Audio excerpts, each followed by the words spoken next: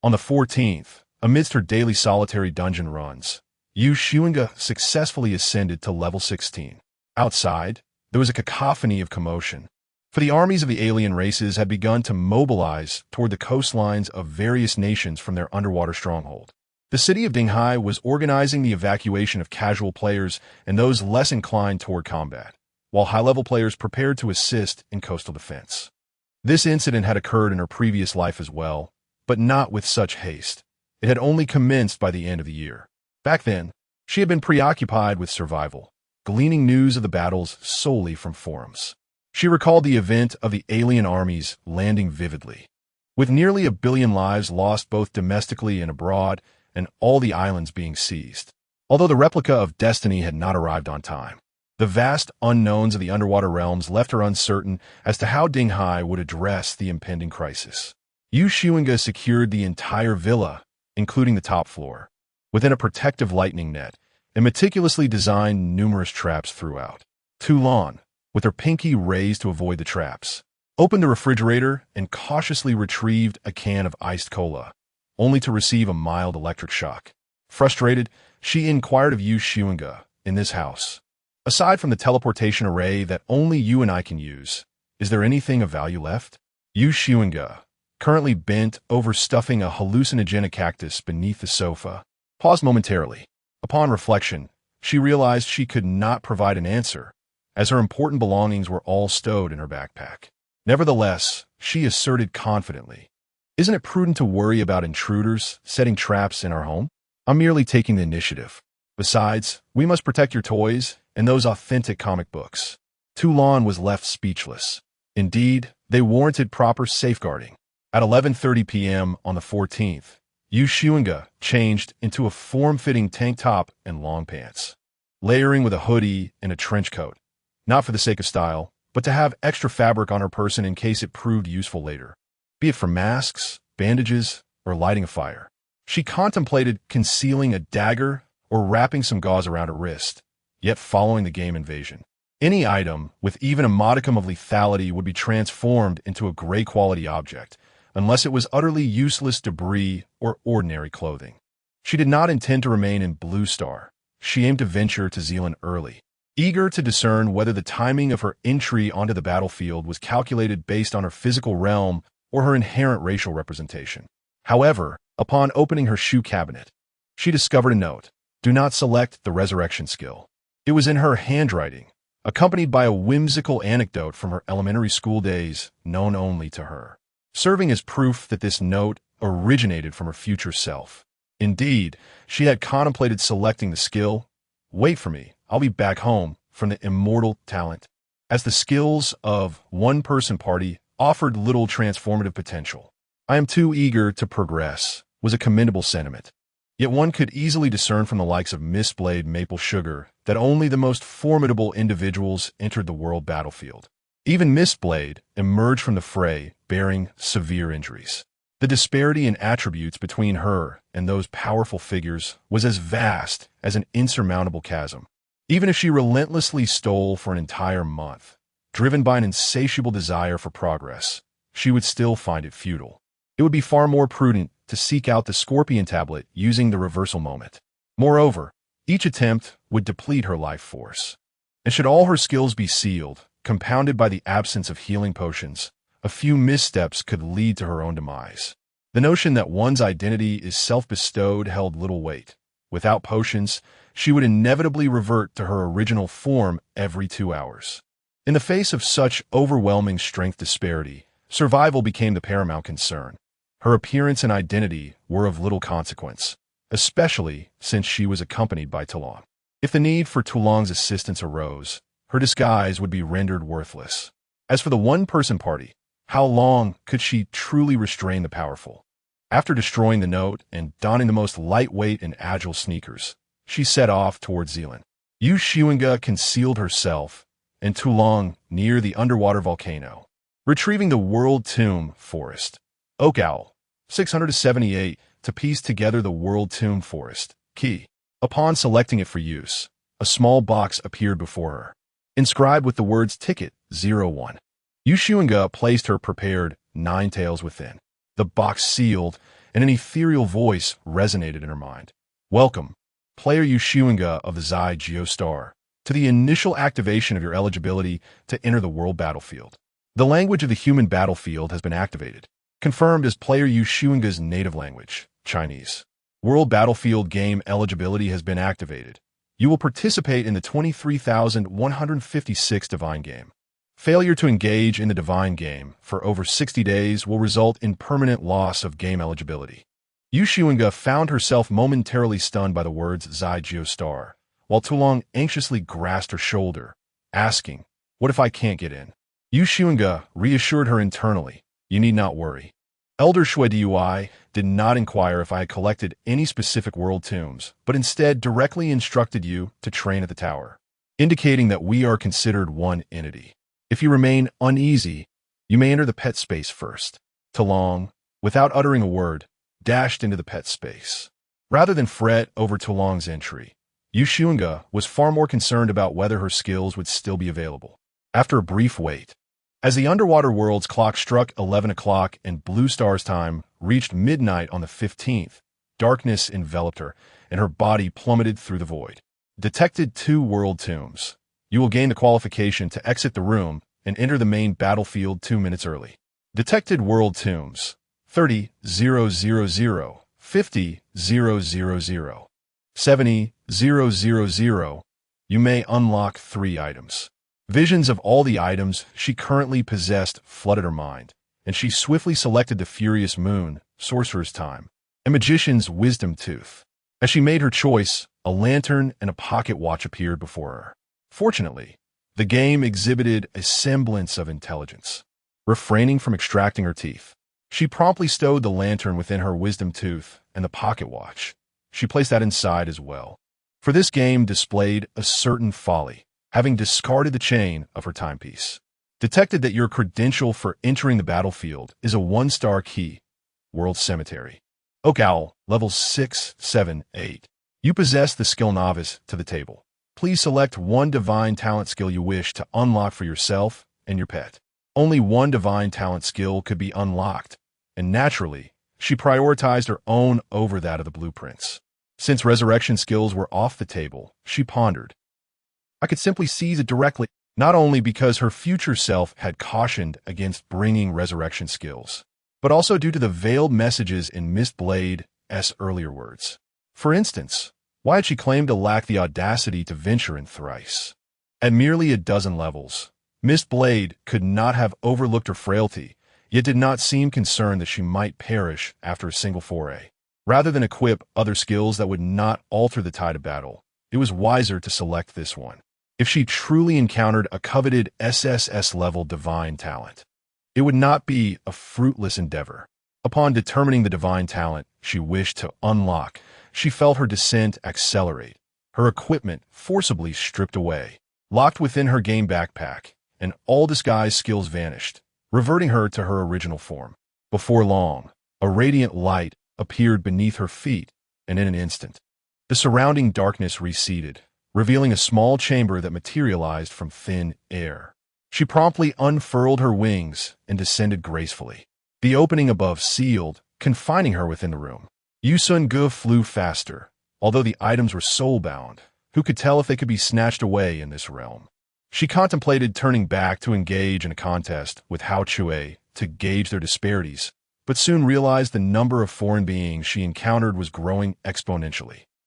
And without exception, they charged at her upon sight, intent on her demise. The desert stretched endlessly, and at this moment, 7 foreign entities pursued Xunge. Compared to the vast player base, this number was relatively small, considering many more foreign players had yet to log in. Just as Xunge fled for her life, several symbols materialized in the air against the backdrop of a white sky, black shadows coalescing into distinct symbols. Though she was unfamiliar with those runes, she inexplicably grasped their significance. It was the final countdown to the game's commencement. In the briefest moment, she had expended numerous arcane abilities to ensure her escape. Her combat prowess paled in comparison to these foreign entities. Yet her agility was remarkable, and her arcane abilities allowed for substantial augmentation of her skills. This was her current assurance. The A-class skill, Angry Bird, which could hurl her swiftly to a distant location, creating a significant shockwave at her destination, was exceptionally effective for evasion against formidable foes, and valiant in close combat against weaker adversaries. The A-class skill, Temporary Stat Redistribution, permitted her to freely adjust her 4 primary attributes within 3 minutes. The A-class skill, Drunken Dream, could render nearby targets unconscious. Due to the utilization of Cup of Ascension, the skill Dandelion in the Wind has temporarily been downgraded to Class S. All of these treasures were acquired from the tower, culminating in the usage of the Class S skill, Hide and Seek. Within the tower, she has amassed a total of 6 skills rated A or above. Apart from the SS-rated Dandelion in the Wind and the S-rated skills, interest-free for 12 months, Kitchen Chaos, Personal Settings, and Silent Hill. The last one is this, Hide and Seek. Hide and Seek.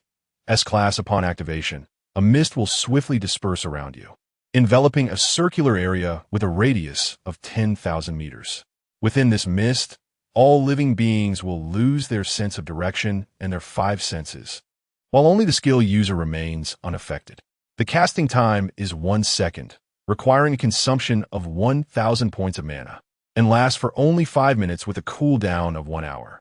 The ultimate version of Hide and Seek boasts a longer duration and a wider range, rendering even those formidable foes of unknown strength incapable of locating her. As time passed imperceptibly, she dared not venture beyond the confines of the Hide and Seek skills range. Here, eliminating the foreign entities would yield substantial rewards. Otherwise, those beings would not rush towards her with gleaming eyes. At this moment, it was likely that those foreign entities had not yet departed. While the powerful ones might disdain her presence as a second-tier being, the weaker ones certainly remained, waiting for an opportunity to seize the spoils.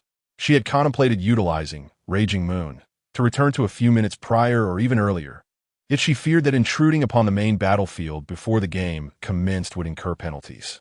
Furthermore, she worried that the earlier she returned, the more likely she would encounter those foreign entities who had entered the battlefield even before her. After much deliberation, it appeared that she had no choice but to employ her trump card. Soon, the duration of Hide and Seek came to an end, the mist dissipated, and all the foreign entities standing still turned their gazes towards the radiant figure of Xunge, adorned with a pair of striking wings. Their faces bore remnants of anger and confusion. Xunge took a deep breath and shouted in the only language she knew, the language of the Moon Fox, Mistblade Moon Monarch. While frantically fleeing, she continued to call out, Mistblade, Mistblade Moon Monarch. I am little Hufflepuff. The latter part of her introduction was still in the language of the Oak Owl. She could not speak the language of the Moon Fox, and the foreign entities did not comprehend Chinese. However, after spending considerable time among the 12 foreign entities, perhaps Mistblade understood a smattering of Oak Owl language. Attracted by the mist that had enveloped the area, Mistblade halted upon noticing the 2 rows of musical notes hovering above the foreign entity's head. What is this sudden maternal instinct? How embarrassing. I truly do not wish to go and rescue her. It turned out that Hufflepuff's apprentice was indeed a foreign entity from the world of wine. Yet why did this foreign entity possess orange red wings? Had she ascended the tower? Was Maple Sugar searching for her before? Wait, could it be the elusive moon sand that vanished in the unpredictable flow of fate? Did she manage to acquire a portion of it? After all, when Hufflepuff presented the moon sand, Xunge's gaze revealed no surprise, clearly indicating that it was not her first encounter with it. It was even possible that the moon sand in Hufflepuff's possession was given to her by Xunge, by the moon goddess above. The way Mistblade Moon Monarch looked at Xunge instantly transformed. Mistblade, Xunge waved her hand in surprise, for she had indeed spotted the 9 slender blacktails. She had truly encountered the Mistblade. The moment she waved, the Mistblade responded. At such a level, even without wings, it was impossible for her to lack flying skills. Having played thousands of matches on the world battlefield, her accumulated experience was unmatched by Xunge. In truth, she was quite astonished as to why Xunge could utilize so many skills upon her entrance. The Mistblade Moon Sovereign descended beside Xunge, who immediately shielded the Moon Sovereign with her presence. The alien assailants surrounding her simultaneously ceased their attacks. Their eyes filled with trepidation, and without hesitation, they turned to flee. Once the surroundings fell momentarily silent, the mist blade cast a glance at Xunge. Translation: having narrowly escaped death. Xunge felt a surge of gratitude towards the mist blade moon sovereign. However, a conundrum arose. She did not comprehend the language of the moonfox. Accustomed to using a translator outside, she had not considered this aspect when they had made their agreement. The moment she had addressed the mist blade moon sovereign in the moonfox tongue, she realized her oversight regarding the language barrier. Xunge did not wish for the mist blade moon sovereign to misunderstand her. So she hurriedly switched through several languages to convey a singular message. I do not understand the moonfox language. The expression on the mist blade's face turned blank for a few seconds. You possess knowledge of 666 languages, yet not the moonfox language? The good news was that she had found a translator. The bad news was that the translator could only convert the incomprehensible language into another that was equally unintelligible to her.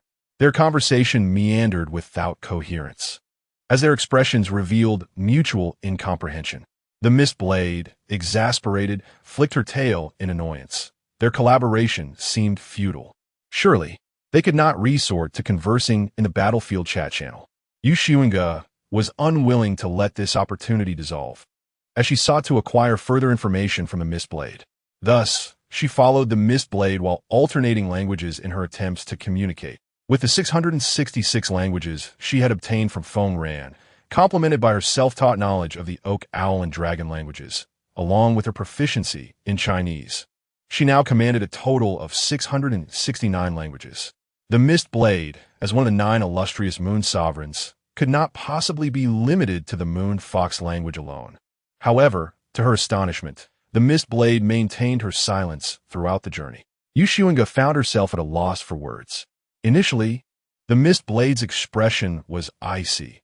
After Xunge had articulated 300 languages, her demeanor became placid. Yet, upon Xunge exhausting her repertoire of 669 languages, the mist blade averted her gaze, refusing to look at Xunge any longer. Xunge was left speechless. Xunge had not yet relinquished her determination.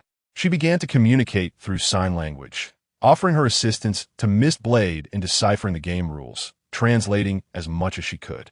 This, of course, concealed her ulterior motive. She wished to ascertain the difficulty of Mist Blade's tasks and the extent of the rules she was required to follow. Mist Blade understood her intentions and did not hesitate. Having resolved to utilize Xunge's ability to translate the languages of myriad races, even forgiving her for the sin of theft, she was eager to seize this opportunity. Employing a skill, Mist Blade enveloped both herself and Xunge in a thick fog, reminiscent of the ability Xunge had witnessed during their previous negotiations in the City of Eternal Daylight while she was in her goblin form. Once a temporary sanctuary was established, Mist Blade sat cross-legged, releasing a mist that dampened the sand before her, and began inscribing rules in the desert sands with her fingers.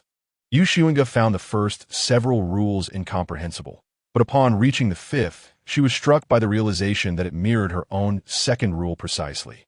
Immediately, Xunge tapped the sandy ground and began gesturing animatedly to Mist Blade. First, she meticulously examined their attire, noting the absence of red. Then, she lightly drew a cut on her wrist with her nail, allowing blood to seep forth, which she pointed to, before producing a blank canvas and gesturing fervently. Despite her lack of linguistic aptitude, Mist Blade was exceptionally astute. Upon glimpsing the rules, her first action was to inspect their garments. Failing to find what she sought, she made a small incision and deduced the essence of the rule almost instantaneously. It was not the blood that mattered, but rather its color. Red was prohibited in their artwork. Mist Blade's brow unfurled in relief.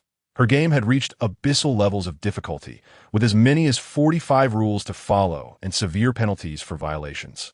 Regardless of how long Xunge could survive in this realm, or how many times she could assist her, Mist Blade recognized her earnest commitment to fulfilling her promise. Indeed, for every instance Xunge devoted herself to translating, the lost ticket would be deemed a worthwhile sacrifice. 10 instances, however, would be an exorbitant demand. Yet, Mist Blade harbored no doubts about Xunge's integrity. She was a clever individual, well-versed in the art of weighing gains and losses. Securing a ticket was undoubtedly challenging, but if a reliable translator could truly be procured, Mist Blade would even contemplate a long-term collaboration with Xunge. She would need to devise a strategy to encourage Xunge to learn the language of the Moon Fox upon her return. Mist Blade had delineated a total of 45 rules across various languages, yet she comprehended merely 6 of them. The artwork must not feature the color red. Painting is prohibited in the Oasis. Painting is forbidden between 1 and 3 a.m. Attacking players ranked at the tail end of the list, specifically those with the number 6, is forbidden. Attacking players whose artwork completion exceeds 50 is prohibited. In this round, the use of language is restricted to no more than 10 varieties. There was no discernible pattern or logic to these regulations, nor any indication of what rewards could possibly justify such intricate rules and the severe repercussions for transgressions. After completing all she could, Xunge chose not to depart from Mist Blade's side. She remained, keen to observe how Mist Blade would proceed with her artwork. Mist Blade instinctively sensed Xunge's subtle intentions. She wished to express that she, too, had never played this game before and would need to experiment gradually to learn how to paint. Having participated in thousands of divine games, she had never encountered a repeat. Yet, conveying this meaning through sign language proved challenging. After a brief hesitation, she resolved to issue a warning to Xunge using her hands. Mist Blade felt no embarrassment. Communication was not absent on the battlefield. Everyone exchanged ideas this way. She had even communicated through sign language with Pomelo when the latter intended to kill her. She had said she had something crucial to convey and seized the opportunity to escape while Pomelo paused to listen. Mist Blade pointed at Xunge, then drew a hand across her throat with a swift motion, subsequently indicating herself before spreading her hands in a gesture of uncertainty. Xunge's demeanor shifted, the regal air of the Moon Sovereign suddenly appearing more unpretentious. However, she comprehended Mist Blade's implication. Her life or death was of no concern to Mist Blade. She nodded obediently, finding no surprise in this. Mist Blade acted with integrity, yet she was not a paragon of virtue. Her role as translator for Mist Blade was a price paid for the previous world grave. Should Mist Blade choose to protect her throughout, it would necessitate a reciprocal sacrifice on her part. The two commenced their flight across the desert, in search of the exotic beings Mist Blade sought. The blazing sun overhead rendered their throats parched. Yet, despite possessing ample divine power, Xunge could not bring herself to summon the fountain of light merely to quench her thirst. She persevered through the discomfort. Mist Blade, with fewer constraints on her abilities, noticed Xunge's gaze as she summoned water from the vapor. She shifted the water orb to the left, prompting Xunge's eyes to follow, and then to the upper right, eliciting the same response. Mist Blade cast the water orb onto the ground, wetting the sand and illustrating the towering spires of the eternal night city, depicting the untimeliness of fate. She pointed to 3 pointers, drew an arrow, sketched a potion bottle on the ground, and finally conjured another water orb. With a self-satisfied smile, she gestured towards the potion bottle and then the water orb, implying 1 bottle of moon sand in exchange for a water orb. Xunge responded with a knowing expression. So, the direct approach begins anew. She was not surprised by Mist Blade's suspicion regarding her possession of moon sand. All players who had entered the tower during those days were now being hunted by the acorn owl. However, even if Mist Blade harbored doubts, she could not ascertain the quantity in Xunge's possession. Acorn Owl likely shared this uncertainty, according to Zhao Shuiying. Acorn Owl had been consulting the item repairman daily to inspect the untimeliness of fate, suspecting that the issue lay with the artifact itself. Beneath the scorching sun, the Moon's Sovereign, adorned with 9 tails, squatted on the ground, selling her own water. One could only wonder if she had envisioned the scene of Xunge producing copious moon sand to barter for water orbs. Despite her expression remaining noble and elegant, the 9 tails behind her swayed joyfully. Xunge silently summoned the fountain of light, returning Mist Blade's gesture with a smile, a polite refusal. Fog Blade, During this time, Xunge decided to release Tu Lan. She could not keep her confined indefinitely. It would be rather inconvenient if a critical moment arose and she needed Tu Lan's assistance, necessitating an explanation. Nevertheless, she instructed Tu Lan to minimize her size and perch upon her shoulder to avoid drawing excessive attention. Fogblade cast a glance at Tu Lan repeatedly. From the outset, Tu Lan had gazed at Fogblade with sparkling eyes, but eventually, she shifted to perch on Xunge's opposite shoulder, distancing herself from Fogblade. It was evident that her adoration had transformed into mere admiration. They soared through the skies for an extended period, encountering various alien races along the way. Many of these beings would instinctively avoid Fogblade upon noticing her foxtail, though occasionally a few would daringly approach. In such instances, Fogblade would nonchalantly turn her head and flee at a rapid pace. Xunge found herself needing to employ several acceleration skills to keep pace, realizing that Mistblade was purposefully searching the surroundings, not for other races, but rather for something specific. The other races they encountered along the way exhibited the same behavior. At last, Mistblade's eyes sparkled with clarity as she quickened her speed. Xunge gazed into the distance, spotting an immense oasis where towering blue beams shot skyward from the southeastern corner. The oasis appeared vast, filled with trees, low houses, a marketplace, and watchtowers resembling a miniature city. Encasing the oasis was a semi-spherical, transparent shield, within which numerous beings of different races were already engaged with their respective companions. The moment Xunge stepped into the shield, a prompt resonated in her ears. "Welcome, player, to the safe zone. Mutual attacks are prohibited within the safe zone." However, 2 additional notifications followed. Beep. You have violated a game rule. Divine punishment will be randomly administered. Divine punishment complete. You have lost 4 points of vitality. Xunge contemplated her left foot, which had just crossed into the oasis. Mistblade had already ventured far ahead, prompting Xunge to hasten her pace toward the heart of the oasis. There, she beheld a stone monument, atop which an 8-minute countdown was displayed, accompanied by an inscription. Game, Kings and Thrones. Upon the countdown's conclusion, this safe zone will be entirely sealed off, transforming into a combat zone.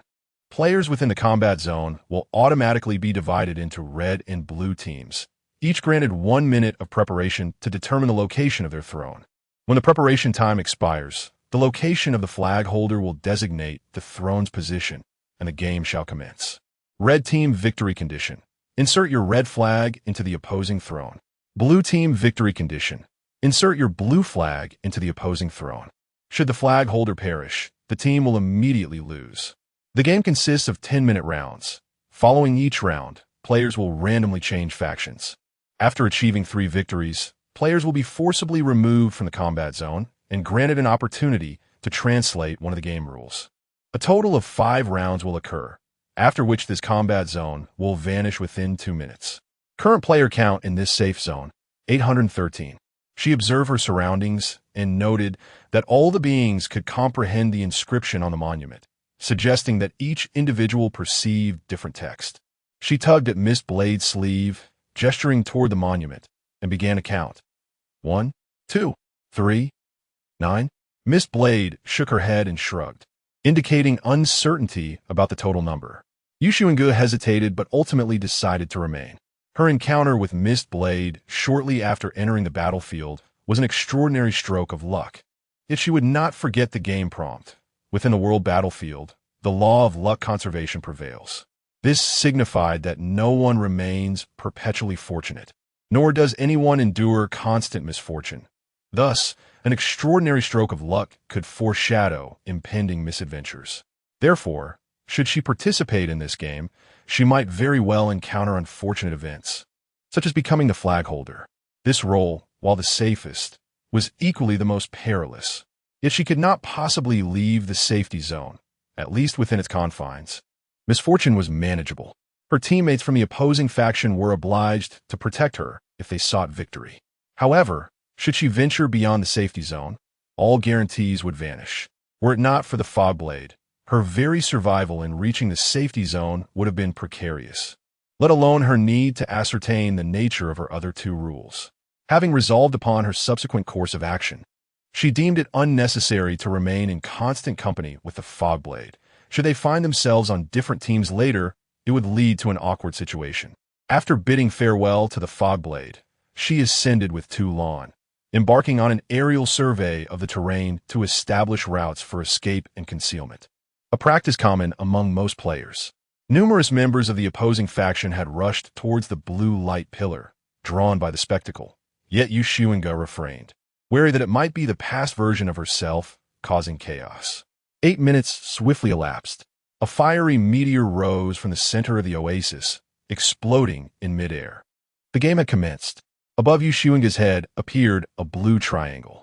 As she anticipated, a flagpole materialized behind her, adorned with a blue banner that soared toward the heavens. She was the flag bearer of the blue team. The instant the banner manifested, all surrounding factions turned their gaze toward her. Several formidable members of the blue team rushed forward, gesturing for her to follow. While following was certainly an option, the directions they indicated diverged. Fortunately, none were the type to jeopardize the moment for the sake of pride. The peculiar assemblage of beings exchanged glances, some possessing reconnaissance abilities, others merely recalling the powerful from the leaderboard.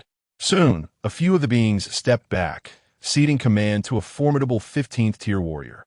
Xunge promptly followed the scorpion-tail being, flanked by other allies. As the minute expired, upon entering a modest dwelling, a throne materialized beneath her feet. From a throne surged a blue beam of light, extending toward the sky. She leapt from the throne, only to discover that the blue beam emanating from her banner had not vanished. Instead, it followed her closely. Facing the other beings, she awaited their escort to the opposing throne. Just then, a player who had ventured outside to scout Red Team intelligence returned, a humanoid with purple skin. Without preamble, he entered the room, opened the leaderboard for all to see, pointed to a specific ID, and gestured toward the outside. The implication was clear. This individual belonged to the Red Team. Xunge's gaze fell upon the name, and all beings within the room beheld it. 19th-tier Overlord Shalong. Xunge. It seemed that being the flag-bearer had indeed rendered her the embodiment of misfortune. All the beings in the room regarded her with sympathetic eyes. The message unmistakable: abandon this round. Yet, a few beings appeared to recall something, their expressions shifting to one of realization. She attempted her arcane version of the illusion spell, but to no avail, even if she rendered herself invisible. The blue beam behind her remained aglow, impossible to extinguish or conceal. Nevertheless, she chose not to linger, departing the earthen dwelling. Remaining here is not an option. Charcold, who is tasked with protecting the flag-bearer of the Red Team, will eventually find that these foreign tribes have resolved to surrender, and thus will not engage in feudal struggles. Correspondingly, if the foreign tribes of the Red Team seek to eliminate her, the foreign tribes of the Blue Team will not come to her aid. The departure of Xunge went unimpeded by those foreign tribes. Only a novice would exhibit such fearlessness. Once she comprehends the terror and madness of Charcold, she will realize that surrender is indeed the wisest choice. The safety zone can only be deemed truly initiated once Charcold secures 3 victories before departing. They may abandon their own interests, but Xunge cannot relinquish her own so easily. Although securing 3 victories would yield clues to the rules, this game comprises merely 5 rounds. If she surrenders in the first round and then encounters unforeseen circumstances in the second round, must she then surrender again? From the moment she entered this place, she has been in peril. She is doomed regardless. Thus, she must at least attempt to fight back. Perhaps her only option lies in returning to the past. She recalls the blue beam of light she encountered upon entering the safety zone. It appears that this truly represents a chance to return to her former self. Her solitary path to survival is to escape, and not just to flee, but also to take the initiative. She remembers every piece of advice given to novices, the last of which emphasized the divine game's balance of enjoyment and fairness. She does not believe that this game would undermine the strong. If the rewards earned through effort and risk cannot be converted into strength for the game, then all the trials faced would be rendered meaningless. However, likewise, When seasoned players encounter novices entering the game for the first time, the divine game must account for fairness. Otherwise, it would be utterly tedious. The initial players would forever dwell at the pinnacle of the pyramid, while newcomers would be deemed worthless. The divine will not permit such tedium. She is not yet fully lost. Upon leaving the wooden cabin, Xunge encountered numerous players from the blue team. But perhaps they too have learned of Cold's reputation within the red team, as not a single soul approached to escort her. Among them, some foreign tribes appeared willing to take a chance. Yet upon witnessing her combat prowess, their expressions clearly reflected disappointment. Under such circumstances, even if they united to block Cold, and even if Cold, constrained by the combat tier protection mechanism, could not directly engage this foreign tribe, a mere red team member below the 10th tier could breach their defenses, leaving this foreign tribe with no hope of survival. Xunge held her breath. Reason dictated that these foreign tribes made the right choice. Yet as the intended sacrifice, she felt a seething anger. Toulon was equally incensed. Believing these foreign tribes to be utterly clueless, they lacked even the courage to take risks, proclaiming themselves as the pride of all tribes. How ridiculous! The double standards were glaring, and it could only be said that the two of them shared a common disdain. Xunge said to Toulon, "You should return to the space." After Toulon retreated to the space, Xunge maintained her invisibility and soared high into the sky, observing the red beam of light that led directly to the protective barrier on the other side of the oasis. There, two red beams overlapped, one of which had already begun to move, evidently the flag bearer of the red team. She etched the position of the stationary red beam into her memory. She took out her lantern and returned to 16 minutes ago. At that moment, she suddenly comprehended the reason why the game so considerately provided them with temporal data. It was likely to enable them to utilize time-related items, thereby enhancing the enjoyment of the game. As time reversed without a moment's delay, she flew at the utmost speed towards the location of the red team's throne. During her journey, some outsiders came to observe, yet at that moment, this place was a safe zone, and even if they wished to harm her, they could not act. Moreover, it was evident to them that Xunge was employing a time item to return to the past for gameplay. Under such circumstances, the outsiders could not ascertain whether they were on the same team as Xunge, and after a brief period of observation, they dispersed. Xunge arrived at the red team's throne unimpeded. However, the most arduous moment was about to commence. As she departed the timeline to return to the past, the blue pillar of light vanished, and the red team's outsiders would certainly surmise where that disappearing blue light had gone. When she returned to the correct timeline, all the red team's outsiders would likely be awaiting her. She summoned Toulon. "Grant me a shield for a last-ditch counterattack." Toulon, upon hearing this, did not hesitate to expend the ultimate power, immediately casting a last-ditch counterattack around her and Xunge. Last-ditch counterattack, an A-grade skill, bore similarities to the "this is called royalty" passive effect of the Fire Spirit Ring, allowing her to withstand a fatal blow with no other utility. Once utilized, it would be spent. All the outsiders here could eliminate her in an instant. With 2 strikes, her demise was inevitable, but at least it would buy her a second. With everything prepared, Xunge took a deep breath. Her only course of action was to exploit to the fullest her singular advantage at present. Xunge began inscribing the same phrase in various languages upon the earthen walls of the hut, using her finger as a pen. "Allow me a round, and I will translate a rule for all present." Now, at level 16, she had merely 16 minutes to linger, having spent 2 minutes flying here, leaving 14 minutes for writing. At a pace of 3 sentences per minute, she could manage to inscribe just over 40 languages. Yet that was sufficient. She believed that as long as one of the red team's outsiders comprehended her message and was intrigued by the transaction, they would relay and translate it amongst themselves. Toulon also assisted by writing it in the language of the Oak Owl and the Dragon Tribe. Time flew by, and as she sensed the end was near, Xunge promptly stowed the lantern back into the sorcerer's wisdom tooth. When the final character was inscribed, Xunge felt a sense of oppressive dread enveloping her in an instant, a shadow cast above her head. The previously empty hut was suddenly crowded with outsiders, and both Xunge and Toulon, crouched on the ground, felt a chill run down their spines. Xunge immediately began to announce this matter in the languages she had yet to write, reciting rapidly while rising to survey the room. It appeared that nearly all the red team's outsiders were present, with a multitude standing outside. Leading them was Xiaolong. The appearance of the shark clan was not reminiscent of actual sharks.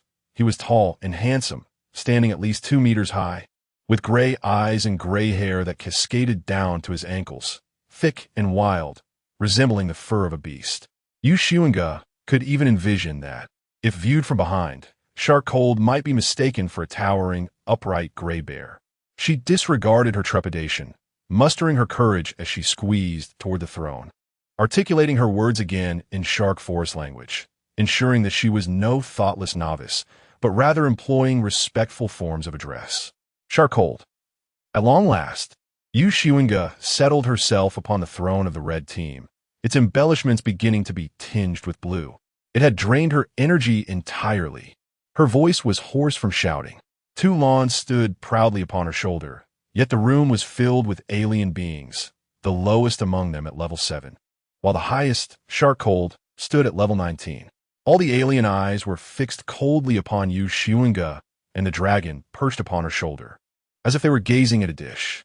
After concluding her speech in Shark Force language, she commenced to engage in conversation using a few of the languages she had acquired among the aliens present. The aliens made no move to attack, silently awaiting her response, evidently in agreement with her proposed exchange. What is the purpose of playing a game, if not to translate a set of rules? Now, they had the opportunity to obtain a translation from this novice without the need for violence. However, a diminutive alien, resembling withered wood, spoke up. What if I command you to translate everything you comprehend?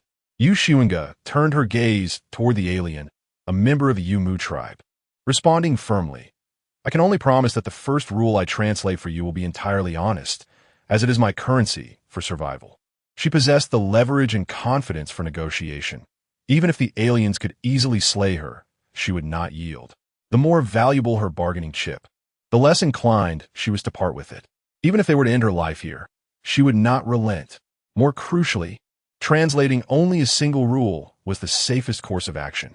Having suffered a loss of 4 points in vitality from a single infraction, she understood that rules functioned both as limitations and vulnerabilities. Knowing too many rules could lead her to an untimely demise. Her resolute stance caused a level 8 Yumu alien to relent. Xunge realized, surprisingly, that she felt neither fear nor panic, but rather a sense of exhilaration. Driven to the brink and unable to feign composure, she faced the danger with her most authentic self, discovering that it was not so terrifying after all. What was this? It was the mindset of the strong. As the final corner of the throne was stained blue, the crimson beam of light emanating from it transformed instantaneously into blue. Before Xunge appeared a golden star, accompanied by 2 hollow stars outlined in only their contours. She retreated to a corner, observing the aliens as they approached to establish their protective measures before inscribing the rules. Tu Lan inquired within her mind, what if someone finishes their questions and then kills you? A new round of the game had commenced. This time, a colored symbol reappeared above Xunge's head, still a blue triangle. The good news was she was not the flag bearer this time, and the aliens within the chamber had formed their new teams. Xunge remained motionless, silently contemplating. It would be unwise to offend so many foreign tribes for a single life. Even amidst perpetual enmity, it did not necessitate provoking multiple adversaries simultaneously. Sharkhold was the first to approach, and without any visible action, the corner was encircled by thorns. He began inscribing the rules upon the ground, and upon understanding a line, Xunge promptly translated it for him. One after another, foreign tribes stepped forward to write the rules, with those of higher combat prowess taking precedence.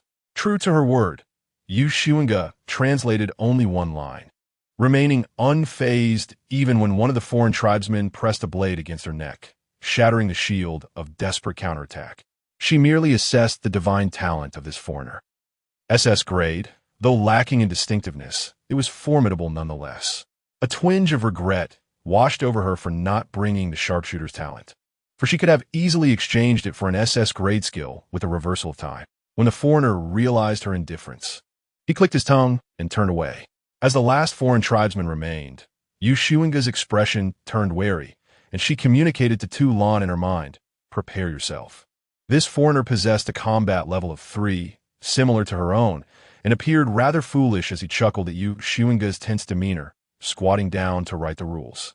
Regardless of his intentions toward her, Xunge had already harbored murderous thoughts against this lizard man, for he was one of the foreign tribes depicted in the painting Desert Captain. Specifically, one of those on the far left who perished in the desert, accompanied by a peculiar pet that resembled a bear yet had swine-like features. Within the game rules of Mistblade, there was a prohibition written in Autumn Bear language against painting in the Oasis, yet she had not. Of course, it was also possible that she possessed this rule, but in a different language. Nevertheless, she was certain that he would not spare her, and she was equally eager to test the disparity between levels 2 and 3 in combat prowess. Though his strength exceeded hers, she possessed profound skills, providing her an opportunity to gauge the difference in their abilities. Xunge declared, "Disregard his pet. Focus on that foreigner." She had acquired a total of 10 A-grade skills from the tower. For supportive, and aside from temporary reset, Angry Birds, and Drunken Dream, only fabrication remained, allowing her to briefly conjure an item she had previously used for a mere minute, with a cooldown of 1 hour. The offensive skills included 4. The area attack skills Explosive Drummer and Meteor Shower, alongside single-target attacks, Deadly Sniper, and Full Payment for Life.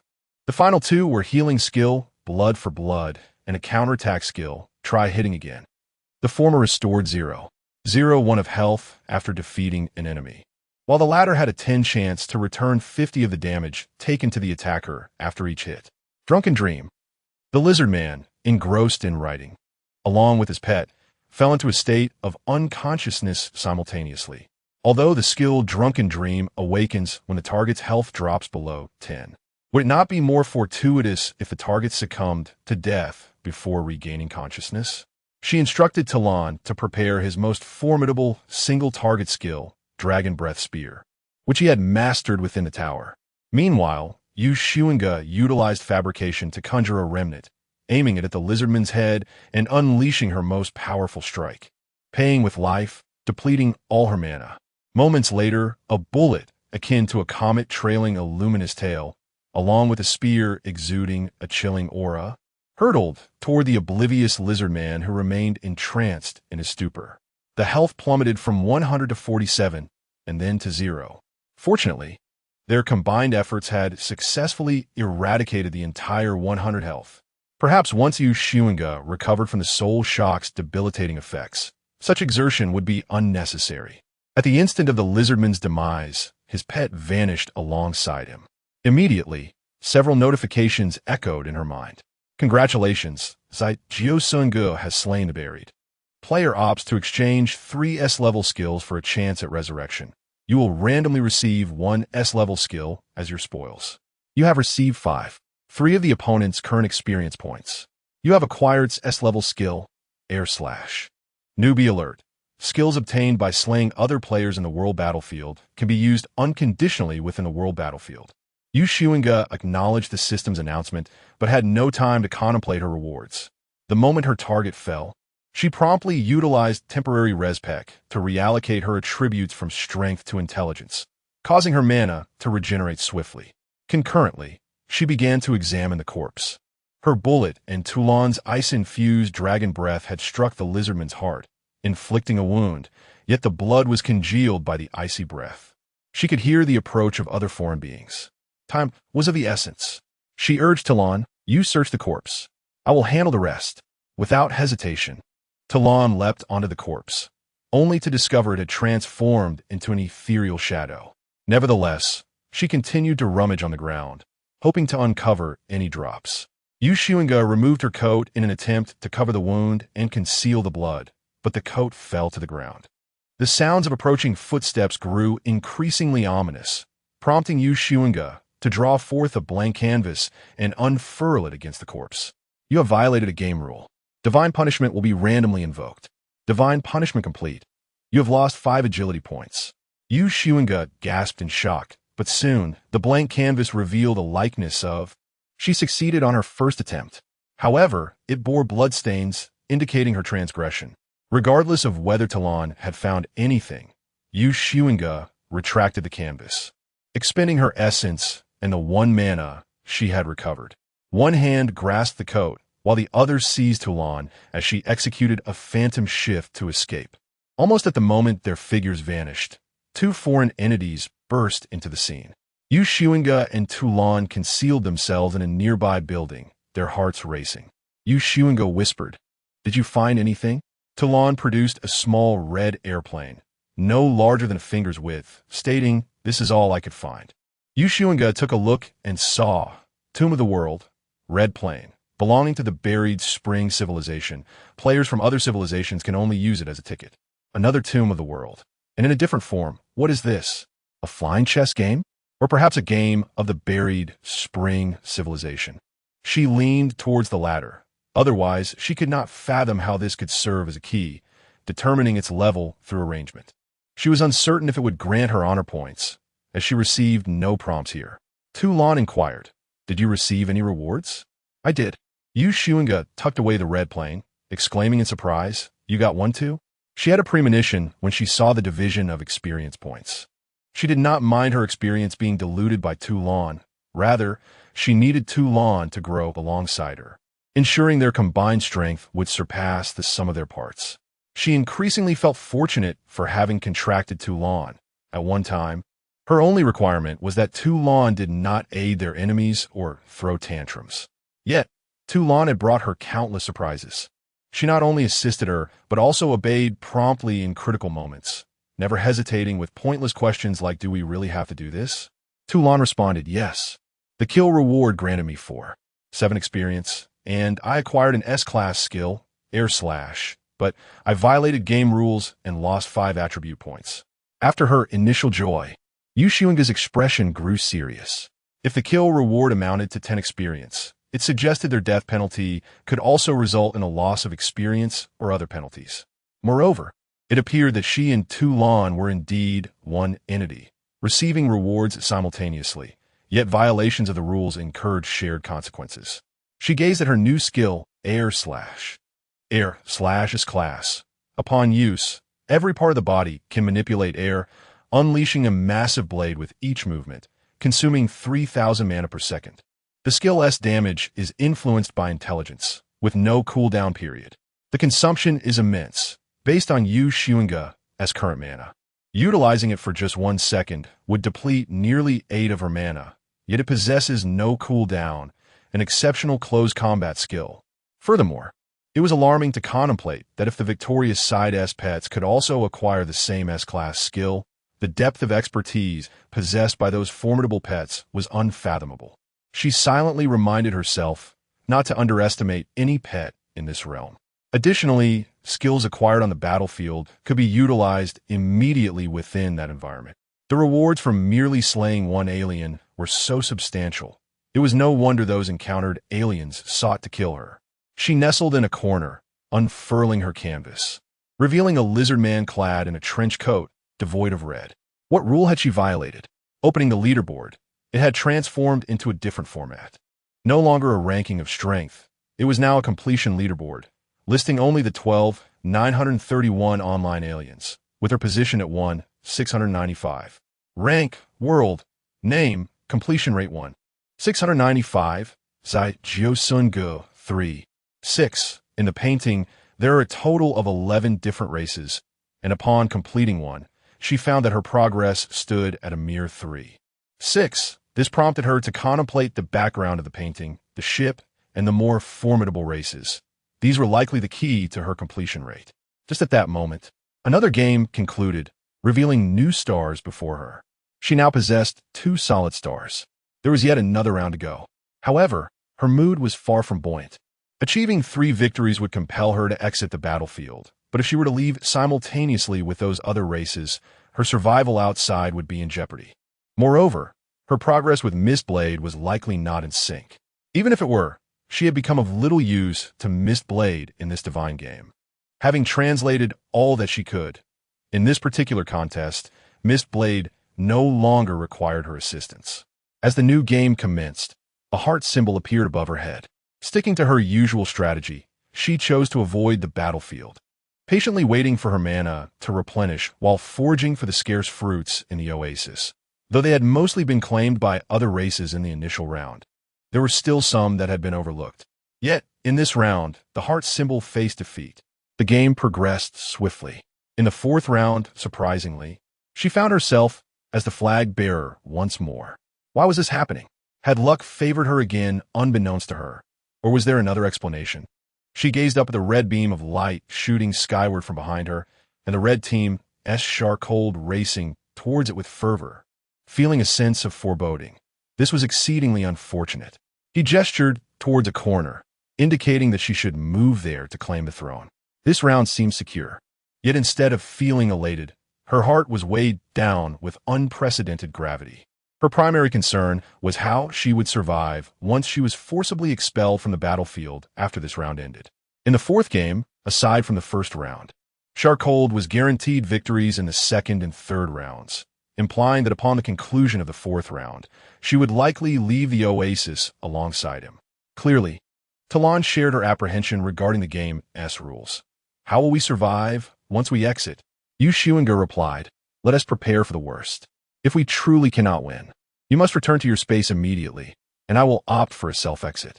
Understand? I will bear the penalty for leaving. It is the most cost-effective solution. Do not stay behind. It would be too great a loss. Talon responded, all right, I understand. As the throne was established, a second red beam ascended. She turned to Sharkhold and inquired, shall we seek the blue throne? He nodded, escorting her, the flag bearer, towards the blue beam while asking, how many languages do you speak? Xunge replied, 669. Sharkhold responded, once we exit, help me translate the game rules, and I will protect you for a while. Xunge agreed.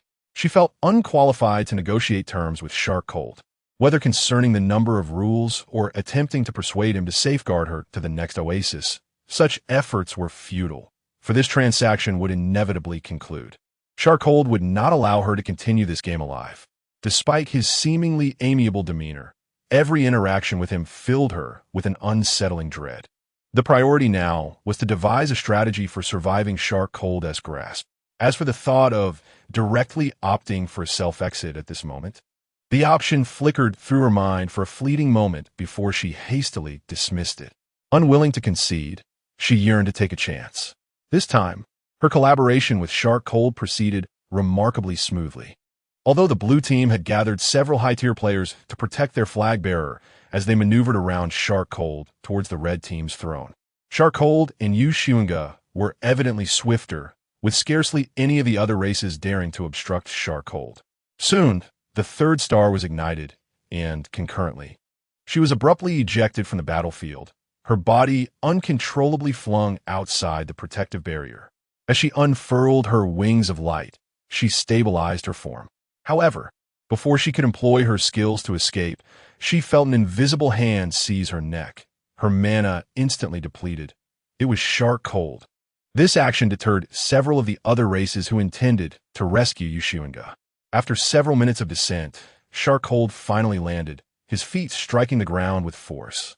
Centered around him and Xunge, gray thorns erupted from the desert, swiftly crafting a lair that ensnared them. The surface of the thorns revealed information. They were Sharkhold's pet. Hateful thorn. He carelessly discarded Xunge and two lawn onto the ground, as the thorns burgeoned rapidly, obscuring the sky. Part of the thorns encircled Xunge, while another portion pinned two lawn down.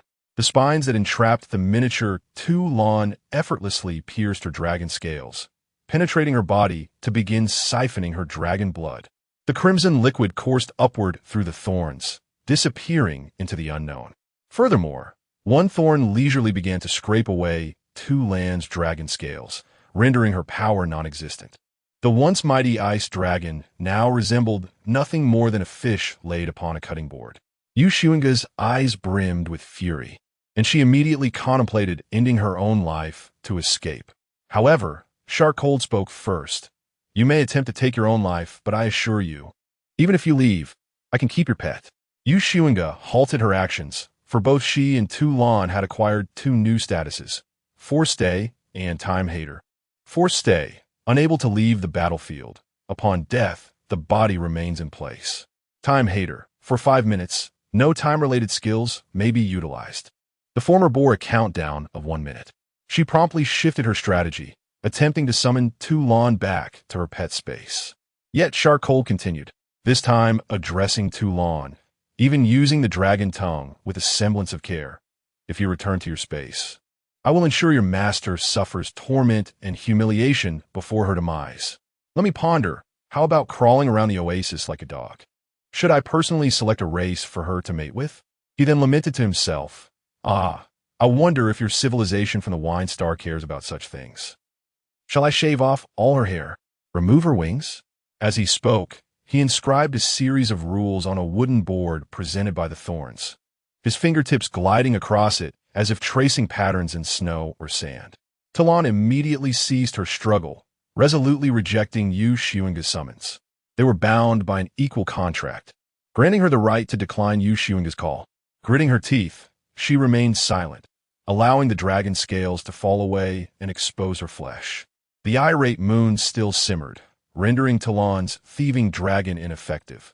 In that moment, she was entirely powerless. Xunge's fury reached an extreme, a seething hatred consuming her as she relentlessly expended her essence to attack the thorny wall that obstructed her path to Talon. However, the thorns grew back with alarming rapidity, blocking her way, whether in the sky or beneath the earth. Deep down, she questioned what she could achieve even if she managed to break through. Yet in that instant, it felt as if someone had performed a cleansing ritual upon her mind, leaving her calmness and rationality in disarray. All she comprehended was her inability to stand idly by, doing nothing, merely watching and waiting. Perhaps waiting until she could rush in and incapacitate Talon, or perhaps there was another way. With a hoarse voice, she called out, Talon, come back. It's all right. I have a plan. Truly, I do. Shaolin, spare her. I will translate for you right now. From now on, I shall translate the rules for every game. Yet, Shaolin paid her no heed. Xunge persistently attempted to summon Talon, only to be met with repeated refusals. She transformed into a dandelion and navigated through the thorny barrier. But the thorns grew swiftly, becoming an impenetrable mass, descending upon the dandelion like a storm. Forcing Xunge back, her body riddled with puncture wounds. The pain from the thorns was excruciating, far surpassing any suffering she had endured before. This agony was not a mere psychological effect, but rather a consequence of the thorn's inherent attack effect, torment.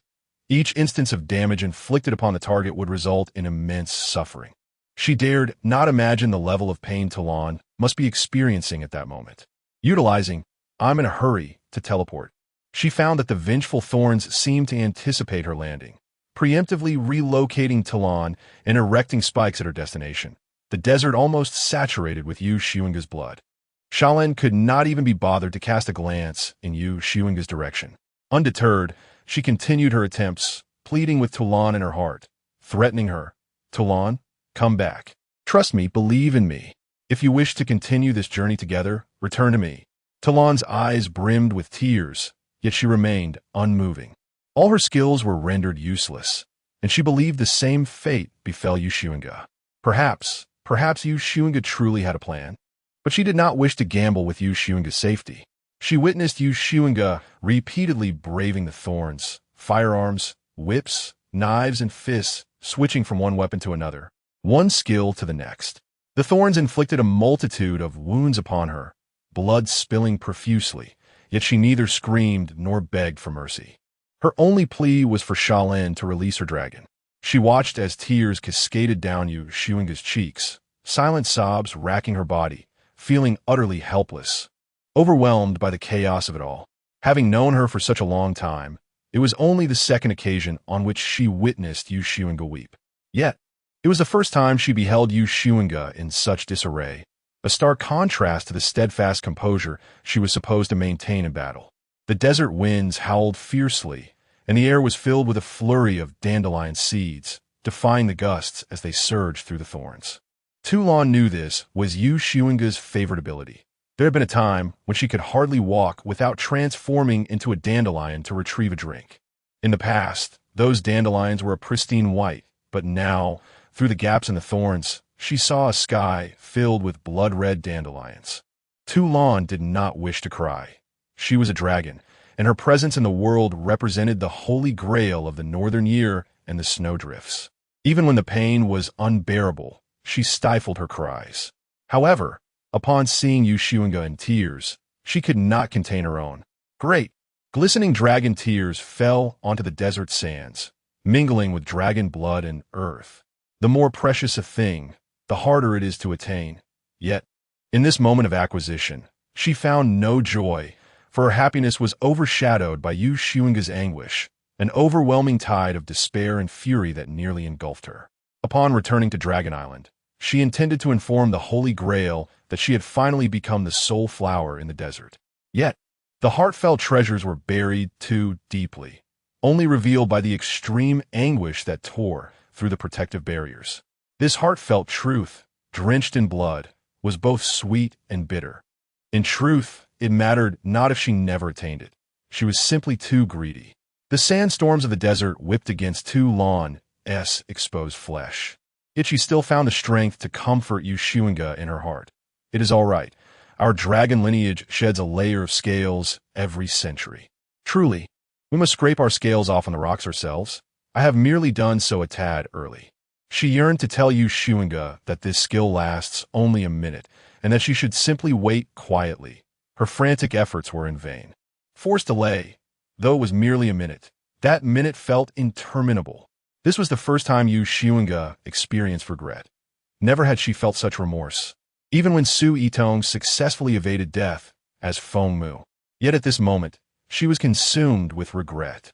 She loathed her own arrogance. She despised herself for protecting Toulon and Blue Star, yet forgetting that Toulon was a precious resource in the world battlefield. She lamented the choices she had made. She had anticipated that Sha Long would strike against her, yet she had not fled immediately, instead foolishly attempting to negotiate. What right did she have? What right did she have to negotiate with the powerful? At this very moment, she realized just how brutal the world battlefield was. Sha Long had taught her a harsh lesson through blood. Unlike the soldier-to-soldier or king-to-king combat in the tower battlefield, nor the alliances she could forge in Blue Star to deter her enemies, nor the strategic negotiation she engaged in when facing Wurin Fengran. Here, an entirely different set of rules applied.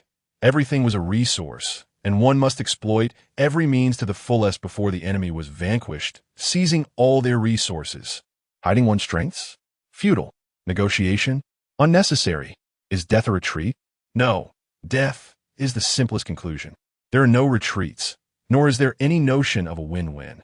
Had she known, what would she have done? Each step was her own choice. Even if her strength had not waned due to the soul's impact, she was still no match for Charcold. Perhaps from a moment she pilfered the world's tomb of Fogblade. Her and Toulan's fate was sealed. Like the cycle of cause and effect, she had advanced too swiftly, entering the game ahead of everyone else, only to be thrust into a world she should not have entered. As the fourth-day countdown approached its final 10 seconds, it remained unclear whether the Thorns had absorbed enough dragon blood or were acting on Charcold's command. But they released Toulon first and simultaneously swept away the dragon scales on the ground. Nearly 60 of the dragon scales on Toulan's back were scraped away, and as she lay on the ground, she fixed her gaze fiercely on Charcold. The latter grinned, and Xunge sensed impending danger. She immediately positioned herself in front of Toulon, instinctively shielding her in her embrace. Charcold would not kill her before the translation was complete.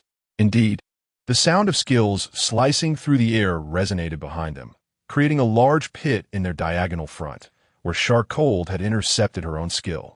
Xunge no longer insisted on storing Toulon in her space. After casting a healing spell on her, she rose, cradling Toulon, and confronted the menacing Charcold. Before she could utter a word, Xunge felt a tremendous blow to her chest, sending her flying and entangling her in thorns. She coughed up a mouthful of blood, her life force dwindling to a mere 0.01, and Toulon was in a similar state. Such terrifying control. Charcold commanded, Translate these rules for me, and I will escort you to the next safe zone. Xunge remained silent, enduring pain that paled in comparison to the torment of her spirit. Rising, she used her skills to cleanse the bloodstains on the ground before approaching Shark Cold once more. The forced stay had come to a complete end. Shark Cold mocked. Do you wish to display your pitiful bravery to maintain some semblance of dignity? Surely not, haha. You can't possibly think that the weak possess such a thing as dignity? Xunge retorted coldly. I am merely in haste for vengeance. No sooner had she spoken than Shark Cold's expression shifted dramatically. Fear, panic, salt, as if confronted by an exceedingly terrifying entity. But it was too late. Before Xunge could utter her next words, she unleashed her mightiest skill. I could have taken it directly.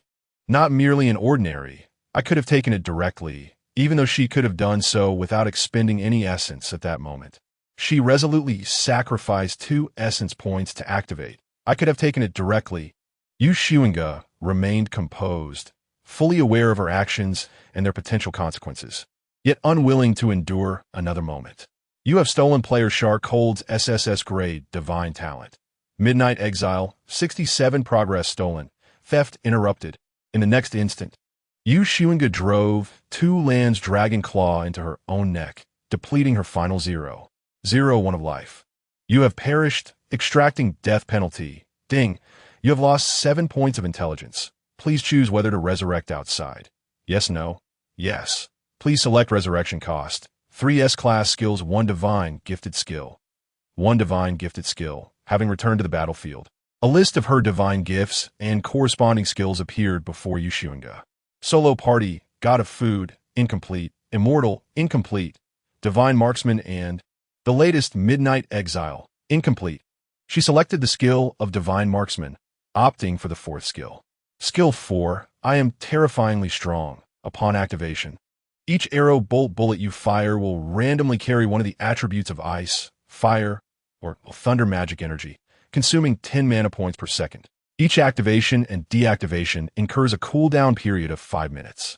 While attack skills are not difficult to find, this skill's practicality pales in comparison to the passive skill.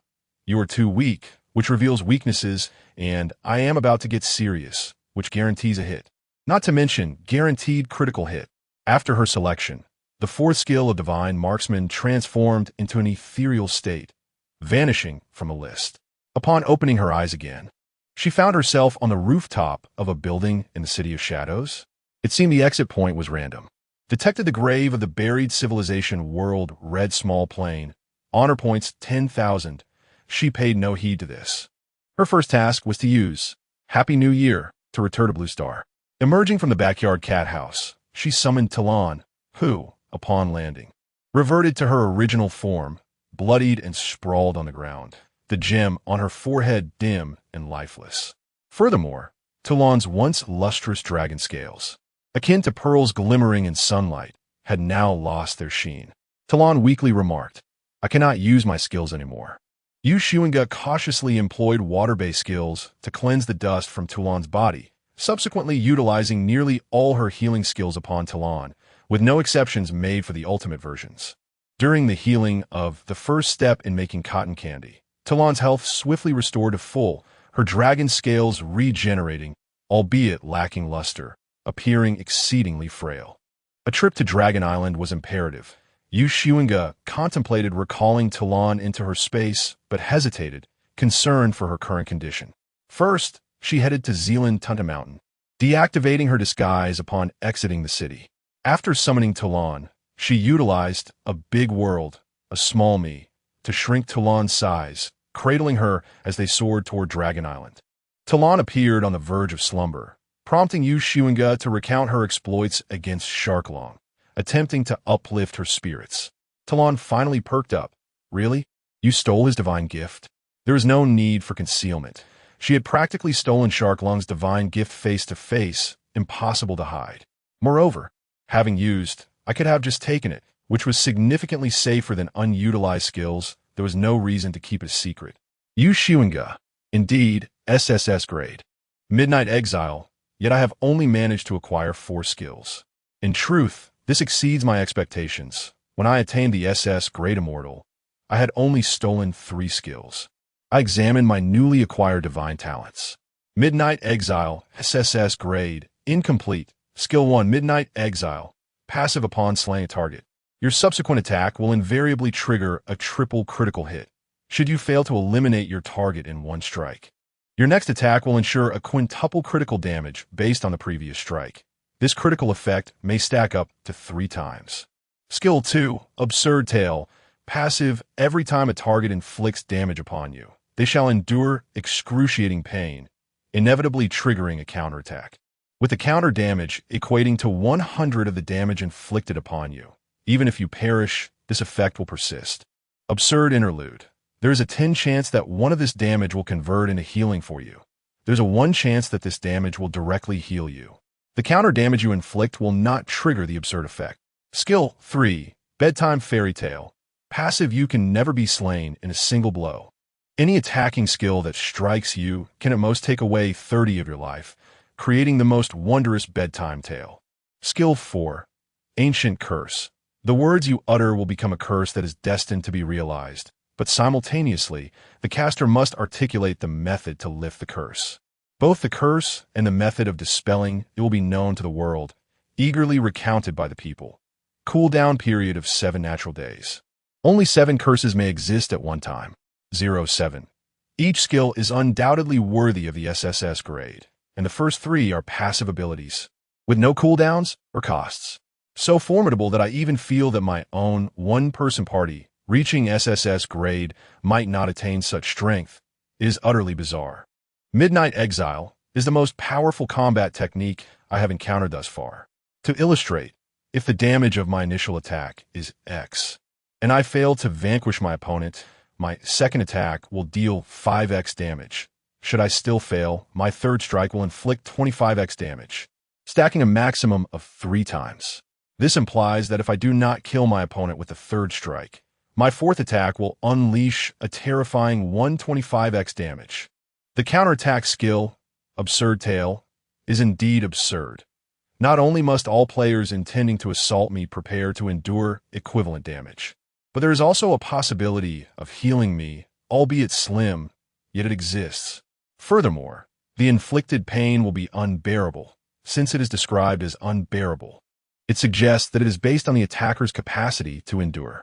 Even those with high pain tolerance will experience suffering that is difficult to bear. Such pain may seem trivial in ordinary circumstances, but in the midst of battle, it could disrupt the rhythm and thus influence the outcome. Bedtime Fairy Tale serves as another form of shield. Though she would ultimately perish after being struck 4 times, there always remained a fleeting moment of reprieve. Additionally, there lingered the most peculiar of curses, the Ancient Curse. As Toulon listened, she cheered, but once her excitement waned, concern clouded her expression. If you could just endure for a while, he would surely know it was you. In the future, should you venture inside again, he will pursue you relentlessly. I should have believed in you then. I ought to have trusted you. It's all right, I understand. It was my fault. Toulon's words nearly brought tears to Xunge's eyes once more. She pondered what grounds or qualifications she possessed to blame that moment of mistrust. The one who bore the suffering was Toulon, and she alone paid the price. Moreover, in that moment, she truly had no means to alter the course of events. Xunge wished to tell Toulon to steer clear of anyone bearing the surname Yu in the future, to avoid them, as if they were harbingers of misfortune. Feigning nonchalance, Xunge remarked, "Endurance is futile. We have done nothing wrong, yet he still seeks to kill us." Toulon shook her head, her expression fraught with worry, as she regarded Xunge like a concerned guardian observing a headstrong child. "No, this time it was merely an unfortunate encounter that led to our peril, but you have stolen his divine gift, and that is an irreconcilable enmity." Of course, Xunge comprehended this truth. From the first moment, she laid eyes on Sha Lung and witnessed his extraordinary talent. She contemplated finding the safest and most opportune moment to appropriate his divine endowment, intending to exchange the skill of I could have simply taken it with other races, all unbeknownst to the gods, allowing her to remain shrouded in shadows. She recognized that she had forged an irrevocable enmity with Sha Lung during her weakest hour. Yet she could not endure. Her dignity had been trampled upon. Toulon had been drained of blood and had sacrificed her dragon scales for her sake. To endure for a moment of tranquility? No, she knew that if she bore that moment of humiliation, she would never rise again. Instead of being crushed, she was ignited with an insatiable spirit of battle and fervor. Xunge tightened her grip on Toulan's hand and softly declared, "Even if I do not steal, we have already established an unending enmity with him. She and Xiaolong would be locked in a perpetual struggle. Could four divine, gifted skills quell the tumult of her anger and hatred? No, not nearly enough. She yearned to flay Xiaolong's skin and then slay him. She would transform the thorns of her resentment into sustenance for Toulon, and the humiliation of today would be repaid 100-fold, 1,000-fold. Toulan's voice grew increasingly faint. I knew I was important to you. This time, Xunge did not deny it. She smiled and affirmed indeed. That is why I cannot bear it for even a second. After uttering this, Xunge instinctively leaned down to discern Toulan's expression, only to find her already succumbed to slumber. The warmth in Xunge's eyes dissipated, replaced by a chilling resolve. She declared with venomous intensity, I curse winter sea Xiaolong. Every 7 natural days, he shall perish at the hands of his own pet, drained of blood. And only when he has fed his flesh and blood to 100 different beasts will the curse be lifted. Initially intending to specify 1,000 beasts, she found her words uncontrollably adjusting to 100, suggesting that the balance between curse and counter-curse imposed certain limitations, preventing it from being excessively outrageous. As soon as her words fell, a complex and exquisite black magic rune materialized before her. A silver glimmer emanated from the rune's tip, swiftly traversing its entire length until it reached the tail end, at which point the rune gradually dissipated, and the curse was cast. After bestowing a curse upon Sharking's pet, she hastened her flight towards Dragon Island, never pausing. When hunger struck, she nourished herself with culinary delights mid-flight, and when fatigue set in, she consumed energy potions, continuously replaying the events in her mind. She utilized several skills to enhance her speed and eventually arrived at Dragon Island on the afternoon of the 17th. As she surged towards the entrance of the Holy Grail Dragon's lair, the dragon's head emerged from within. Xunge directly addressed it in the dragon tongue. Elder, how may I rescue Toulon? She did not conceal the entirety of Toulon's plight, even at the risk of inciting the Holy Grail's ire. Her sole desire was for them to comprehend Toulon's condition and to aid her. The Holy Grail appeared unfazed, taking a moment to scrutinize Xunge's orange-red wings. Yet Base Wei had already soared over, cradling Toulon in her grasp. A series of healing spells were cast upon Toulon, but to no avail. The Holy Grail sighed, Dragon scales are not a grave concern. Toulon did not deceive you. Indeed, we must shed our scales every century, though she has done so a few decades early. Her visit to the tower has significantly enhanced her soul's growth. Changing scales sooner holds no detriment. The true issue lies in the dragon blood she has lost. She has forfeited 1/3 of her primal power, and, if this continues, a transformation will inevitably occur. Xunge ascended to Beisui's claw level, gazing at Toulon, and inquired, What can I do? The Holy Grail responded, Retrieve her lost blood. She knows how to do so, or alternatively, gather pure energy crystals, though the latter requires a considerable amount. Lost power? The curse she had placed on that thorny pet might prove effective. Yet Xunge was unwilling to relent. She yearned for further understanding. Are there any other methods? The Holy Grail's beautiful eyes turned to Xunge, her demeanor as serene as ice and snow. Yet her voice was gently soothing. In the world battlefield, as long as you continue to achieve victories, she may receive rewards that facilitate her evolution.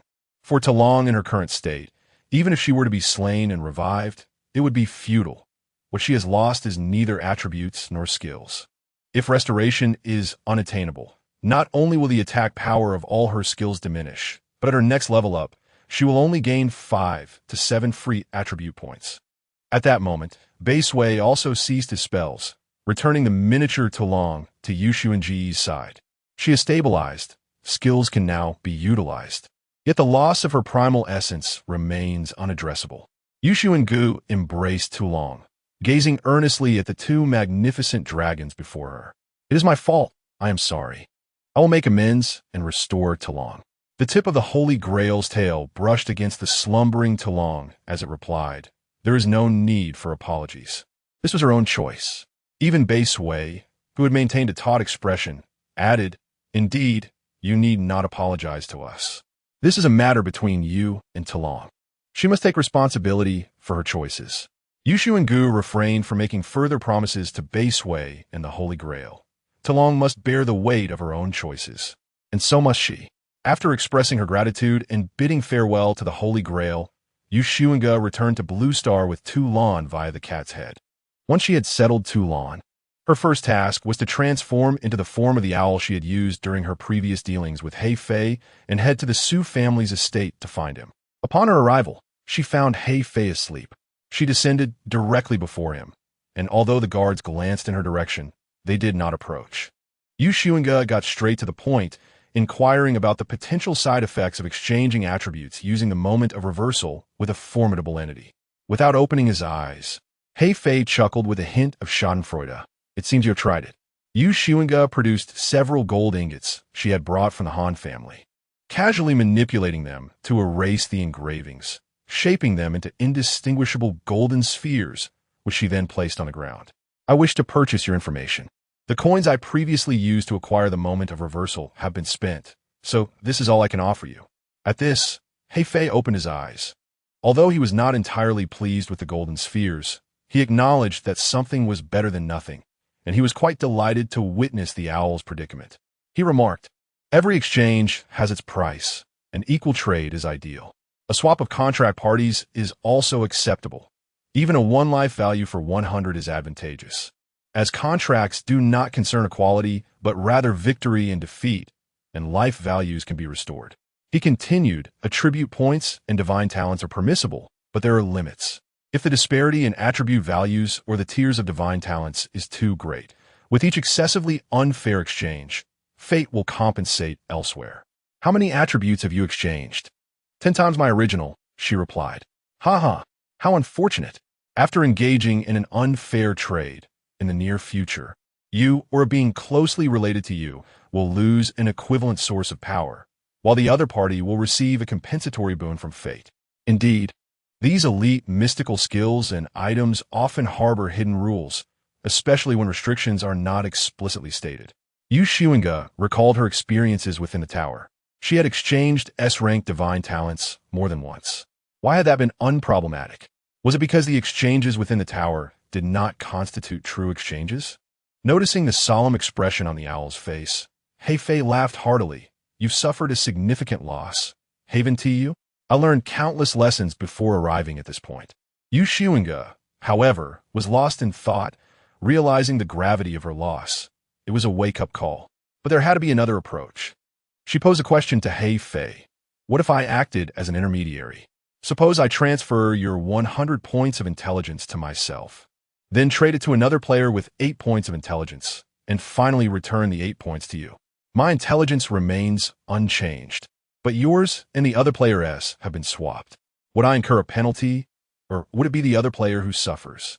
He Fei fell into contemplation. Uncertain of the answer, he had never engaged in such convoluted dealings. Yet, after a while, Xunge abandoned this line of thought as it seemed rather uninteresting. Shark Cold has reached a level where, not only is it impossible to discern specific attributes on the global battlefield, but all assessments are based on comprehensive combat power. Even if one could perceive these attributes, they would likely be astronomical figures. She worries that upon switching, she might not even take a few steps before meeting her demise. However, Xunge inquires, "What if I eliminate the opponent using reverse moment?" He Fei fell silent. Just moments ago, he had attempted to obscure this information with rapid-fire questions. Understanding He Fei's reaction, Xunge realized that eliminating the opponent could indeed resolve the issue, or at the very least, mitigate its impact. The Scorpion Monument. She had initially devised a plan to reverse her agility attribute to escape for her life. Yet even if she returned to that moment, she could not defeat the Scorpion Monument. Consequently, She found herself at a loss regarding where to begin her introspection. To combat Miyasi, she had borrowed reverse moment from Heifei, and through her dealings with Liang Pazu, she obtained the location of Miyasi's lair. Ultimately, equipped with reverse moment, she encountered the Scorpion Monument near Miyasi's nest, and to evade the Scorpion Monument, she had no choice but to exchange their agility. Furthermore, the deadline for the Tomb of the World and her transaction with Mistblade dictated that she must enter the battlefield by January 15th, lest she allow the Tomb of the World to slip from her grasp. Each step she took was the most prudent and natural choice available to her at that moment. Upon realizing the drawbacks of reverse moment, Xunge did not linger. Instead, she returned home directly. She needed to send a message to her past self, advising her not to bring any resurrection skills. As she retrieved the irate moon, she noted that it had completed its upgrade during her journey to Dragon Island, a task she had previously lacked the inclination to address. Irate moon, S-class, upgradable. A piece of the moon has been stolen and imprisoned. The moon does not belong to anyone. Skill 1, planet. You will be able to fly anywhere, but you must mark an object or living being as your star. The distance in meters between you and your star must not exceed the sum of your health and mana points, nor fall below your level. Time required to mark the star, 2 seconds. Using this skill will consume at least 5 mana points per second, with faster flight resulting in greater mana consumption. Skill 2, temporal walk.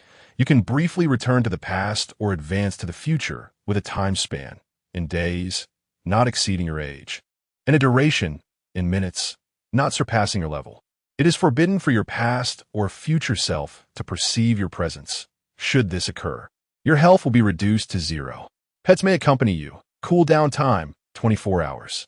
Note, items left in the past shall not exist beyond a span of 48 hours. After this duration, they shall be lost in the river of time. Do not attempt to alter what has already transpired. The consequences are beyond your capacity to bear. Skill 3, Bubble Nebula. Upon selecting a target, a bubble nebula is formed around it. This nebula remains in its nascent stage for 5 minutes, during which it absorbs all damage inflicted upon it. After 5 minutes, the bubble nebula fully materializes, converting the damage absorbed during its initial phase into its defensive strength, which persists until depleted.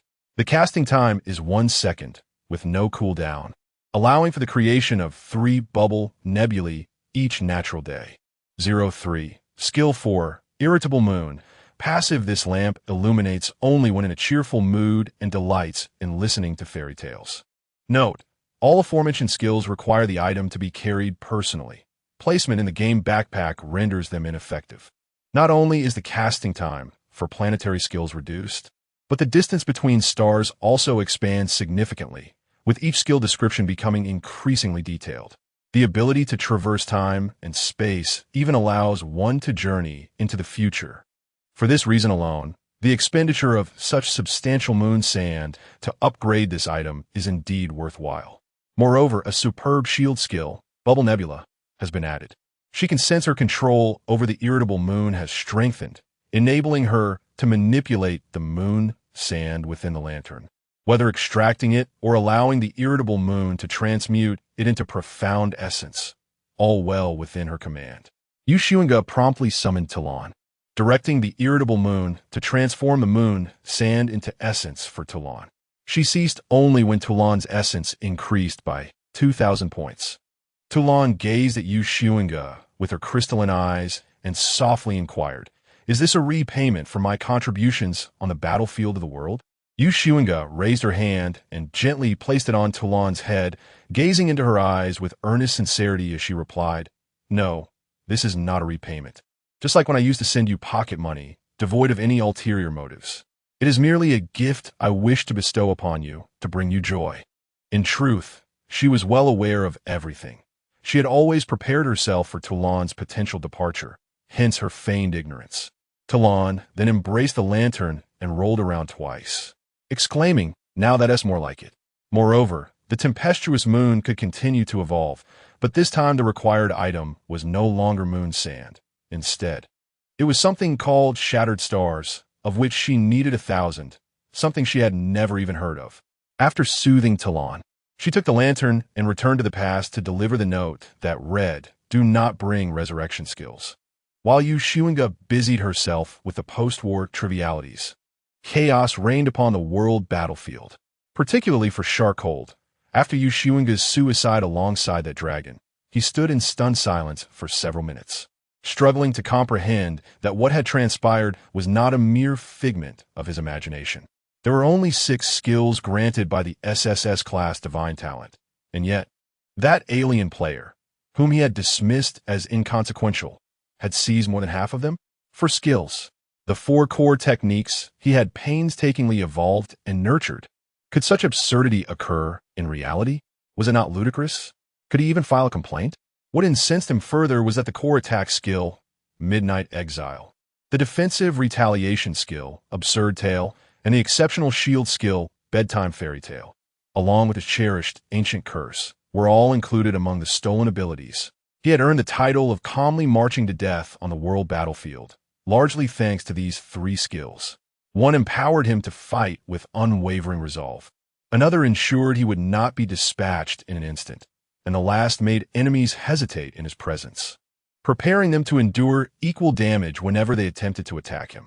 With these 3 skills, he was nearly invincible, but now they were gone, vanished. Since he began his conquests on the world battlefield, he had never suffered such a profound loss. Sharkhold was utterly consumed by rage, heartbroken, and desperate to the point of wishing for death. He could not regain his composure. The previous moment of arrogance and elation felt worlds apart from the crushing despair he now experienced after losing 4 divine skills. He slapped himself in frustration, questioning why he had provoked that new player and pushed them to their limits. No, he had not anticipated that his actions would elicit such a reaction. Previously, he had drawn blood from a dragon, stripped it of its scales, and even twisted its horn, yet that foolish creature had not retaliated. Instead, it had engaged him in amicable discussions for collaboration. Gazing at his panel, the increasing anger drove him to slap himself once more. Foolish me. Why did I not consider the divine talents of the other party? What sort of ordinary character could possibly enter the world battlefield? Yet this was far from the end. The skills he had lost were soon employed against him. As Sharkhold sought to vent his frustrations on players in the desert, he heard a cold, furious voice laced with profound hatred echoing throughout the world battlefield, resonating in a language foreign to them, yet understood by all. I curse the winter sea shark. Every 7 days, he meets his demise at the hands of his own blood-sucking pet. Only by feeding 100 different beasts with his flesh and blood can the curse be lifted. A curse, and one that is publicly announced in the realm of the cursed. Nearly 80% of the alien players halted their actions. Even those who had been fiercely battling just moments before now turned their gazes skyward. Any players with experience in divine games have heard of Shark and are familiar with his renowned abilities. In comparison to his formidable skills, Midnight Exile and Absurd Tales, his most infamous technique is his curse, Ancient Curse. This is not only due to the sheer complexity and difficulty of countering such a skill, but also because he frequently employs it against other players. Even those who have never offended him have found themselves cursed simply because he was bored. Every veteran present has heard of Shark's Ancient Curse, with a significant portion having fallen victim to it. Yet now, the curse remains, but the voice is not that of Shark. Instead, he has become the target of the curse. Who possesses a curse of such formidable strength akin to Ancient Curse? Standing in the desert, Shark slapped himself thrice in frustration. Slap, slap, slap. This is what you get for being despicable. At his feet, the thorns unfurled, revealing a pair of small, bean-like eyes peering out from among the spines, gazing expectantly at Shark. Brother, why not wash up? It suggested. No sooner had the words left its mouth than another curse echoed forth. I curse winter sea shark's pet to abhor the thorns. Each time it comes into contact with the blood of other beings, it shall suffer the agonies of cramping and flaying. Only by returning all the dragon blood it has stolen to the pet of Xunge, the dragon clan Talon, shall the curse be undone. Not only does Xunge demand the return of Toulon's blood, but she also seeks all of its dragon blood. Such avarice. Shark looked down at the thorns. Are you satisfied now? The thorns responded with a muted silence. In the third tier of the desert battlefield, the wind blade, having been sent flying, regained her composure and wiped the blood from her lips with her tattered sleeves, disbelief flickering in her eyes. She recognized that voice.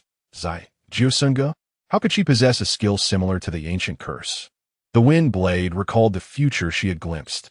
She had thought that the human and the dragon would suffer immensely and perish at sharks' hands, leaving them terrified to ever enter the world battlefield again.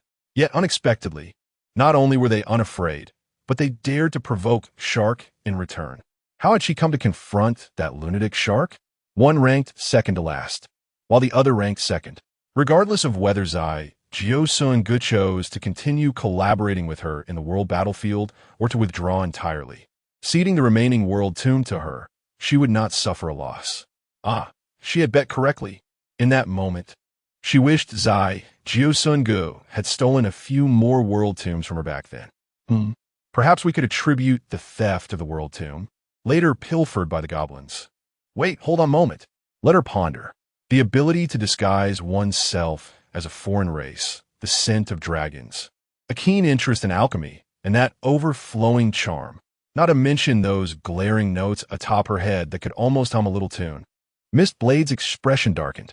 Suddenly, she recalled a particular phrase emphasized by Xunge during their initial collaboration. It was merely a matter of my agreement, erasing the incident of the stolen world tomb. It was rather about whether, upon my consent, you would cease to trouble me over the world tomb in the future. Everything is interconnected. In an instant, she thought of the mistale who had snatched the world tomb from Feng Song and would also misderive. This incident had prompted Feng Song to complain to Feng Tang, leading to Feng Tang confronting her. It was maddening. Very well. Was that merely scapegoating? No.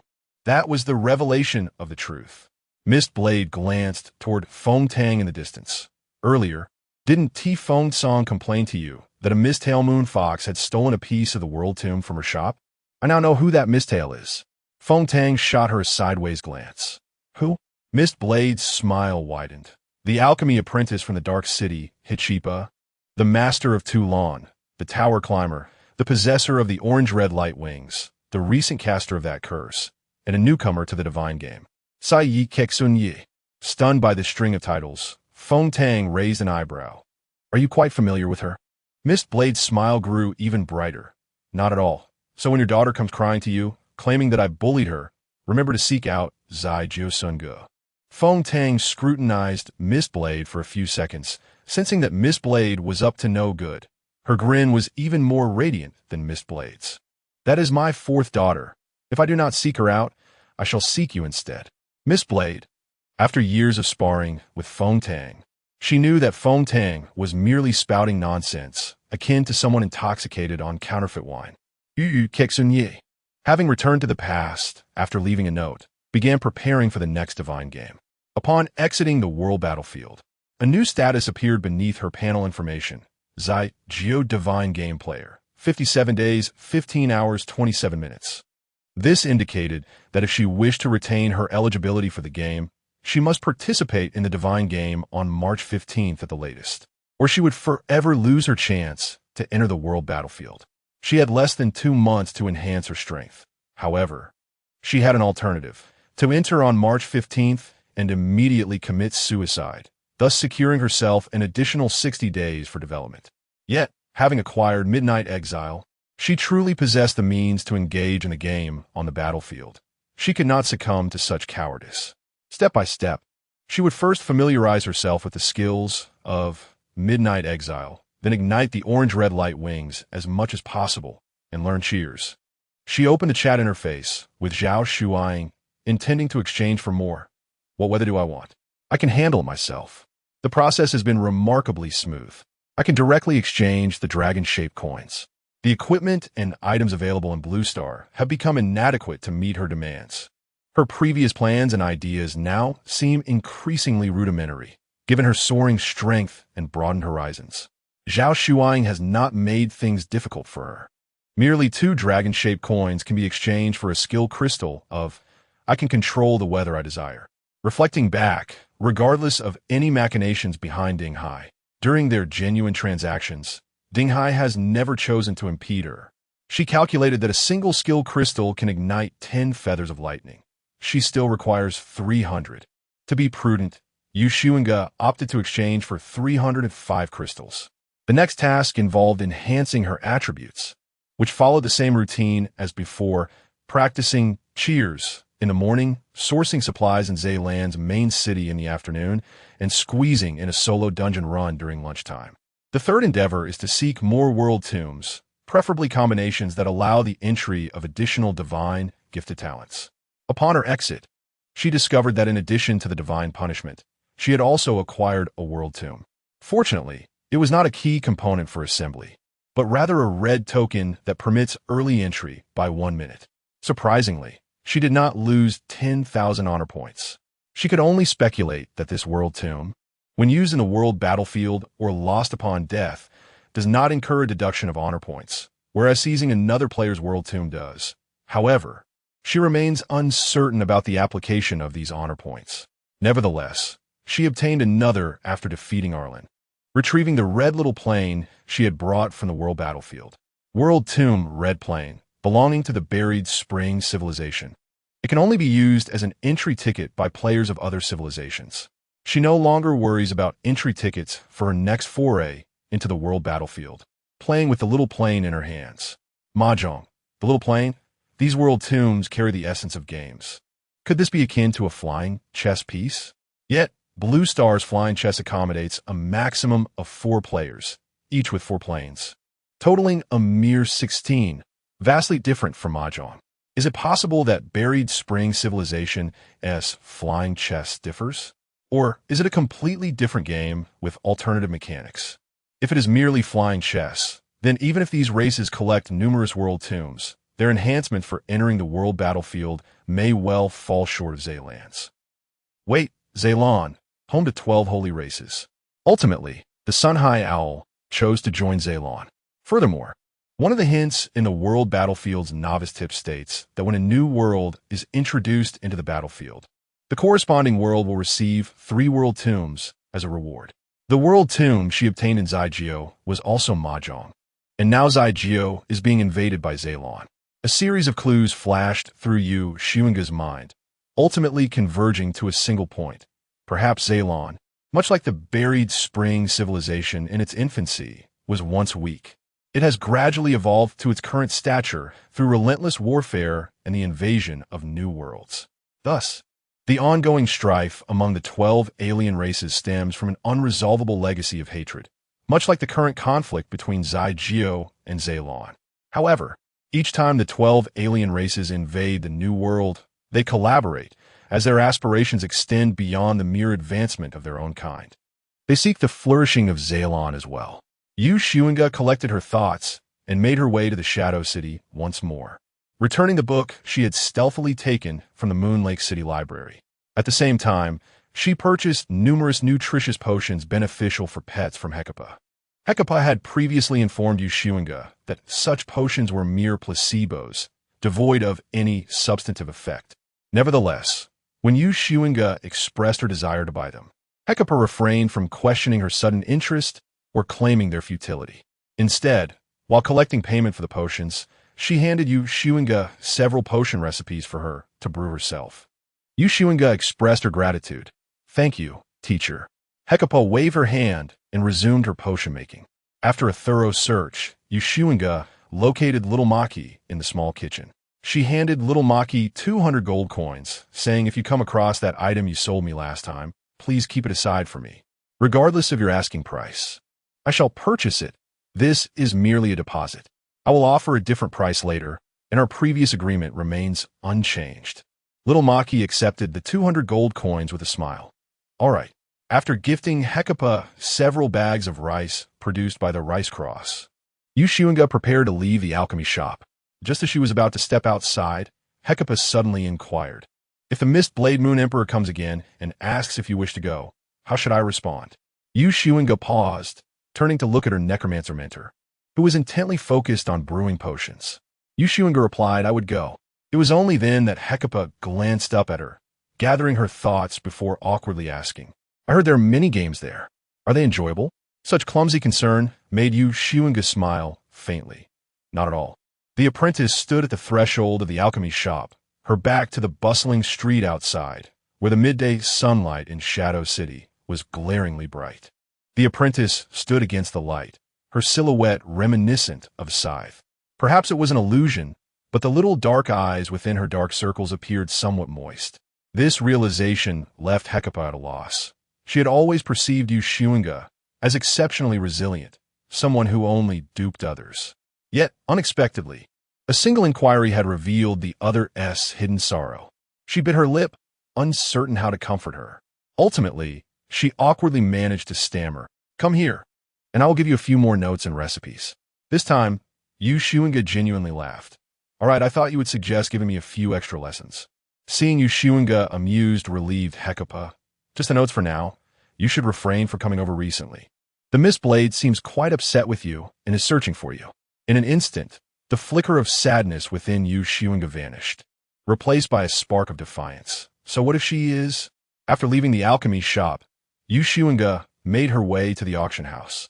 At that moment, Zhao Shuang suddenly sent her a message.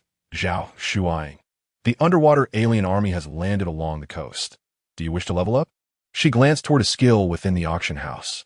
Blood Butcher, passive, S-class. Each act of slaughter automatically extracts a fragment of the opponent's primal power, which can be utilized at any moment to restore health.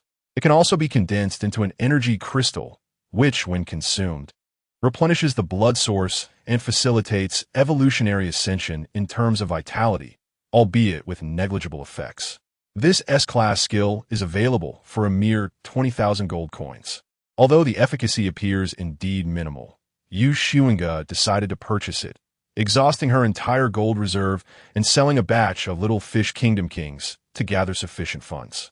"Xunge, I will come." Upon receiving the skill book, she immediately learned it, retrieved her cat head, and returned to Blue Star, heading straight for the coast. The area had descended into chaos, with numerous level 12 aliens and players scattered about. However, few possessed the ability to fly. The soaring oak owl had already ventured into the city, where fighter jets were intercepting threats from above. On the shoreline, there were both solo players in teams and members of various legions. When players formed a legion, their emblems would appear above their heads, accompanied by a chaotic display of diverse skills, creating a veritable light pollution. The ground was littered with corpses, both alien and player alike. Most players became increasingly intoxicated by the thrill of battle, yet those who reached the front lines were predominantly unafraid of combat. The conflict was intense. It was difficult to ascertain who held the advantage. The alien army generally boasted higher levels than the players, yet the shoreline was fortified with various technological weapons, while battleships patrolled the waters and fighter jets soared through the skies. There was scarcely any space left along the coastline. Thus, Xunge ascended directly above the sea, halting at a distance of over 100 meters from shore. Beneath her lay countless health bars, all belonging to aliens. These creatures, escorted by sirens, were able to breathe underwater and were steadily advancing towards land. After consuming a high-level dish that augmented her attack power, she brandished Ember and commenced extermination. She harbored no intention of concealing her strength. There was no longer any need for pretense. Prior to acquiring Midnight Exile, had she encountered Dinghai, she would have relied on the oak owl fruit and potions as aids. Now, however, she could combat the entirety of Dinghai using solely her skills and attributes. Suspended in midair, she aimed her weapon at the sea. Meteor shower. A bullet erupted from the muzzle, generating a violent vortex of wind. As the projectile neared the ocean's surface, an invisible gale stirred the water, swiftly forming a water vortex. The bullet plunged to the ocean floor, inciting a tempest that lifted countless aliens who had yet to reach the shore, instantly depleting their health. A summons for a party invitation was dispatched, but Xunge declined them all. Cries for resurrection echoed around her, yet she remained indifferent, her methods of extermination growing increasingly ruthless and brutal, which deterred many players. Once she had cleared an area, she ascended along the coastline to continue her rampage. Throughout her endeavors, she maintained a safe distance from the shoreline, avoiding battleships, and targeted only the clusters of aliens. These alien congregations were devoid of blue star players, thus eliminating any risk of collateral damage to her allies. In the distance, she spotted another stretch of coastline where Liang Yuchuan and Zhao Shuang were also engaged in battle, both winged and nearby. Liang Yuchuan, a melee fighter, landed on the ocean's surface, employing his snowboard as a surfboard, periodically diving into the depths to strike before resurfacing. Zhao Shuang danced gracefully with her staff, an enigma of power as treasures frequently emerged from the depths of the ocean, hovering before her. Yu Xunge watched enviously, yearning for such an ability to automatically collect spoils. Since acquiring the Bloody Butcher skill, each time she vanquished an enemy, a crimson light would manifest beside her head. The more foes she dispatched, the more light points appeared, creating the illusion of a diminutive blood sprite trailing her. She could extract energy from these light points to replenish her health, albeit modestly, approximately 0. 1 for each point. Upon slaying 1,000 enemies, she grasped a cluster of crimson light in her palm, which solidified into an irregular blood-red crystal, roughly the size of a pistachio. She summoned Talon, feeding the crystal to her and watching eagerly. Is it any better? Talon met Yu Xunge's gaze and replied candidly. A smidgen improved. To fully recover, you might require around 1,000,000 such crystals. Can I assist you by hunting monsters outside? The enormity of this number did not dishearten Yu Xunge. It sufficed that it was useful. She shook her head. Leveling up before your recovery would be detrimental. Both she and Talon had accrued some experience points in the world battlefield, and upon exiting, Yu Xunge had surged to level 17, while Talon was also nearing her next level. Talon stated, I can compress my current experience points to enhance my advanced attributes. Yu Xunge was taken aback. Is that possible? Talon affirmed. Indeed, that is how Black Jade evolved into a Jiao, continually solidifying and compressing her power. Yu Xunge encouraged proceed with the compression. Without any visible action, Talon merely gazed into the void. After a few moments, she declared done and instantly reverted to her original form, allowing Yu Xunge to perch upon her head.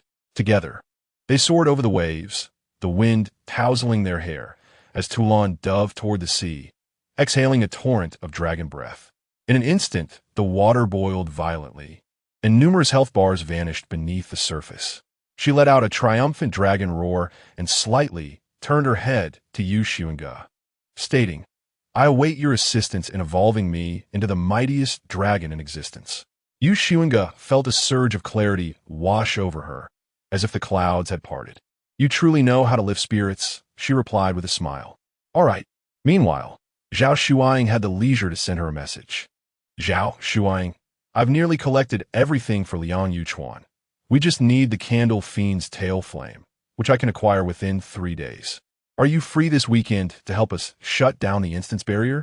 Yu Xunge, have you confirmed the specific item from the rubber owl? Zhao Shuang, not yet, but we plan to bring the complete corpse for an attempt. Yu Xunge, I have time that works. At that moment, the debilitating effects of her soul shock had fully subsided, and her curiosity piqued about the rewards for dismantling the instance barrier.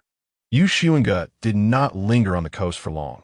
After approximately 3 hours of grinding, she accumulated 20 blood-colored crystals to present to Talon before returning to her own instance to ignite her luminous feathers. It was not that she wished to refrain from further grinding, but rather that she could not collect any equipment while battling here. Although she was not lacking in funds, she preferred to save where necessary and spend where appropriate. The equipment and items she could potentially acquire through her efforts remained out of reach, which was quite vexing.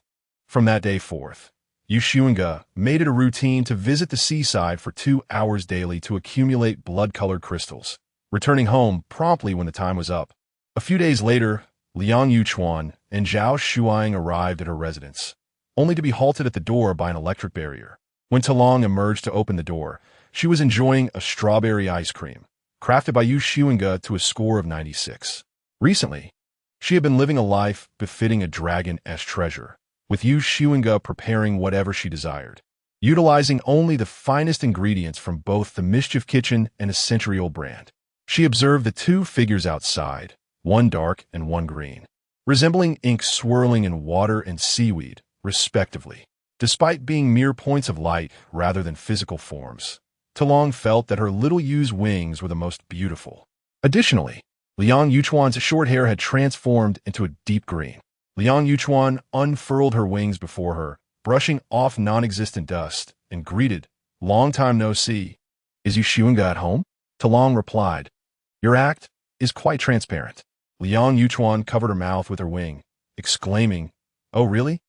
Zhao Shuaying pondered for a moment, recalling that she had not been this foolish while boasting about her wings recently. Tumbling added, "She said to wait for her 1 minute. She's feeding the cats in the backyard. She mentioned you two would come today." Just as she spoke, Xunge hurried over. The trio exchanged no pleasantries. After meeting, they formed a party and each consumed a prepared invisibility potion before soaring toward the sea. Their destination was a level 15 instance that Xunge had previously discovered beneath the sea. Although Zhao Shuaying and Liang Yuchuan were only level 12 at present, the three of them together were more than capable of tackling a level 15 instance. The forces of the other races had begun to amass to attack smaller nations. However, Huaxia had not achieved complete victory, as a small faction of the other races had infiltrated cities on land. Dinghai and the authorities were currently busy with investigations. Upon reaching the shoreline, the trio dove into the water, swimming towards their intended coordinates. Each of them donned a bubble provided by Tumbling, and it was only at this moment that Xunge finally inquired, "Are you not collaborating with your colleagues in Dinghai? Would joining us count as taking private work?" Zhao Shuaying was candid in her response. "Staying in Dinghai wouldn't afford me any opportunity. Recently, they've been scrutinizing those of us who have received the luminous wings." Xunge then turned to Liang Yuchuan, asking, "What about you? Do you have a solution?" If it were a different matter, she might have doubted Liang Yuchuan's comprehension. But regarding the significance of the wings, she had faith that Liang Yuchuan was well aware of the issues at hand. Liang Yuchuan clearly understood. It has already been resolved. Xunge and Zhao Shuaying exchanged astonished glances. Tumbling, aware of how long Xunge had discussed this matter with Feng Ran, curiously inquired, "How did you resolve it?" Liang Yuchuan, "My uncle possesses a remarkable skill that allows her to be reincarnated without altering her race, beginning anew. She can reselect her divine gifts, as her original ones were rather lackluster. Upon our suggestion, she consented." Xunge recalled the divine gift of Liang Jing, known as Good Night, Young Lady, which featured a skill titled Who Says I Cannot Give Birth. Zhao Shuaying, well-informed, clearly understood as well, and she stammered, Is she currently in someone else's womb?" "No longer," Liang Yuchuan replied, more astonished than the two, as if baffled by their foolish question. "How could she truly be reborn? The moment she departed my celestial wings and entered my uncle's womb, he would have struck her down." Xunge and Zhao Shuaying were momentarily devoid of expression, uncertain whether to commend Liang Jing as a good uncle or to question the Liang family to avoid offending the Oak Owl lineage. However, before they could voice their inquiries, Liang Yuchuan lamented, "My family has been quite troubled lately. Both the Oak Owl and the Minotaur are hunting us down incessantly. The killings are unending, utterly relentless." Seeing the unmistakable delight on Liang Yuchuan's face, both Xunge and Zhao Shuaying fell into contemplation. The three of them, along with the dragon, once again stood before the luminous screen of the instance with 12 specific items. As they produced 11 of the items, they floated around the pale, purple screen, seemingly anchored in a fixed position. Liang Yuchuan first presented a bear-shaped cookie, but it elicited no response. She then produced a coffin, containing the intact body of an oak owl, and severed its massive wings, yet still no reaction occurred. The trio exchanged glances, recalling any other peculiar items associated with the oak owl. Moments later, they simultaneously focused on its beak. Liang Yuchuan pried open its mouth with a dagger, peering inside, and extracted one of its teeth. This tooth, gleaming white, resembled an acorn. In the forest sea, when young oak owls shed their teeth, they would choose a specific socket to plant a unique acorn seed known as the tooth fairy, which would grow into a tooth-shaped form, safeguarding the oak owls during their maturation. Prior to the game invasion, this was merely a cherished wish, but those who had lived within the tower knew its true efficacy. It could bestow an additional point of luck upon the young oak owls. Once, the oak owls of the Forest Sea attempted to plant multiple tooth fairies to enhance luck. But regrettably, it could only be effective once. Song, skeptical at the time, secretly planted an extra seed during the shedding process. After extracting the tooth fairy, Liang Yuchuan gently approached the instant screen, and as she neared the luminous source, it flew towards it. The 12 specific items from 12 different races began to circle the instant screen like the hands of a clock. In an instant, the pale purple screen transformed into a vibrant red. Congratulations to the player Liang Yuchuan of Zai Jiuxing for gathering 12 radiant offerings, thus unlocking the multiracial Colosseum. The three, alongside the dragon, exchanged knowing glances, evidently having heard the system's announcement. It seemed that what lay beyond the screen was not the Zalan they had envisioned. Liang Yuchuan, Zai Jiu, Zhao Shuang. Is that an alias from Earth? Yu Xunge pointed towards the instance's luminous barrier and stepped inside, followed closely by the other two. The crimson portal sealed behind them, and they found themselves in an arena nearly the size of 4 football fields. The Colosseum was divided into 2 halves, separated by a faint red giant screen. A colossal countdown appeared on the screen, 100, 99, 98, 97. With each tick of the clock, a deafening drumbeat resonated through the air, striking at their very cores and igniting an uncontrollable fervor for battle, as if their blood surged, yearning for a grand and spirited conflict to quell their restlessness.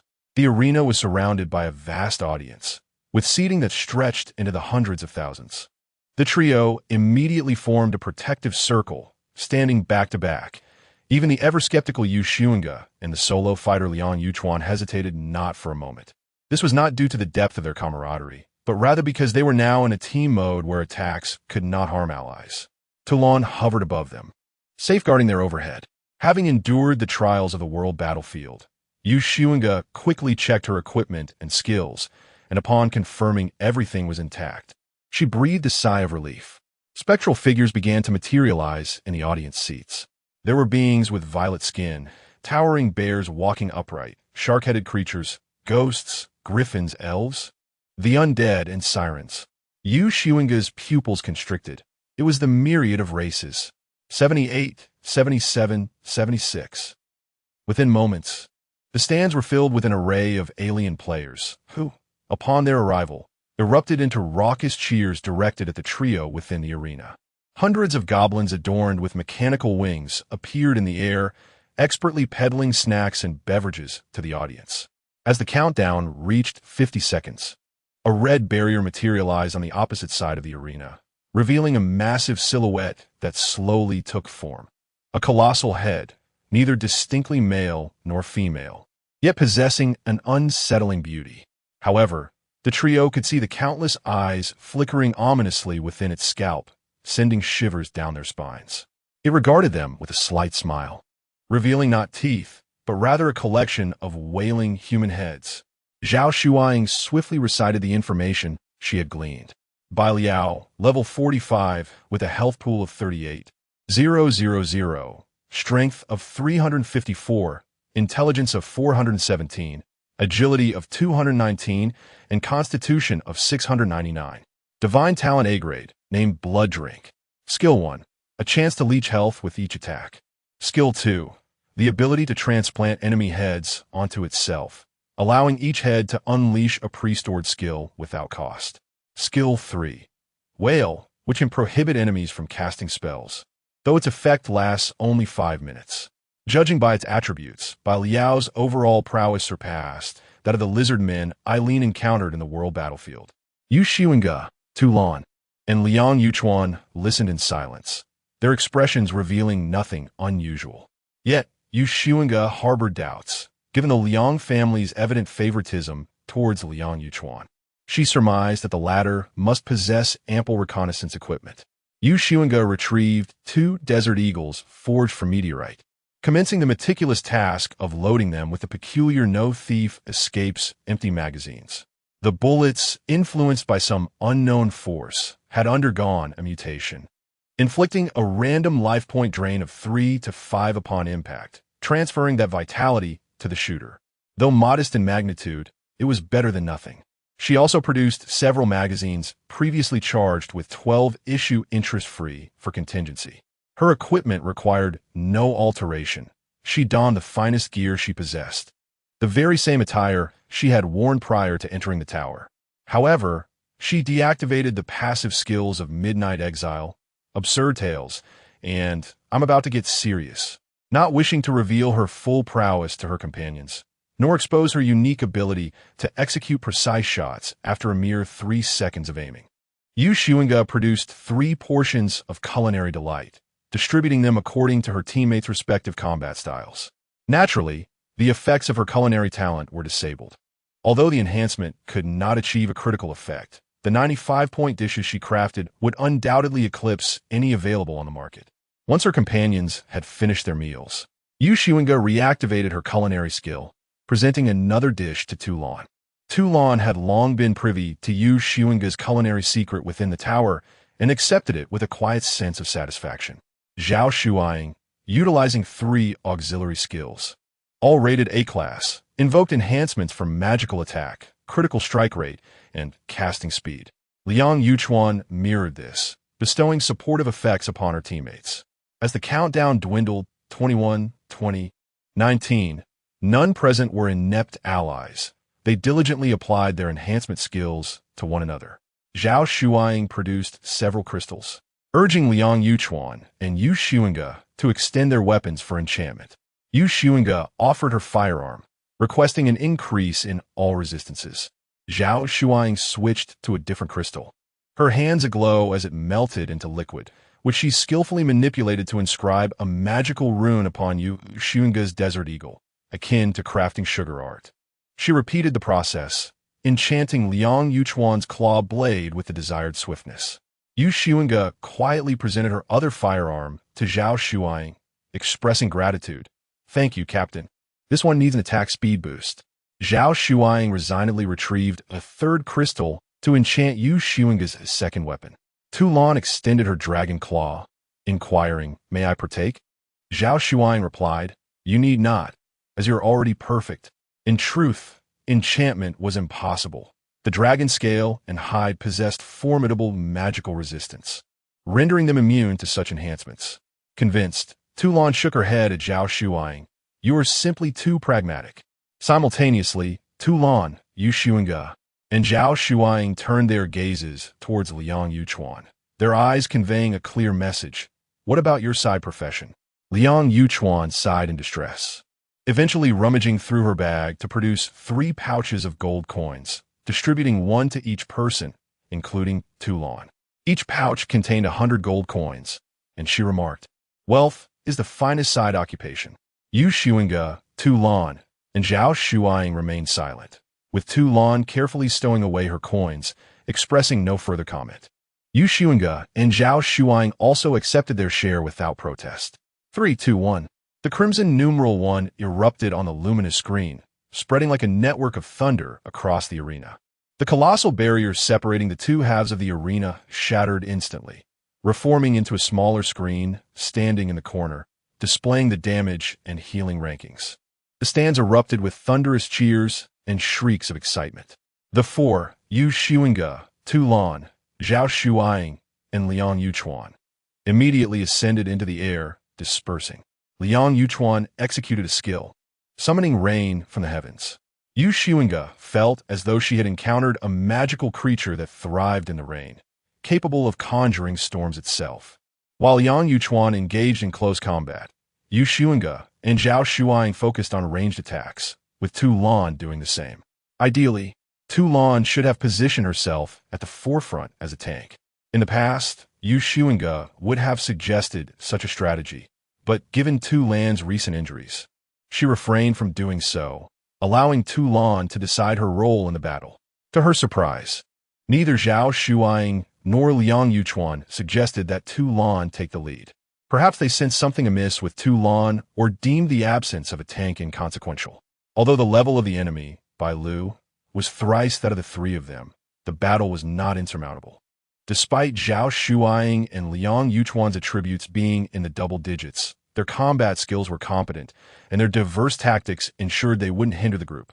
Moreover, Liang Yuchuan's divine talent, Vampire, allowed her to siphon one of health with each successful strike. Tulan, though limited by her diminished primordial power and lesser attributes in comparison to Bai Lu, had made considerable progress since their first encounter. No longer the reckless fighter she once was. The trio and their dragons swiftly found their combat rhythm.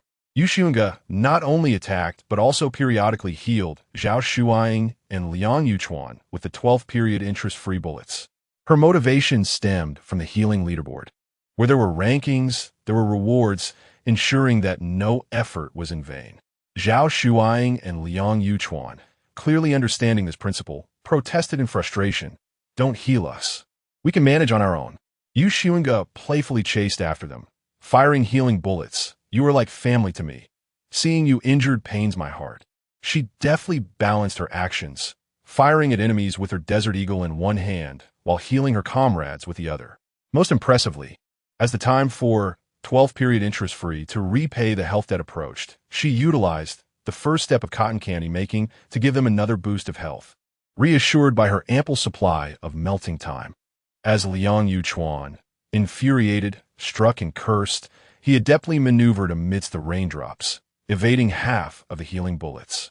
Zhao Shuaying, with her effervescent bubble-like voice, unleashed a rap that had transformed into a relentless diss against Xunge, a truly formidable sight. Liang Yuchuan retreated to a corner, laughing for 5 minutes before returning, while the audience sat in stunned silence. Even Bai Luo's skills faltered, as he occasionally cast sidelong glances at Zhao Shuaying. Xunge, in complete admiration, recalled the first time they teamed up against monsters, when Liang Yuchuan had been shy.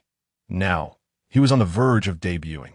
Zhao Shuaying, with a sardonic smile and a hushed tone, remarked, "Aside from you two, no one here knows me."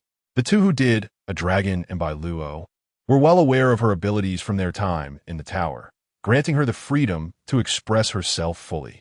Liang Yuchuan, laughing so hard he nearly faltered, was struck by Bai Luo but was quickly revived by Xunge's 2 shots.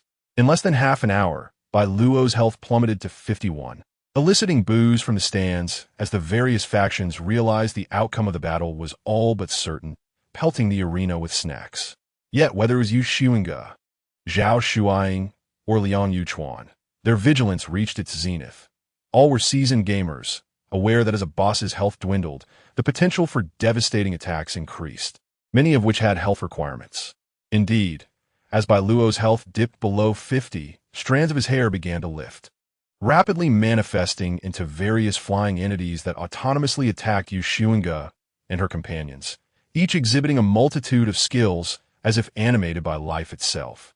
The silver lining was that all 3 players, including a dragon, had the ability to fly. Xunge, however, noticed a glimmer atop Bai Luo's thinning crown. She fired a special bullet, Fox Shadow. As the bullet reached its target, Xunge did as well, kneeling with her Desert Eagle aimed at the luminous spot, revealing it to be an exceedingly small head, glimmering red before her eyes. This was Bai Luo's sole weakness, the only point of vulnerability. No wonder she had failed to see the red dot earlier. She had assumed it was merely a passive effect of "you are too weak," rendered ineffective by level suppression. Bai Luo began to spin violently, attempting to throw Xunge off, but it was too late. A resounding gunshot echoed, full payment for life. In a single strike, it inflicted a staggering 22 of health loss. Liang Yuchuan's eyes lit up as he dove into the raindrops, reappearing beside Xunge and crouching to unleash his most powerful single-target attack, frantically clawing at Bai Luo. Simultaneously, the raindrops in the air morphed into strands, encircling Bai Luo like spider silk under Liang Yuchuan's command. Zhao Shuaying, acting decisively, ascended and employed a binding technique against Bai Luo. After replenishing her mana with a cotton candy skill, Xunge launched another strike. Boom! Bai Luo fell long before the audience had anticipated. Just as his health reached 0, the 4 of them heard a voice. Congratulations to the players Xunge, Tulan, Liang Yuchuan, and Zhao Shuaying from the Zai Geostar for their triumph in the arena of 10,000 clans. The portal to the arena will be permanently sealed. and each player will be rewarded with 1,000 points of Xunge honor. Battle rating A. The 4 players will each receive a pain treasure chest. As the first players from Xunge star to achieve victory in the arena, Xunge, Lan, Liang Yuchuan, and Zhao Shuang will have their honor points doubled, and their treasure chests will automatically upgrade, with the pain treasure chest evolving into a nightmare treasure chest. Xunge, having the highest damage output, will receive an additional treasure chest, and she also leads in healing, earning yet another. What a thrill it is! It was worth her relentless pursuit of Liang Yuchuan and Zhao Shuang for healing. In less than 10 seconds, the audience from various clans began to vanish, and a crimson portal appeared in the center of the arena, presumably a return gate. As Xunge examined the portal for a countdown, an eerie chill crept down her spine.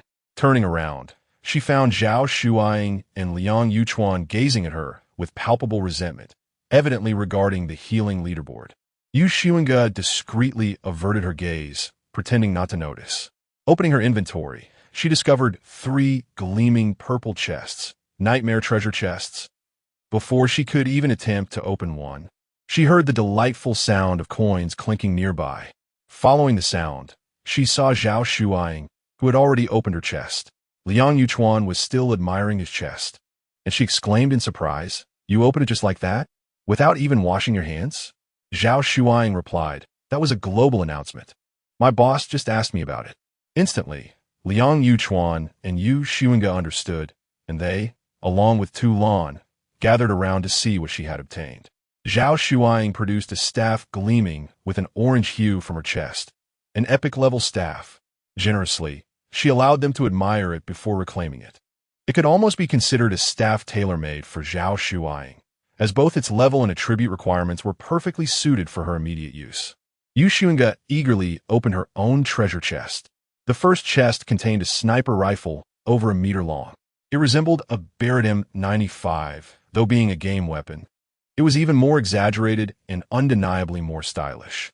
Its entire body was silver, exuding the cold and lethal beauty unique to firearms, with fleeting orange glints visible upon closer inspection.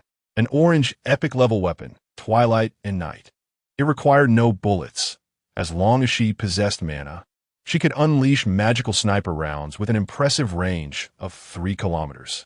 Its only drawback was a 2-second interval between shots, perhaps due to her exceptionally high agility. This sniper rifle had dual attribute requirements, significantly enhancing its value. It was practically crafted for Xunge. Not only did it increase her mana limit by 20 and boost her casting speed by 80, but it also came with an epic skill, Execution. You have 5 seconds to eliminate your enemy. During these 5 seconds, your damage is increased by 1,500. The second chest contained a piece of the world's tomb. She swiftly reached out to stow the world tomb into her bag, her eyes gleaming as she beheld the inscriptions of the Wind's scythe script. World Tomb, East Wind. Honor points 10,000. World Tomb, East Wind. When entering the world battlefield, you and your pet may each unlock a skill. This is splendid, far more beneficial than having 9 allies of the same kind. At that moment, Lan slyly approached, having shrunk in size to perch upon her shoulder, clutching a fist-sized crystal. I obtained a high-purity energy crystal, likely capable of restoring about 0.1. Xunge's eyes brightened, then consume it quickly, observing Lan devour it. She could see the evident improvement in her spirit, no longer appearing as feeble as before. Without hesitation, she handed the third, nightmarish treasure chest to Lan for her to open. Lan, unreserved, understood Xunge. Anything she offered was given with sincerity, devoid of the pretense of waiting for her to decline before relinquishing it. As expected, upon receiving the chest, Lan heard Xunge in her mind say, "Just open it. We will handle the rest ourselves, and we will not run short of chests." Lan opened the nightmarish treasure chest, but instead of the energy crystal she sought, she discovered a scroll. Unwavering oath. I pledge to share with you one of my divine bestowed skills, praying that our bond never fades, even if we part ways and become adversaries. I shall not forget our friendship. May the deities witness this moment of unwavering commitment, and may our camaraderie endure. Although it was a scroll, It functioned similarly to the moment of reckoning, requiring both individuals to activate it simultaneously. This signified that if Xunge and Tu Lan jointly utilized this scroll to fulfill the unwavering oath, not only would Tu Lan share a divine bestowed skill with her, but Xunge would also reciprocate with one for Tu Lan. Even should betrayal occur in the future, the shared divine skills would remain intact. With Tu Lan's cautious yet eager gaze upon her, Xunge grasped her half of the unwavering oath and silently conveyed several skills from Solo Party for Tu Lan to choose from. Gourmet God. She would not disclose to anyone until Xunge's demise. Sharpshooter was too weak and unnecessary.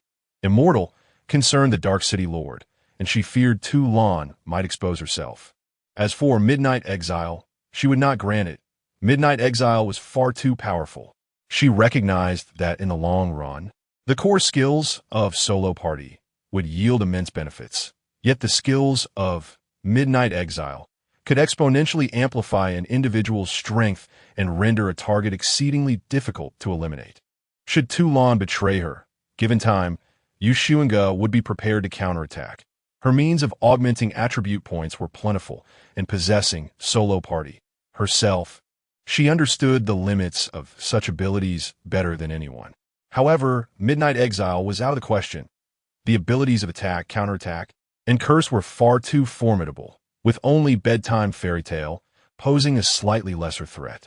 Yet, rather than risk it, it was better to simply withhold Midnight Exile. She even felt fortunate that I could have just taken it, had already been utilized. At this moment, she was overwhelmed by a profound sense of guilt towards Tu Lan, an emotion that nearly submerged her. She had anticipated Tu Lan's betrayal, which felt like a grave insult to their friendship and sincerity.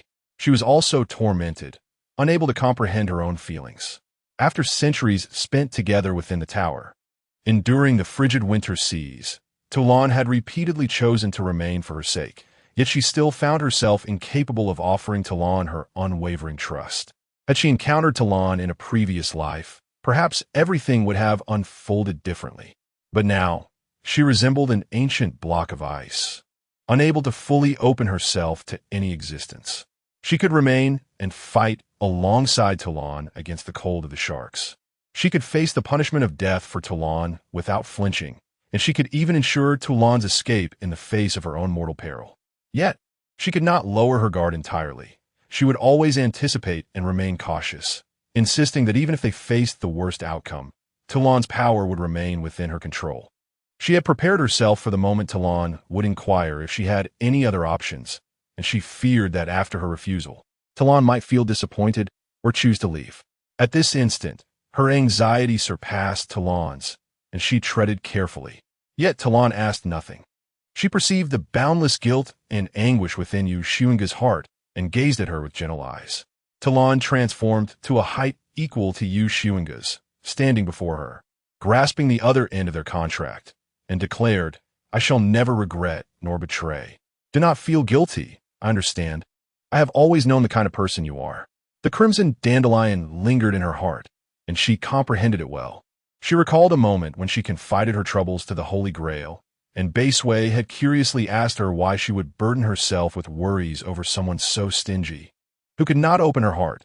Surely, she could simply choose another contract partner, as such a person was not hard to find. Tu Lan thought to herself, indeed, she was quite unique. Just as Little Ma Chi had said, emotions do not adhere to notions of right or wrong, for emotions only concern themselves with truth and falsehood. Xunge exhibited many false pretenses.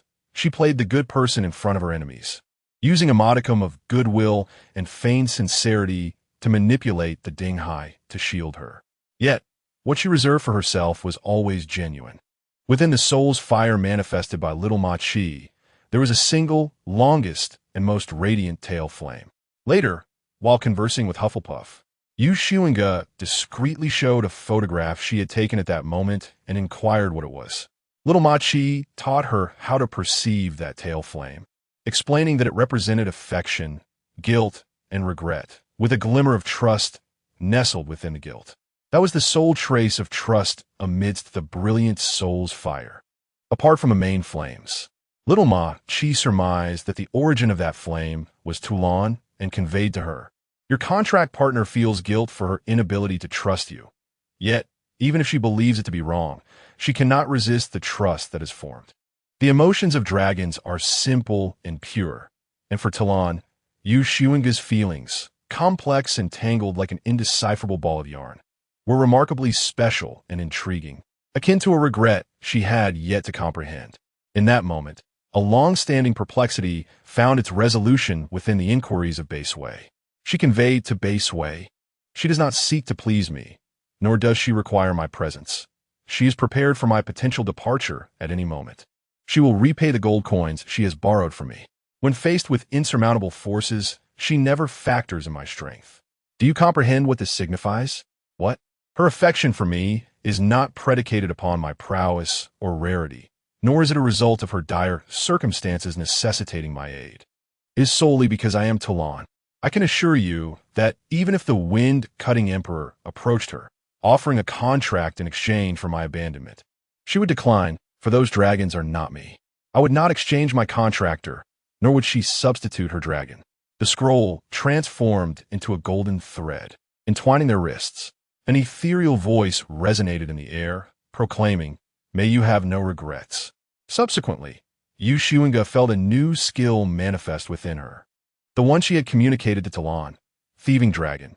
With both resurrection and healing skills at her disposal, the passive skill dragons are like this, passive, which enables skill comprehension through mere sustenance and rest, undeniably captivated her. Within the tower, she had witnessed Toulon master numerous skills over 3 centuries, including 3 S-rank skills and 1 SS-rank skill. Yet, as a human, even with Toulon's blessing, her lifespan was limited to 500 years. Viewed from this perspective, the efficiency of acquiring skills through basic needs was inferior to earning gold and purchasing desired skills outright, especially since this passive skill may not even be effective for her as a human. Moreover, Thieving Dragon was not only capable of reversing time, akin to a rollback skill, but it also had the potential to evolve. Although the conditions for evolution remained undisclosed, the mere possibility was a glimmer of hope, indicating that the skill's potential exceeded current limitations. At that moment, Toulon expressed her desired skill. "I am so eager to improve." On a selfish note, Xunge hoped Toulon would select this skill as it would grant her additional opportunities to procure essential items from others, especially when a solo party could not be locked onto. This would provide her with 10 more chances, which could be doubled with the strategic use of Thieving Dragon. However, before proceeding, Xunge asked, "Have you made your decision?" Choosing this skill would be akin to boarding a pirate ship. We would become accomplices. Should we encounter a mishap, while the Holy Grail Baseway protects you, she will undoubtedly shield me as well, and we cannot absolve ourselves of this bond. Toulon replied, "Wouldn't that be even better? I have made my decision. I have long coveted this skill." Xunge could not help but chuckle. Is it permissible to attempt stealing from Zealand or the alien players in the world battlefield? Toulon affirmed, "All right, I promise you." Without hesitation, Xunge shared the skill with Toulon. As the oath concluded, the golden thread fused into their wrists, leaving behind a magnificent golden magical pattern on their wrists and dragon claws. Once the dust settled, Zhao Shuang and Liang Yuchuan approached, inquiring about what had transpired moments ago. There was no need for concealment. Xunge provided a brief overview of the no-regrets oath. Zhao Shuang and Liang Yuchuan instantly recognized the invaluable nature of the unregretted oath. If players could also share the skills of various exotic beasts, they would no longer be at such a disadvantage. Xunge curiously glanced at Liang Yuchuan and inquired, "What did you obtain?" Liang Yuchuan extended his right hand, showcasing his new weapon to Xunge, an epic-level fist blade. Zhao Shuang glanced at her private message interface and remarked, "I must return to report this." Liang Yuchuan cast a sympathetic glance her way before gliding towards the light screen on his snowboard, leaving her with the words, "Don't look for me. I will never surrender this." Xunge, accompanied by Toulon, made her way to the light screen as well, stating, "I am not from Dinghai, so do not look for me either." Zhao Shuang stared at the orange weapon in her hand, troubled by the global announcements. She sighed and caught up with Xunge, asking, "What should I say? Are there any details you wish for me to keep hidden?" Xunge smiled at her and replied, "No need." "What? No need to hide? You can tell Dinghai everything, including that I can eliminate a 100-headed creature with just one shot, reducing its health by 22. She lamented the lack of opportunity to showcase her prowess. However, upon returning to Blue Star through the light screen, she soon realized that even if she wished to conceal it, she could not. Xunge, upon her return to Xi Geostar through the light screen, discovered that the moment they entered the Coliseum, players on Xi Geostar had received a pop-up notification and a new section titled Coliseum had appeared on the game forum. Despite the absence of such a mechanism within the tower, where even the rubber owls had been secretive, upon reaching Xi Geostar, a new function had suddenly emerged. Henceforth, every time the Great Races Coliseum opened, players from around the globe could enter the Coliseum to watch live broadcasts, not only featuring battles between human and other races, but also duels between different exotic species. Each viewing required players to cast skills at designated spots within the game system, accumulating a consumption of 500 mana points to gain viewing qualifications. Moreover, players from Xi Geostar could attend the event in person, but tickets were necessary, either costing 500 gold coins or requiring the submission of any gameplay from their planet, provided it was a game type never before recorded in the high-dimensional world.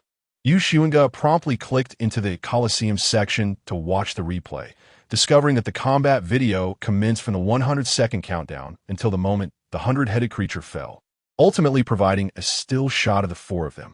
However, that was not the most embarrassing part. The most awkward moment was captured as she simultaneously battled monsters while shooting at her teammates' backs, forcibly healing them, all of which was recorded.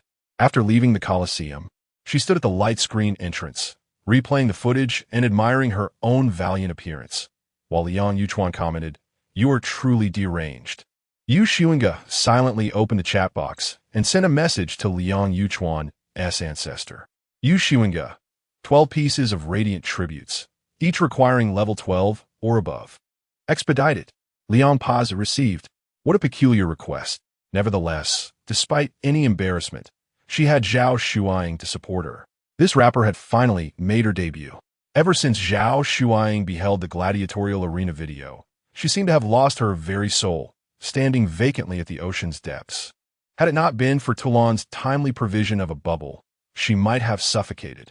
Talon endeavored to console her, saying, "Do not be disheartened. This is art." Xunge interjected, "Indeed, let laugh to death cease to be merely a colloquialism." She uttered this phrase in a bubble voice. Liang Yuchuan mimicked Zhao Shuang's earlier words in a bubble voice. "Aside from the two of you, no one here knows me." Zhao Shuang once more revealed the serene smile she had worn during her final years in the tower. Taking a deep breath, she retrieved a teleportation stone, crushed it, and departed without uttering a word. Liang Yuchuan frowned and shook his head, remarking, "My mother calls such behavior cold violence. It is not good." Xunge replied, "Is that the reason you resort to hot violence to kill?" Liang Yuchuan responded, "Not exactly. I simply enjoy killing." Xunge retorted, "Perhaps you should see a doctor." Liang Yuchuan replied, "No need. My mother said I'm perfectly fine. I have no issues." Xunge mused, "If there were a mama's boy competition, I wonder who would prevail, Liang Yuchuan or Suido." As soon as the countdown commenced, Dinghai convened a meeting. When the level 45 boss appeared, everyone held their breath, immediately attempting to ascertain their location and dispatch a team for rescue, only to find themselves unable to establish contact. As the battle began, no one in the conference room could remain seated. After 10 minutes, attendees had begun brewing tea, although this tea was promptly expelled when Zhao Shuang delivered her rap. The room fell utterly silent when they witnessed Xunge deplete 22 of the boss's health with a single shot. Li Changjing sighed dramatically and promptly retrieved his phone to passionately engage the several contrarians in Dinghai's leadership group chat. The gladiatorial arena not only unveiled a dedicated section, but also announced the existence and functions of 12 radiant offerings. Following discussions on the term Drunken Star, players swiftly transitioned to deliberating the radiant offerings. Although the level 45 boss was indeed formidable, it could not dampen their enthusiasm. Upon witnessing Xunge inflict 22 damage, They imagined themselves in her position, believing that they too could succeed by merely identifying the boss's weaknesses and striking critically. That very day, numerous legions commenced gathering radiant offerings and assembling teams to venture into the gladiatorial arena, rather than obstructing Dinghai. Upon learning from Zhao Shuang that the three of them were tackling a level 15 dungeon, promptly allocated level 1 radiant offerings. Fortunately, Zhao Shuang had reported this information, and Dinghai had been collecting these items. Within an hour, they had amassed a complete set of level 1 radiant offerings. Consequently, that evening, yet another live broadcast of the gladiatorial arena commenced. This time, the footage featured a 20-person team: tanks, melee fighters, ranged attackers, healers, and controllers, representing an exceptionally comprehensive lineup, all comprised of players from the level rankings. As the countdown began, they initiated mutual buff enhancements, with one individual stepping forward to explain that they were Dinghai's team, and their goal was to close the level 1 intermediate dungeon curtain. As the countdown reached 76, on the opposite side of the arena, the formidable boss, a level 3 aberrant beast, stepped through the luminous barrier. At this juncture, a majority of players on the Xi Geostar began to contemplate which level of dungeon they could feasibly close. Upon entering the arena, they faced a tripling of level disparity, alongside a cap on the number of participants. Fortunately, the 20-member team comprised elite players of level 13, evidently seasoned in teamwork, demonstrating exceptional synergy, and completed the task in less than half an hour. However, their battle rating was merely D, and each member received only a fool's treasure chest. As the event neared its conclusion, the team leader retreated to a corner, addressing all the viewers of the live stream, urging various factions not to hastily close the 3rd to 5th level dungeon barriers, as Dinghai was willing to purchase them at a high price for the benefit of ordinary and lesser players. As for the higher level dungeons, other factions, even if capable of closing them, would likely hesitate to do so. In just a few days, not only had the prices of dungeon barriers soared, but so had the prices of the 12 radiant offerings. Xunge remained unperturbed, waiting for the Liang family to assist her in gathering resources. However, upon stepping into her home, she received a system notification. The 23,156 Divine game has concluded. Player Xi Geosung ranked 13291 in the 23,156 Divine game. Little Painter, rewarded with 1 distributable attribute point. Even the countdown offered rewards. Xunge thought to herself, "Thank you very much." Just as she pondered, her phone rang again. Ever since she had acquired 3 treasure chests, Yu Qingshan and Yi Qiugui seemed to have resurrected, incessantly inquiring in the group chat about what she had obtained. Yi Qi Guo. Today Asure. What do you want to eat for the New Year's Eve? Mom will return to prepare the reunion dinner for you. Yu Qingshan. Daughter, you bring honor to our ancestors. Daughter, show us what treasures you have acquired. Terrifyingly strong. Everyone settle down, it's merely a routine operation. Terrifyingly strong. Have you two recently joined any legions? I didn't TC you during the annihilation of the Han family, and ever since then, there's been no word from you. Liang Peugeot couldn't even track you down. Yet, both Yi Qiugui and Yu Qingshan feigned ignorance regarding her question, intensifying her curiosity. In morning, sis, would you like to come stay at the Su family? The place has been rebuilt. You can choose any room. Let us have a chat about Su Yitong. What a peculiar story. It's you who is in mourning, not me. In mourning. Yu Qingshan, Yi Qiugui mom and dad. Would you like to stay the Su family? There's no one here. Rooms are available for selection. Xunge had intended to enter the study dungeon to clear it and ignite her light wings, but upon seeing that message, she promptly turned back to her bedroom, skillfully crouching down to hide under the bed, leaving Tu Lan to guard the house while she hurried to Zalanya City. Upon entering the city, she quickly dispatched a letter to Feng Mu in Extreme Day City, informing her that her home on Xi Geostar had been taken over by her inconsequential ex-husband. That mama's boy drives her insane. After resolving her trivial matters, Xunge practically resided in the dungeon until February 8th, when she finally activated 1/3 of her light wings, a feat achieved only after considerable practice. Nowadays, with each flutter of her orange-red luminescent wings, she can hear a faint crackling sound akin to distant thunder and upon closer inspection, she occasionally glimpses golden currents coursing through the radiant feathers. Regrettably, she has yet to master this skill. She can only conjure a few rudimentary thunder orbs, devoid of control over their detonation timing. And their explosive power is woefully weak, far inferior to that of the explosive drummer. She departed from the instance to freshen up. For this evening marks the Lunar New Year's Eve, and she plans to join the festivities at the neighboring villa for the reunion dinner. Her primary motivation is to immerse herself in the vibrant atmosphere. A few days prior, upon the return of Xunge and Xunge, she noted that while their levels had increased, their attributes had diminished significantly, and their appearances had aged considerably, though their overall condition appeared stable. However, Tulan claimed she detected the scent of a curse, and tonight she intends to have Tulan examine it closely. In that moment, Xunge found it difficult to articulate her emotions, perhaps a profound sense of liberation at long last. Moreover, not only had they returned, but they had also brought along Xunge. The elderly lady was accompanied by several bodyguards. However, the entire entourage had opted to stay at a hotel rather than at the U residence, and they did not partake in the reunion dinner there either.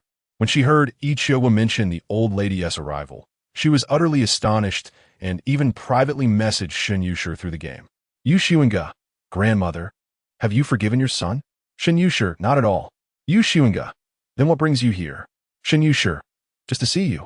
Xunge, grandmother, be honest. Don't be evasive. Xunge, on the 8th, Dinghai intends to negotiate with Heifei one last time. If Heifei refuses to collaborate with Dinghai, they plan to eliminate Heifei. I need to assist in preparing the reunion dinner for Heifei. Xunge, what about Xunge? She is extremely worried, truly concerned that Dinghai might consider her feelings and grant Xunge a reprieve. Xunge, it's likely that they will seek your revival. If you don't wish to be revived, you should find something to occupy yourself with. Xunge, this old lady has quite the sharp intuition.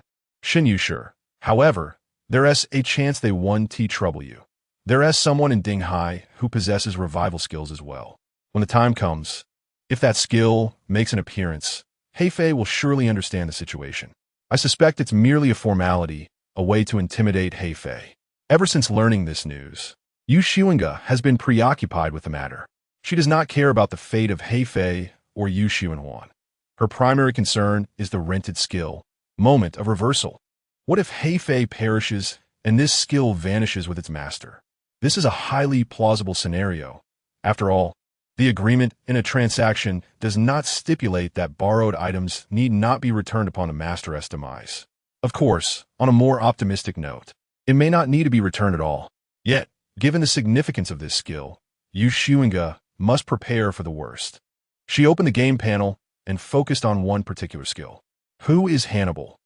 When you transform any target into 38 distinct delicacies, each scoring above 90 points, and consume them all alone, you will randomly acquire one of the skills that individual possessed in life. Each target can only trigger this once. Although the acquisition of skills is random, she can exploit a bug using the Thief Dragon, repeatedly consuming the last few bites at specific intervals, and eventually, she will randomly attain Moment of Reversal. However, directly snatching it from Dinghai would prove quite challenging. Heifei's size is formidable, and attempting to seize it would require a great world, a tiny me, which would easily reveal her intentions. Collaborating with Dinghai? Perhaps she can negotiate for Heifei's body through a trade with a solid rationale. Tulan needs to evolve. However, Dinghai is unlikely to accept gold or equipment. Their vision is not so narrow. What they seek is a promise, such as Tulan's commitment to protect Huaxia, before Xunge could devise a strategy. On the evening of the 8th, during the New Year's Eve dinner, Xunge was absent. Cooking for Heifei at the Su residence, Xunge messaged Xunge to inform her that Heifei had surrendered. That cunning dragon, upon seeing that Dinghai not only possessed revival skills, but also had an evidently seasoned chef, without hesitation, willingly signed a peace agreement with Dinghai. So accommodating indeed? Very well, a third plan shall be set in motion. Once Dinghai relaxes its surveillance over Heifei, she will seize the opportunity to lure Heifei to a secluded location for an assassination. If Moment of Reversal does not vanish due to Heifei's demise. All will be well. If it does disappear, she will immediately transform Heifei into 38 dishes. During this period, although she's been crafting a moment of reversal, skill crystal, every 7 days, how could she resist the allure of obtaining it permanently? Although the moment of reversal carries severe side effects, it is merely a consequence of her insatiable greed. She would do well to exercise caution in its subsequent use. This skill is nothing short of miraculous. Initially, she intended to utilize it for just 1 year.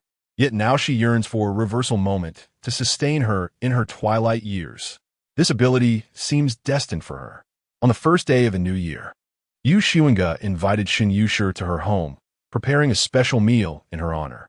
Xunge, however, did not inquire why Xunge was so estranged from her biological parents, as if unwilling to let them take even the slightest advantage of her. She asked nothing, simply enjoyed the meal, declaring that she had little to teach Xunge, and then left behind several carefully crafted recipes designed for Talon's study. After that, she vanished, reportedly off to tackle a dungeon with her bodyguards, completely absorbed in leveling up. Xunge continued to activate the light feathers in the dungeon, mastering the advantages, disadvantages, and limits of various skills, including Toast and Midnight Exile. In the afternoon, she took Toulon to Zealand for some street exploration. Though they instinctively avoided the Moon Lake City of Mistblade, the Eternal Day City of Maple Sugar, and the Dark City of Bone Shadow. That was genuine street exploration. Wherever they tread, gasps of astonishment would soon follow. Talon, her tail wagging in excitement, exclaimed, "Heavens! What kind of divine life have you led? This feeling of unearned rewards is simply exquisite. Does Dragon Island not have ethics classes?" Xunge seized the moment to impart a lesson. "What do you mean by unearned rewards? We have paid the price in blood, rounding off. That equates to a life." Talon's expression turned solemn as she nodded in agreement. "I have made progress. There remains much for me to learn about being unruly and unethical."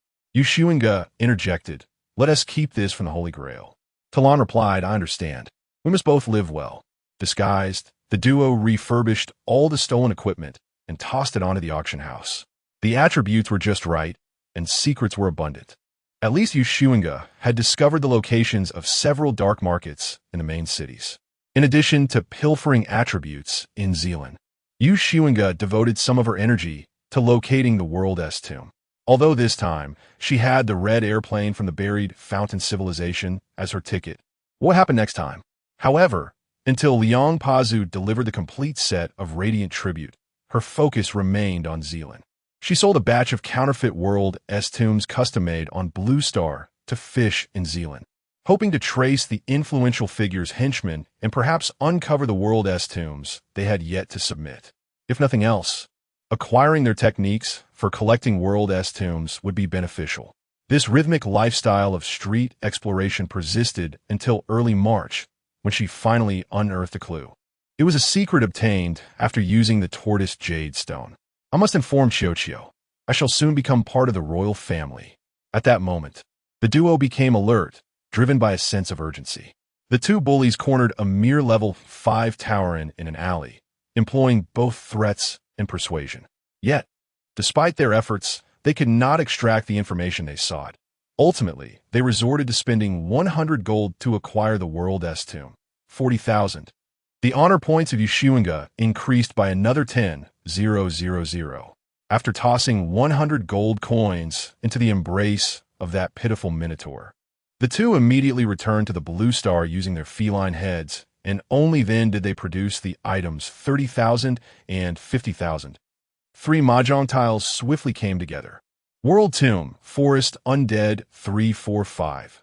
World Tomb Forest Key, a necessary credential to enter the world battlefield. Skill, Little Skeleton Soldier. Upon entering the world battlefield, you and your pet can unlock a divine gifted talent skill.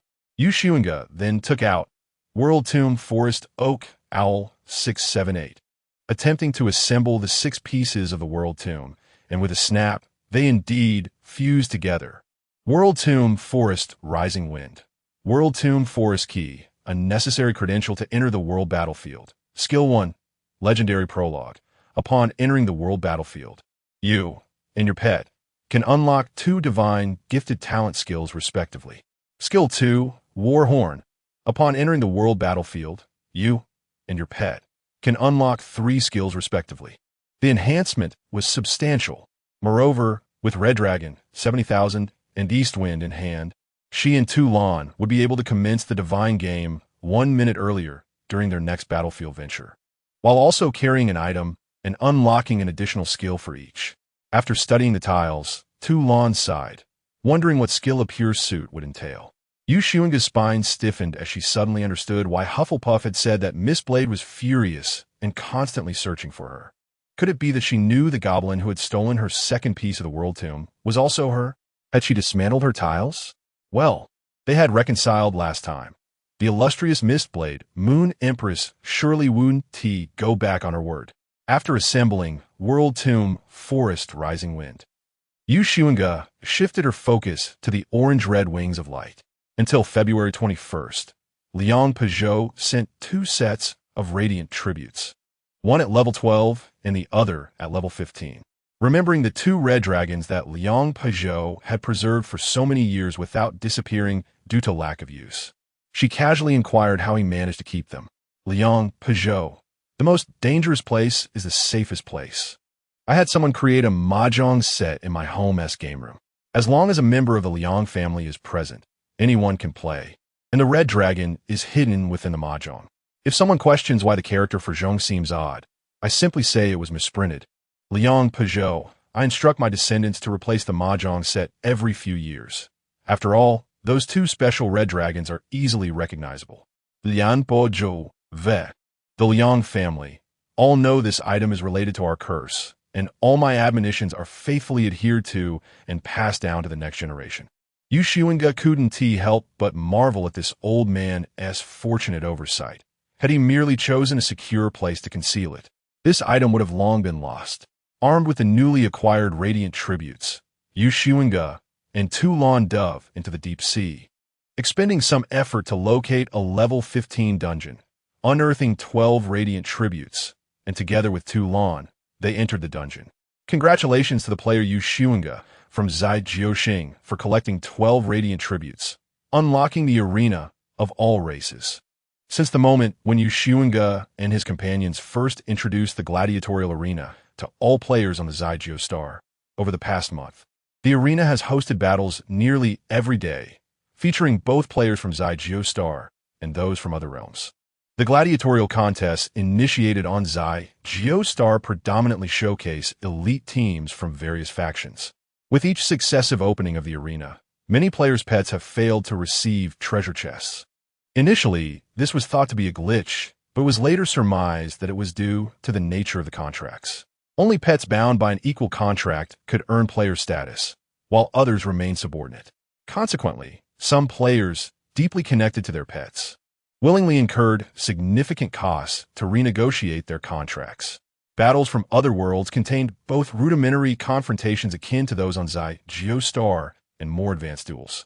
Defeating higher-tier bosses naturally yielded superior treasure chests. Thus far, players have encountered 5 distinct types of chests, ranging from Fool, Enthusiast Torment, Nightmare, to Abyss, mirroring the power rankings observed by Xunge on the World Battlefield ladder. More advanced battles do exist. However, even observing such high-level contests via live stream necessitates a cost of 50 honor points, which players are often reluctant to part with. Moreover, treasure chest upgrades only occur during first-time challenges.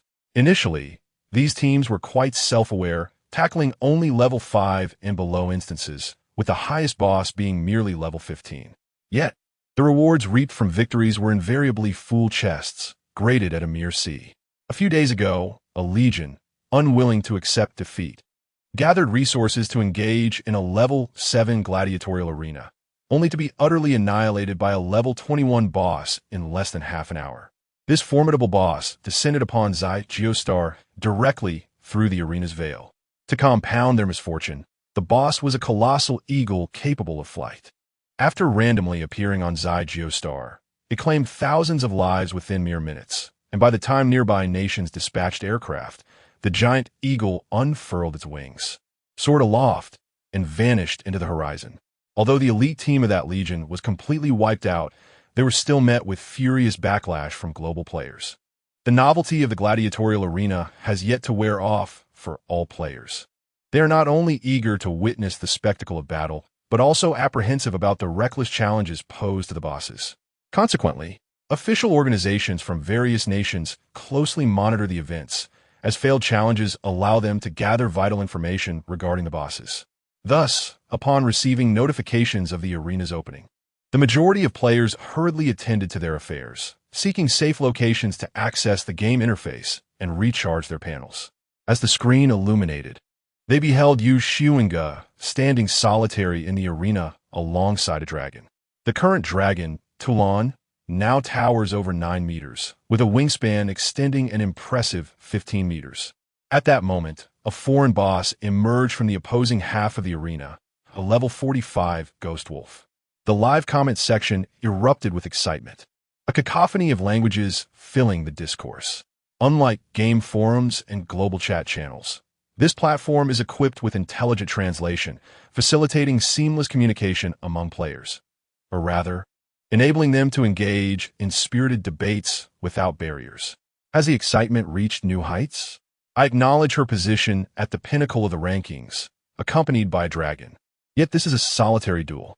The last time, alongside Zhao Shuang and Liang Yuchuan, the trio of players who obtained the Oak Owl's wings spent over an hour vanquishing the boss.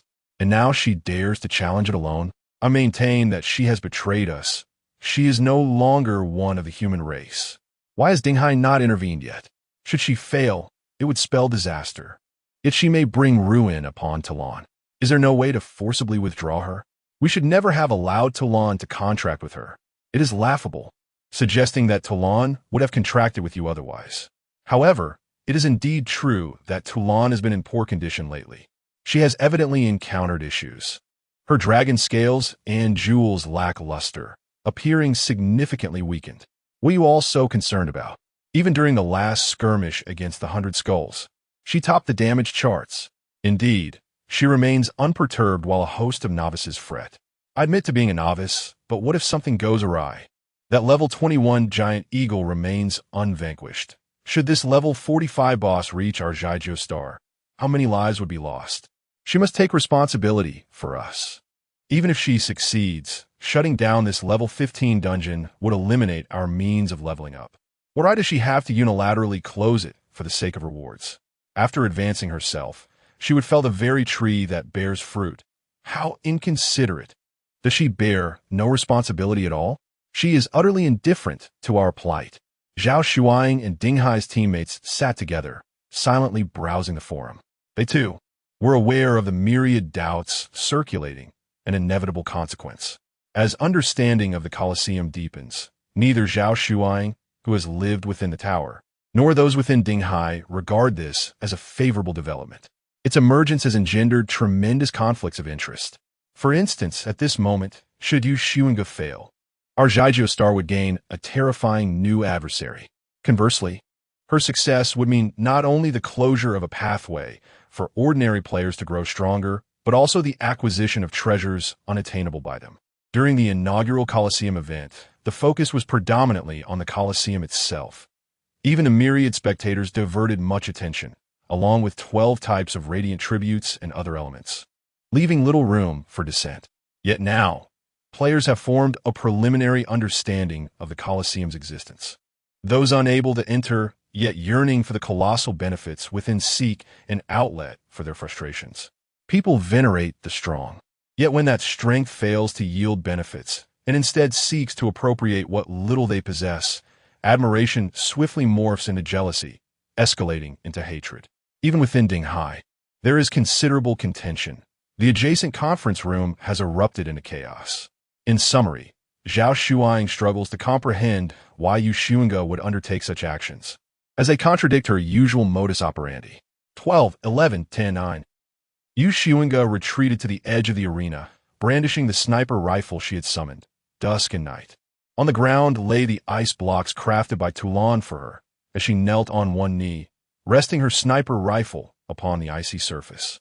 Half of her face was concealed behind the scope, revealing only her dazzling left eye, sparkling like a star. It was winter, and her shoulder-length hair was casually tied into a small bun at the back of her head. She wore a black coat over a blue sweater, with a simple necklace faintly visible around her neck. Her attire, which consisted of relaxed-fitting trousers and white sneakers, appeared unremarkable, as if hastily chosen from her wardrobe in a rush to leave. The only item that suggested sophistication was a ring adorning her left hand's index finger, set with a circle of black gemstones, accentuating her slender fingers. Talon, shrunk to a mere 10 centimeters in height, sat on the ice block, pulling out a box of ice cream to indulge in. The countdown began. 8, 7, 6, 5. Temporary wash. 80 of her vitality, intelligence, and strength converted entirely into agility. The passive effect of, "I'm going to get serious," was deactivated. She was determined to keep secret from Liang Yuchuan that her bullets could track enemies, despite the fact that such a skill was not particularly rare, as engineered creations often possessed similar abilities. However, Liang Yuchuan was exceedingly perceptive. Yet, she could eliminate the boss without employing this skill. 3-2. Twilight and Night activated its legendary skill, Execution, amplifying damage by 1500 for 5 seconds. 1. At the very moment the countdown concluded, Deadly Sniper. The farther the distance, the greater the attack power, starting at 500 meters, with damage increasing by 50 for every additional meter. The bullet shot forth like a comet. For a first shot, she aimed at the left eye of the ghost wolf. The creature evaded with a skill, but the bullet still struck, leaving a gaping wound along its side. Although it did not hit a vital point, the ghost wolf's health diminished by 16, and it was forced back several steps by the immense impact of the skill. Ghost wolf level 45, 84, 100 bang. Her second shot, Deadly Sniper, swiftly followed. Under the passive effect of Midnight Exile, it delivered a 5-fold critical strike. This shot successfully struck the ghost wolf's right eye, eliciting a mournful howl from the beast as its black flames flickered weakly. Health decreased from 84 to 38. Xunge's expression remained unchanged. The only visible eye displayed a fierce focus and intent to kill. In that moment, all who beheld Xunge, including the audience, shifted their attention away from her beauty and poise. Most felt a prickling unease, as if this shot were aimed at them rather than the ghost wolf. Bang! The third shot, Explosive Drummer, triggered the effect of Midnight Exile once more, resulting in a 25-fold critical strike. Amidst a hail of bullets, the ghost wolf's health plummeted to 0. With a thunderous crash, the colossal ghost wolf, measuring over 7 meters in length, collapsed, stirring up a cloud of dust. In less than 10 seconds since the outset, the ghost wolf had yet to even set foot in its designated half. Even the seasoned spectators, accustomed to witnessing various creatures, fell silent for a moment before retreating, grumbling in low voices. 3 shots to vanquish a level 45 boss. Xunge rose, collecting her rifle. She was certainly aware of the criticism she would face while soloing the Colosseum, yet she could not forsake the benefits it offered. Initially intending to proceed discreetly, she soon realized that this arena was unlike the Forest Sea. The closure of the instance would be broadcasted live, and all players would be privy to the unfolding events. Thus, she was compelled to alter her strategy. From the moment she learned of the live broadcast, she had been meticulously planning the day's battle. Ever since her defeat at the hands of Charcold, both she and Talon had acquired a newfound sharpness and ferocity, akin to a treasured blade unsheathed. No longer inclined to seek gentle resolutions in the face of adversity. If there was incessant chattering, then let 3 shots shatter all noise. She had no rivals on the Star of Zygiel. As the live stream continued, Xunge gazed ahead and declared, "The seabed is filled with wild instances. If you desire them, go and seize them." Talon reverted to her original form, letting forth a dragon's roar, unleashing icy blue dragon flames into the sky. Xunge thought to herself, "This flashy little one is once again posturing for attention." Simultaneously, Talon mocked her internally. "Pirate song? Is that again?" Barely had the words left her lips when their scores and rewards were announced. Congratulations to players Xunge and Tulan for permanently closing a level 15 medium instance, earning 1,000 honor points. Battle rating S. Each player receives a nightmare chest as a reward. Player Xunge ranked first in damage output, earning an additional chest. 3 purple chests floated before them, but Xunge couldn't help but lament. In her eagerness to showcase her prowess, she had obliterated the ghost wolf without any healing, thus losing out on a chest. Among the 3 chests, one contained a pure energy crystal, another an orange glove, and the last an orange ring. Though lacking a world tomb, she was quite satisfied with the outcome of today's battle. In the face of such disparity, ordinary players would fall silent. But what of Xunge? If Xunge wished to claim a treasure chest, they would undoubtedly seek her assistance, just as they had once solicited her help in defeating high-level instances. Back then, they had paid her to conquer dungeons for free. Now they were prepared to offer her splendid tributes to close an instance. Not only would she partake in the dungeon rewards for free, but Xunge would also provide compensation. She alone could slay a level 45 boss. Imagine the treasures they could accumulate with a full party of 20, each accompanied by a pet. However, such an arrangement would likely diminish their rating, as she had achieved the nightmare chest solely through solo combat. Yet, she suspected Xunge would be reluctant to close the level 15 instance. Many top players had recently reached level 13, and soon they would require the level 15 instance for leveling up. As the live stream concluded, the game forum seemed to freeze, with no comments or discussions for a considerable time. To be precise, when the first shot rang out, half the chatter ceased, and by the second shot, the forum fell into complete silence. After a long while, the conversation resumed. In truth, it may be for the best that this instance is closed. Yes. And she was right. With so many instances at the seabed, whoever finds them can claim them. She is a Huaxiao person, with her relentless efforts to close the instance. I wonder who would still dare to accuse her of betraying us on the Star of Xigeo. How many dungeons can she manage alone? It is undoubtedly harmless to us. You are merely envious. Tulan hasn't even made a move and is leisurely enjoying ice cream, clearly having confidence in her. Those who claim she will bring harm to Tulan are quite amusing. It reeks of jealousy. If Tulan is not accompanying her, does that mean she should follow you? It's laughable, as if Tulan is a naive fool ensnared by her deceit. Please, the otherworldly beasts are cunning beyond measure. Last time, we were led astray by one of them. Why were you all silent just now? Isn't the best evidence the dragon blood? There are so many outside willing to pay a high price for it. 1,000 gold for 10 milliliters. Here, we have even reached 2,000 gold for the same amount. Who would be tempted? Has Xunge ever sold any? Right?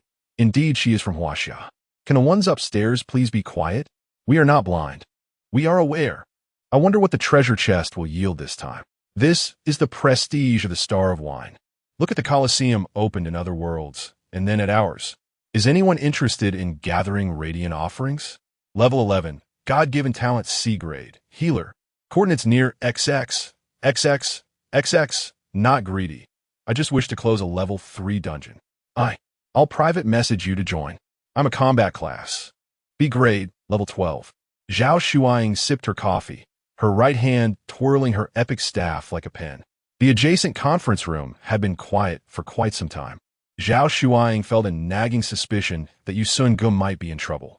Whether it was Tulan's suddenly dim dragon scales or Xunge's peculiar conduct, everything seemed shrouded in mystery.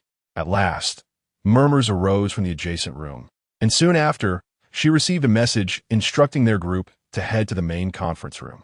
Go find Xunge. We require her assistance. Close the dungeon's light screen? No. On the other side of the screen, Yu Zhaohai sat upon a rocky outcrop, her robe stained with blood. She declared, "You need to form a team, bringing all the cut and paste skill crystals stored within Xunge to seize the underwater dungeon's light screen. Tonight marks the second descent. You shall depart tomorrow morning. Let her lead the team, and whatever you can retrieve in 5 days is yours." Zhao Shuang inquired, "What compensation will she receive?" These dungeon light screens, placed underwater, are considered wild dungeons. Xunge can access them at any time, whether for leveling up or collecting radiant offerings to enter the Colosseum. The rewards are substantial. If C's for Ding Hai, they belong to Ding Hai. Why would she wish to collaborate with Ding Hai? Selling the dungeon light screen atop the building was already a signal that she no longer needed Ding Hai's protection. She could not fathom what might captivate her regarding Ding Hai. Yu Zhaohai replied, "She will agree, Li Changjing." Hearing her name, Li Changjing placed the item she had just received via email on the table. Zhao Shuaying and several colleagues glanced over simultaneously, taken aback. It was a mahjong tile? Someone curiously inquired, "Is this some kind of item?" Li Changjing explained, "It is said to be a form of credential. However, our understanding remains rather limited. We are unaware of its specific utility, but we do know it is exceedingly precious, and Yu Xunge is in need of it. In fact, we commenced our investigation into Spark quite some time ago. Even in the absence of the underwater copy as hologram, we have been seeking opportunities to present it to her. She is undoubtedly the finest choice. From a moment we extended the invitation for her to ascend the tower, we had already placed our bets on her." The middle-aged leaders beside Li Changjing nodded in agreement, their expressions revealing the calm assurance I had anticipated. Zhao Shuaying pondered, "Then why were you so vociferous just now?" Li Changjing sighed deeply, having discerned Zhao Shuaying's concealed discontent. Since returning from the tower, she had undergone a transformation. It was as if she had gained insight into the essence of many matters, perceiving the tricks of those in power. Perhaps her fervor remained intact, yet she had evidently lost some patience. Whether it was she or Yu Xunge, or indeed, nearly all irreplaceable champions, there came a time, as their strength grew, that they began to question authority, challenge fairness, and scrutinize the original intentions of Ding Hai, doubting the motives of these elder figures. The leaders who had occupied positions of power in the early days of the game's invasion found themselves outpaced by these favored individuals. Li Changjing sensed that, despite his protective instincts towards these young talents, his own tenure was drawing to a close. The era had indeed shifted.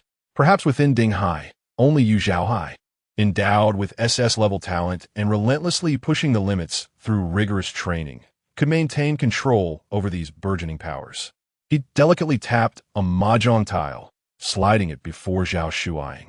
Gazing at her, and the players gathered closely behind her, he lamented, "We have indeed deliberated and scrutinized for an extended period. Each time we convene to discuss how to manage those players whose abilities are exceedingly formidable, the atmosphere within Ding Hai inevitably grows tense. The young ones are apprehensive that one day, Ding Hai might turn against them. However, from the perspective of us seasoned individuals, having witnessed the spectrum of human nature, we recognize the peril inherent in these players who, having suddenly acquired immense destructive power, could unwittingly precipitate calamity. The volatility of an unstable temperament gaining such formidable strength poses a danger akin to that of a high-level boss. How could we not remain vigilant?" The voice of Yu Zhaohai resonated once more in the video. "We have identified 9 individuals of Spark. Some are excessively preoccupied with power and fame, becoming ensnared in their own factions, fearing that any delay will cost them their reign. Others are overly sentimental, not necessarily altruistic, but burdened with the concerns of many, contemplating every decision meticulously, fearful of neglecting one for the other, and feeling compelled to intervene in every casualty, shouldering responsibilities that do not rightfully belong to them. As for others, amidst the game's invasion, preoccupied with love affairs, I find it unnecessary to elaborate. In summary, the closer they get to the secular notion of good, the more intense their sense of morality becomes. They weigh every matter, strive for perfection in all things, and constantly scrutinize themselves.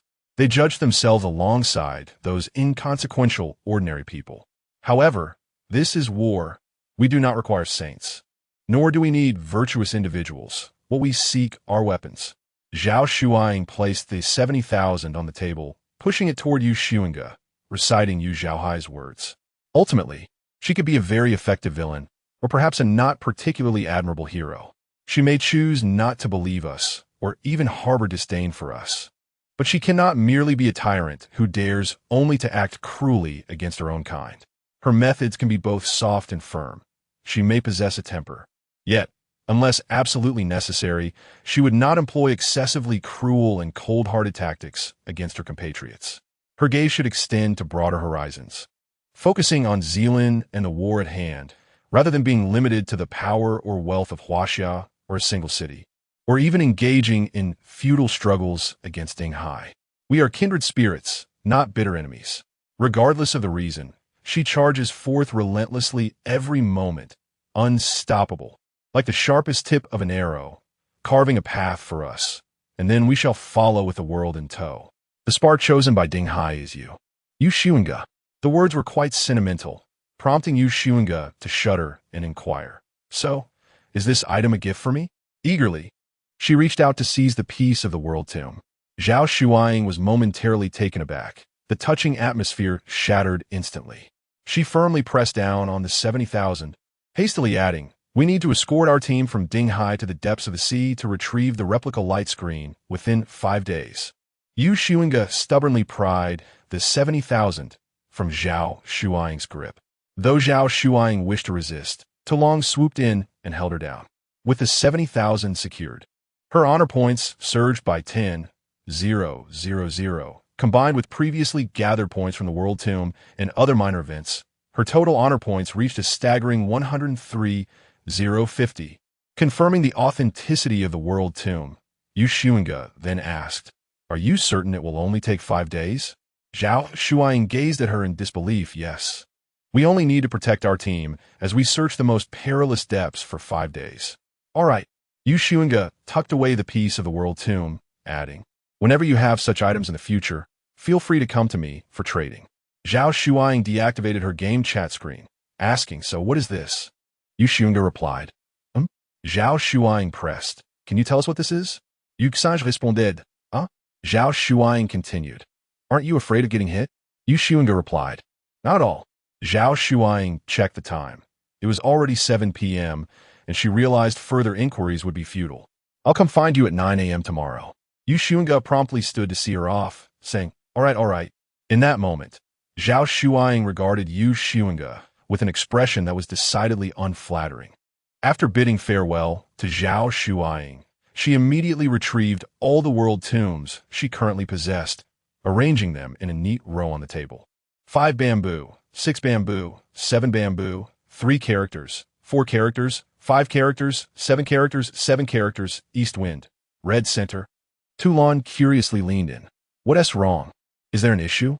"Indeed, there is a significant issue," Xunge exclaimed, pointing at the row of 10 world tombs. "Just now, when I received that 7 character, they all vibrated simultaneously in my game backpack. This is the first time I've experienced such a phenomenon. Is it because I have collected 10 of them? Or could it be for another reason?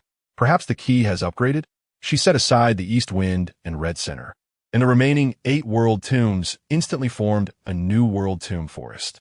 Previously, it was World Tomb Forest Wind Rising, World Tomb Forest Key. It possessed 2 skills, Legendary Prologue and Warhorn.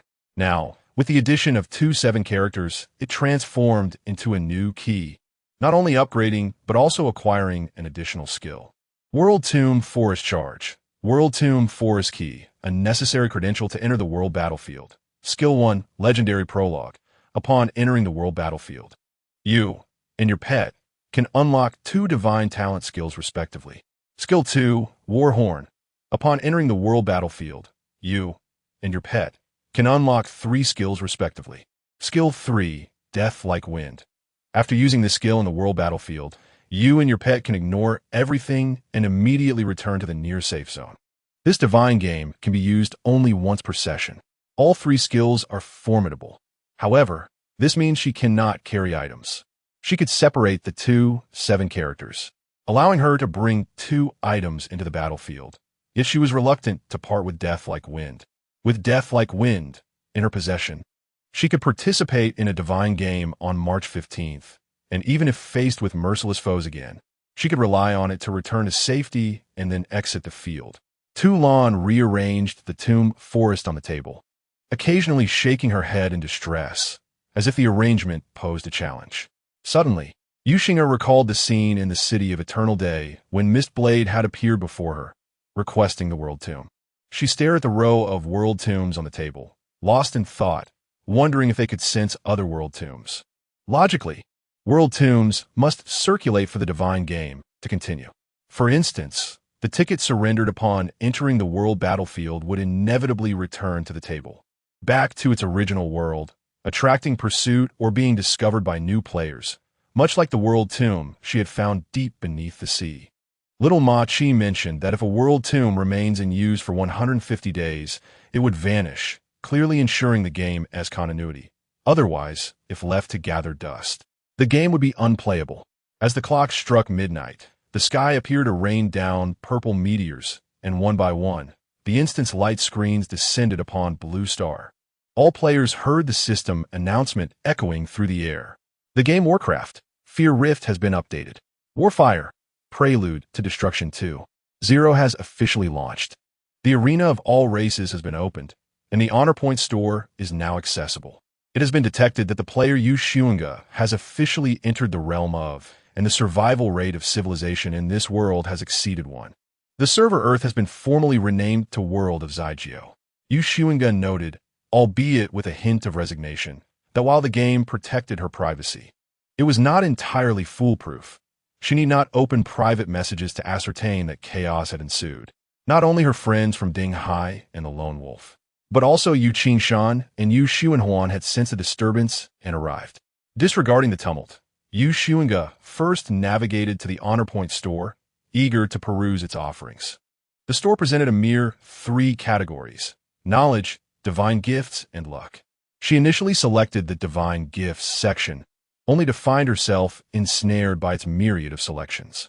Among the offerings were the fateful gacha that allowed one to re-roll divine talents, lucky dice that could redefine one's fortune, tickets for live viewings of the arena, pet eggs, scrolls for changing races, numerous styles of wings, a variety of tails that could serve as weapons or even transform, and nearly 100 skins, mechanical limbs, mysterious blood, scales, and more, each boasting unique functionalities.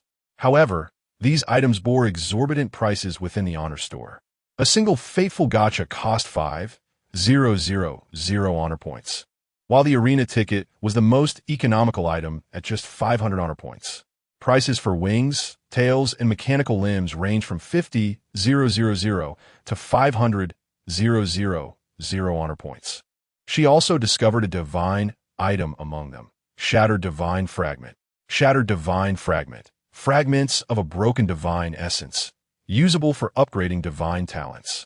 Limited to players whose divine talents do not exceed Grade S.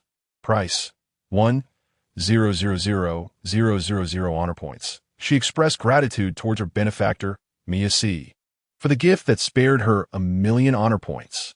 The latter half of the page displayed items visible only to divine players, including the World Tomb. Yet, the World Tomb bore a caveat. Its inventory fluctuated in real time. Priced slightly more affordably at 20,000 honor points, it came with a special condition: purchase notice. This item, if not utilized within 3 natural days, will be forcibly recalled. Moreover, it was subject to both purchase limits and scarcity. Each player could only acquire one every 60 natural days. Currently, Yu Xunge observed a stock of 24, perhaps indicative of the current quantity of world tombs that Xilin and Xigeo possessed. Since her own count of world tombs surpassed 3, each subsequent acquisition had increased her honor points by 10,000. Thus, within the context of the store, the world tomb could be considered a bargain at merely 10,000 honor points, a fair price indeed. This world tomb was evidently designed to enable divine players to access the game with greater frequency, ensuring they would not be hindered by the unavailability of tickets or reluctance to dismantle keys. However, this is the cheapest item available on the visible only to divine players product page.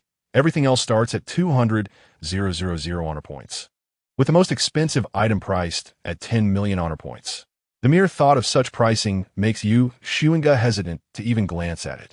Just then, Talong swooped in, announcing she had received a system prompt, inquiring if she wished to log into the game's IGO.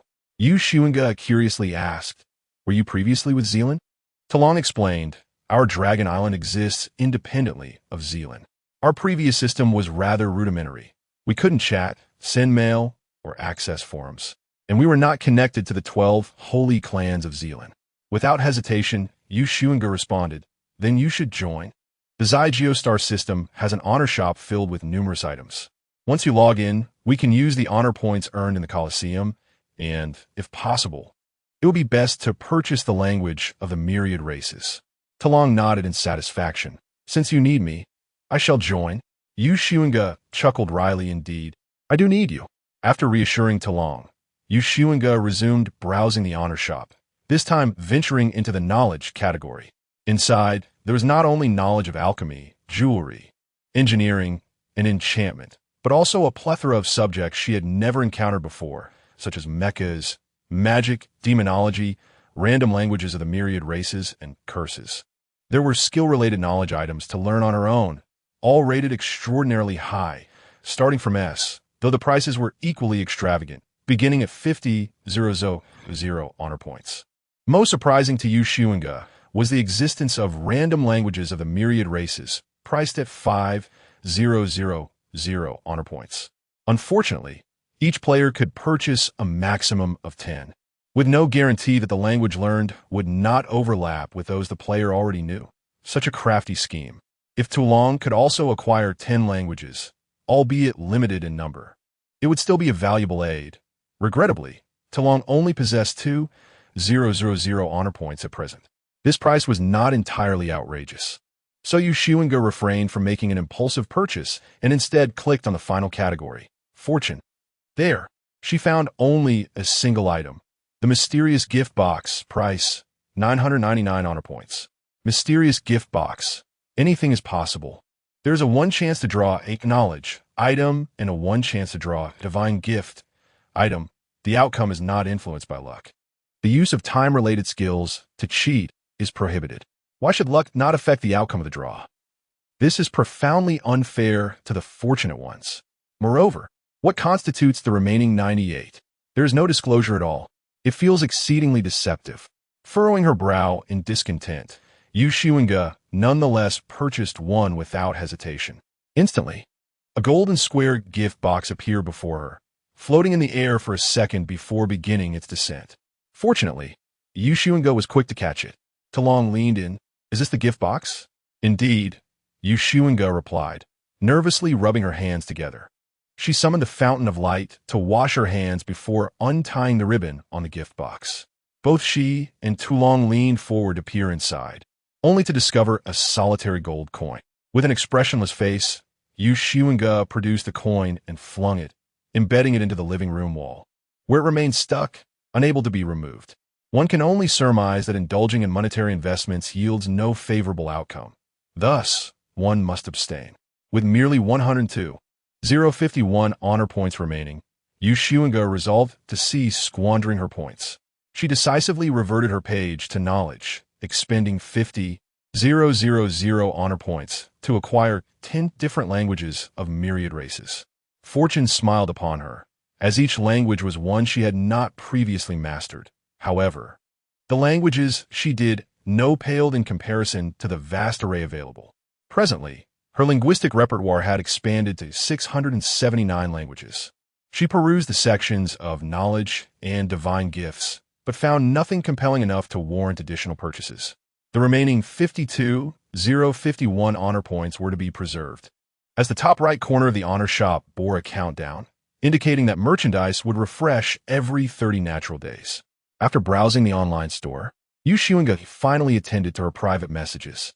She refrained from extensive responses, not out of arrogance, but rather due to the disarray that had ensued during her initial entry. Other players who ventured into the luminous star were merely serving themselves as fodder. Even if she were to directly state her inability to speak at present, no one dared to press her further. Meanwhile, the gaming forum and various social media platforms buzzed with similar trending topics. Gladiatorial Arena, Xunge new instance glimmer, what on earth is? Divine gift fate capsule, shatter divine power. Xunge even called her, inquiring whether she could exchange 2 fate capsules for them. Xunge's succinct reply of "I won't" left Xunge momentarily speechless. After stammering for a while, he weakly scolded her before ending the call. Xunge also approached her, yet she simply reiterated her refusal, lacking the inclination to provide justification. The following day, at 9 o'clock, Zhao Shuang arrived punctually at Yu Xuange's doorstep, ready to accompany her and Tu Lan to the seabed. It was conservatively estimated that an additional 10 million instance glimmers had emerged. How many cut-and-paste skill crystals did you bring? We brought everything accumulated in the Dinghai. We'll seize as much as we can. All nations are vying for it. Arriving at the seaside, they encountered 7 other Dinghai players. After a brief introduction, they plunged into the ocean. The underwater terrain was treacherous. During her prior expedition with Tu Lan, conditions had been manageable. However, since the gathering of the alien forces, the seabed had become riddled with traps and hostile players. Not to mention the occasional encounter with formidable aquatic beast bosses. Previously, Dinghai players have been unable to access this realm due to insufficient levels and attributes. But now they could barely navigate the depths, facing numerous perils. After repelling an 18-level beast boss, Yu Xuange safeguarded her companions from Dinghai as they secured yet another instance glimmer. Yu Xuange was increasingly convinced that shortly after her demise in her previous life, Blue Star had met its end. What she had once believed to be a counteroffensive was likely merely a preemptive measure to claim territory, akin to the wilderness creatures that lingered in a state of survival. The rallying cry for a counteroffensive served only to filter out those players still imbued with the spirit and fervor willing to fight for Blue Star. Not only had she never heard of the myriad races gladiatorial arena or the world battlefield until her death in her past life, but the Dinghai's weakened state had resulted in various factions being evenly matched, preoccupied with internal strife. Unlike in this era, Dinghai's strength surpasses that of all other factions. Although conflicts persist, there exists a sense of restraint, with Dinghai serving as the guiding force. In significant matters, all parties defer to Dinghai's arrangements. The underwater environment is exceedingly intricate.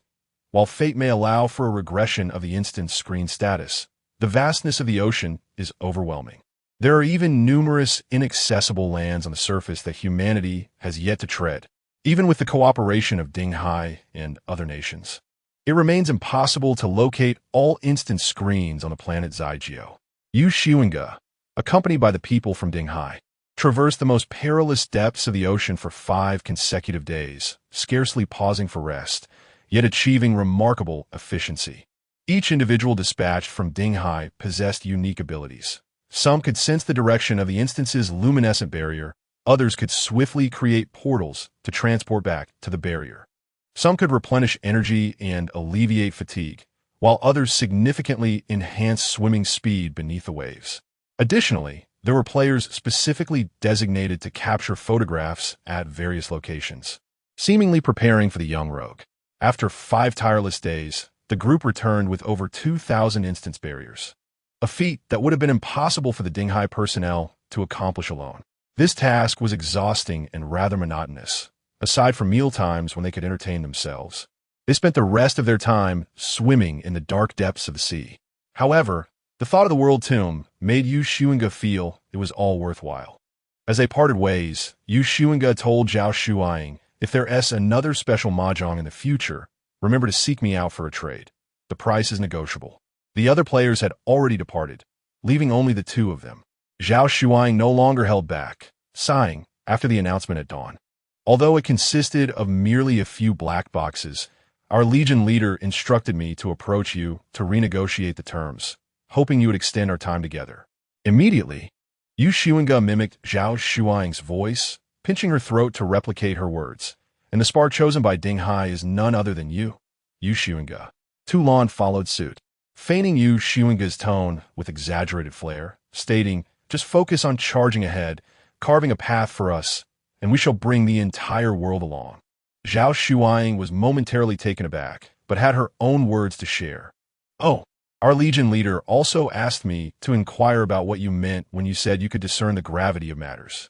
Yu Xuange was taken aback, her honesty shining through as she sheepishly scratched the back of her head. You really believe that?"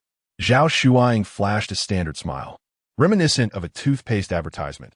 "Well, we believed what you said, didn't we?" In the next moment, both their smiles vanished, and they locked eyes in a silent confrontation, equally astonished by each other's audacity. They were equally matched. Neither could claim superiority. Clearing her throat, Xunge quietly remarked, "Isn't this just social etiquette? Why bring up old grievances?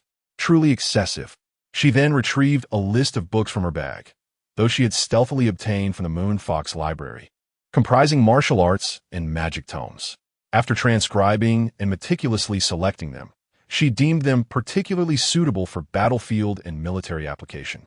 She offered the list to Zhao Shuang, saying, "Could these books procure a piece of mahjong?" She sought to test whether Ding Hai still possessed the World Tomb. Theoretically, there should not be more than 3 in circulation. As aside from her, no player from Zai Jiuxing had accumulated 10,000 honor points in one go. Of course, it was also possible that the points were distributed among several individuals. The World Tomb had no potential for farming honor points. After obtaining 40,000, she acquired 10,000 honor points, which were subsequently deducted when given to Mistblade. However, later on the battlefield, the 2 World Tombs, which were used as entry tokens and lost after death, did not deduct her honor points. Zhao Shuang glanced at the list of books she received. Although only the titles were visible, it was evident from the catalog that these were valuable works. Yet, concerning that special item, she found herself unable to make a decision. In fact, had it been just a day later, Ding Hai would have never sold that unique mahjong piece to Xunge at such a low price. When Xunge acquired that special mahjong and gained an additional 10,000 honor points, Ding Hai felt a twinge of regret. Previously, Ding Hai had spent a considerable amount of time researching that object, but had failed to uncover any significant properties. He neither identified any special uses nor gained honor points as Xunge did, ultimately concluding that Xunge was in dire need of it. After Xunge unleashed her full firepower and defeated the boss in the Colosseum, Ding Hai understood the message she was conveying and seized the opportunity to express his stance while negotiating the collaboration. Once the announcement was made, everyone immediately speculated that the special mahjong was likely related to the survival rate of world civilization, its value having increased exponentially. Zhao Shuang remarked, "I need to ask." The 2 stood by the seaside waiting. Within 2 minutes, Zhao Shuang received a response directly from Yu Zhaohai. She relayed, "Our Legion commander asks if you can bring others to that designated area." Xunge shook her head. "I can barely ensure my own safety. I won't bring anyone else. I can protect Toulon, but I cannot take responsibility for strangers." Zhao Shuang replied, "Oh, then she says she won't sell." Xunge, the change of attitude is rather swift. Yu Zhaohai was evidently certain that she would trade these books, whether with Ding Hai or ordinary players. Once the transaction was made and the items entered the market, Ding Hai would be able to obtain. Xunge regretfully tucked the list of books away, knowing she was not in a rush. In early March, with half of the orange-red wings ignited, Xunge took Toulon to the place where she first stole the moon. She discovered that the once moonless land had inexplicably restored itself. It seemed that the tower's inability to recover was due to a temporal anomaly within. Resolutely, Xunge led Toulon to harvest another segment of moonlight and went to a secluded area to divide the essence. Just like in the tower, Xunge obtained 3 points while Toulon received 1 point. Currently, she possessed 12,764 points of essence, and Toulon had 4,003 points. Although it appeared substantial, it would likely not last long in the world battlefield. The moon sand from the volatile moon could be rapidly converted into a considerable amount of essence. But Xunge refrained from doing so for the time being. Her essence was still sufficient, yet the moon sand would be depleted upon use, and it might possess unknown properties. Xunge sold all the potions she had accumulated, and with the recent dividends from Ding Hai's time will always be squeezed over the past few months, she nearly exhausted her entire fortune, purchasing 2 of the cheapest S-rank skills at the auction house. One was called Underwater Combat and the other Blink. This was all in preparation for the death penalties in the world battlefield. She wished she could buy another, but unfortunately, funds were insufficient. The amalgamation of her 2 skills cost her over 20,000 gold. After sending her share from the sale of potions to Lucia via the Zern mailbox, she was left with only enough funds to activate the teleportation array. As March 15th approached, Xunge grew increasingly anxious. Her orange-red wings of light had only reached 3/4 of their progress, clearly insufficient for the upcoming battlefield. She occasionally pondered whether to focus solely on igniting her wings of light, yet refining potions and practicing combat were integral to her strength. After considerable contemplation, she resolved to adhere to her original plan, for the tranquility and joy she experienced while concocting potions could only heal the agony she endured from lightning strikes. On the 14th, Xunge accessed the honor store and ordered a world tomb. Regardless of the card type, it would enhance her prowess upon entering the world battlefield. Spending 20,000 honor points, she soon saw her honor points increase by another 10,000. She currently possessed 42,051 honor points. As her honor points fluctuated, a world tomb materialized before her. The inscription was in the language of the Xunge. World tomb. Carry this into the world battlefield to unlock a weapon or equipment. Without hesitation, she could now bring Dusk and Night along. She had also devised a plan for Legendary Prologue and Warhorn. Legendary Prologue would unlock 2 divine gifted talent skills. She chose the exceptional counterattack skill Absurd Tale and the attack skill Midnight Exile. Warhorn could unlock 3 skills: Soul Resistance, Passive, Dandelion in the Wind, and the first step to making cotton candy, comprising 1 defensive skill, 1 escape skill, and 1 healing skill, which would save her considerable resources. As for the East Wind card, she opted for Absolute Awareness, Passive, approaching midnight on the 15th. She assembled 8 World Tombs to create World Tomb Forest Charge, World Tomb Forest Key, selecting to use it. As before, a small box appeared before her, displaying the words Ticket 01. Xunge placed the red aircraft from the buried Spring civilization into the box. The box closed, and an ethereal voice resonated in her mind. Welcome, Winestar player Xunge, to the world battlefield. You will participate in the 160th Divine Game, Detected World Tomb. You will gain the qualification to leave the room and enter the main battlefield 1 minute early, Detected World Tomb. You may unlock a weapon or equipment, Detected World Tomb Eastwind. You and your pet may each unlock a skill. Your entry credential for the world battlefield is the 2-star key, World Tomb Force Charge, possessing the skills Legendary Prologue and Warhorn. Please select the 2 divine gifted talent skills and 3 combat skills you and your pet wish to unlock. Xunge swiftly selected her desired skills according to her plan, while her companion, Toulon, also made her choices. The divine gifted talent skills she selected were Expert Number and Thieving Dragon. As for skills, Xunge advised her to choose 1 control skill, 1 escape skill, and a shape-altering skill. However, she yearned to experiment with the newly acquired skill, I Desire to Progress, which bore resemblance to Xunge's cotton candy ability. Although both originated from divine gifts, they were classified as distinct skills in the list. Xunge acquiesced to her desires, as they possessed their own secret arts, and the selection of skills merely served to conserve their resources. After finalizing their choices, the duo once again descended into the small chamber. This time, the alien players on either side were markedly different from the last encounter. Even more striking was the transformation of her combat prowess. Although her primary attributes had not undergone a dramatic metamorphosis, her strength, constitution, and intelligence hovering around 210, with agility surpassing 1800, her combat capability had soared, bypassing the 3rd-tier Fool and ascending directly to the 6th-tier Connoisseur. Her ranking had leapt to 62,166. This undeniable surge in power stemmed from her acquisition of 3 SSS skills from Shark Cold. Although she remained uncertain whether this ranking would fluctuate based on the number of skills and items she carried into the world battlefield. Upon checking the leaderboard, she discovered that Shark Cold had plummeted to 2,332nd place, his combat tier dropping from 19 to 17.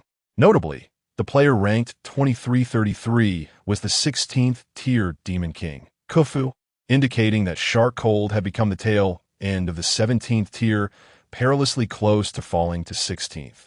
This was disheartening news. She would prefer to underplay her abilities, masquerading as a weakling, rather than be inaccurately assessed as a high-tier combatant while her attributes lagged. Furthermore, she suspected that the game's difficulty might escalate as well. As the countdown to the game commenced, her concerns crystallized into reality the moment the game information materialized in the center of the room. Game 23160, Divine Game Kart Racing. Countdown 009 57. Game content. A 12-hour kart racing competition. Distance travel determines your ranking, which can be checked anytime via the leaderboard. Game difficulty. Connoisseur Game Rule 1. VXV Game Rule 2. Game Rule 7. Game Rule 8. Each visit to the gas station must not exceed 30 minutes. Game Rule 12. Game Rule 18. The use of gasoline number 36 is prohibited. The classification of game difficulty, leaderboard combat tier, and arena treasure chest rating were all aligned. Thus, the connoisseur tier was merely one level above the fool, yet the number of game rules had dramatically surged from 3 to 18. She could only comprehend 2 of these rules, but the information contained within them was significantly more substantial than the previous game's prohibition against the appearance of red. The gas station seemed predictable, likely akin to an oasis, both a safe zone and a battleground, but her time there was limited to half an hour. The prohibition of using no.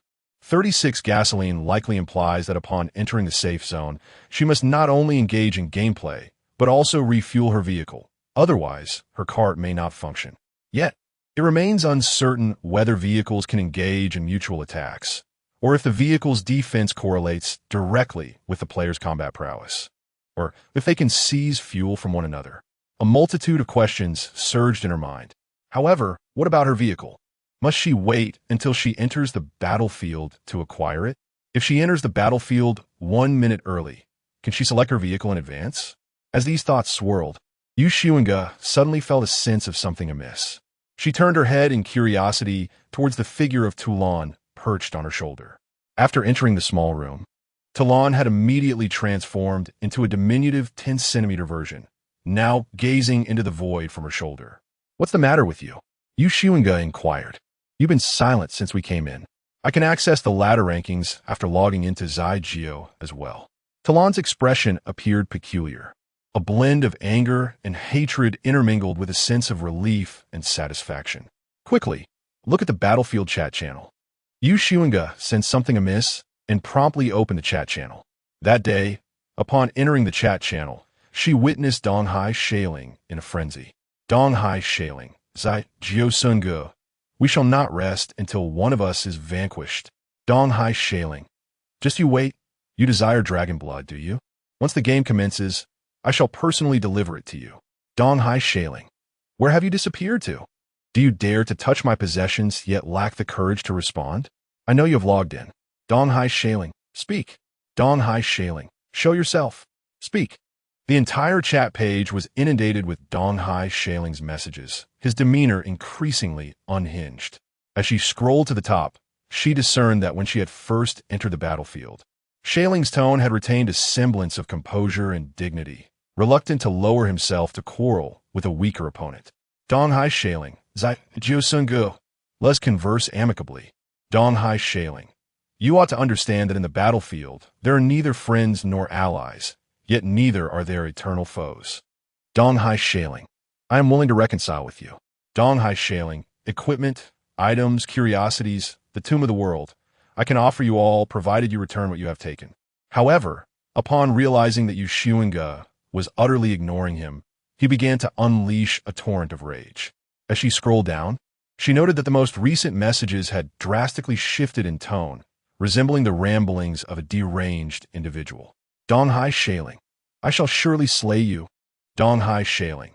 "I will extract your dragon essence and pour it upon your head, then feed you the thorns of hatred, compelling you to expel it." Donghai Shaling. "Will you reconcile or not?" Donghai Shaling. "Return what you have taken from me." Donghai Shaling. "Sai yi keksun. Donghai Shaling. "I shall gift you the thorns of hatred. You return what you have taken. Do not force me to beg you." Donghai Shaling. "This is your final warning. Do not compel me to plead. It appears that emotional manipulation can indeed drive a person to madness, even one from a different tribe." Moreover, Xunge approached the glass window of the house, glancing up, down, and around, only to discover that all the players were intently gazing into the void before them, evidently captivated by the antics of Charcold. Being a person of kindness and courtesy, Xunge promptly decided to respond. She expended 3 times her essence to invoke the SSS divine gift skill, Ancient Curse. Soon, a voice resonated from the air outside the room. It was her own voice. I curse Donghai Charcold. Whenever he speaks in the battlefield chat channel, he shall weep and spew blood for a minute with each word, until his tears and blood fill the initial room of the battlefield. Only then shall the curse be lifted. Initially intending to declare an hour, her words were automatically adjusted to a minute as they escaped her lips. This was a retort aimed at Donghai Charcold, as well as a message to all alien players. The moment her name appeared in the World Battlefield channel, she knew she could no longer hide. The curse, spoken in Chinese, gave her the peculiar sensation that it would automatically translate into a language understandable by the alien players. Talon erupted into laughter. The Battlefield chat channel fell silent for a brief moment, and then, for the first time, an alien player other than Charcold made their presence known. Zichuan Taoyu, ha ha ha. Xunge did not laugh. Instead, she secretly sighed in relief, grateful that she had refrained from cursing Xunge during her time on Jiaju Star. Initially, she had been too busy, and later, each time she considered cursing him, various distractions had interrupted her thoughts. It turned out that such a curse would be publicly announced in the way it had been, and in her own voice, no less. Upon her return to Jiaju Star, she would try with a voice changer. Wait, what was she thinking of trying upon her return? She could try it right here. Immediately, she transformed into a cat using Anima Magus and meowed a string of curses. I cursed Donghai Charcold's pet to loathe thorns, unable to evolve unless a true alien loves him sincerely and is willing to die for him. Only then shall the curse be lifted. She had intended to meow that it was only if a dragon truly loved him, but that was too harsh, even with her current essence points. She could not successfully cast that curse. The curse was automatically adjusted and corrected to refer to an alien at the moment it was spoken. Her meows echoed in the air, and once again, she comprehended the curse as it reached her ears. Excellent. Upon returning to Jiaju Star, she would transform into a cat and meow a curse at Xunge. Thus far, she had utilized the ancient curse 4 times, leaving 3 slots remaining. She would use 2 for Xunge and keep 1 in reserve for emergencies. Looking back at the Battlefield chat channel, aside from Zichuan Taoyu's laughter, several other alien powerhouses had joined in, all of whom were players of Tier 17 or above. Players like Mist Blade and Maple Sugar did not dare to laugh publicly. Some astute individuals had already sensed the underlying issue. Zichuan Taoyu, what was stolen from you? It couldn't possibly be your ancient curse, could it? Zichuan Ligua, I am certain that his ancient curse has been stolen because on the day he was cursed 2 months ago, my curse was lifted. Sakura Zili, Shark Lung. Oh, Sharving, today Islandia Yodai. Ting Tzu Jing, congratulations. My curse has also been lifted. It seems that retribution has come. Shark Lung. However, as more players joined the conversation, Shark Lung found himself effectively silenced. Players with slightly lower combat power began to chat as well, and without exception, they reveled in his misfortune. It appeared that Shark Lung had cursed many players, but the topic gradually shifted towards Xunge. Mike Wan Xioni, Zai Jiu Sungo, help me curse Zaylan Feng Tang. Name your price. Zaylan Feng Tang. She is my daughter. She would do that. Zaylan were not by blood. Zaylan Feng Tang. She's like my own. Xunge. You both are out of your minds. They do not belong to the same world. Mike Wan Xioni. You both are out of your minds. You are not from the same world. Zaylan Feng Tang. Look, we've been talking for so long, and she hasn't come out to deny it. She has tacitly accepted it. Zaylan Feng Tang. And don't you know? Zaijio was the one who brought Zaylan into the world battlefield. Zaylan ramping. How did you manage to make the invasion sound like a favor to Zaijio? Zaylan Feng Tang. I learned from you all. Was T Warren the one who said we San Hai were brought in by Zaylan? Zaylan Feng Tang. Why aren't you speaking? Don't you enjoy chatting? Alas. Xunge. Let us get started. Let us get started. Unfortunately, she recalled that Hecuba had once stated that ramping Yue Huang was the most inarticulate among the 9 great lunar monarchs, making it quite difficult to assess. As the countdown reached 1 minute, Xunge and Tu Lan, who who had been stealthily observing the conversation among the alien strong, swiftly descended and entered the game. A person and a dragon appeared at the starting line of the race. Before them lay several rows of go-karts, densely packed. The styles and colors were incredibly diverse. Some resembled sports cars, others looked like spicy fish heads, and some even resembled motorcycles, with slight variations in size. However, even the largest go-kart, when Xunge sat inside, left most of her body protruding outside. The total number of go-karts was merely a few thousand. Yet the online player count for this divine game had already surpassed 20,000. It seemed likely that there were multiple starting points for this game. Looking outward, the racetrack appeared endless, flanked by mountains. The sky was adorned with a pink planetary ring, seemingly on the verge of descending, its lights soft and ethereal. The entire sky was painted in a fairy tale-like pink, dotted with countless specks of light and floating debris. At this moment, the planetary ring was slowly rotating. Players had begun to log in gradually. Some evidently hailed from worlds devoid of such vehicles, momentarily left in a daze. Yet, they were not foolish. Upon witnessing others selecting go-karts and taking their seats, they instinctively began to choose their own vehicles. Xunge was no exception. She hurriedly ran to a secluded area away from the other players to select her go-kart. She did not possess the time of Soros, thus unable to examine the karting information. Although Tumbling had reconnaissance skills, she claimed she could not see through these carts. Xunge could only rely on her intuition and a basic understanding of the vehicles, beginning her selection from the front row of carts. She observed that the outermost ring of the steering wheel on each cart was made of transparent material, filled with a blue liquid inside. Without hesitation, Xunge chose a white cart with the most abundant blue liquid in its steering wheel. This particular cart was relatively small in model, yet spacious enough for Tumbling to sit comfortably in front of her after her transformation, potentially assisting her in driving if necessary. As the countdown reached 20 seconds, Xunge settled into the cart and began to familiarize herself with its structure. The moment she adjusted herself comfortably, the entire white cart illuminated as if activated.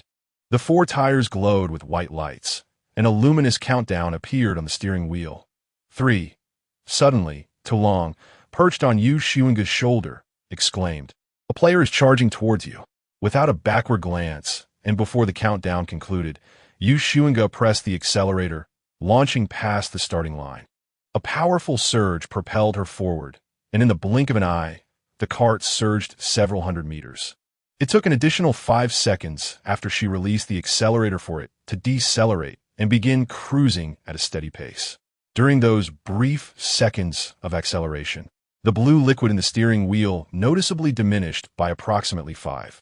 The racetrack was not particularly wide, spanning about 50 meters. To the left loomed towering mountains, while to the right lay an endless expanse of ocean. As she drove forward, she continued to explore the various functionalities of the cart. The cart's design was straightforward. Aside from the steering wheel and turn signals, there were only a few data points represented by light and shadow, located clearly at the upper right of the steering wheel for easy visibility. Karting stats: cart coins, 0 speed, 200 kilometers H distance, 1. 9 kilometers fuel level, 100 nitro boost, 9. 610 cart damage, 0. The two pedals represented the accelerator and brake, respectively. The accelerator controlled the nitro boost, while the cart would only halt when she pressed the brake. Otherwise, the activated cart would continue to accelerate forward at 200 kilometers H. She attempted to flap the orange-red wings, hoping to lift the cart into flight. Regrettably, while it was indeed possible to ascend, the cart could not rise more than 30 centimeters above the ground, and attempting to lift it proved exceedingly challenging, falling short of the cart's ordinary speed, thereby eliminating any possibility of aerial cheating by flying races. Somewhat awkwardly, while the wind could still carry dandelions, once she departed, the cart and Tumbling remained immobile in place. However, if she and Tumbling coordinated effectively, this skill was not entirely unusable. She also attempted to apply a blood shield to herself using her ability points, which, under the influence of the ability points, reduced the casting time to 10 seconds. To her delight, Xunge discovered that this shield applied directly to the entire cart. This indicated that she might be unified with the cart, and it was highly likely that the cart could also benefit from the effects of the absurd story skill. At this moment, the countdown had reached its conclusion, and the game had officially commenced. She could hear a cacophony of sounds emanating from the starting point. Xunge beheld a row of luminous boxes ahead, all identical in appearance, each adorned with question marks on all 6 sides. This sight evoked memories of a game, Mario Kart. The battleground should indeed be grateful that Nintendo's legal team had not entered the fray. Xunge randomly selected one of the glowing boxes and collided with it. As the box shattered, an ominous realization dawned upon her. There were no banana peels, no ink, no turtle shells, and certainly no speed boosts. The acceleration fuel within the steering wheel of her cart plummeted by 50% in an instant. To make matters worse, she had violated a game rule, triggering divine retribution. Beep! You have violated a game rule. Divine punishment will be randomly selected. Divine punishment complete. You have lost 6 points of strength. Talon was in the same predicament. Their fates were intertwined in this realm. However, Xunge did not feel particularly distressed. She even reassured Talon, saying here, "We abide by the law of conservation of luck. It's better to get the misfortune over with early." She noticed that if she refrained from pressing the gas pedal, her cart would maintain a constant speed. She attempted to use temporary stat reset to interchange her 4 primary attributes, but alas, no elevation in any attribute could influence the cart's velocity. At this juncture, a dozen carts had already overtaken her, employing various skills as they passed by. Yet Xunge adeptly evaded their attacks. Suddenly, another cart sped toward her, and the player within cast a glance her way before unleashing a colossal black fireball. Xunge swerved the steering wheel, while Toulon released a breath of dragon fire. Unfortunately, she could not evade the homing fireball, which struck her white cart, causing her health to diminish by 30%. The surface of the cart instantly fractured, and the damage value escalated to 4%. Yet, under the reflective damage of absurd story, the opposing player evidently suffered an equal amount of harm, grimacing in agony as their cart momentarily lost control. Talon assessed the opponent's health status and promptly relayed the information to Xunge. However, the adversary's health and defense were clearly superior to Xunge's.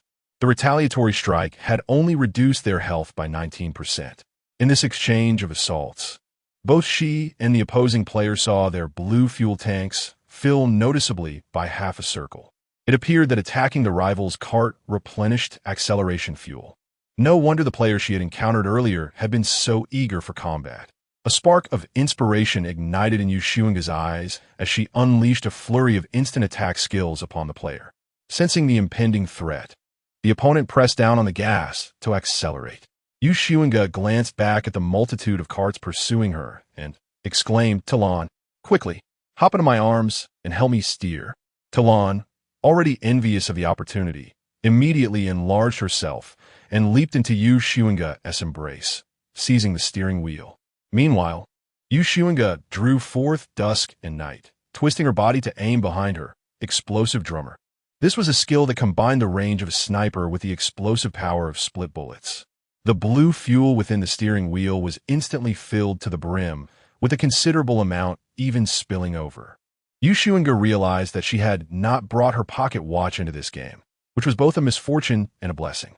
In the past, she would cautiously assess her opponent's strength and level before deciding whether to engage, but now, with eyes closed, she charged ahead fearlessly. Behind her, a cacophony of insults in various languages echoed, yet Xunge felt an exhilarating rush. Would these foreign players spare her if she refrained from attacking? Certainly not. Since they wouldn't, why should she hold back? For the next several minutes, Xunge targeted anyone she encountered on the road, launching indiscriminate assaults.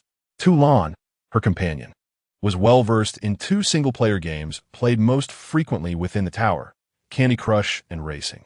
As a dragon, her driving skills surpassed even Xunge's. She executed turns and drifts flawlessly, deftly evading skills. The issue of her short legs was easily resolved. Toulon used her wingtip to press down on Xunge's feet, which were resting on the brake and accelerator pedals. While she could have directly stomped down, the cart was too small. If she did so, there would be no room left for Xunge's feet. After narrowly dodging a particularly powerful skill, Toulon let out a series of jubilant cries akin to a monkey. "This is our turf." Xunge, her feet tingling, simply thought, "As long as you're happy." She relinquished complete control of the driving to Toulon, freeing herself to attack other players, especially those who appear to be novices with their carts. With precision, she struck them without needing to aim for more than 3 seconds. Under Xunge's relentless assault, their carts never lacked for acceleration fuel. Occasionally, the sounds of carts colliding and overturning resounded behind them, yet Xunge received no notifications of successful player eliminations, leaving her uncertain whether those players had survived or simply hadn't counted as kills at her hands. The advantage of having entered early became apparent. With an abundance of players behind her, her acceleration fuel remained nearly full. Unfortunately, under the effect of her Midnight Exile skill, most carts behind her began to slow down, maintaining a deliberate distance. After another exhilarating race for several minutes, a row of glowing boxes appeared ahead. The rumbling of engines resonated behind her. Xunge turned sideways, aiming her sniper at the rear, and recalling the rule she had previously violated, said to Toulon, "Let us try crashing into the farthest right box." Just like last time, as Toulon pressed the accelerator, the cart smashed through the designated glowing box. In that instant, the box shattered, transforming into a luminous portal, and Xunge's cart surged through it simultaneously. "Beep! You have violated a game rule. Divine punishment will be randomly administered. Divine punishment complete. You have lost 15 of your experience points." In the blink of an eye, they found themselves in a new setting, their cart appearing in what resembled an open-air parking lot. "Welcome, players, to the safe zone. Mutual attacks are prohibited within this area," Xunge remarked. "It seems there's a rule against crashing into the farthest right glowing box." Toulon asked, "Are you feeling more at ease now?" Xunge conceded, "Much more at ease." Indeed, a sense of grounding enveloped her, for at the moment she uttered those words to Toulon, a rule materialized before her, seamlessly transitioning from an alien tongue into Chinese. Rule 9. Prohibition against shattering the first luminous box. The parking lot was adorned with numerous broken go-karts, and at that moment, several players maneuvered their go-karts at a leisurely pace, seemingly in search of the game's steal or surveying the terrain. Yet none of them departed from their vehicles. Xunge eased off the accelerator and gently pressed the brake, while Toulon synchronously adjusted the steering wheel. The duo slowed their pace, commencing the search for the game's steal. Xunge meticulously noted the time, and soon, they discovered the fuel station at the heart of the parking lot, the area with the most vehicles. She kept her foot steady on the brake, halting the car's motion. Inside, a series of vending machines displayed an array of items: food, gasoline, repair fluids, tools, go-kart parts, and spray paint. Prominently standing amidst these vending machines was the game steal, inscribed with the details of the Safety Zone-esque game and a countdown of 9 minutes. Game, Truth and Lies. Upon the countdown's conclusion, this safety zone will transform into a semi-open combat zone, with the entrance sealed and the exit available. Early departure from the combat zone incurs a parking fee of 5 go-kart coins. Once the game commences, every 30 seconds, the information of one player present will be disclosed. Players must determine within 30 seconds whether the information is true or false. Left turn signal denotes truth. Right turn signal denotes falsehood. The individual concerned need not respond. Automatically deemed correct. Failure to make a choice by the end of the timer results in an incorrect judgment. The game consists of 50 rounds. Each correct answer earns a player 1 go-kart coin, the sole currency of the fuel station. The 3 players with the highest correct answers will receive an explanation of the rules. The 100 players with the most incorrect responses will face immediate demise. With each erroneous answer, the nitrogen boost fuel capacity limit of the player's go-kart increases by 1%. During the combat zone period, players will temporarily detach from their go-karts. Departing midway does not affect the distribution of game rewards. Current player count in this safety zone, 1536. 30 seconds. Her time within the combat zone cannot exceed 30 minutes. Deducting the 9 minutes spent waiting prior to the game's commencement, she can remain for a maximum of 21 minutes, which translates to a maximum of 42 questions. To err on the side of caution, she must leave after responding to the 41st question. Furthermore, the game conceals myriad pitfalls. The temporary detachment from go-karts implies players can seize each other's vehicles or even destroy them. The other rules unveil a psychological battleground, while accumulating correct answers yields modest rewards. Only 3 slots are available for rule interpretations. Conversely, incorrect answers augment the fuel boost limit. Yet, the 100 players with the most errors face instant death. Who does not succumb to greed? Who remains content? Who comprehends the wisdom of knowing when to withdraw? As I gaze around, I perceive formidable individuals from various realms gathered here. At this moment, nearly 200 players congregate near the gaming monument. Who among them would dare claim they're not driven by greed? A great conflict is destined to erupt within this game. The question arises, how can one maximize personal gain while evading the fate of being among the 100 players making the most mistakes? The solution is quite straightforward. Eliminate 100 players by destroying their vehicles, rendering them incapable of responding to any inquiries, with all 50 questions deemed incorrect. How does one navigate the delicate balance between carding coins and the cap on acceleration fuel? The answer is equally simple. There is no need for compromise. Seize what you lack from other players. She glanced at her gasoline level. Despite having raced for nearly half an hour, she still possessed a commendable 73 fuel. Searching her surroundings, she finally experimented with the button located at the center of the steering wheel. In an instant, a glass container emerged, revealing itself to contain a substantial portion of silvery liquid, with the container marked at 500 milliliters. In contrast, the self-service vending machines at the gas station offered pitifully small bottles of fuel, akin to diminutive vials of essential oils, each appearing to hold merely 20 to 30 milliliters. The color and texture of those fuels appeared indistinguishable, the only distinguishing feature being the labeled model on the containers. She even spotted the 36th fuel type, which she was unable to utilize. Xunge's expression was grave. With 73 fuel, it would suffice for the time being. However, if the entrance to the gas station was concealed within a glowing box, it would imply that her next opportunity to access the gas station was uncertain. She could forego purchasing fuel this round, but to be prudent, she must accumulate enough carding coins. This would enable her to purchase a sufficient amount of fuel and essential parts during her next visit, provided the gas station remained within a safe zone at that time. Additionally, repairs to her cart were imperative, as even if she replenished her health after an attack, the scars on her cart would not disappear. Xunge released the brake, allowing the cart to move once more. She instructed Tu Lan to drive while she sought the exit of the parking lot, simultaneously opening the leaderboard to observe the online players participating this round. Engaging in this game was essential, yet she needed to prepare for an early exit.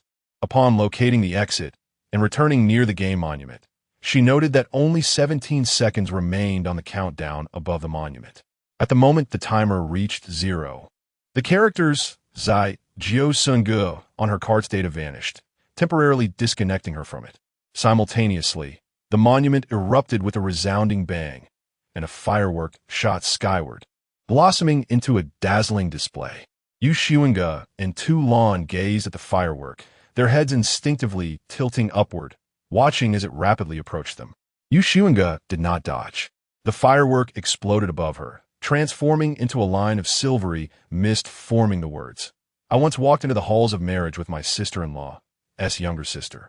There was no need to inquire further. Like the game monument, the meaning of this phrase was universally comprehensible. The statement concluded with a countdown, now at 29 seconds. Xunge pondered. This phrase, while seemingly incorrect, also felt somewhat right. Yet it didn't seem entirely accurate. They indeed entered, but upon glancing up, she noticed all the players gazing at her with peculiar expressions. Surprisingly, no player attempted to control her cart. Yet that did not deter her from activating her left turn signal and nodding fervently in affirmation. From a literal standpoint, the phrase held no flaws. The players' expressions morphed from vigilant apprehension to a more bizarre fascination, as if they were witnessing something utterly peculiar. Xunge exhaled in relief, astonished that the players refrained from colliding with her cart. She speculated whether they were cautious of her ancient curse or feared that she might seize their divine skills, just as she did with the curse. However, the answer soon revealed itself when a cart slowly approached and came to a halt beside her. This was an overt gesture of harmlessness.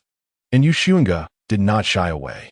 She frowned and turned her gaze, only to freeze in place the next moment. Toulon turned to look, unable to suppress a soft exclamation. The towering figure of the owlish creature, nearly 2 meters tall, sat pitifully in a miniature go-kart, its long limbs awkwardly dangling with no place to rest. Its vibrant orange-red wings unfurled behind it, making the creature appear several sizes larger than the vehicle, akin to an adult struggling to fit into a child's toy. This was the first time Xunge had laid eyes on Feng Tang after emerging from the tower, and she found herself momentarily entranced. In contrast to the Feng Tang she remembered from within the tower, this version exuded a palpable aura of authority, her demeanor more pronounced, radiating a sharpness befitting a sovereign rather than just Feng Tang. Yet, in the next instant, as Feng Tang flashed her a smile, Xunge felt an inexplicable familiarity, reminiscent of their shared moments around the dining table in the Sunhai cabin, laughing and conversing. Feng Tang rested a hand on the leg that Xunge pressed against the accelerator, playfully patting her knee, each tap resonating like a drumbeat, causing Xunge's vitality to diminish by a fraction with each hit. Feng Tang's expression distorted slightly in reaction to the absurdity of the situation. After the first pat, she was unsure, but by the third, she recognized it as a surreal occurrence. The astonishment and wariness in her gaze were unmistakable as she maintained her smile and inquired, "Is this really happening? When did you and Feng Ran visit the seasonal city bird's nest? Why was I not invited to witness it?" Xunge replied dryly, "There was nothing to see. We merely strolled around, and nothing happened. We are innocent." Feng Tang, well aware of the truth, cast a sidelong glance at the vibrant wings behind Xunge, chuckling softly without pressing further, merely giving Xunge another gentle pat. Xunge, now at 99 vitality, hesitated to speak. In the midst of their conversation, the current round of the game concluded. A coin's silhouette appeared silently at the center of the steering wheel, likely akin to the gas canister within, ready to spring forth when pressed. Xunge chose not to retrieve it immediately. She intended to save her carding coins until they reached the next gas station, where she could purchase fuel during a safe period. The emergence of the carding coin went unnoticed by most players, but at least half had begun to seek out weaker opponents, subtly closing in on them. Combat was imminent. As the next round commenced, the parking lot transformed into a chaotic bumper car arena amid the explosion of fireworks. This time, the pyrotechnics rained down upon Feng Tang's head. Yes, I confess, I deceived her sister-in-law's feelings. 2 arrows appeared beneath the word deceived, pointing directly at Xunge, who was currently under Feng Tang's playful touch. All players were preoccupied. The stronger ones hunted and ensnared the weaker, demolishing their go-karts, while the latter scrambled to escape while attempting to seize fleeting opportunities. Yet, in this moment, every player found themselves glancing curiously at Lan Feng Tang, astonished by the unfolding spectacle. As Xunge, parked beside Feng Tang and temporarily excluded from the fray, pondered, was it a deception? Surely it was. Yet, it seemed like a mutual pursuit, as if the one surnamed Su was willingly engaged. Maple Sugar observed the substantial information overhead, her smile instantly frozen. From that day forth, the once exuberant owl emperor became introspective. Xunge noted that several players had parked their vehicles at the edge of the battleground, frantically clicking on something in the void. Silently, she opened the World Battlefield chat channel and, indeed, was met with the latest gossip. Oh my! The one who snatched away the ancient curse from Donghai Shark. Zai Jiosun Ji's sister-in-law has been deceived in love by Lan Feng Tang. Is that true? It's real. Lan Feng Tang, zonta intu. But didn't she claim to be Zai Jiosun Gu's mother? Yet, Zai Jiosun Gu is married to Lan Feng Tang's daughter. She admitted it during the game, and the system has verified it. This news is authentic. By the beast god, what kind of family is this? Is Lan Wu Ren still around? Do you know about this? I don't know them. That's a lie. The two of you were just in a team with Lan Feng Tang to attack me. Lan Wu Ren, are you not the sister-in-law? Could be. Feng Tang, Could you please be quiet and not drag me into this? Calling each other so intimately, and you still say there's nothing amiss. Through the screen, Xunge could sense Wu Ren's exasperation. Yet why was the fire burning her way? Moreover, how could some players doubt that Zhe Lan Fengtang was capable of such actions? This was far too careless. She must ensure everyone receives the most genuine gossip. Without batting an eye, Xunge promptly activated her left-turn signal and fervently nodded at all the players circling in their vehicles.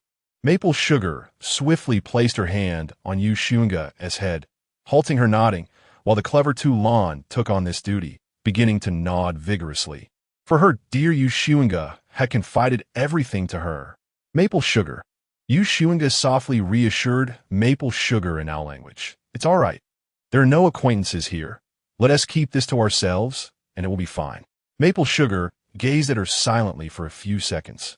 Xunge felt bewildered by the stare, yet Tu Lan understood. Having spent so long in the tower, she was well-versed in owl language and comprehended every word. She whispered in dragon language into Xunge's ear. You have no acquaintances, but Maple Sugar does. She has been here long enough, ranking quite high. Everyone certainly knows her. Xunge quietly replied in dragon language. I know, I'm just playing dumb. Coincidentally, Maple Sugar, who could understand dragon language, took a deep breath and closed her eyes. Never mind, for the sake of this wing and the ancient curse, a smile would suffice. For the next 10 minutes, Xunge felt as if she were participating in a prank rather than a game of truth and lies. It seemed as though the game's steel was aware of everyone's secrets, yet it cleverly sidesteps the core secrets, instead showing an inexplicable interest in trivial gossip. Curiously, it also connects with various unfamiliar characters, leading to a series of exclamations from Xunge and Tu Lan, who found themselves exclaiming in disbelief. Their horizons had undoubtedly expanded. It was as if they were on a battlefield or at the village entrance. Moreover, the parking lot had descended into utter chaos, transforming into a veritable bumper car paradise. Each individual commandeered their own go-kart, engaging in a relentless assault on one another, intent on destroying at least 100 players' karts to avoid being relegated to the inevitable list of the 100 doomed players, while simultaneously sharing the latest gossip in the Battlefield chat channel. Tu Lan maneuvered her go-kart with serpentine agility, while Xunge took on the role of the assailant. She too was eager to eliminate 100 players. Otherwise, her premature exit would be tantamount to self-destruction. With her strength, previously diminished by a soul shock, now restored by 30%, and armed with absurd tales and midnight exile, she was no longer the defenseless novice she had been during her initial entrance to the world battlefield. Every player attempting to attack her would suffer from 100% counter damage. They dodged what they could, using skills like Thunder Net to mitigate damage when evasion was impossible, and any residual damage that reached Xunge was absorbed by a protective blood shield. Whenever she sensed danger, Xunge would expend 3 points of her arcane essence to activate the SSS divine skill, Bedtime Fairy Tale. Indestructible, utterly indestructible. As long as Xunge was not eliminated in a single blow, Tu Lan could replenish her health. Both possessed arcane essence, ensuring their healing skills would never falter. Each player who struck Xunge winced as if they were the ones being harmed rather than her. Yet Xunge was not mindlessly resilient. Even with Bedtime Fairy Tale in her possession, she could perish if the damage became too concentrated. Although she had not brought a pocket watch with her, she had opened the leaderboard while Tu Lan searched for an exit, scanning the online players. With her physical data quantified and her intelligence soaring to 200, Xunge had developed an extraordinary memory. Thus, even without the pocket watch, she could swiftly discern which skills she could withstand and which ones to avoid at all costs. Furthermore, the skills these players brought into the battlefield were not particularly diverse. The most potent abilities were not wasted on a 6th-tier player, as most were reserved for encounters with stronger opponents. In contrast, Xunge relentlessly targeted a single player, if one shot did not eliminate them. The passive effect of Midnight Exile ensured that her second shot would inflict 5 times the damage, and the third shot would deal 25 times the damage. Essentially, any player who endured her second shot would flee in sheer terror. Even more astonishingly, Toulon discovered that she had inexplicably pilfered a go-kart coin from an unknown player's vehicle. After quietly sharing this revelation with Xunge, the duo began to circle the perimeter of the battlefield, abstaining from direct combat while remaining within the vicinity. Xunge provided cover with various skills, while Toulon focused on collecting go-kart coins. During this time, she also unwittingly violated the game rules on 2 separate occasions. After enduring 2 divine punishments, one resulting in a reduction of 5 agility points and a more severe one causing the random loss of a B-level skill, my silence is deafening. She immediately expended 2 essence points to utilize Thief Dragon. But to no avail, the punishment persisted, leading her to inadvertently breach the rules once more and lose 6 strength points. The anguish in Xunge's heart felt as if it were bleeding. While attributes could be remedied, the loss of a skill truly pained her. In the high tower, losing a B-level skill only occurred upon death, yet here it vanished inexplicably. She could hardly fathom what extraordinary act she had committed at that moment. For a fleeting instant, she even doubted whether her arduous journey had led her to the battlefield of the world or to the KK district. She resolved to persevere until the end, eager to uncover the ultimate reward. As for the gossiping information spewing from the gaming monument during the interim, Xunge dismissed it entirely. Once the 38th round commenced, without hesitation, she turned the steering wheel, signaled left, and pressed the accelerator, initiating her retreat. Xunge had amassed 21 kart coins through gameplay and pilfered an additional 17, while her fuel capacity increased by 17. However, her go-kart suffered significant damage, clattering ominously, with damage value reaching 32 and only 50 of fuel remaining. This battlefield felt toxic, as if with each game, her losses grew. Toulon called out to Xunge, "Look at the pets outside, and that pig-headed one. Can it drive? If you acquire me, you'll be joyous." Xunge nodded repeatedly. "No, none can.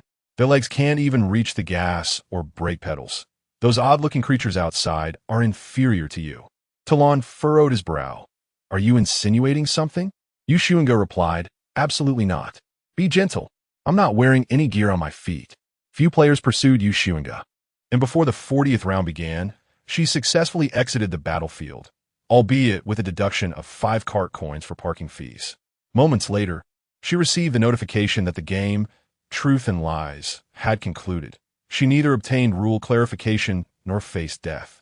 Once back on the track, she noted a significant decrease in players compared to the initial departure. Yet the course was distinctly different, with mountains to her left and the sea to her right now transformed into an endless desert, and she began to perspire after merely a few seconds of driving. She seized a moment to check the leaderboard, discovering her mileage at 97 kilometers, astonished to find herself ranking among the top 8,000 out of over 20,000 players. She keenly recognized her advantage in this game. Not only was Toulon's driving skill exceptional, but many of the other races likely had never played go-karting before. Additionally, her 1-minute head start provided her with a tremendous advantage, allowing her to evade the chaos at the starting point.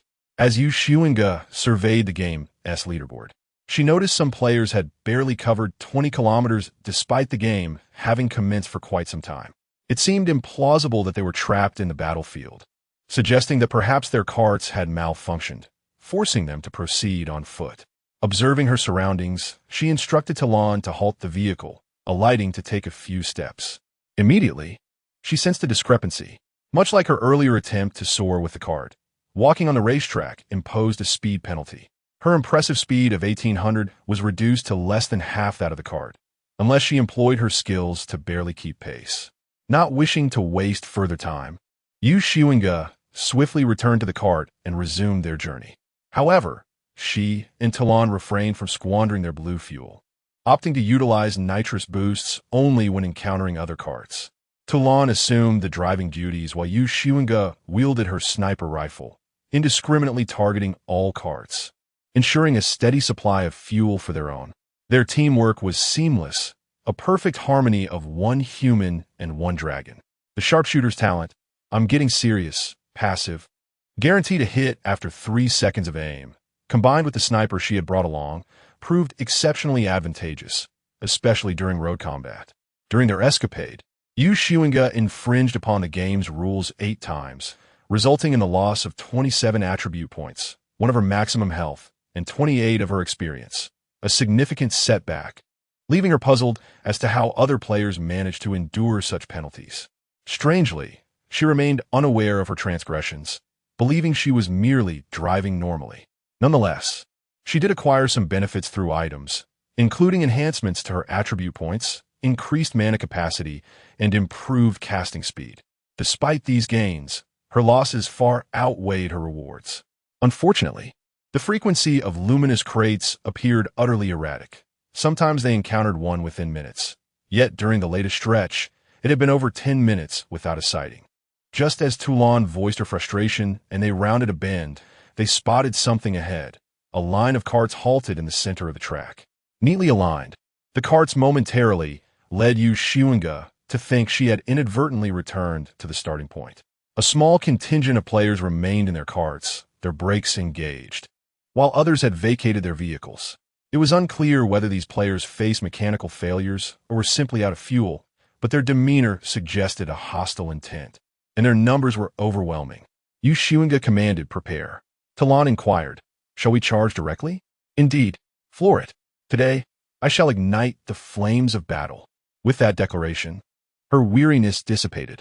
Talon did not question Xunge's strategy. Instead, she propelled the cart forward with full throttle, determined that none would escape this encounter. As they closed in on the other players, now less than a kilometer away, Talon curiously asked, "What is your plan?" At that moment, Xunge discerned the identities of the approaching adversaries. Fortunately, she recognized 1/3 of the alien players and understood their language. Shouting in one of the alien tongues, she proclaimed, "What? You dare to challenge us? Let me steal your divine gifts. Is the ancient curse of Sharklen not enough to satiate your greed? You avaricious dragon?" Once was insufficient. Xunge repeated the phrase in various languages, much like a broadcaster. Standing in the middle of the road, players brimming with skills were perplexed. They inexplicably noticed several players hastily retreating to the roadside as the unknown instilled fear. One player began to flee, inquiring of another with whom he could communicate. "What is happening?" The latter babbled an explanation. By the time Talon, carrying Xunge, approached, this group of players had cleared a path, allowing a white go-kart to zoom past. Talon asked, "What did you say to make them so frightened?" Xunge provided an explanation. A scream from Toulon pierced the wind. "Is this what you call excitement?" Xunge wiped the cold sweat from her forehead, replying, "Indeed. After all, in this realm, most players could effortlessly eliminate her. The constant threat of being crushed meant she could act as she pleased." She attempted to share this bitter reality with Toulon, who adamantly refused, exclaiming, "You must be joking."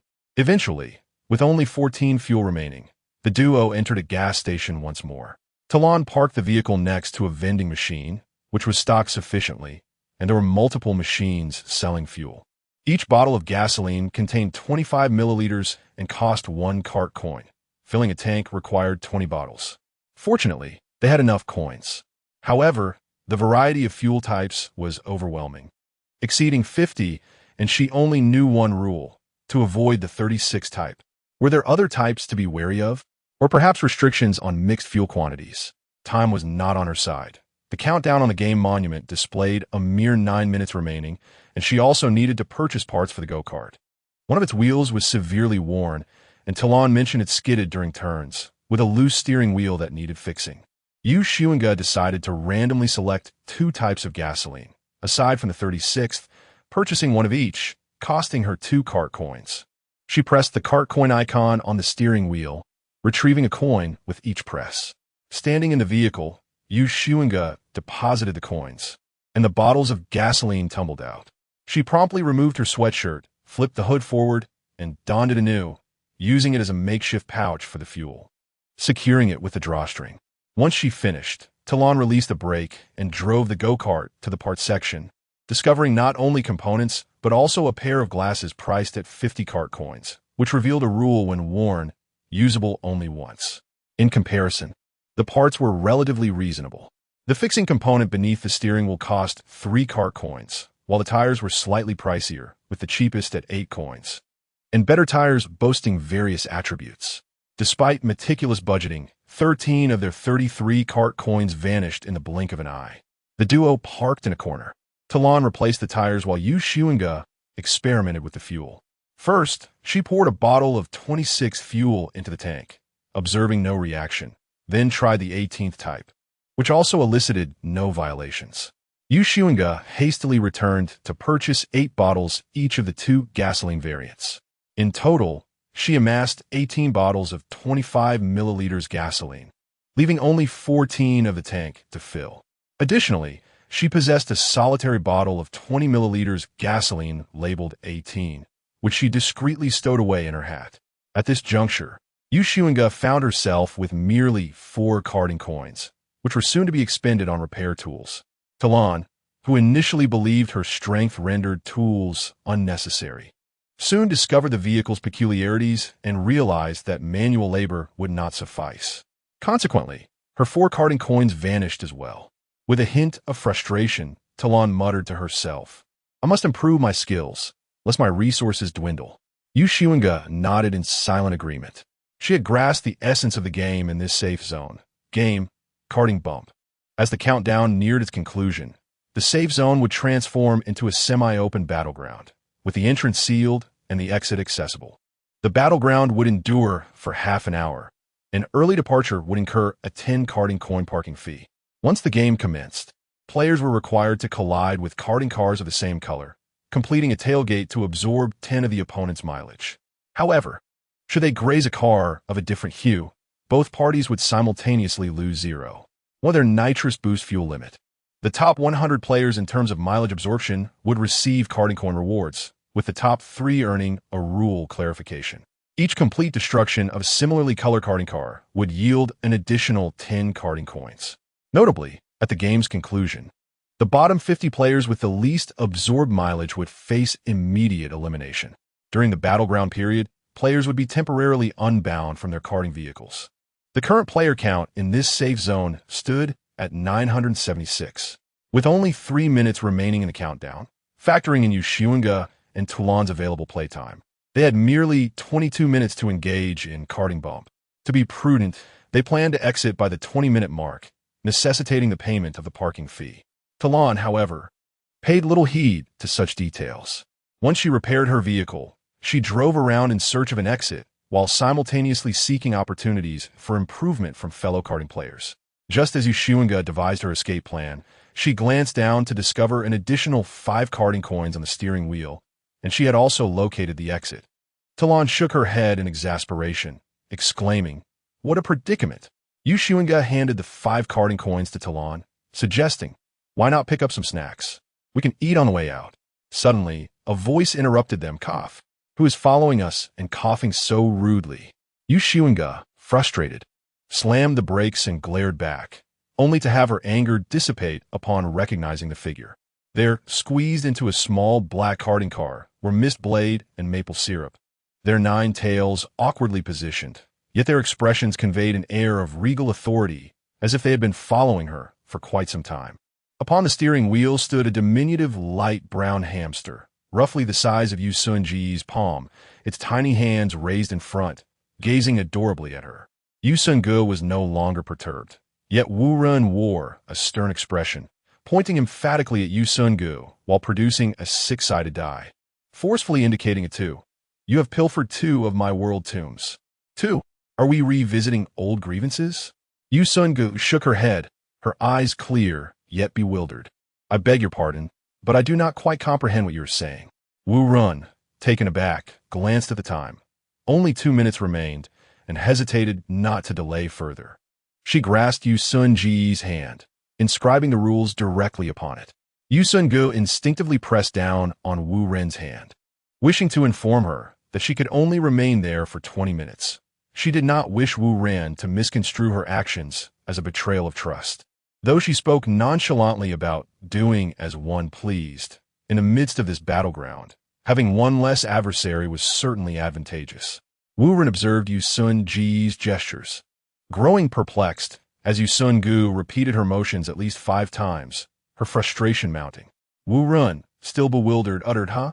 Xunge eventually realized that Wu Run was feigning ignorance in retaliation. Noticing Xunge's exasperation, Wu Run then used sign language to instruct her to wait for her at the entrance. There was no issue with that. The additional 10 minutes mattered little. After more than 2 hours of intense driving combat, both Xunge and Tu Lan felt fatigued, ready to eat while awaiting Wu Run, provided they all survived. Upon Tu Lan's return with food, only 26 seconds remained on the countdown. Xunge stowed the food securely within her hoodie, waved goodbye to Wu Run, and drove off. They needed to seek out other white vehicles in advance. Xunge remarked, "Your driving skills are exceptional. You shall be the one to navigate this game. Drive as you wish, without concern for me. Your sole responsibility is to evade skills while tailing other white go-karts. I shall handle the attacks on players." Tu Lan had already set her sights on a white go-kart. "Rest assured, I shall show you what true excitement looks like." Xunge furrowed her brow. "Are you insinuating something?" No sooner had she spoken than a resounding crack echoed as fireworks erupted. The game had commenced. Tu Lan immediately released the brake and surged forward, while Xunge readied her sniper. Although collisions between go-karts would incur penalties, there were no restrictions on skill attacks. And evidently, other players shared this sentiment. As the game began, chaos ensued. Skills flew wildly across the field, overwhelming the area with the most players in mere moments. Tu Lan chuckled darkly. It is time to showcase true prowess. She executed a drift, narrowly avoiding skills, while Xunge felt as though she might be flung from the go-kart. This was the epitome of bumper cars. Xunge spotted Wu Ren pursuing a black go-kart in her battered vehicle, and just before a collision with another colored cart, she clicked her tongue and extended her long leg, delivering a decisive kick that sent the go-kart tumbling. The seal rolled on the ground several times, and before it could regain its footing, the go-kart that had also rolled over a few times was already driving away. Xunge. 6-2 Lan also noticed. 6 Xunge immediately aimed her sniper at the seal's head, and with a resounding bang, she seized a significant opportunity. Ding! Congratulations to Xunge for eliminating my Mang Dun Dun. Player Dun Dun has opted to exchange a divine talent skill for a chance of resurrection. You will receive this divine talent skill as your loot. Ding! You have acquired Dun Dun's divine talent skill. Fishing expert passive. Xunge. Hurry, let us loot the corpse. The go-kart swiftly pulled up beside the seal, and Xunge bent down to search the world's tomb, catching a glimpse of a white go-kart speeding towards them in her peripheral vision. Xunge tossed out a net bomb to delay her pursuers for a moment, granting her just enough time to successfully grab a playing card. With the card in hand, Xunge pressed the accelerator, and Tu Lan, understanding her intent, led their escape. Only after distancing themselves from the black go-kart did Xunge take a moment to examine the skill she had acquired in the world's tomb. Fishing expert, passive, allows the user to see the current status and taboos of all targets without being detected, at no cost. World's tomb Ace of Hearts. Belonging to the Mang civilization, other civilization players can only use it as a ticket. Xunge inquired of Tu Lan, "Have you acquired the fishing master?" Tu Lan responded with a breath, "Indeed." As Xunge surveyed the other players on the field, she noticed that each player's head was adorned with information reminiscent of the energy-saving mode of a pocket watch, albeit more intricate. For instance, there was the Mist Blade. Mist Blade level 1576-53, Furious, extremely dangerous taboo. 3rd Foxtail weakness. Tip of the 9th Foxtail. Xunge watched in awe as the Mist Blade successfully rear-ended a black go-kart. After the collision, she did not halt. Instead, she propelled the go-kart against the wall of the gas station, flooring the accelerator without reservation. Ultimately, she flipped the opponent's cart and obliterated its rear tire with a punch before turning her vehicle around, leaving with a satisfied and elegant smirk. This fishing master is rather precise indeed. However, Xunge found herself more enamored with the fact that this skill could reveal both taboos and weaknesses. She pondered the distinction between the two. Did the former offend others, or did it incite their wrath? Only experimentation would unveil the truth. The skill could, to a certain extent, replace the sharpshooter's "you're too weak" passive, perhaps even surpassing it slightly. For with your too weak, passive, she could not discern the weaknesses of the mist blade, yet fishing master so readily divulged them to her. Surely, the third foxtail must pertain to the mist blade, or perhaps the first tail of the little fox. One could only wonder why Dung Dung would dispense such a useful skill. Was it due to a lack of sufficient S-class skills to forego? Or did it possess a reconnaissance item that could substitute for this divinely granted skill?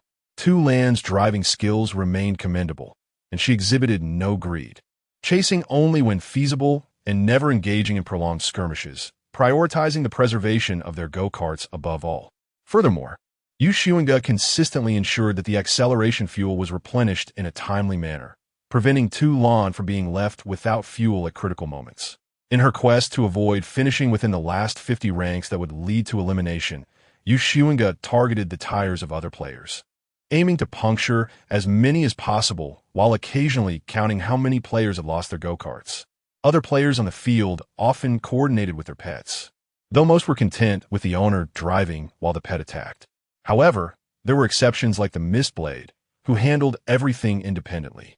Her white hamster pet simply perched on the steering wheel, grooming itself, seemingly oblivious to the chaos, and was less effective than the Mistblade's tail, which could knock passing players into the air, spinning them 4.5 times before they landed. During this time, Xunge inadvertently violated the rules twice once more. Reflecting on her previous infractions, she conjectured, I suspect there is a rule stating that acceleration time cannot exceed 10 seconds. In the next moment, a rule in her game instructions illuminated, translating to Chinese. Rule 10. Acceleration time may not exceed 10 seconds. As Xunge pilfered go-kart coins, she muttered various hypotheses aloud, yet met with no response. Talon pondered, must one contravene the rules for deductions to be of any merit? Xunge shared the same sentiment. No sooner had the thought crossed their minds than they were rear-ended. Xunge swiftly maneuvered the vehicle to face the player behind them and fired a shot, which the adversary narrowly evaded by tilting their head. In the same breath, Xunge thrust her right palm forward, activating a skill, Drunken Dream. The player within the cart instantly succumbed to a stupor. Upon witnessing this, Talon quickly reversed and relentlessly pursued. Not satisfied with a single collision, she continued the chase. Seizing the opportunity, she aggressively extracted the mileage that had been devoured, reaping substantial rewards in the process. When the opponent regained consciousness, having lost over 10 of their health, Xunge's shot had already found its mark at the back of their head.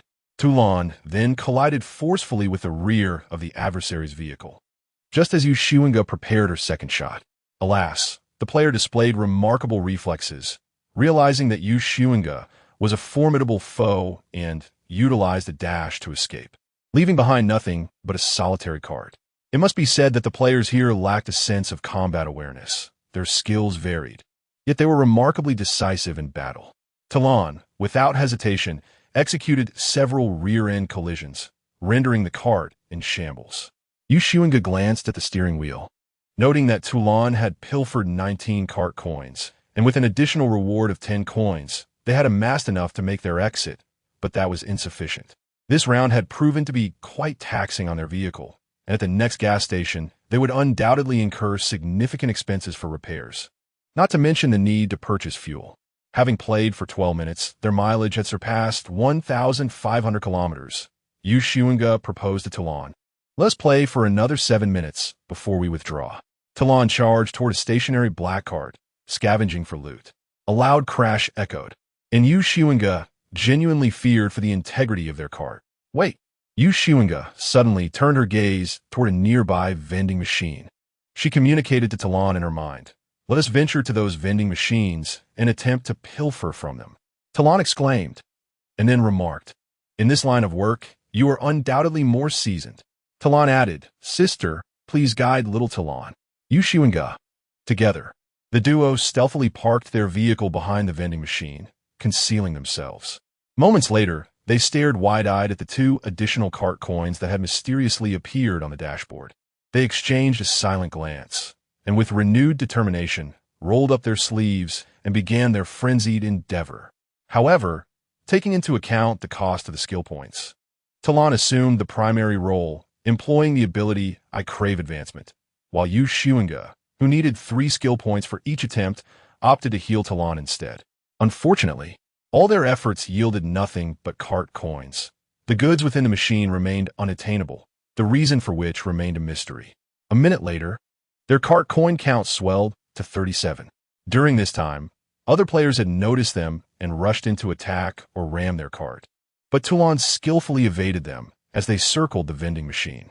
Yet, just as Xunge made her 10th attempt at this particular machine, an unexpected notification appeared above it. Vending machine number 17? Waking up in anger, feeling wrong, taboo. Do not harm it again once it awakens weakness. Collection point. Xunge decisively hit the brakes, pressed the accelerator, and shouted, "Exit, go." Although Talon was unaware of the unfolding events, she unconditionally trusted Xunge. Even though there were still 3 minutes left until their agreed departure time, she immediately steered towards the exit. Behind them, the vending machine had already bounced after them. Xunge and Talon pressed the accelerator to the floor, hardly daring to let go. Yet, mere moments later, both the girl and the dragon slammed on the brakes. The vending machine's method of attack was astonishing. It hurled various products from its inventory at the two. At times, it even tossed out a few carting coins. Is this a boss? More like a fortune-distributing entity. As Xunge removed her hat, she began to collect items, while Talon also gathered carting coins, slapping them onto the steering wheel upon finding each one. A moment of silence enveloped a group of players engaged in bumper cars, and then, as if in unison, they turned their vehicles towards her. Various bizarre races sat in their miniature carts, their faces contorted in fierce expressions as they charged at her. She even spotted a crab operating a cart. The last time Xunge witnessed such a terrifying scene was while watching a zombie movie at home. She had already tucked her hoodie into her pants, stuffing any parts she collected into the collar, utilizing her top as a makeshift pocket. Even amidst the chaos and exhilaration, she maintained her composure, prioritizing the most valuable items: engines, steering wheels, tires. When the carting fleet was still a few hundred meters away, Xunge, with a prominent belly, jumped into a vehicle, exclaiming, "Let us go, let us go." Talon was nudged by her belly and had to take flight. As Talon released the brake and surged forward, she glanced back longingly, wishing to witness the aftermath of the impending confrontation. No sooner had she thought that than a skill struck the vending machine, with a sharp crack resonating as the glass shattered. Struggling to keep an eye on Xunge and Talon behind her while driving, she witnessed the vending machine suddenly grow enormous. Vending machine number 17. Extremely angry, completely mad, taboo. Do not harm it again after it awakens weakness. Payment slot. It leapt high into the air, nearly blotting out the sky, casting a massive shadow over the approaching fleet before it swiftly descended. Boom! None of the players who had surged forward could escape the onslaught. It was too quick, and in that instant, every player's accelerator failed, catching them completely off guard. Even Xunge and Talon found themselves immobilized at the parking lot exit. Xunge and Talon exchanged glances, with Talon remarking, "I feel like you're about to be hung," in the battlefield chat channel. Xunge replied, "Please don't say such terrifying things." With her feet firmly planted on the ground, Xunge awkwardly propelled the cart using her legs, urging, "Let us hurry and paddle away." Talon, expressionless, glanced at her own legs before turning back to Xunge. Xunge said, "My apologies, I forgot. You need not feel inferior. Your home does not require such long legs." Talon remained silent. After driving the cart using their feet and dragging it away from the parking lot, they did not flee far. Xunge reversed the cart a short distance and stopped by the roadside to wait for Mistblade. It was rather cold this time. The race map unfolded in a snowy landscape. In this round of the game, Xunge genuinely regretted not bringing the magician's wisdom tooth with her. Although Talon had a spatial pocket, the skill was quite a burden. Not only did each activation and deactivation consume precious skill points, but like passive skills, any item stored from the world battlefield would incur a cost of 3 points per minute upon usage, an absolute robbery. Talon carefully selected all usable modification parts, while the rest were tucked away in Xunge's hoodie. Their greatest treasure this time was the acquisition of a brand new upgraded engine. Talon skillfully wielded her tools, exclaiming, "Once this is installed, Our base speed will at least double. While awaiting the fog blade, she began to modify their go-karts as Xunge pressed the brakes, steadying her sniper rifle and gazing in the direction from which they came. 2 minutes later, Toulon completed the crucial engine replacement and meticulously began to upgrade other components. Starting with the most expensive, this time it was the steering wheel. Though it appeared unremarkable, it bore a purple attribute, energy saving. In the midst of her work, Toulon casually inquired, "Aren't you going to check the battlefield chat channel?" Xunge, having already perused it, retorted stubbornly, "I'm busy, so I don't bother with that." Toulon, with a part in her mouth, tightened screws while stealing a glance at the adjacent screen.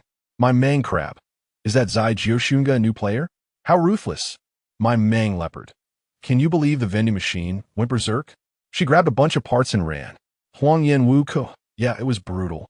Zaylan Wu Run was pinned under the vending machine and couldn't dig herself out. Zaylan Wu Run. Well, have I ever been unable to dig myself out? Are you looking for trouble? Ling Cha Chi Duan. Your hamster is with me. I extracted it myself. Give me a bottle of gasoline, and I'll return it to you. My mang crab. Zaylan Feng Tang. It's all your daughter-s doing. Zaylan Feng Tang. Hiu. She is not my daughter. We're for different worlds. My Quan Xiong and I. Do you have no shame? Zaylan Feng Tang. All casino la. Zets. Talon. Xunge, secretly observing the chat channel. A distant roar echoed, prompting Xunge to immediately take aim. Simultaneously, several lightning nets of the Thunder Cage were prepared, floating behind her, ready to be deployed to thwart any potential attacks. The moment the go-karts came into her line of sight, Xunge initiated her assault. With the sniper rifle's extensive range, augmented by the explosive drummer's tracking capabilities, many go-karts barreled towards her, filled with rage. What awaited them was the fourth shot. This shot, guaranteed to hit after over 3 seconds of aiming, was also the one with Midnight Exile. Has damage amplified to 125 times. The key attribute determining her shooting damage, agility, was her strongest trait. All of these factors ensured that this shot, even Feng Tang and Wu Run could not afford to underestimate.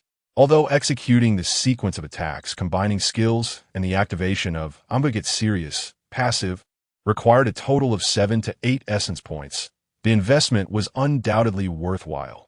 Players passing by, any who could withstand the fourth shot would not linger when they reached her, but would decisively accelerate away, while those unable to endure would become resources for Xunge. In just a brief span of 7 to 8 minutes, she had successfully eliminated 2 players. Congratulations to the player, who has triumphed over Lingcha Yuntuan, exchanging 3 S-class skills for a chance at resurrection. You will randomly draw 1 S-class skill as your loot. Upon drawing the reward, you have gained 7 points in intelligence. The loot has been finalized, and you have acquired the S-class skill from Lingcha Yuntuan, Dragon Dance. This skill enhances melee attacks, providing a substantial increase in speed and reflexes. Each strike with the legs conjures a tornado that autonomously pursues enemies, consuming 5 of mana per minute, which is somewhat excessive. Yet the cooldown is remarkably short at merely 5 minutes. Congratulations once more for defeating Huangyan Qinyu, where the player has opted to exchange 3 S-class skills for a resurrection opportunity. Upon drawing the reward, you have gained 6 points in agility. The loot has been finalized, and you have obtained the S-class skill, Time Reversal. This skill allows for a 50 reduction in the cooldown time of all abilities, with a cooldown duration of 1 hour. It is indeed a premium skill, precisely what she requires at this moment. Both skills are commendable, not to mention the acquisition of 2 world tombs. One is a blue glass orb, which in the context of Blue Star culture, Yushuan can only associate with checkers, though perhaps it has alternative uses in other realms. World Tomb, blue glass orb, belonging to the Lingcha civilization, it can only be utilized as an entry ticket by players from other civilizations. The other is a diamond-shaped stone tablet, inscribed with the visage of an animal, named Beast Chess. This game exists within the Zhaijiao civilization, similar to the Red Toy Plains. Yet she finds it difficult to envision how this can serve as a key, or how to arrange it to determine the level of the key. World Tomb, Tiger Chess, belonging to the Huangyan civilization, it can only be utilized as an entry ticket by players from other civilizations. Currently, She possesses 3 world tombs from different civilizations: the poker from Mima, the glass ore from Lingcha, and the tiger chest from Huanyan. Future entry tickets are no longer a concern. Collectively, these yield a total of 30,000 honor points. Additionally, Talon has gained 3 points in intelligence and 2 points in agility. Moreover, she has taken possession of the opponent's go-kart, including the fuel and go-kart coins contained within. The go-kart was dismantled, and both she and Talon sifted through the components, salvaging what they could. Regrettably, upon arrival, the parts and tires of the 2 go-karts were significantly worn, with only one remaining in decent condition, which Talon managed to detach and affix to their own go-kart. To prevent subsequent players from scavenging, Xunge detonated the remaining parts. The 2 canisters of fuel were only half full. Xunge combined them into one, achieving a total of 57. The go-kart coins were quite plentiful, clearly untouched since the last refueling station, totaling 42 coins between the 2 players, which Xunge stored in her steering wheel. Along with the coins she pilfered from the gas station and those Talon collected after being attacked by a vending machine, her total now stands at 83 go-kart coins. Xunge wished to remain in this place indefinitely, yet at that moment, the karting event concluded with carts materializing in mid-air. What reassured her was that, although she had left prematurely and thus did not rank among the top 100, she had not been eliminated. Most of the players who appeared out of nowhere drove straight ahead, not even glancing back. Only Mistblade, who had arranged to meet with Xunge, halted her cart upon emerging from the battleground onto the racetrack. Without a sideways glance, she turned around and immediately spotted Xunge waiting by the roadside. With a stern expression, she parked her cart beside Xunge, her deep gray eyes ablaze with fury. Not only she, but also the hamster perched atop her steering wheel glared angrily at Xunge, its face scrunched in displeasure, bearing a row of tiny teeth. Reluctantly, Xunge retrieved several components, meticulously filtered from a blueprint. These parts were incompatible with their cart model, and handed them to Mistblade. With an icy demeanor, Mistblade examined the components Xunge offered, begrudgingly nodding in acknowledgement. She even held them out for the hamster to inspect, which also nodded in agreement, indicating that both Moon Fox and the hamster had forgiven Xunge for the previous mishap. In her heart, Xunge elevated her opinion of Mistblade yet another notch. She had been prepared for Mistblade's potential treachery. In her mind, this confrontation could serve as a pretext for discord, asserting that it was Mistblade who had acted unscrupulously first. Naturally, their dealings would continue, but in future encounters, Xunge would possess a degree of autonomy in their transactions, no longer feeling so passive. In this instance, she could easily assert her hesitance to proceed until they reached a safe zone. To her surprise, Mistblade acted with unexpected integrity. Xunge began to communicate in sign language to translate for Mistblade. Both she and the blueprint had been modified, their meal consumed, and they had rested adequately. Mistblade, disliking delays, sat poised in her cart, her tail deftly inscribing rules in the snow. After drafting a rule, she smoothed the snow with the tip of her tail. Out of 45 rules, Xunge managed to translate 5 for Mistblade. Upon completing the translation, Xunge did not depart immediately. She produced a spare tire she had prepared earlier and offered it to Mistblade. This tire was of no use to her.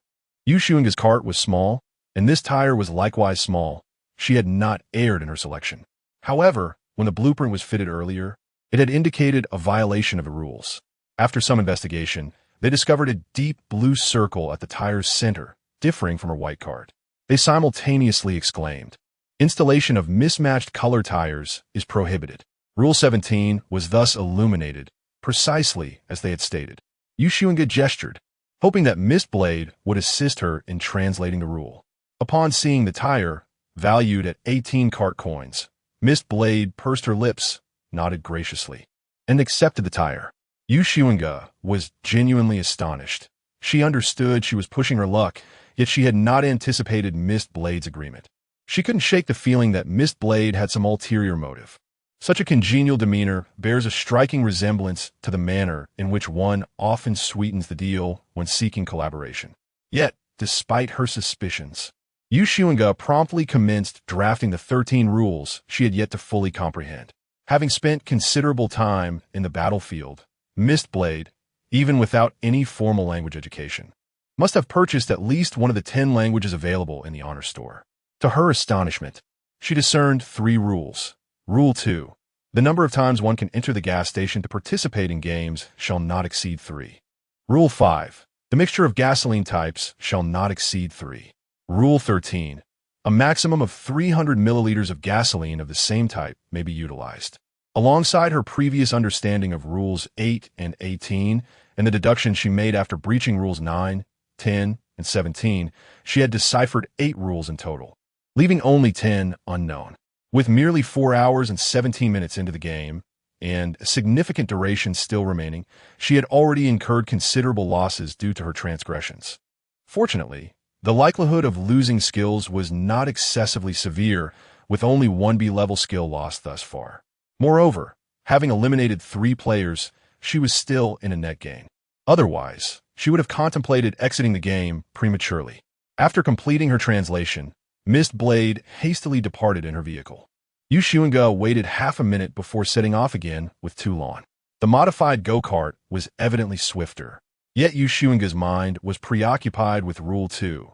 The number of game participations could not exceed 3, signifying the loss of a crucial source of karting coins. In this divine game, karting coins were utterly indispensable. Gasoline needed to be purchased, and during confrontations with other players, the go-kart would inevitably sustain damage. She had to reserve coins for procuring go-kart parts. Even if she could not upgrade to superior components for Toulan's kart, she needed funds for repairs. Additionally, there were parking fees for early exits from the Warzone games. The first early exit incurred a parking fee of 5 karting coins, the second, 10. Her and the other players' entries into the gas station and their progress would undoubtedly differ, and this fluctuation in parking fees would not be exclusive to her. It could either be random or vary according to the progression of game time. Regardless, she had to set aside funds in advance. Otherwise, she might be compelled to linger at the gas station. What if, during a delay, divine punishment were to strike every minute? She could not afford to take that risk.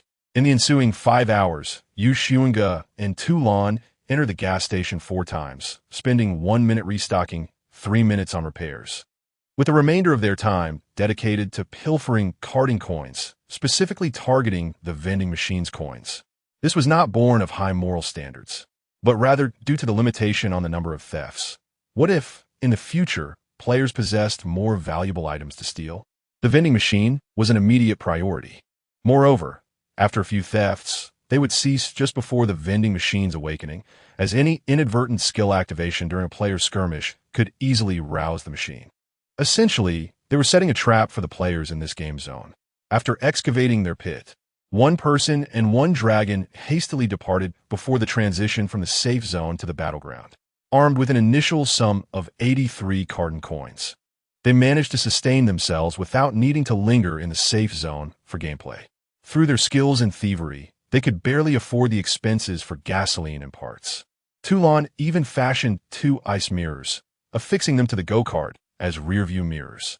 Throughout those 5 hours, the emotions of Xunge and Toulon fluctuated dramatically. They received intermittent notifications from the system indicating violations of game rules, accompanied by the onset of divine punishment.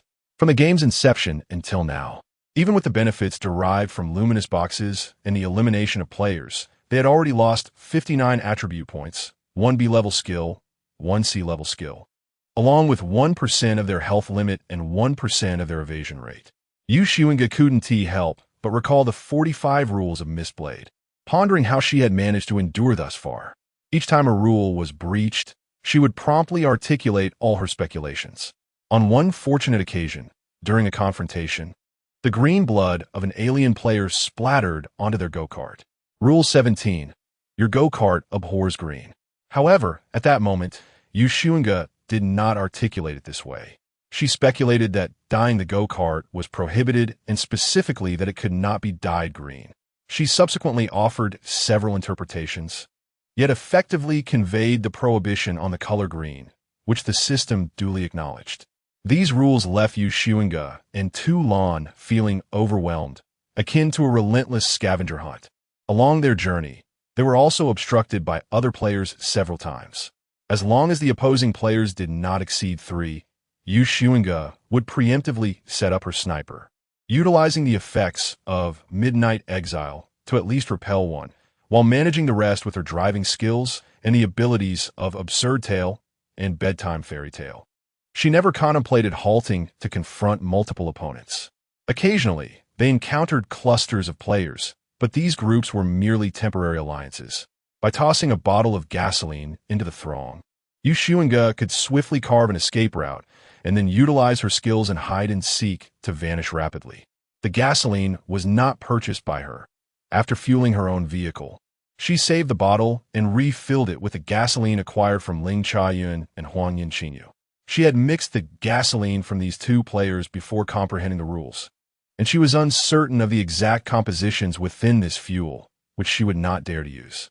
Xunge also pursued other lone players, yet any that she struck with even 2 shots would hastily speed away, unwilling to engage her in combat. Just as she and Tu Lan could evade the pursuits of other players through their driving prowess, those players, expending their acceleration fuel and utilizing skills to momentarily hinder her, could also escape her chase. Xunge found herself embroiled in life-and-death races on the track, while the gas stations descended into chaos. It was only Xunge who refrained from spending much time in the battleground, after she incited the vending machine into a frenzy. During the final 10 minutes of each game, a throng of players would rush to awaken the vending machine.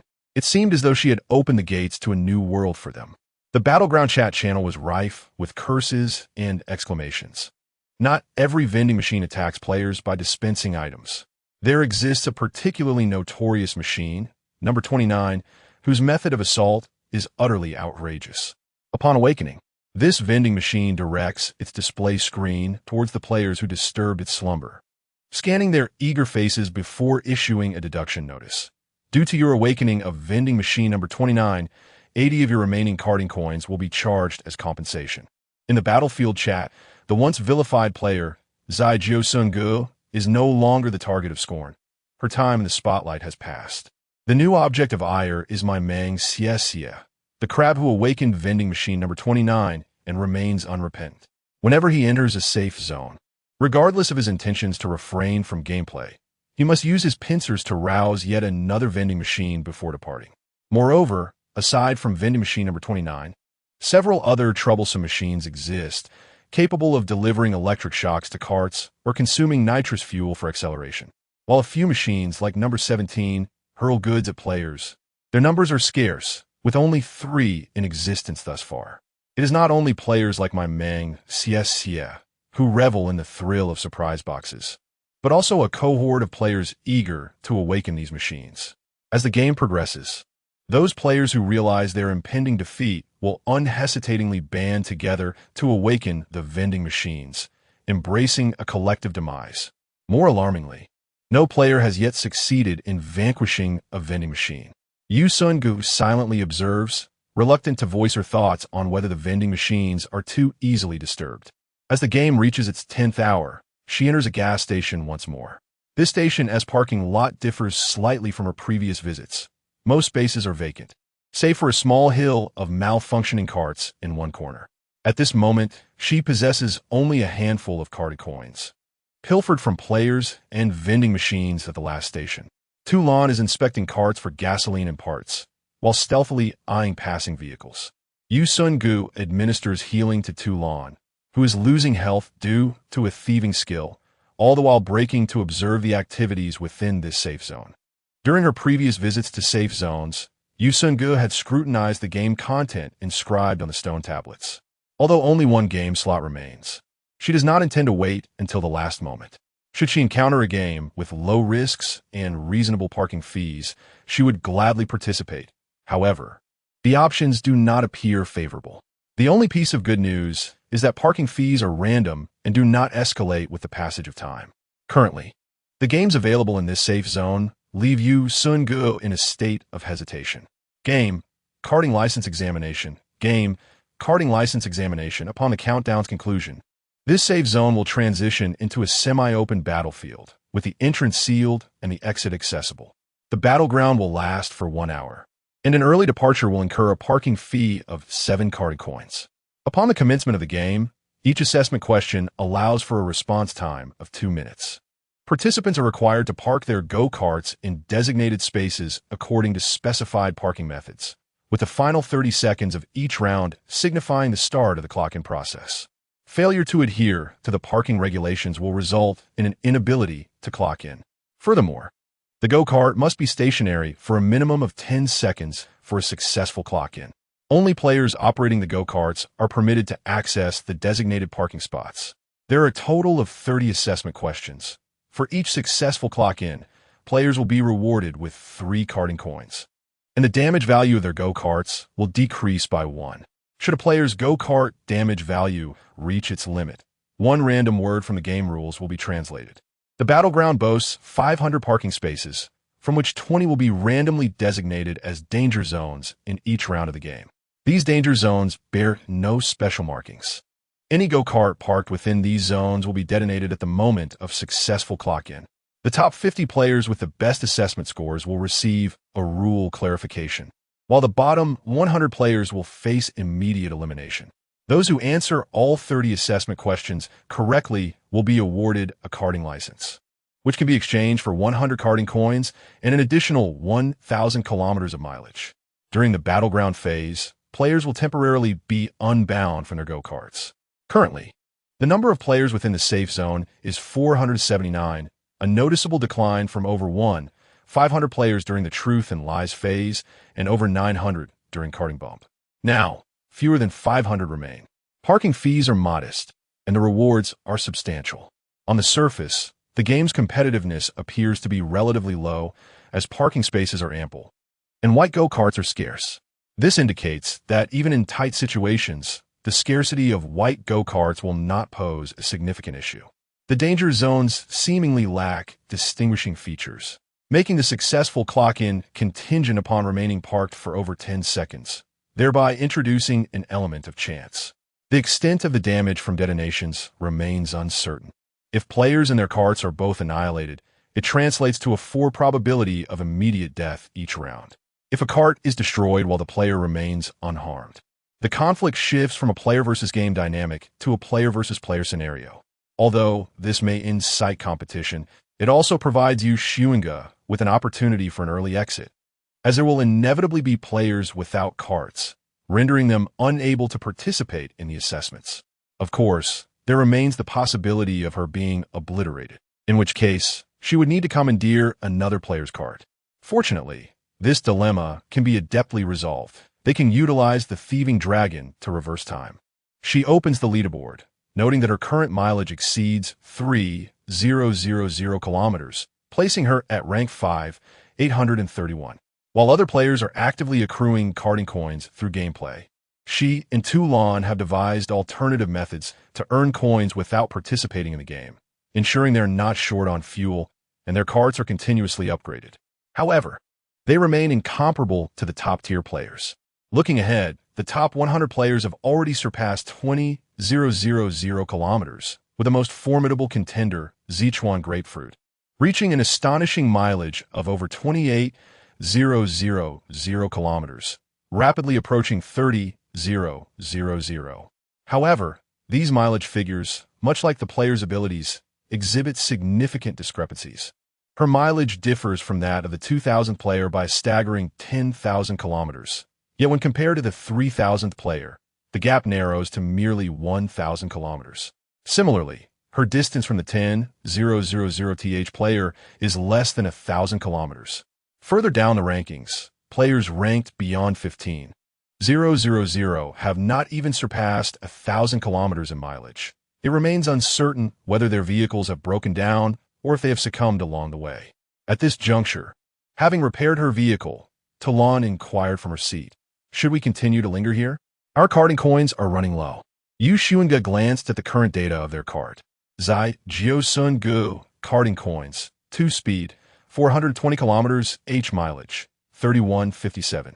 7 kilometers fuel level, 100 nitro boost, 1416. 2 cart damage, 21. This outcome is a result of Toulon's relentless modifications and repairs.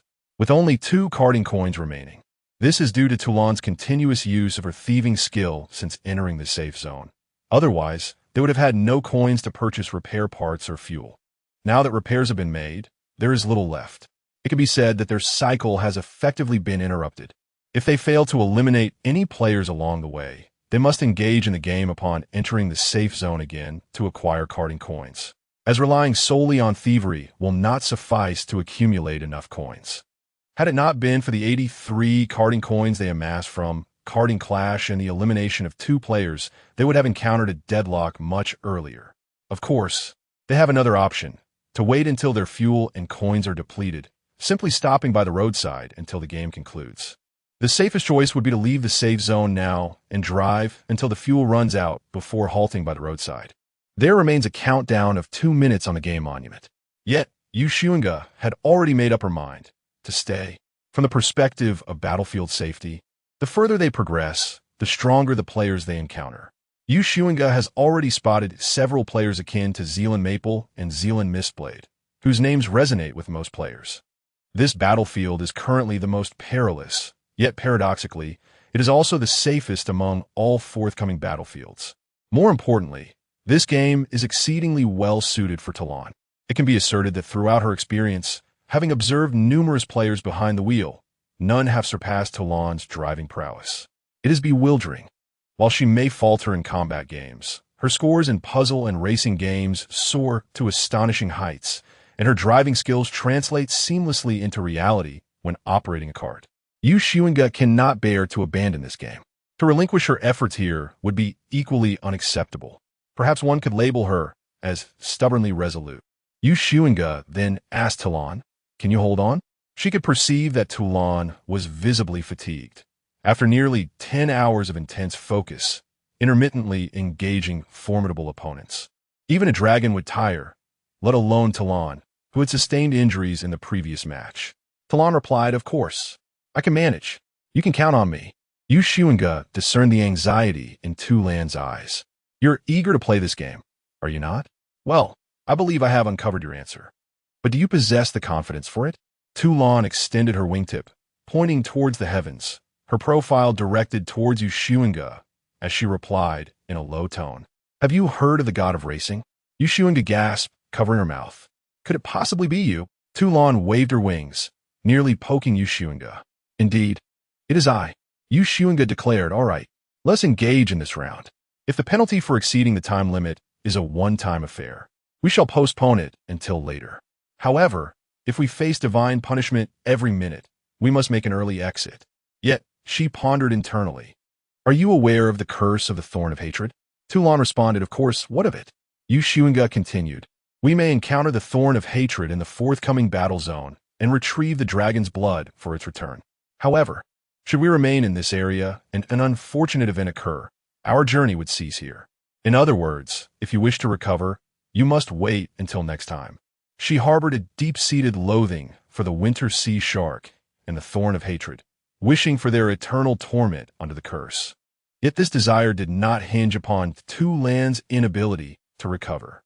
Once the curse on the thorn of hatred was lifted, she could easily impose another curse, without being fixated on this singular one. Toulon hesitated for 2 seconds.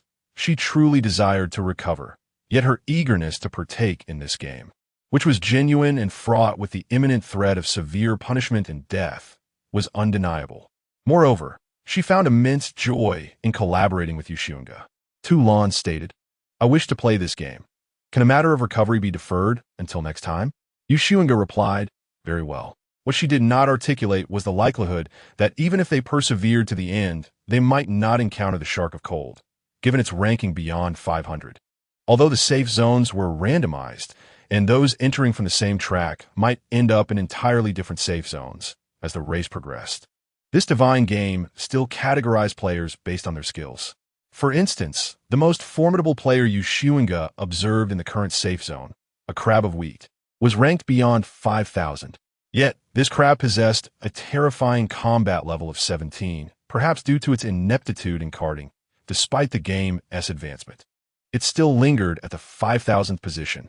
Xunge and Toulon maneuvered their cart, surveying the roads and parking spots in the vicinity to familiarize themselves with the examination grounds.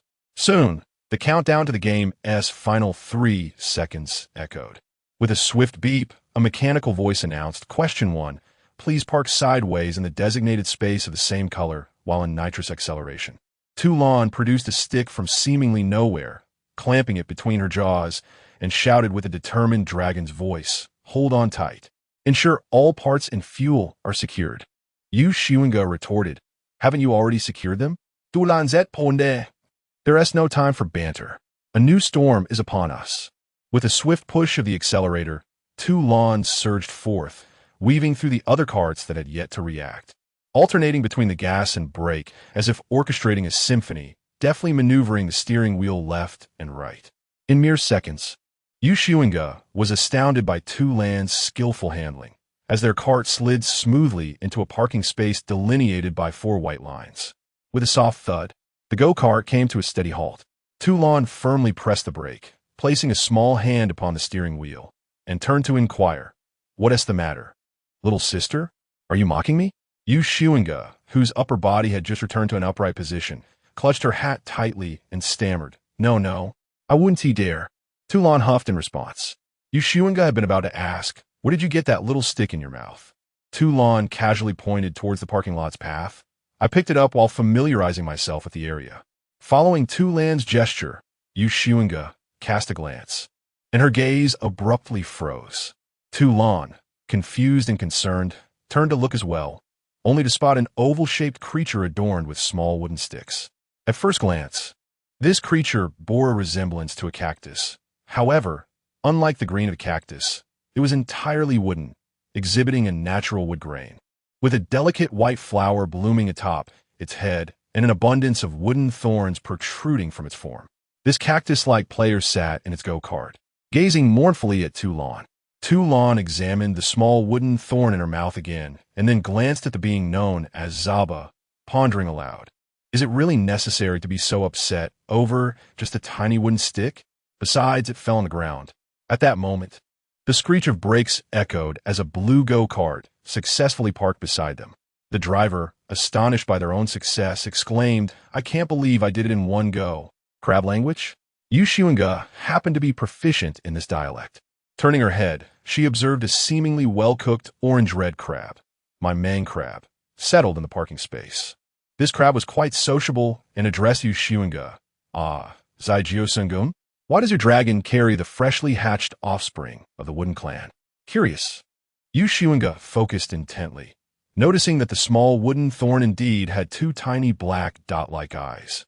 Her eyes sparkled with intrigue, and after whispering something to Toulon, who nodded in understanding while holding the small thorn, Xunge asked the main crab in crab language, "Do you understand the language of the wooden clan?" My main crab scratched its face with a claw. "Don't be so familiar. Here, please call me my main crab. I understand. What is up?" Xunge pointed at the small thorn in Toulon's mouth. "Is it difficult to hatch this?" My main crab replied, "It's somewhat challenging. The wooden clan is covered in wooden thorns. Perhaps only 2 or 3 can hatch." Xunge proposed, "How about I offer you 2 carding coins?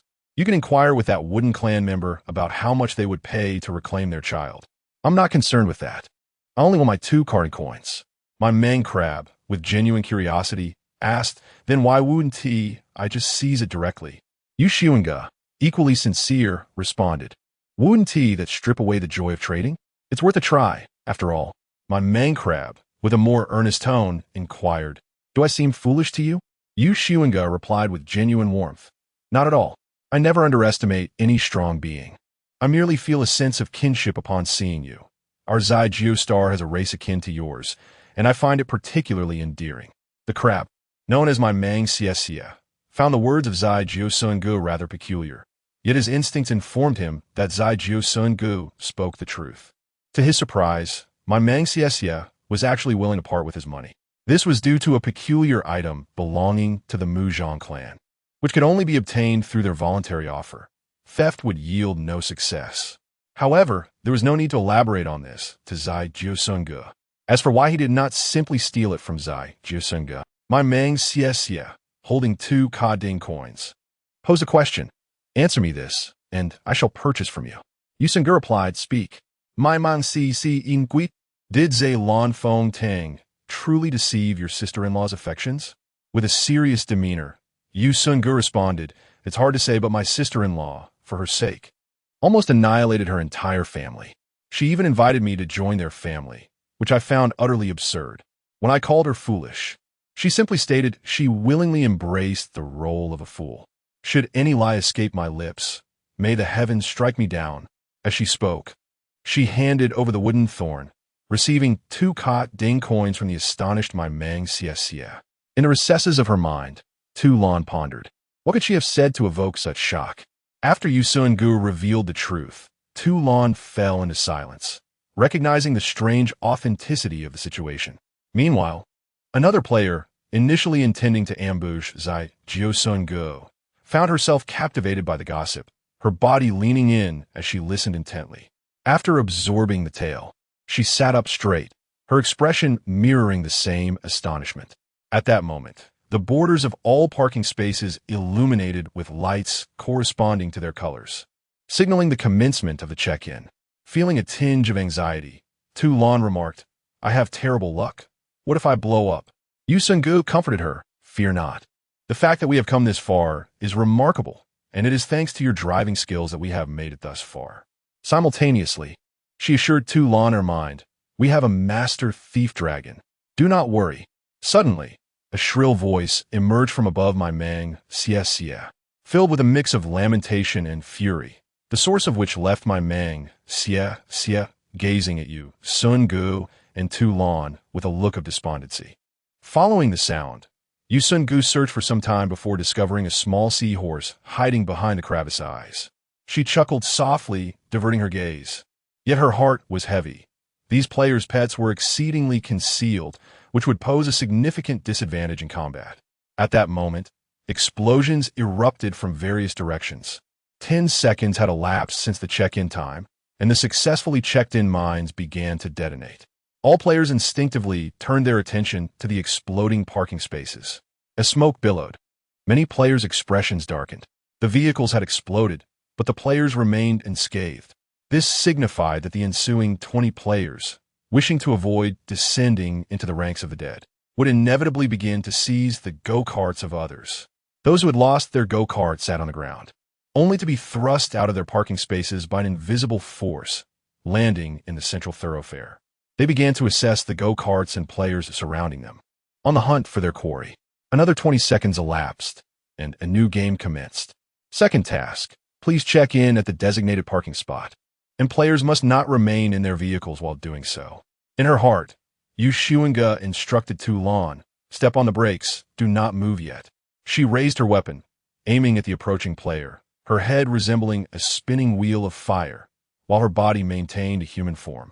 Trailing behind her a tail that occasionally sparked with tiny bursts of flame. Ling T Wildfire Level 10 100 Unsettled Battle Spirit High Taboo. Center of the Fire Wheel Weakness. Center of the Fire Wheel. 3 seconds later, pay with your life. A gunshot rang out, the bullet slicing through the air, hurtling towards the player. However, Xunge fired only this one shot. The Dusk and Night surpassed Ember and Meteor in its extended shooting range, rapid bullet exit velocity, and greater damage, while also eliminating the need to carry ammunition. Yet, its drawbacks were equally evident. Its attack frequency was exceedingly low, allowing only one shot every 2 seconds, whereas Ember and Meteor could fire once per second. This inherent casting limitation was akin to that of a bow and crossbow, even though her strength and agility had far surpassed that of an ordinary person through training. Her rapid-fire bow technique still paled in comparison to that of the crossbow, a restriction imposed by the weapon itself. Previously, she had been compelled to use a firearm on the road. With the aid of her sharpshooter talent, she could hit distant foes without concern for their evasive maneuvers in vehicles. However, the flaw lay in the fact that once they left her line of sight, they could easily escape. Wind blows the dandelion. Xunge floated beside Ling T Wildfire, expending 3 points of essence to activate Bedtime Fairy Tale. Dragon Dance. She kicked at the player, grazing their clothing, and a whirlwind was conjured. The most terrifying aspect of Midnight Exile was not only its ability to double attack power, but also its capacity to maintain that increased damage even when switching attack modes, from gunfire to close combat, allowing her to amplify her strike by 5 times based on her previous attack. That grazing kick had already amounted to 5 times the damage of Pay with Your Life. The player had begun to sense the anomaly in Xunge's attack power, yet with a battle level of 10 against Xunge S6. She chose not to retreat. Instead, she swiftly employed a healing skill to restore the 21 of health loss from that gunshot. She swung her palm thunderblade towards Xunge, who did not evade entirely, but deliberately allowed the blade to graze her arm. In the next moment, Ling T Wildfire displayed a pained expression, her rhythm of attack disrupted. Merely avoiding the brunt of that strike had cost Xunge 30 of her health, nearly the maximum of bedtime fairy tale. Equally, at that moment, Ling T Wildfire's health plummeted by 17. At this juncture, Xunge's third and fourth strikes nearly landed simultaneously. Her right foot connected with the player's fiery wheel-like head. 83-48. With a single kick, her body spun back with the force of the strike, and her left hand became a blade, air slash. The air blade sliced through the player's neck. 48-0.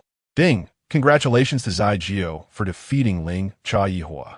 The player Yihua has chosen to exchange 3 S-rank skills for a chance of resurrection.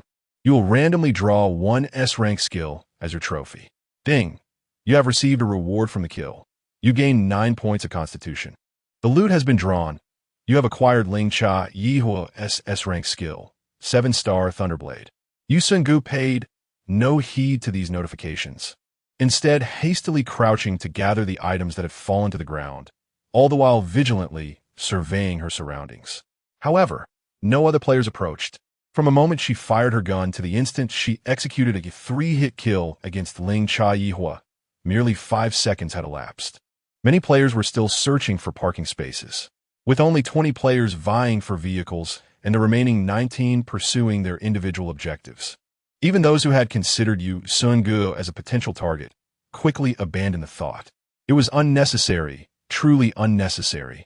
After retrieving a glass bead, Xunge used a cleansing spell to eliminate the blood she had shed earlier before returning to her go-kart and settling in. Let's go. Did you obtain the skill? Du Lan Tia. I got it. 4 points of constitution and a 7-star Thunderblade. How delightful. 7-star Thunderblade, S-rank. Harness the elemental power of thunder to create any lightning weapon you desire. The weapon can be shaped or detonated at will, and the amount of mana you invest will influence its size and damage. Cooldown time is half an hour. Additionally, there is the World Tomb. World Tomb, red glass bead. Belonging to the Ling Cha civilization, players from other civilizations can only use it as a ticket. In this game, she had already acquired 4 pieces of the World Tomb, the Poker of Maimang, the Tiger Chess of Huang Yin, and 2 glass beads from Ling Cha. Along with the skills Fishing Master, Dragon Dance, Rewind, and 7-star Thunderblade. Even if she were to perish now, she would not suffer a loss. As for the lost attribute points, it might indeed be a significant setback for other players, but for her and Toulon, it was not an irretrievable loss. Toulon had already begun searching for a new parking space. Her initial rush had also been for the second challenge. It was easy to resolve the issue of not being able to occupy a parking spot. Toulon could simply freeze the entire go-kart along with the brakes by creating an ice block. However, players not seated in the go-kart were akin to dangling bait, drawing those without a go-kart or whose vehicles were in a state of disrepair to attempt to seize theirs. Naturally, Xunge had to display her resilience and tenacity. She understood that she was not yet comparable to those true powerhouses, not even to Ling Cha Yihua. If her opponent had not underestimated her, taken her seriously, or been more cautious, especially knowing that she possessed the skills of the Winter Sea Shark, it would have been far more challenging for her to secure victory with such ease. Yet, such was the reality. Her 6th-tier combat power was rather unremarkable, marking both her vulnerability and her advantage. The disdain of the powerful towards the weak is sometimes inevitable. Even if she were to face a player from Zai Jiao now, no matter how much she advised herself to be cautious and careful, when it came to actual combat, would she truly unleash her full strength? Would she start by employing her most potent skills? She would not.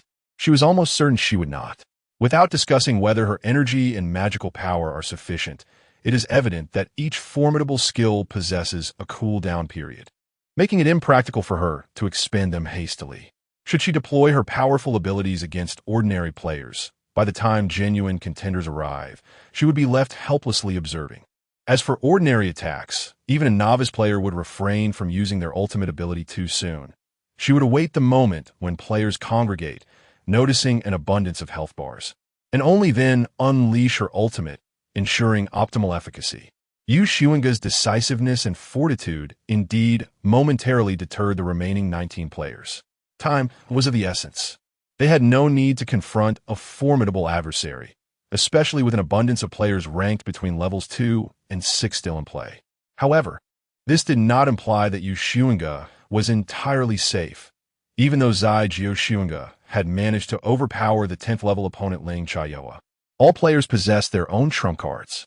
In the eyes of certain players, Xunge was merely employing every potent skill at her disposal to achieve such prowess. Toulon parked the vehicle in a secluded, differently colored space, yet she and Xunge did not rush to exit.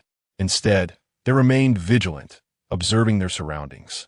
Numerous skirmishes had erupted throughout the parking lot, some vying for parking spots, others seizing go-karts, and still others taking advantage of the chaos to eliminate fellow players. Xunge deftly sidestepped an attack, pivoting to fire a shot at the assailant, who promptly retreated. However, she refrained from pursuing, knowing Toulon was currently at a disadvantage, and she needed to protect both the go-kart and Toulon.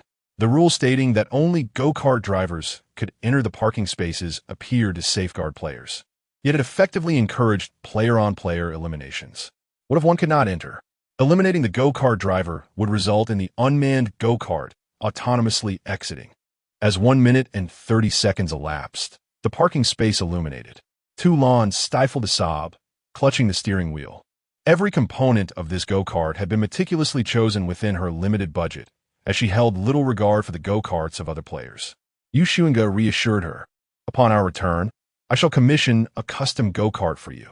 We can purchase an estate and establish a go-kart racing track. Toulon's sobbing momentarily ceased as she queried, "Is this what you often refer to as a grand vision?" Xunge replied, "An estate coupled with a racing track is hardly a significant matter for her now. Even if she were to bring her companions from Dinhai to partake in a gladiatorial arena, they would readily grant her an estate. Alternatively, a brief expedition into the deep sea could yield several instant screens to auction, potentially allowing her to acquire 1,000 unique go-karts for Toulon." Yet, her thoughts were not consumed by such trivialities. Before she could inquire about Toulon's preferences, the 10-second countdown concluded and 20 explosions reverberated. Without their presence, the go-karts beneath them remained intact, prompting Xunge and Toulon to exhale in relief. However, this detonation resulted in an additional wave of players outside, losing their go-karts. Xunge observed that 2 parking spaces were vacant, but despite this, 18 new players sought to seize go-karts. In the previous round, 7 players had successfully eliminated others to claim their go-karts. Consequently, it was estimated that 30 players remained without go-karts outside. This time, as the clock struck for successful clocking in and the go-kart currency on the steering wheel increased by 3. Even though the next round would not commence for another 20 seconds, Toulon released the brake and sped out, while Xunge prepared her sniper rifle in anticipation. She and Toulon excelled in the art of simultaneously driving and engaging opponents. Toulon's automotive prowess allowed her to deftly evade at least half of the incoming attacks, while Xunge, with her passive ability that guaranteed a hit after a 3-second aim, could ensure her strikes landed, regardless of the twists and turns of the track. If the adversary's skills had the capacity to track automatically, Xunge would resort to spending 3 points of her essence to activate Bedtime Fairy Tale and forcefully block the impending assault. The bustling environment was chaotic, with all carts disregarding traffic regulations. Often, players in passing carts would unhesitatingly exchange blows with one another. Xunge had elbowed quite a few players herself. Naturally, she had also faced her share of attacks, sometimes from various tails, other times from wings, or even for pets hurled by other players. Ultimately, Xunge unleashed a 100,000 volts. Talon shouted in encouragement, "Well done, Pikachu." Meanwhile, the third challenge was announced. Third challenge: cross through 7 different colored parking spaces within 10 seconds and reverse into a parking space of the same color. Talon guided Xunge through several laps while evading other players, carefully plotting their route. This challenge required early entry. If they waited until other carts were parked, the chances of being obstructed would drastically increase. She pressed the accelerator, her hands deftly maneuvering the steering wheel. Despite the intensity, she remembered the rule that her acceleration could not exceed 10 seconds. The white cart weaved through an array of colored spaces until it reached the edge of the parking lot, where she hit the brakes, completing the task in under 4 seconds. By then, Xunge had already leapt from the cart and approached the vehicle. With focused determination, she thrust the cart into the parking space. How to reverse without the cart's reverse functionality? She simply did it manually. Many players who had intended to pursue Xunge suddenly realized it could be done this way. Not just her, but many others who had been on the verge of conceding found their focus redirected back to the game. Xunge instructed Talon to guard the cart while she stood atop it, rifle in hand, ready to fire at anyone who dared approach. Their parking space was strategically chosen by Talon, placed at the edge to avoid obstructing other players' paths. Any player approaching now would undoubtedly have ulterior motives. With Talon's driving skills and Xunge's generous expenditure of essence points, nearly activating bedtime fairy tale in every round, the duo continued to tackle the challenges. Fourth challenge: park the cart in a space of the same color without any players seated in the cart. This task was straightforward. She soared into the air while Talon grasped the handlebars, maneuvering the cart into the designated space, then using an ice pillar to freeze it in place. Fifth challenge: park the cart in any space without the wheels touching the lines. Xunge and Talon lifted the cart into the space smoothly. Sixth challenge: park alongside a cart of a different color in a space of the same color as yours. This challenge was utterly diabolical. Yet, Xunge possessed an astute mind, quietly observing other players engage in fierce combat, their brains nearly bursting from the intensity. As the check-in time commenced, she maneuvered to the edge of the karting trash mountain, selecting a mismatched broken cart and positioning it in their designated spot. Question 7. You must be crashed into a matching colored parking spot by another cart. Xunge deftly retrieved the dilapidated cart, employing a billiards-like technique to deliver a swift kick to its rear, propelling her own vehicle into the parking space. The onlookers were momentarily taken aback by her audacity.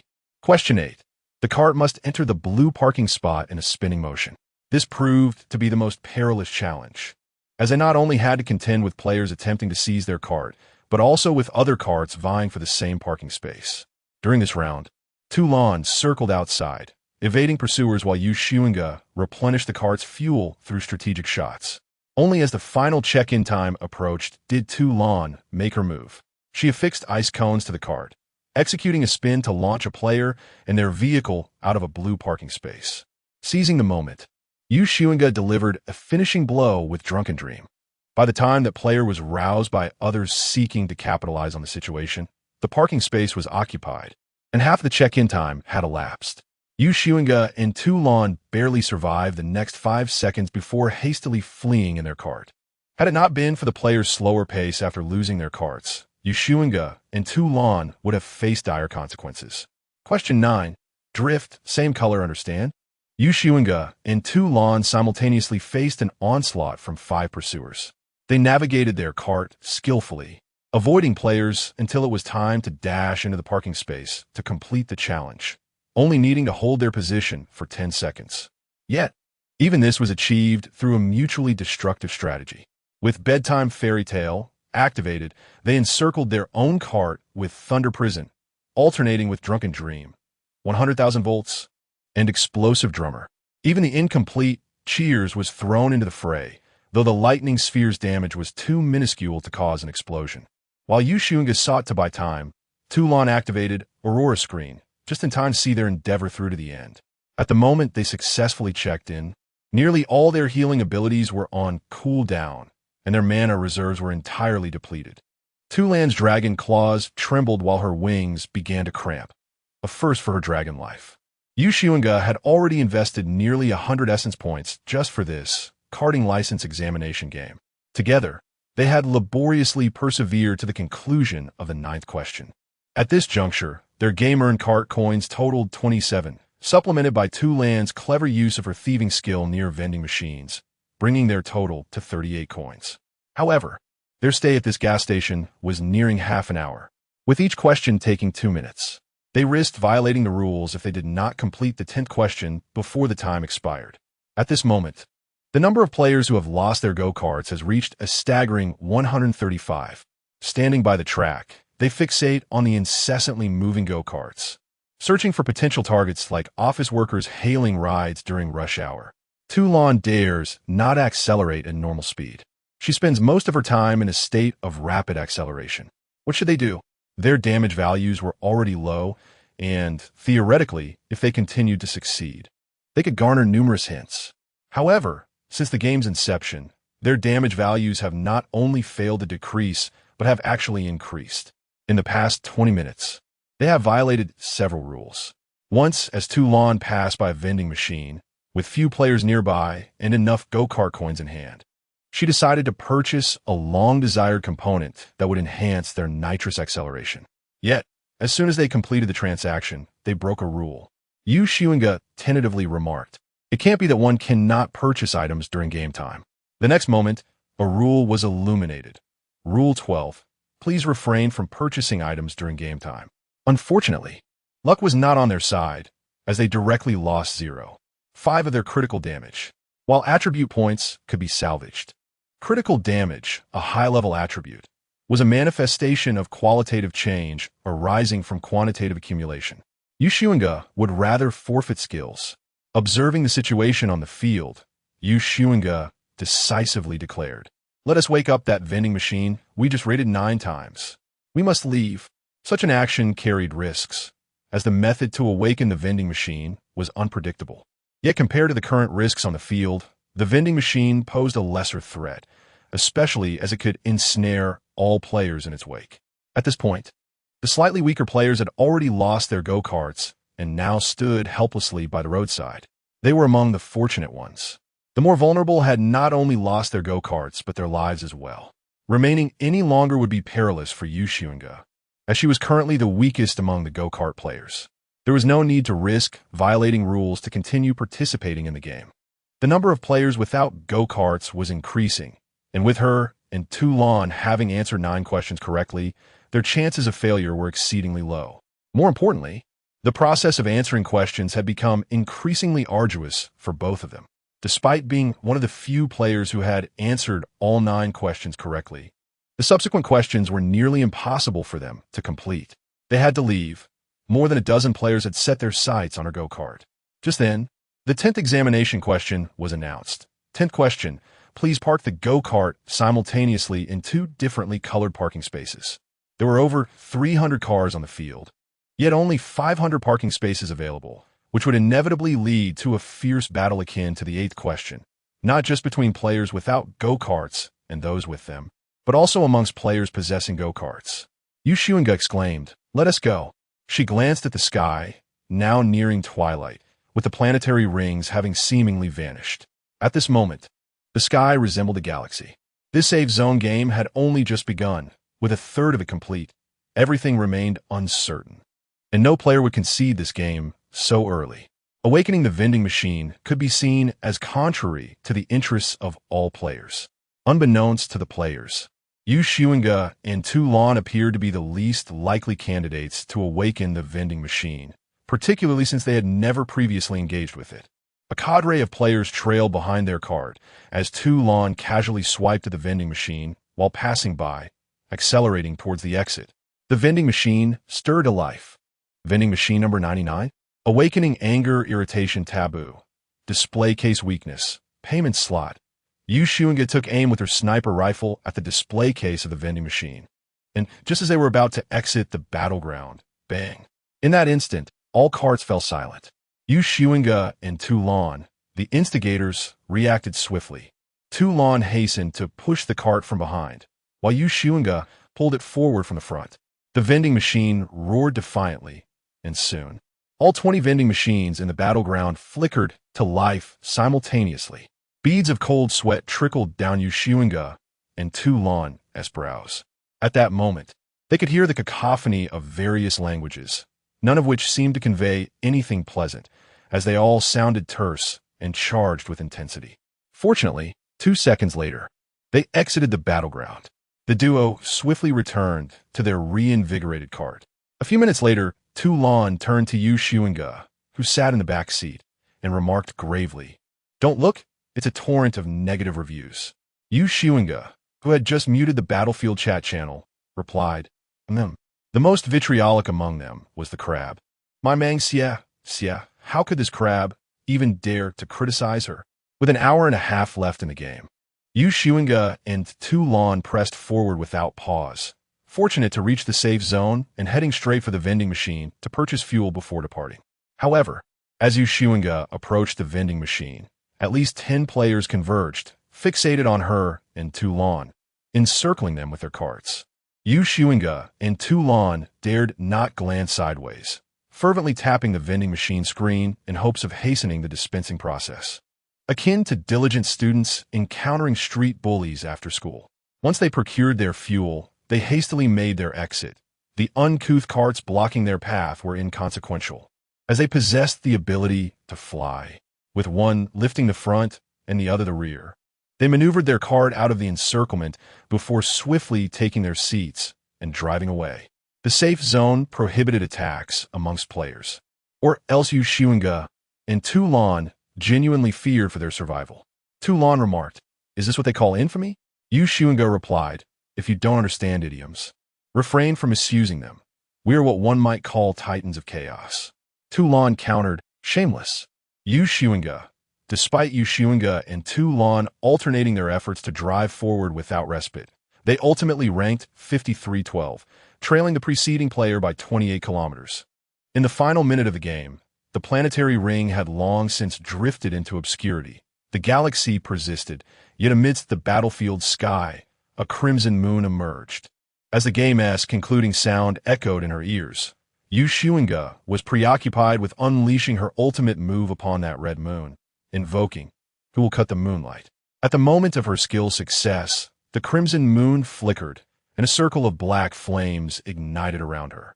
Before she could fully comprehend the scene, she was abruptly expelled from the world battlefield and returned to her villa. She touched her slightly warm right eye, and before she could seek a mirror, the voice of the system resonated.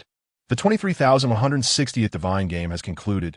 Player Xunge Xunge ranked 53-12 in the 23,160th Divine Game. Kart Racing.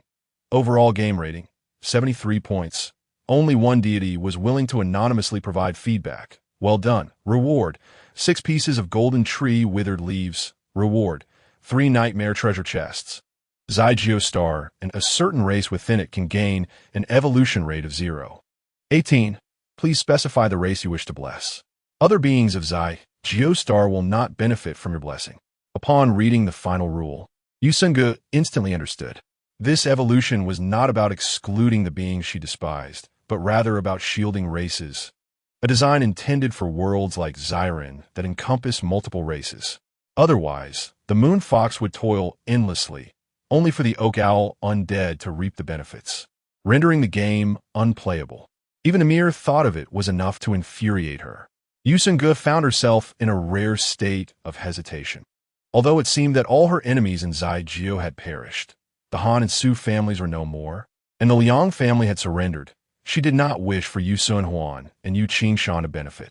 Moreover, she was even hesitant about the other players of Xunge. Her nature was not one of magnanimity. She did not shy away from admitting her selfishness. Logically, she understood the importance of the greater good. Xunge was her refuge and her homeland.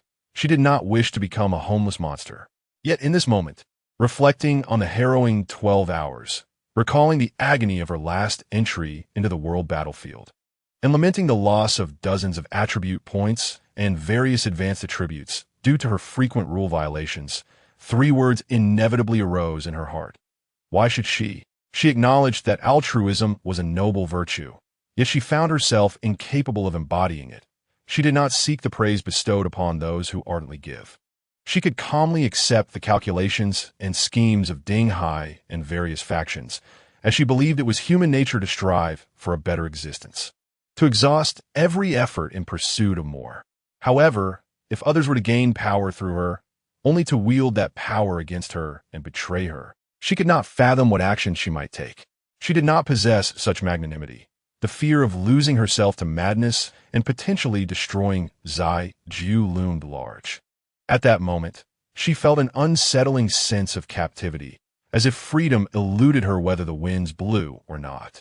A splendid opportunity lay before her, yet it demanded she forsake her kind for the sake of evolution.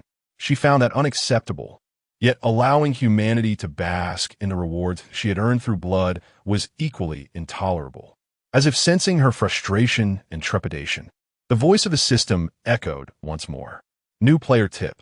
For those who wage war for the world, betrayal by the world should not be tolerated. When beings evolve in their life essence due to the battles of divine players, they shall be rendered incapable of inflicting harm upon the divine player in any form. All attacks against the divine player will prove futile until the being willingly relinquishes all bestowed by the divine.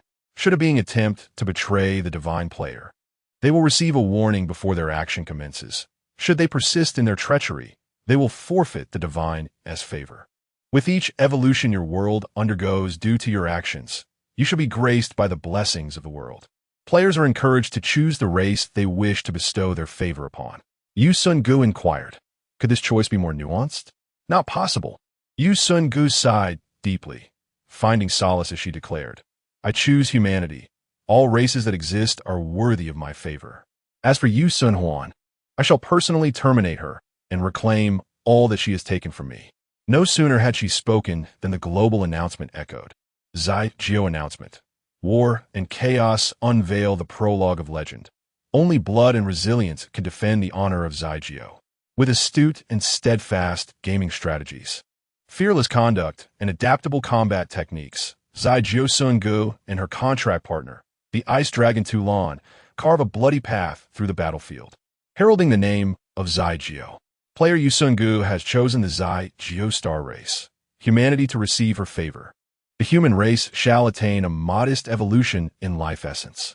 Reward for player Xunge. Honor points 50,000. Astute and steadfast strategies, fearless conduct, and adaptable combat techniques, heralding the name of Zai Jiu. Who had also heard the announcement. Is it insinuating that we are reckless? Tulan replied solemnly. Do not take it personally. We are quite exceptional. Xunge. Very well. Including the 40,000 honor points granted by World Tomb. Heart of a World Tomb. Tiger Chess. World Tomb. Blue Glass Ball. And World Tomb. Red Glass Ball. Her honor points now totaled an impressive 132051. She gazed at the 6 golden withered leaves and 3 nightmare treasure chests that had been hovering before her, attempting to grasp one of the golden leaves. Golden tree withered leaf, a leaf from the golden tree, now desiccated due to the loss of most of its energy. Upon use, it will invoke a small miracle. Without hesitation, she divided 3 leaves among the eagerly awaiting Tulan, 1/2 for each of us. Tulan, filled with astonishment and delight, accepted the 3 withered leaves, pausing in silence before speaking. I know of this. Li Zhou mentioned it. It is quite beneficial. In truth, you should keep 2. 1 is sufficient. As Li Zhou said, everyone divides it this way. The conclusion is clear. Xunge is the principal, while the pet remains merely an accessory. The evolution granted by the golden tree withered leaf shall solely benefit the beings of Zai Jiu Star, excluding Tulan. The rewards obtained by pets for slaying other players on the battlefield are already a form of divine favor. Moreover, even if the Dragon Clan is not the race chosen by Xunge, as her contracted companion, she is still entitled to enjoy this level of evolution. Furthermore, the Dragon Clan is inherently a race favored by the gods. The earliest dragon ancestors were beings crafted by divine hands. Their lifespan is extensive, having witnessed the birth and demise of 2 worlds. They need not venture into the battlefield of worlds to grow stronger with age. In other words, the Dragon Clan does not possess a world of its own. They're like trees without roots. Even if they wished to enter the battlefield for the sake of their evolution, they would be deemed unworthy. The announcement from Xunge mentioned her, perhaps merely because she had entered into an equitable contract with Xunge, and she had previously logged into the Xunge server. Tulan pushed the withered leaves back, understanding that these were not items obtained through the arena like those from the Nightmare Treasure Box. They were undoubtedly true rewards from the Divine Game. Yet, the previously frugal Xunge shook her head, asserting that, based on contribution, they should split the rewards equally, as it was her driving skills that had made this possible. She recognized that the withered leaves from the golden tree were the crux of the reward, certainly more precious than the Nightmare Treasure Box. However, she was not the kind of person who merely spoke sweetly in daily life, feigning distress when others suffered for her, only to act oblivious when it came time to share the spoils after a joint adventure. She thought this and expressed it clearly, gazing earnestly into Tulan's eyes. I may never be able to give you my complete trust. This is neither your fault nor mine. Yet, as long as you are my dragon, Tulan, I shall never betray or disregard your efforts. Tulan stared at Xunge in bewilderment and asked, "What about your determination? You once said you wanted to grow stronger and gain power. This is it."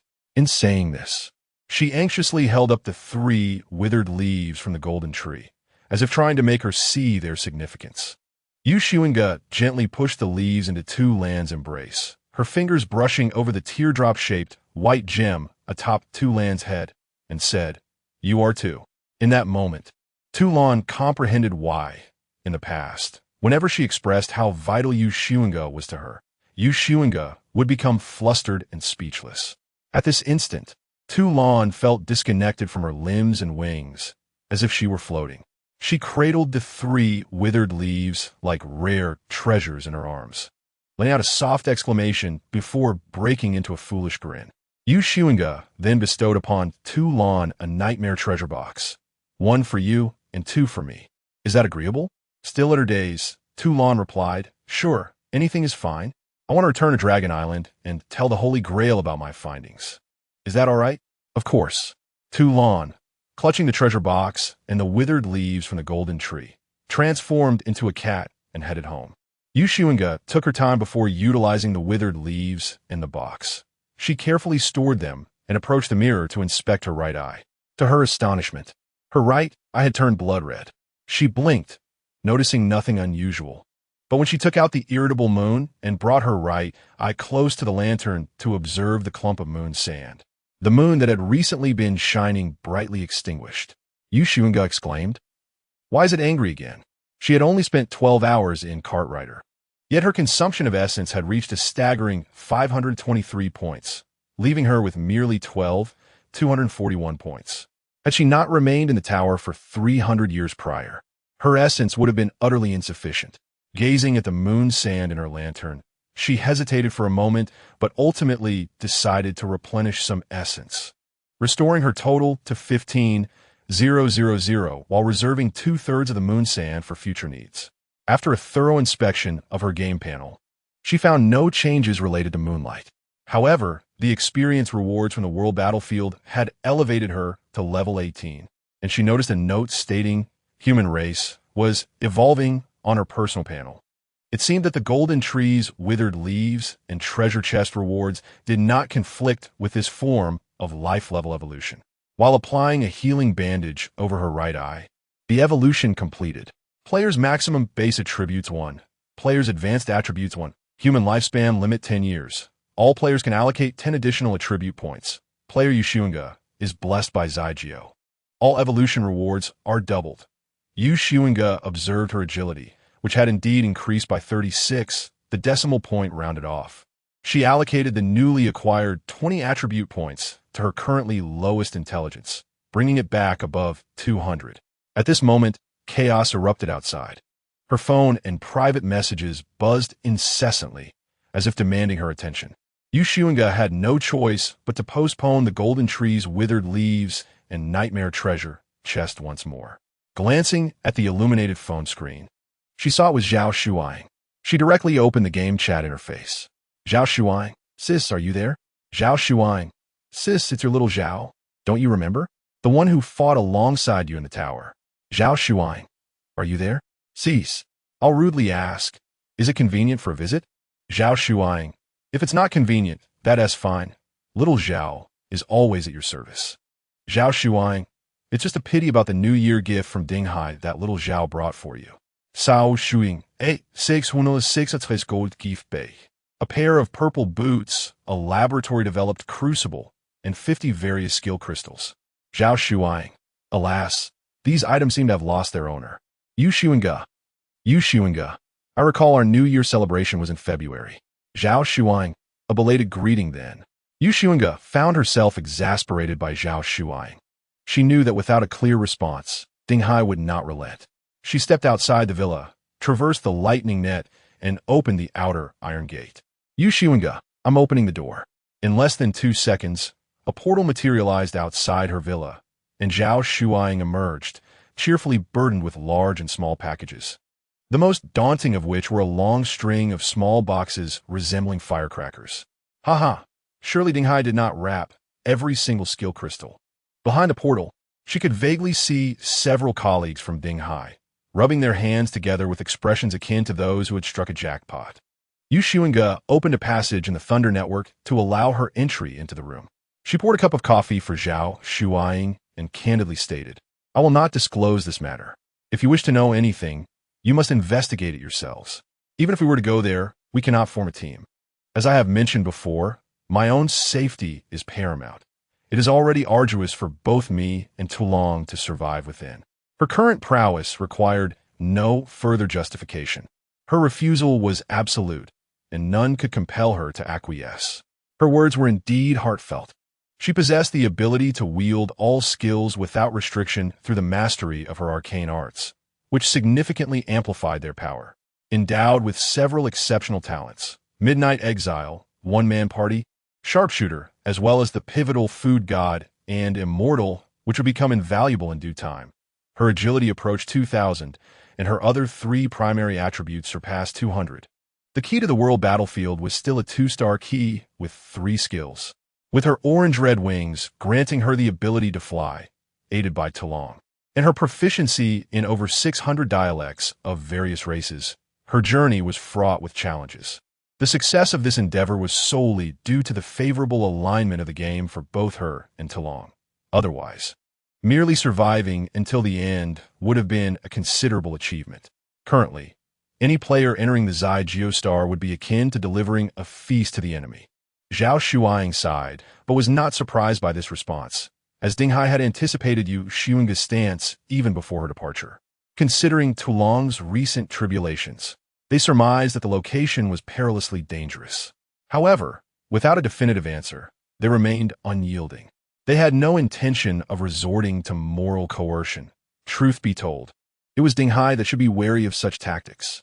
All players had recently benefited from Yu Shuinga's grace. Presently, she embodied justice.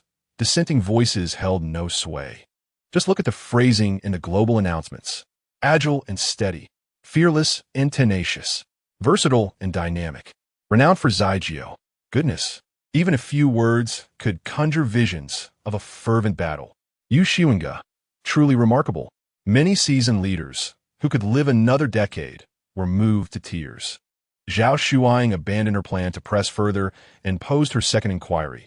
What price would you offer for a mahjong set? Yu Shuinga fell silent. At present, she lacked for entry tickets. Yet if a world tomb were available, she would not refuse. She could upgrade the key, but determining a fair price was challenging. Empathy led her to believe that Dinghai would not merely seek to have her escort its members into the arena. While treasure chests were precious, the instance's curtain was a resource. Having an excess was unfeasible, and losing even one could be a significant headache. What would she offer? Primarily, she did not wish to squander excessive time on others, as her own affairs were numerous, practicing wing ignitions, concocting potions, and preparing for the next journey into the world battlefield. She intended to collect games from various civilizations, primarily to understand critical game items, especially those unique to specific cultures like racing games. For the possibility of piloting mechas in the future was not out of the realm of possibility. The karting event happened to fall within the comfort zone shared by her and Talon, granting them a significant advantage. However, What if the next challenge involves something she is utterly unskilled at? She yearns for opportunities to learn more about the languages of myriad races. Moreover, there are many things she either cannot provide or is unwilling to share, such as potion formulas, moon sand, or assistance in redeeming items from the honor shop using honor points. Unlike the Legion orders, which at first glance seem exceedingly precious and can easily evoke tears of joy, these items are genuinely rare treasures, each one exceedingly valuable. Once the moon sand is used, it is gone. She must also save her honor points for her own purchases. As for potion formulas, she has grasped a few through her alchemical notes, yet they are all master-level recipes, the utility of which remains uncertain. And even if she were to give them to Talon, he would be unable to utilize them. While Xunge was lost in thought, Zhao Shuang began to probe. Moon sand? Let's exchange it for something else. Potion class? Let's try again. Items from the honor shop? Pass. The two exchanged incredulous glances. Zhao Shuang was the embodiment of hope for Talon, and Xunge never squandered time on social interactions, primarily associating with her. She earnestly implored, "Little you, we are sincere. That is merely a single worthless card." She had no interest in collecting cards in small quantities, and individual cards held no value.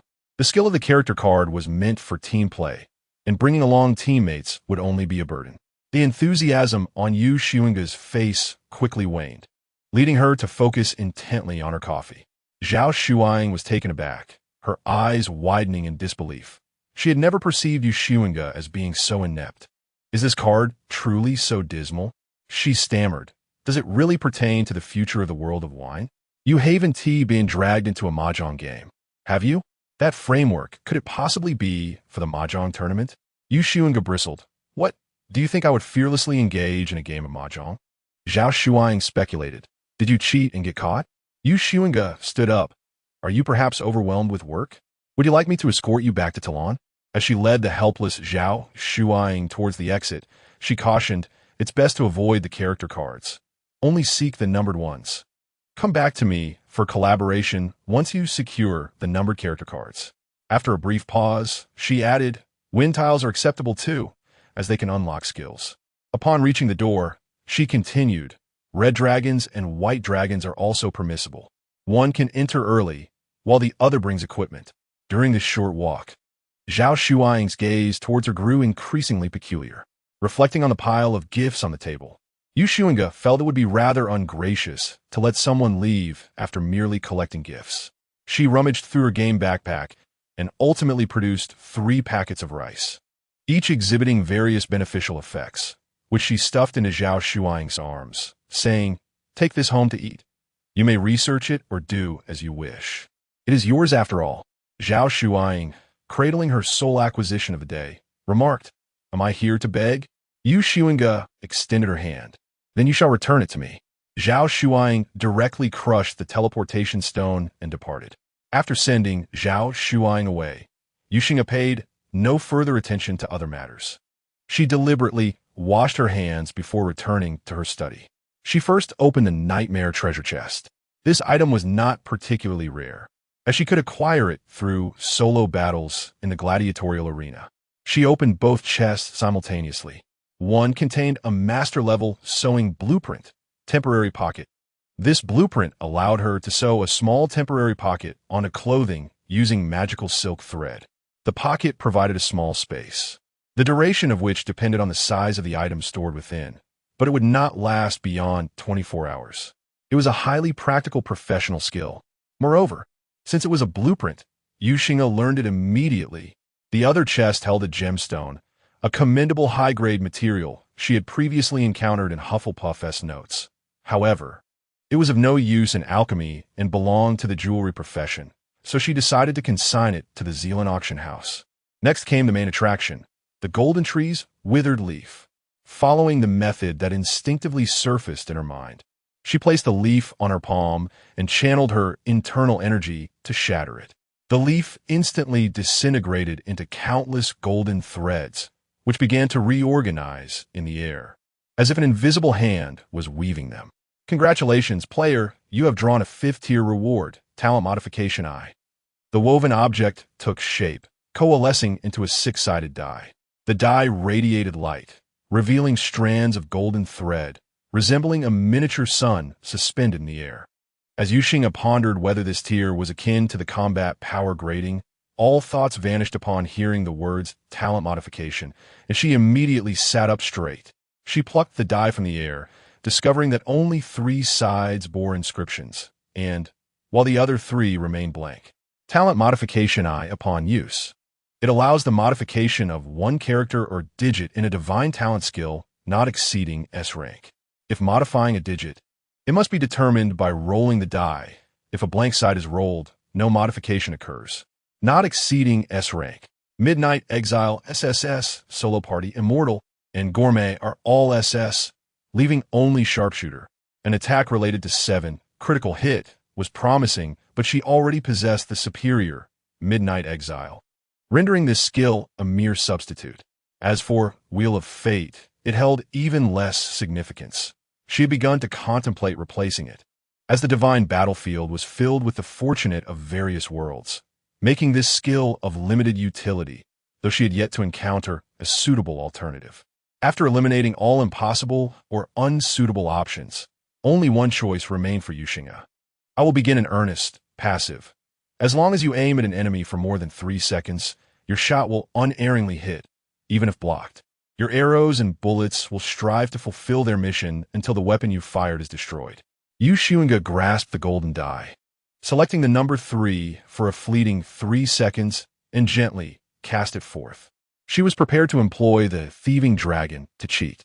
Although such a tactic would be futile in the world battlefield, perhaps it might yield results here. There was nothing to lose in trying. Even if this act of deception led to a forfeiture of rewards, she felt compelled to take the chance, for without attempting, she would forever wonder what if. Should she succeed, it would represent a significant gain, empowering her to accumulate the rewards she most desperately needed through the manipulation of time. The die landed on the table, rolling to its end before wobbling to a stop. 1. In that instant, Xunge experienced the exhilaration of a gambler. The golden die hurtled toward her brow. Simultaneously, the skill description on her skill page transformed. Skill 3. I am about to get serious. Passive as long as you focus on an enemy for more than 1 second. Your strike will be guaranteed to hit. Even if blocked, your arrows and bullets will relentlessly pursue their mission until the weapon you have fired is destroyed. Though this was an A-grade divine talent skill, its potency and practicality rivaled that of S-grade skills. Xunge finally comprehended the terror of Midnight Exile. It must have evolved through the repeated cultivation of battlefield rewards by Xunge Shaling. The critical hit multiplier in Midnight Exile and the 100 counterattack in Absurd Tales were the results of countless modifications. Yet, if the rewards in the world battlefield were so extraordinary, could Xunge Shaling potentially reclaim the talent skills that she had lost through these rewards? Such a possibility could not be dismissed. Merely a 5th-tier reward could alter a single word. What then of higher-tier rewards? Despite the absence of immediate danger from Xunge Shaling's previous reactions, Xunge felt an undeniable sense of crisis rising within her. Her heart raced ever faster. In that fleeting moment, visions of towers and destined saviors flickered through her mind. Along with fate is untimely, the underwater behemoths that produced Zay land soldiers, and the 3 empty islands of the Oak Owl. Yet, her fervent heartbeat was not ignited by these thoughts, but rather by her realization. I could simply seize it directly. How wonderful it would be if that skill could be used once in a lifetime to alter a single word. In an instant, she dismissed the notion of exchanging this now-grade divine talent for moment of reversal. She must keep it. It was imperative to retain it. Gathering her thoughts, Xunge waited approximately 3 minutes before retrieving a second golden leaf from the Tree of Gold and using it once more. Congratulations, player. You have drawn a Tier 3 reward, Death Penalty Reduction. Golden threads coalesced into a card, which flew directly into Xunge's heart. Thieving Dragon. The card burst forth, scattering into golden threads, coalescing into a golden leaf from the Tree of Gold. However, when she attempted to use it again, there was no response. This golden leaf had proven futile. Xunge felt a tinge of regret, yet it was not overwhelming. This outcome had been anticipated, a conclusion she could bear. There was disappointment, but more so, a sense of tranquility. Her inability to cheat implied that other players were equally bound by the rules. The methods of those seasoned players undoubtedly surpass hers in both richness and strength. She carefully preserved the discarded withered leaves of the golden tree, pondering their potential future utility. And then she produced a third withered leaf. Congratulations to the player. You have drawn a 6-tier reward, combat training course, 1-star seer. This time, the golden threads coalesced into a small dwelling. Grasping the little house, she received the information that she could activate the course at any moment she desired. The flow of time within this space differed from the outside world. She could engage in 16 months of combat training while less than a second elapsed in the external realm. The space would continuously conjure the most suitable instructor for her based on her practical abilities and skills. However, this was a solo reward, and she could not bring her pets. Without hesitation, Xunge clasped the golden house, which transformed into golden threads that entwined around her hand and arm. In the next moment, her eyes slowly closed. Yet, almost immediately, her recently shut eyes reopened, revealing a fleeting confusion that swiftly transformed into vigilance, brimming with determination. Upon recognizing her surroundings, it seemed as though Xunge recalled her experiences prior to entering the classroom space. What it felt like to endure 16 months of relentless practical lessons. She did not need to eat, use the restroom, or bathe. Each day allowed only 2 hours of rest, with the remainder spent battling in various states. One-on-one duels, quick skirmishes, ambushes, traps, single-arm challenges, and magic restrictions. At times, she would randomly lose her sight, hearing, and even a sense of pain.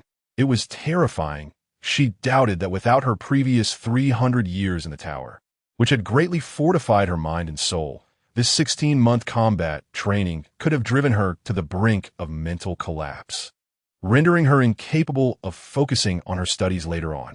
Xunge consumed various calming potions and applied multiple healing skills on herself, appearing somewhat improved. She then teleported to the backyard, forcibly cuddling several of the plumpest cats, and laid down in the sun. What she needed most at that moment was mental respite. When she opened her eyes again, her vision was dominated by the head of Toulon. "You're awake?" Believing her instructor had come to ambush her again, Xunge nearly reacted. Has the Holy Grail praised you?" Toulon burst into laughter, even soaring into the air to reenact the lively scene. "Of course. I summoned the Holy Grail, Basewei, Shuduwei, Fengxie, and Dingsan. Even Li Zhu came. Before them, I triumphantly raised 3 withered leaves of the golden tree, proclaiming, 'This is the reward from our battle side by side. You really should have joined me.' Then you could have witnessed Basewei's foolish expression at that moment, exclaiming, 'So soon?' Ha! Li Zhu didn't believe me when I told her I had acquired 6 withered leaves. She was furious.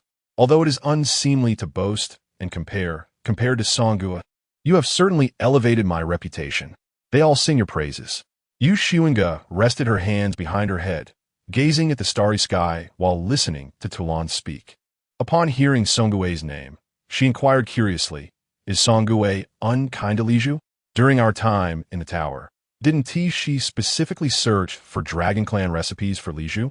She recalled the fusion skill decisive moment obtained from the Emperor Umbrella. At that time, the Emperor Umbrella mentioned that Li Zhu no longer needed it, indicating it had been utilized. If such a fusion skill required an intimate relationship to activate, then the bond between Xungue and Li Zhu must be quite profound. If Xungue treated Li Zhu poorly, how could they possess such a skill? She raised this question. Toulon explained that while Xungue appeared to treat Li Zhu exceptionally well, collecting recipes for her, bestowing numerous titles upon her, constructing castles, and commissioning a statue of her in Four Seasons City, every endeavor Xungue undertook involved consultation with Li Zhu.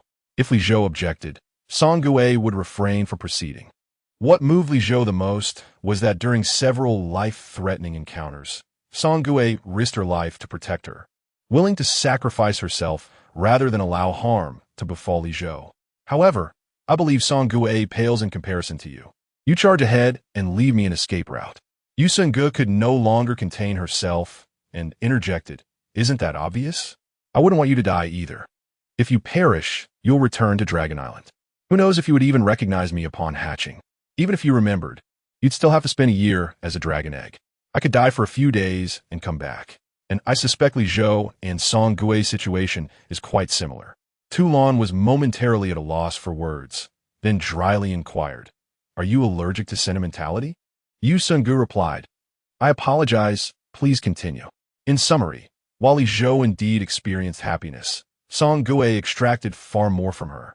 Although she consulted with Li Zhou regarding every matter, she invariably achieved her objectives, with outcomes that primarily benefited herself. When in need of gold coins, she would solicit Li Zhou for dragon's blood, much of which was sourced from Li Zhou by various alchemists. If Song Gui wished to evolve quickly and surpass Feng Tang and Tao Mian, she would ask Li Zhou to yield. She insisted that their relationship was one of equal partnership, asserting that possessions, gold coins, equipment, rare items, should all reside with her, with no strict accounting of contributions. The most absurd part was that Li Zhou initially believed Song Gui's fabrications. Reflecting on Li Zhou's grievances and struggles, Tu Lan concluded that Song Gui provided her with nothing of value, yet nearly drained Li Zhou to sell her off. In Snowpile's words, even if Dragon Island had to sell its possessions, it should ensure Li Zhou's mind was restored. Yu Sungu curiously asked, "Did the dragons from your Dragon Island not come to her aid?" Tu Lan shook her head. The Emperor Umbrella stated that our assistance would be futile. Li Zhou must awaken on her own. Just as Yu Sungu was about to discuss something further, she heard the system notification indicating that the first curse on Donghai Shark had been lifted. It was remarkably swift. Only 2 months had passed. She immediately planned to attempt another curse, but reconsidered, realizing that Shark was likely safe in his own world. She could simply wait until the next divine game to curse him, doubling his rule count. However, there was still someone she could curse right now. Initially, Yu Xunge employed a game of hide-and-seek, shrouding the backyard in mist to shield it from prying eyes. Subsequently, she transformed into a cat, meowing incessantly. Moments later, the sky resonated with the sound of meows. Yet, all players discerned the meaning behind that long string of feline calls. I curse the player Yu Xuanhuan, that he shall awaken each morning to the agonizing pain of 1,000 arrows piercing his heart, and each night succumb to the frigid torment of ice. Deprived of warm sustenance and the sincerity of others, with each level gained, he shall forfeit 5 attribute points until he earns his wife's forgiveness, at which point the curse shall be lifted. As she cast this curse upon Yu Xuanhuan, an unjust blame was placed upon Su Yitong. Although from any perspective, she had no need to conceal herself, this habit had become ingrained.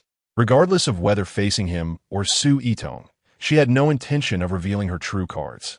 As long as she did not encounter an unexpected adversary like Sha Long, she relished the thrill of being in the shadows while the enemy was in plain sight. It was particularly sinister, yet comforting. Once the curse was uttered, Yu Xuange dispelled the mist and resumed her human form. She retrieved her phone and opened the family chat group. Having feigned death until now, she could no longer maintain the charade. She inquired if Yu Xuanhuan had offended anyone, feigning concern while upholding her persona of a frugal yet caring family member. However, the cheerful Chiogua had something to say regarding the curse. "Happy Chiogua, my dear. Mother is genuinely concerned for you. Do not heed this curse. Terrifyingly strong. Feeling guilty, are we? Happy Chiogua. Nonsense, it's all the curse's fault." Yu Xuange keenly sensed the underlying disdain Chiogua harbored for Yu Xuanhuan beneath her jest. It appeared intentional, a deliberate revelation that, prior to the curse, his mother had already ceased to love him. Was it because of that child? Or did Chiogua understand that the oddities surrounding her and Yu Qingshan were all due to Yu Xuanhuan?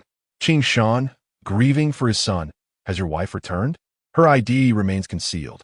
Qingshan, grieving for his son, is she aware of my arrangement for you to go on blind dates? Yu Xuange, is that so? A letter must be written. I shall go to Zhelan tomorrow to write to Su Yitong. Terrifyingly strong. No wonder, everything makes sense now. Su Yitong isn't dead after all. Grieving, but I haven't even gone on a blind date. Grieving. Sister, do you have any solutions? Terrifyingly strong. I can help you contact Su Yitong. As for the curse, I know of a gem called Spring's Timeliness that can break bloodline curses. I happen to possess one before. but it has since been used. After this information surfaced, the group fell silent for several minutes. Soon after, the three of them instinctively shifted the topic away from this matter, redirecting the conversation to her whereabouts and whether she had brought back any treasures. However, in private chats, both Qiuhua and Yu Qingshan messaged her, inquiring if she had any means to procure Spring's timeliness. Yu Xunge uniformly replied that she would assist them in searching. After dealing with her adversaries, Yu Xunge noticed Tu Lan amusing the backyard cat with golden tree leaves. She inquired, why not use them? Indeed, do refrain from resorting to the tricks of the cunning dragon thief. I have attempted it and found it futile. Tu Lan gracefully settled down before Yu Xunge, raising a withered leaf from the golden tree. I wish to await your awakening and utilize it together with you. Yu Xunge did not particularly seek such ceremonial gestures, yet it was evident that Tu Lan cherished them. She sat cross-legged and patted the ground. Come forth. The first card read, Congratulations, player. You have drawn a tier 4 reward, skill modification I. This would allow the alteration of a skill with a rank no higher than S by changing a word or a number. Tu Lan, too, received only a 6-sided die with values between 1 and 3, and she selected the Aurora Veil, modifying its casting time from 6 seconds to an instantaneous 2 seconds. The second card announced, Congratulations, player. You have drawn a tier 6 reward, Gene Evolution I. This was precisely what Tu Lan needed most.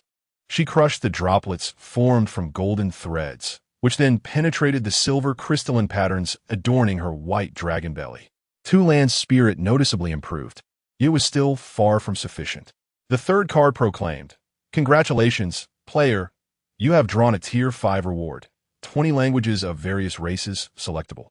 To her astonishment, the tier 5 reward offered merely 20 options, when Feng Ran had presented her with 666 languages of various races.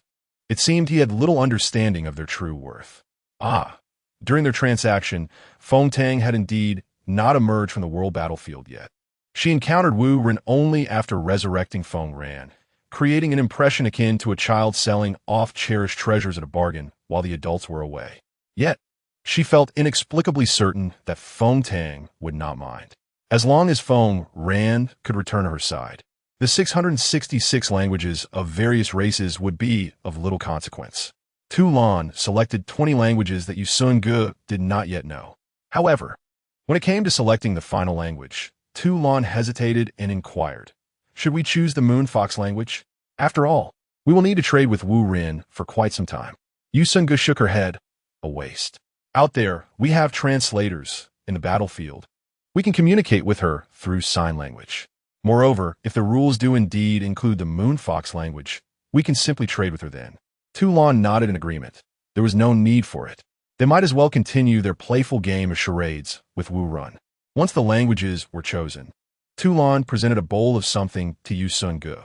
This is a gift from Xue Dui, expressing gratitude for your care. Yu Xunge accepted the chalice-like gift, discovering that it was a half shell of a dragon egg, which fit perfectly upon her head. The base color of the shell was a pale red, adorned with exquisite deep red patterns, and there were several notches along the edge, though the sharpness of these notches had long since softened. Since she had received the shell, wisps of flame-like shadows occasionally flickered from it, as though the shell possessed a life of its own. Tu Lan explained, this is the shell left behind by a dragon egg that failed to hatch. Xue Dui said you could use this to concoct potions or create exquisite dishes, and astonishing things would unfold. Sleeping dragon egg shell. Treasure the shell of a dragon egg from a dragon that perished in the hatching stage. Only beings blessed by the dragon race may receive its gift. Regardless of how you utilize it, it will occasionally surprise you with unexpected delights. It is indeed a treasure reminiscent of the ancestral dragon's reverse scale. Yu Xunge, shouldn't we keep it as a memento? Tu Lan, the snow mound has already been preserved long enough. Giving it to a dear friend of the dragon clan serves as the finest commemoration. The little dragon within can accompany us on many more adventures. This is the child of the snow mound, and it's said that if you cherish this gift, you should take it out often to gaze upon the world. Without hesitation, Yu Xunge placed a binding stone on it and stored it away. At this point, night had just fallen, yet Yu Xunge had no intention of idling. I'm heading to Zealand to find Hufflepuff Would you like to come? Let's go. I brought back a lot of scraps from Dragon Island. Can I sell them to Hufflepuff? Certainly. Just let me handle the negotiations while you remain silent. Upon arriving in Yasi City, Xunge suddenly remembered that all her money had been spent prior to entering the world battlefield, where she had purchased the S-class skills, underwater combat, and blink, ultimately relying on 2 lands generosity. Hufflepuff was still at the usual spot, but today seemed busier than usual, with a multitude of guests from various races, and little Maki was bustling about. Transformed into a wind scythe, Xunge decided to lend a hand. While Maki collected payments, she assisted in retrieving the potions requested by the customers. She noticed that all the patrons sought the same potion, one she had neither seen nor heard of before. It came in 2 tiers, the more expensive variant priced at 2,000 per bottle, while the cheaper option cost 300. Maki was preoccupied with counting coins. Xunge glanced at the potion worth 2,000, gasping in astonishment. This skill I dislike too. Choose a divine gift skill not exceeding A rank. Apply this potion to the skill information on the game panel to discard that skill and draw a new divine gift skill, which will be at the same level as your divine gift skill. Inventor. Hufflepuff, the cheaper version was titled This Skill I Dislike I, which can only alter skills below A rank. Xunge. Have these been recently invented by Hufflepuff? Maki replied casually. Yes, didn't you read the Alchemy Daily? Last week's headline was all about Hufflepuff. She hadn't had the chance to look, and Xunge was convinced. Although she didn't require it for herself, she was eager to learn. If the production cost of this potion were not high, what difference would it make from goldsmithing? In her first year, she had refrained from selling goods at Xigeo because it was inherently resource poor. Draining Zygeo's players would only hinder her plan's development. However, these players had gradually begun to thrive. At least in Dinghai, wealth had certainly increased as they had recently been speaking quite loudly. Surprisingly, 6 hours flew by, and Toulon had even gone to observe Hufflepuff brewing potions.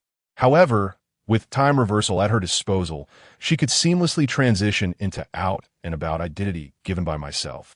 After all, the cooldown time was merely 4 hours. After using it, she immediately engaged time reversal to reduce the cooldown by 50, resulting in just a 2-hour wait. There were only a few awkward seconds in between, necessitating Xunge to hide away for a moment. Yet, she did not perceive these 6 hours as a waste of time. The 16-month-long course of combat has left her utterly drained, her mind now ensnared in a state of profound fatigue. Engaging in the monotonous task of assisting customers with potion procurement, requiring minimal cognitive effort, serves as a soothing balm for her weary brain. As the clock struck 2 in the morning, marking the end of the workday in Undercity, Xunge and little Maki found themselves with a rare moment of leisure, having sold out all their potions. Xunge settled at the table, where a meal pre-ordered by Hufflepuff awaited her. Reflecting on the intense scene earlier, where customers nearly clashed over a single vial of potion, she remarked, "It's fortunate that you don't have a quota system here. Otherwise, little Maki and I might have been caught in the fray." Hufflepuff paused mid-pour, perplexed. "What do you mean by a quota system?" Accepting the spoon and bowl from little Maki with a nod of thanks, Xunge elaborated. "It refers to the requirement of spending a certain amount of gold in the store before one qualifies to purchase. I dislike this skill." She then awaited Hufflepuff to be the first to dip their spoon, but after a prolonged silence, she turned her gaze towards the undead mentor, only to find her wearing an expression of complex emotions: regret, shock, bewilderment, anguish, and heartache, all coalescing into a singular thought. "Why didn't you say so sooner?" Talon, also clutching her spoon and bowl in anticipation of the meal, chimed in with a suggestion upon witnessing Hufflepuff's reaction. "Indeed, you could sell mystery potion boxes, placing all potions into an untraceable small box containing a variety of concoctions, the most coveted being, I dislike this skill too, with a uniform price of 99 gold. Xunge regarded Talon with an expression that conveyed her youthful inexperience. 33% should contain potions valued at around 50 gold.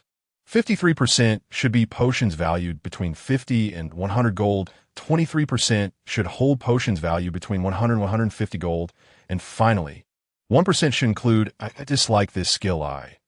Hufflepuff and little Maki listened, captivated, their breaths momentarily halted. Little Maki queried, "What about I dislike this skill too?"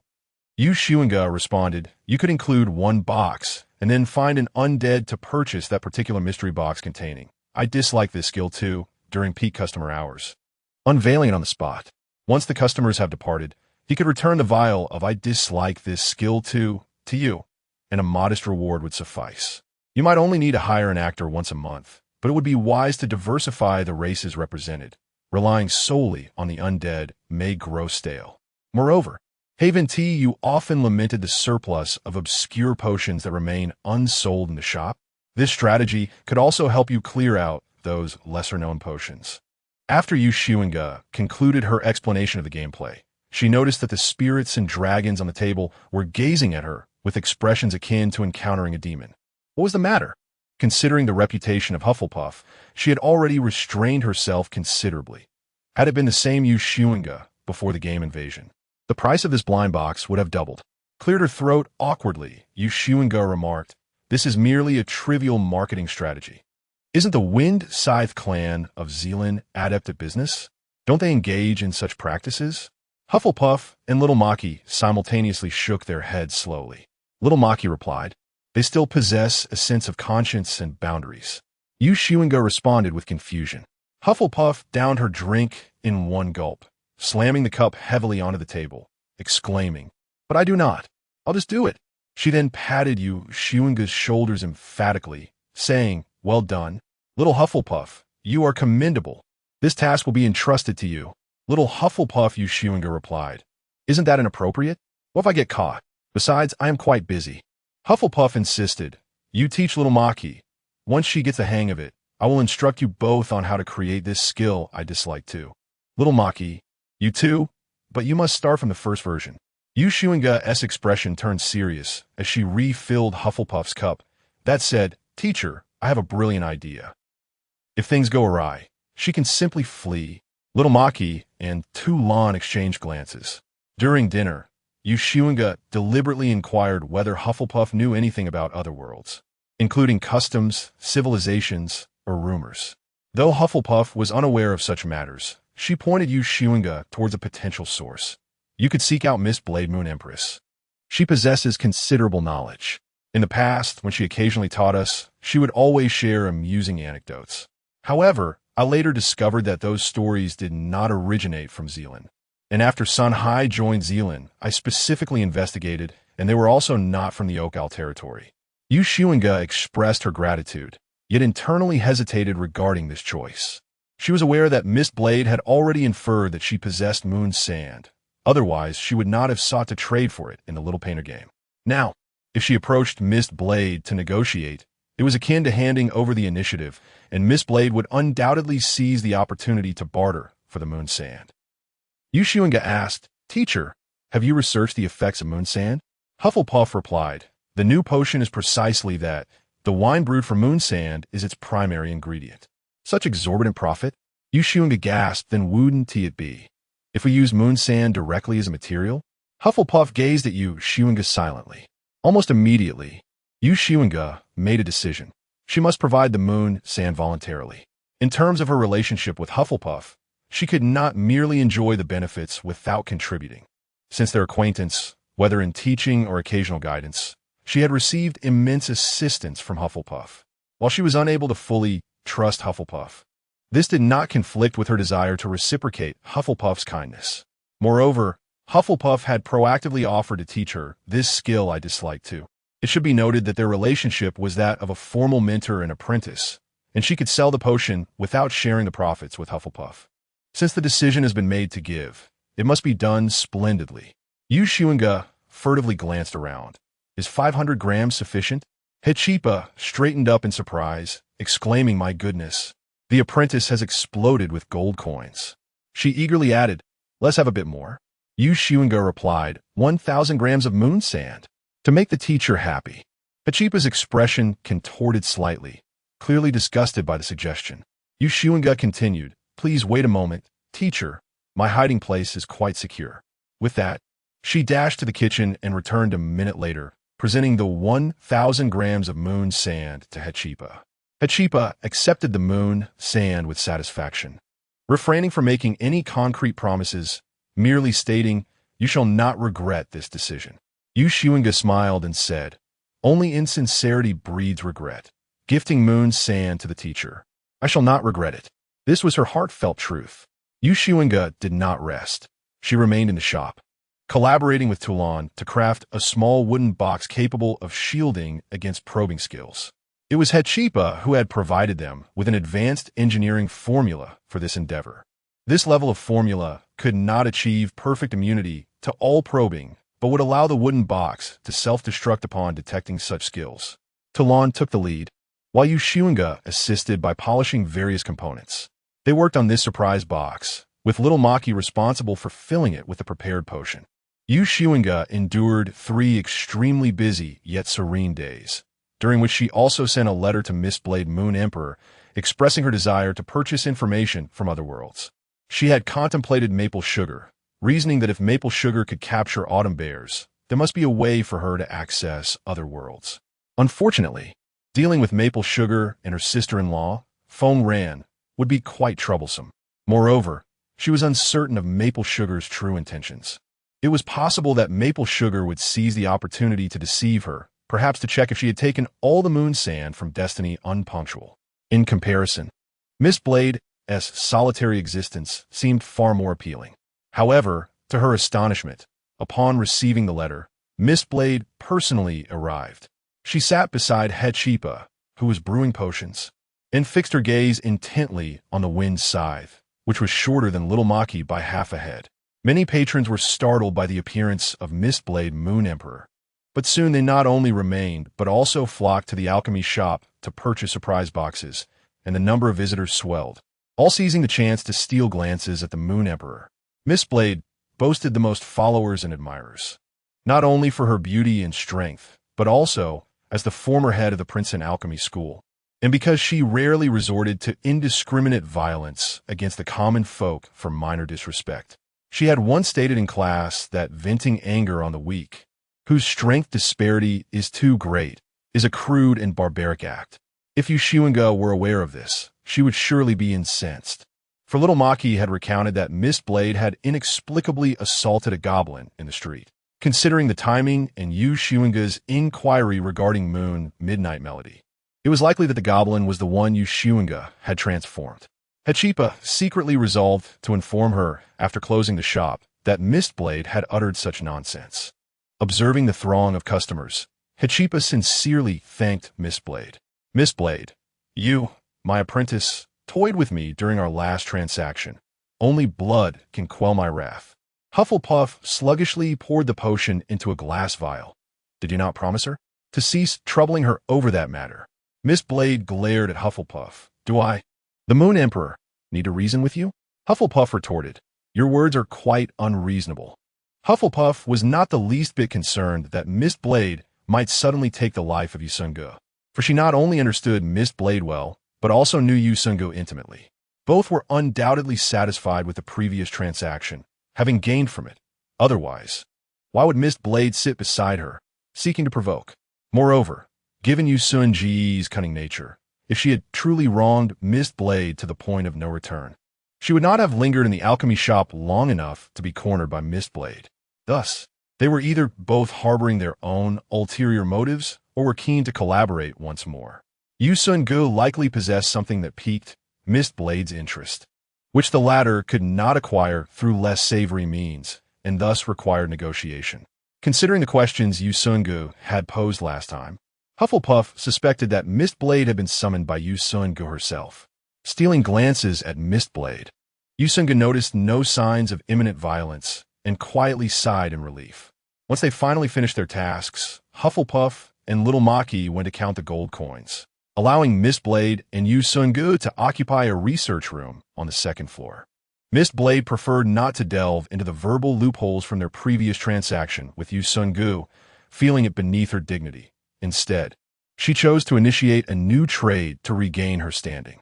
Once Xunge and Toulon were seated, she remarked, "I possess information from other worlds. It will cost 100 G of moon sand per piece." Xunge cleared her throat, stating, "Actually, I need not purchase it." Mistblade scoffed, "I traveled a great distance and wasted an entire day here, and you simply declare you want tea by? The transformed Tu Lan raised her head from her milk cup and remarked, "Why do you persist in coercive selling?" Mistblade fixed her gaze on Tu Lan for a few seconds, recalling the resounding curse from the battlefield, and silently eliminated a trading option. She produced her hamster, Kabbalah, placing it on the table, softly saying, "Go play." In that moment, Xunge felt as though she were attending a single mother's gathering. Yet undeniably, she sensed a profound warmth in Mistblade's demeanor. It was a striking contrast. She would wage war on a world alongside other holy races for the sake of the world's tomb. Yet she was not a cold-blooded, bloodthirsty being. She sought the world's tomb to trade with Miss Shi and to exact revenge for her, even having served as a headmaster of school. Her thoughts drifted far away. If one day the Xunge developed further and required more world's tombs, what choices would she make? If the world's tomb of one realm were entirely seized by players from another realm, what would become of that world? Mistblade rapped the table. "Do you truly believe I wouldn't dare to kill you?" Xunge snapped back to reality, promptly offering a sincere apology. "My apologies. I merely thought of you and envisioned the future, Xunge. I fear I may not measure up to your greatness." The Moon Emperor chuckled. Xunge let out a sigh of relief. She chose Mistblade over maple sugar precisely because Mistblade was indeed easier to appease.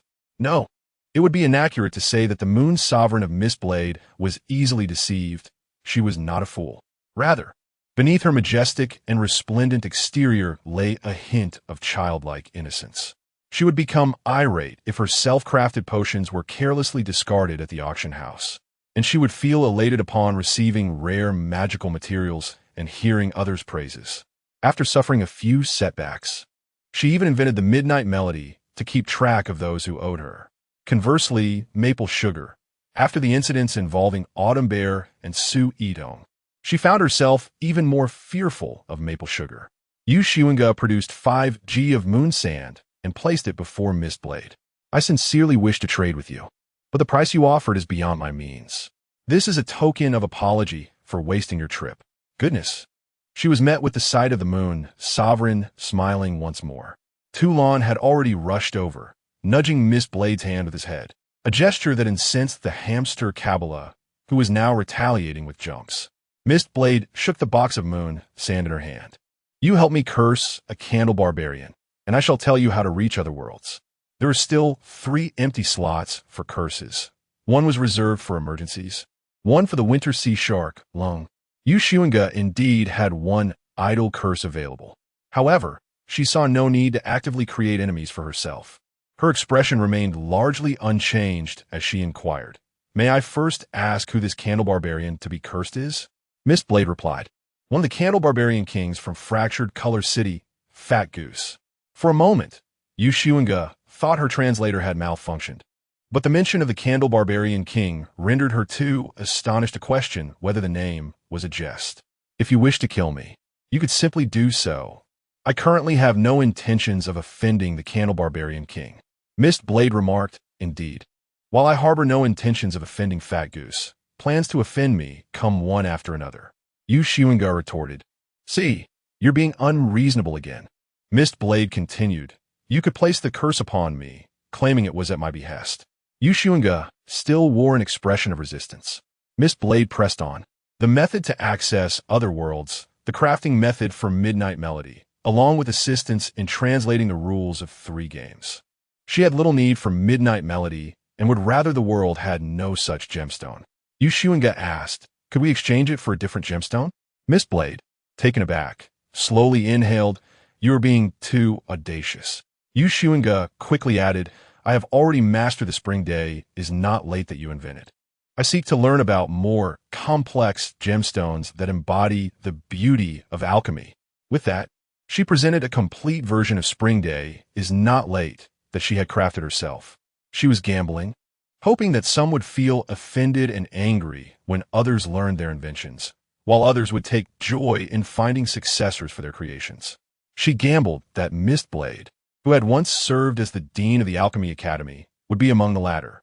She wagered that the same Mistblade who had once willingly taught Spring Day is not late to a stranger in exchange for a tomb of the world would appreciate genius rather than harbor jealousy. A flicker of unusual color passed through the depths of Miss Blade's eyes as she picked up the spring day not late and examined it for a moment before setting it down. Her expression inscrutable. The Moon Empress remained silent for a considerable time before finally producing a blue, glowing orb resembling a Pokemon-esque gas ball, stating, "This is a high-grade gem, last night's star. Upon utilization, it allows for the storage of time, which can be used to negate the cooldown of any skill, with a current limit of 24 hours. After a brief pause, Miss Blade locked her gaze onto Xunge's eyes and continued, in terms of practicality. It pales in comparison to the melting time invented by Hufflepuff. In terms of rank, it is inferior to both Midnight Melody and Spring Day Not Late. No. Initially furrowing her brows, Xunge began to feel increasingly intrigued by this invention. She straightened her posture, leaning slightly forward, her excitement palpable. Time can be stored. Just at the advanced stage, it can store up to 24 hours. But if research to the end, could I not store an entire lifetime within it? It is far more precious than Midnight Melody and Spring Day Not Late.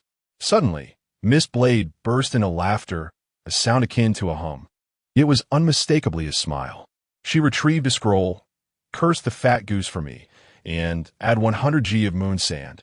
And I shall agree to exchange Midnight Melody from the aforementioned 3 conditions for last night's star. Xunge promptly produced 100 G of moon sand, having prepared several quantities in recent days, and placed it before Miss Blade, asserting firmly, "The Candle Barbarian King is not even a match for you, Miss Blade Moon Empress." Once the benefits were secured, who wouldn't curse? After all, when they entered the world battlefield, everyone was devoid of kinship. What a fat goose! What a Candle Barbarian King!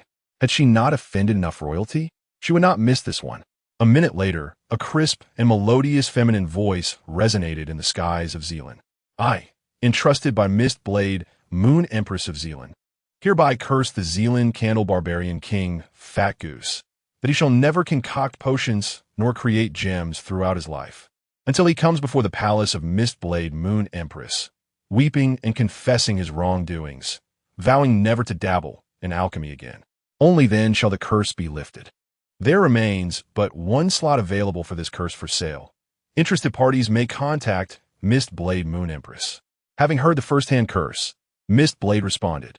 Before she could express her displeasure, Xunge took the initiative to smile amicably at Miss Blade, holding up 5 fingers. "When the time comes, you set the price. I cast the curse, and we split it 50-50. Finding Miss Blade to be of noble lineage, she took orders through her, using Miss Blade as a shield. Out of both sentiment and reason, a share must be given. What is due must be paid." Miss Blade's eyes lit up, a flicker of eagerness passing through her gaze, and she nodded with satisfaction. "Indeed, I have long sensed you are extraordinary. If Xunge fears no peril, what is there for her to fear?" Unbeknownst to them, Toulon and the hamster had ceased their tussle, sitting at the table, their expressions grave. The hamster squeaked, "I'm starting to feel afraid." Toulon replied, "I have grown accustomed to it." Xunge's ability to hide was considerable, yet her knack for causing trouble was even stronger. Following the completion of the curse, Miss Blade readily informed Xunge of how to traverse to the alternate realm. "Are you familiar with the arena of all races?" "I am aware." As the alien race entered the arena and the shimmering entrance screen had yet to close, you seized the opportunity to dash inside.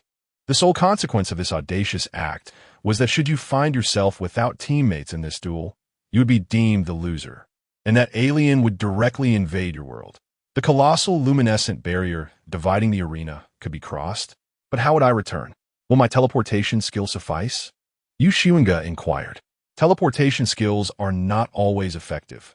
At times, the vast distances between worlds render them futile. However, once you enter the battlefield, regardless of the world from which you emerged, upon the conclusion of the game, you will be returned to the world associated with your battlefield key. So there is no need for concern about your return. Subsequently, Miss Blade imparted the method for crafting last night's stars to Xunge before departing with 100 blind boxes generously offered by Hufflepuff. She remarked to Xunge, who was escorting her downstairs, Do you not think that if you could learn the language of the moon fox, our transactions would become much less troublesome? Xunge replied. But learning the moon fox language is itself a far greater hassle, is it not? Mistblade retorted. It seems you have no intention of engaging in a long-term trade with me.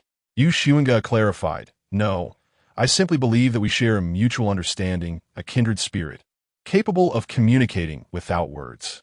Mistblade queried. Why didn't Hufflepuff eliminate you? Hufflepuff, casually passing the staircase corner while holding a bottle of ice wine, interjected. What does that concern her? After bidding farewell to Mistblade, Xunge hurried to Hufflepuff and asked, Is the corpulent goose, this Candleman King, fearsome? Hufflepuff wore an expression that was hard to decipher. Isn't it a bit late to be asking this question after you've already offended him? Xunge insisted. I need to be well informed.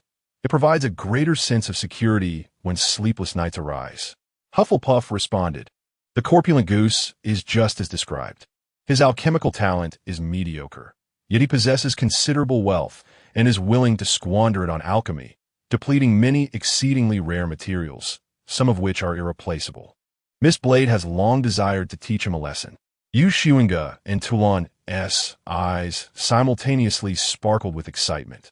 They exchanged a glance, and 5 words echoed in their minds. He is particularly wealthy. Hufflepuff queried, Didn't you seem troubled just a moment ago? How did you suddenly become so exhilarated? Now armed with knowledge of how to traverse to another world, Xunge did not rush. She intended to first collect and study the game-related items or machinery from Zealand. She lingered in the alchemy shop for another 2 days, teaching Little Maki various promotional techniques and additional blind box strategies, while also mastering this skill I dislike too. Hufflepuff conveniently taught her, This skill I dislike, I as well. Talon also earned a salary, and Hufflepuff gifted her 12 bottles of master-level potions with various effects.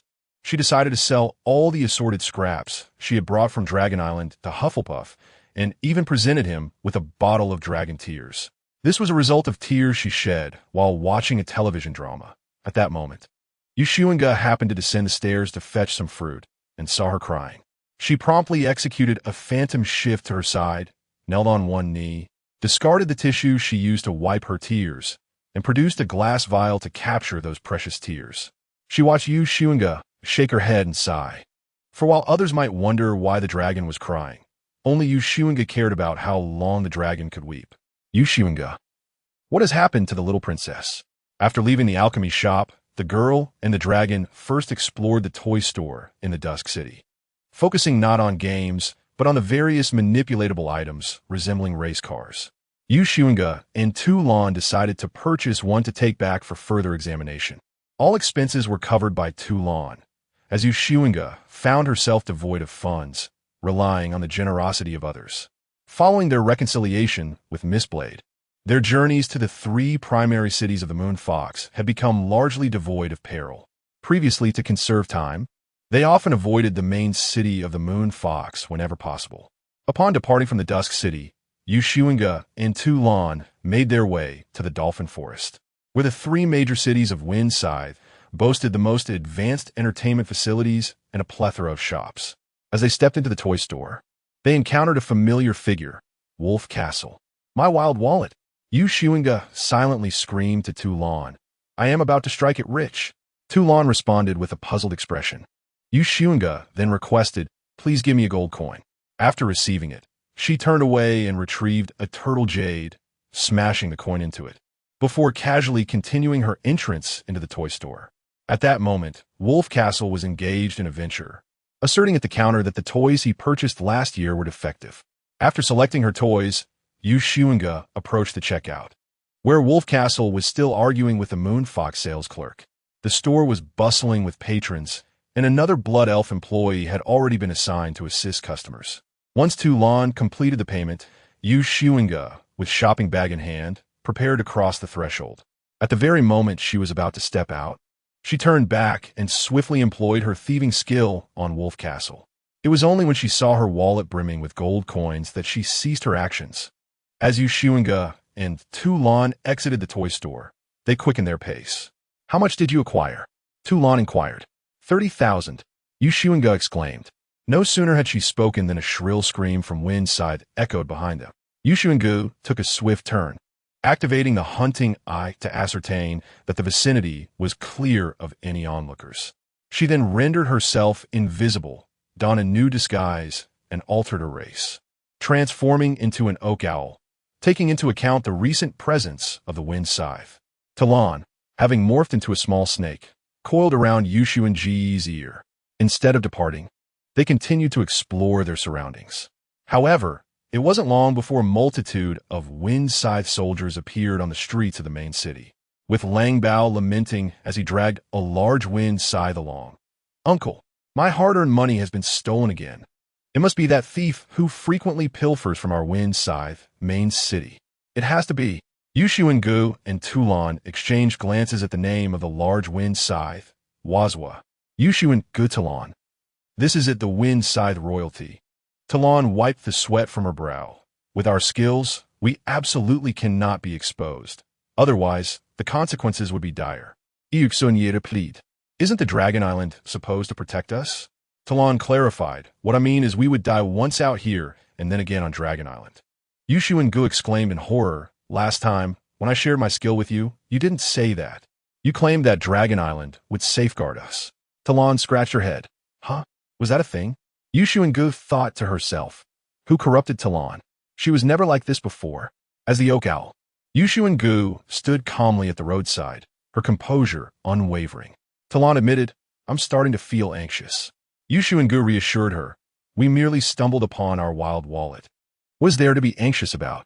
Talon confessed, "I used to doubt the Holy Grail's claim that a player's divine gifts are related to their personality. But now I believe it. I am unworthy of that skill." Xunge responded, "No worries. Take your time to understand. Both mischief and crime are forms of talent. Were it not for her transformation into an oak owl, she might not have been so composed, yet here she was." Before long, the squad leader of the wind scythe approached Xunge, conducting the usual inquiries. She responded directly in the language of the oak owl. In truth, she wasn't overly concerned that Langbao and Wazwa would uncover her as the thief of the stolen gold coins. If they could truly discover it, she wouldn't have managed to steal for months without being apprehended. Of course, she had also prepared for the possibility of being caught red-handed. She and Talon had already established an escape strategy. When the time came, she would scatter gold coins to create chaos, allowing Talon to use her cat head to return to Dragon Island. Then, Talon would reverse summon her, a swifter method than leaving on her own with the cat head. She had no intention of seizing the opportunity to exchange divine gifts with Wazwa, who, although a royal, was not the Wind Scythe King. His divine gift, while classified as S rank, was not as practical as her current setup. During the questioning, the squad leader focused intently on her lip movements, confirming that she spoke in the oak owl language. Following the customary inquiries, he noted her audacity, which was as if she were the Owl Empress, and promptly moved on to the next target. After half an hour of investigation, Langbao and Wazwa instructed all present players to leave their names before they could depart.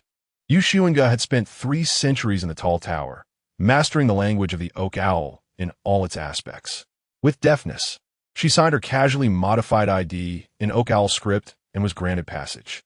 However, just as she prepared to depart, a commotion erupted nearby as soldiers began to converge.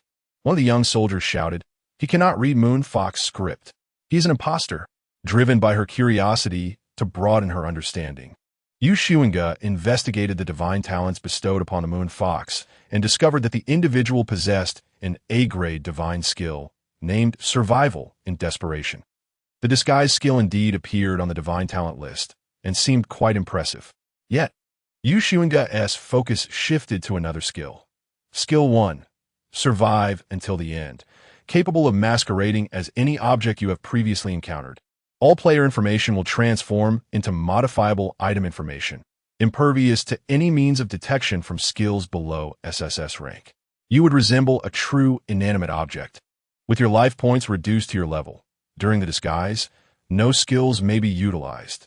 The duration is indefinite, with no cooldown, but each use consumes 50 of your mana. The advantages and disadvantages are equally evident. The most significant drawback is the reduction of life points to match the level. meaning if she employed this skill, her life points would dwindle to a mere 18, potentially leaving her vulnerable to a casual kick from a passerby. However, she possessed bedtime fairy tale. Thus, this dilemma ceased to be an issue. 4. Bedtime fairy tale calculates based on percentage. She cannot be taken down instantly. The enemy could at most reduce her health by 30, regardless of whether her total was 18 or 180,000 points, allowing her to withstand 4 hits before succumbing. As for the inability to use any skills while disguised, the acquisition of additional golden tree, withered leaves would enable her to alter that predicament. The only lament was that this skill was skill 1, corresponding to her sharpshooter talent. You are too weak, passive, allowing her to keenly detect the enemy's weaknesses in battle. The moon fox was already charging toward her. Yet, in those fleeting seconds, she resolved to claim this skill. You are too weak was commendable, but survive until the end was more exceptional and aligned with her desires. If a choice had to be made, she would select the latter. She swiftly activated.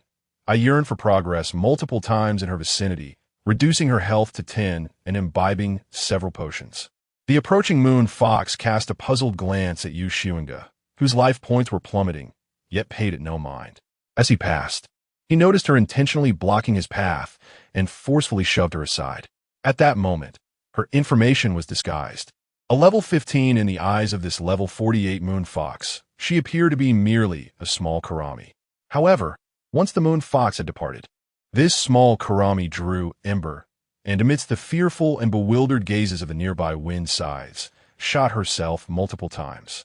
The frost power of Tulan enveloped Xunge entirely. Should she sustain any injury, the frost would spread to the wound, freezing it and preventing blood loss.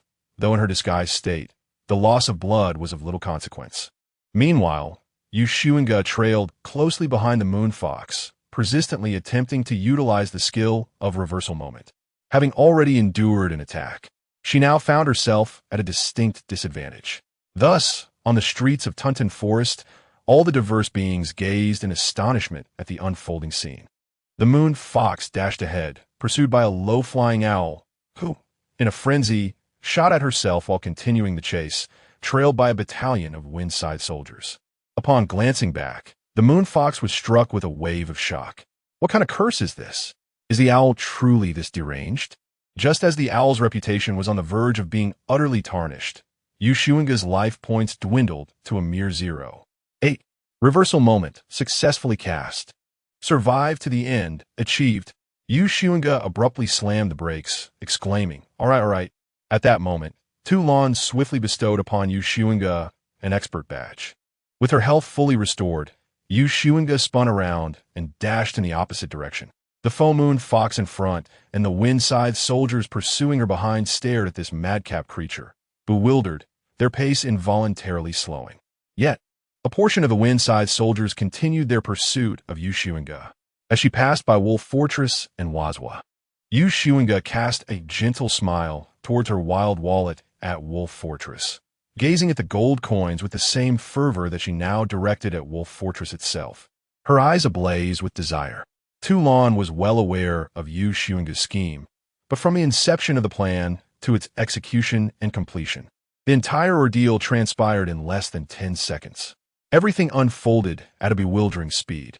The scenario initially seemed perfect, with clear skies and their impending escape from suspicion, leading to a flawless crime, when suddenly Xunge declared, "Get ready, I'm about to commit robbery."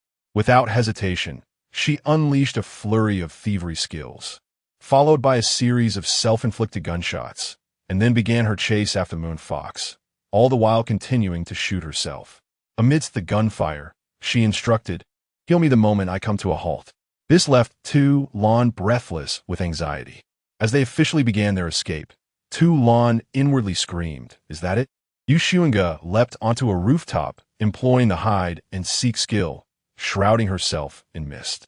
"Oh my," Tulan exclaimed. "Was it really that sudden?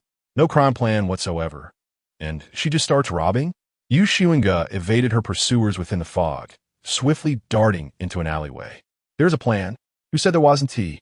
Tulan retorted. "What plan? I'm completely in the dark."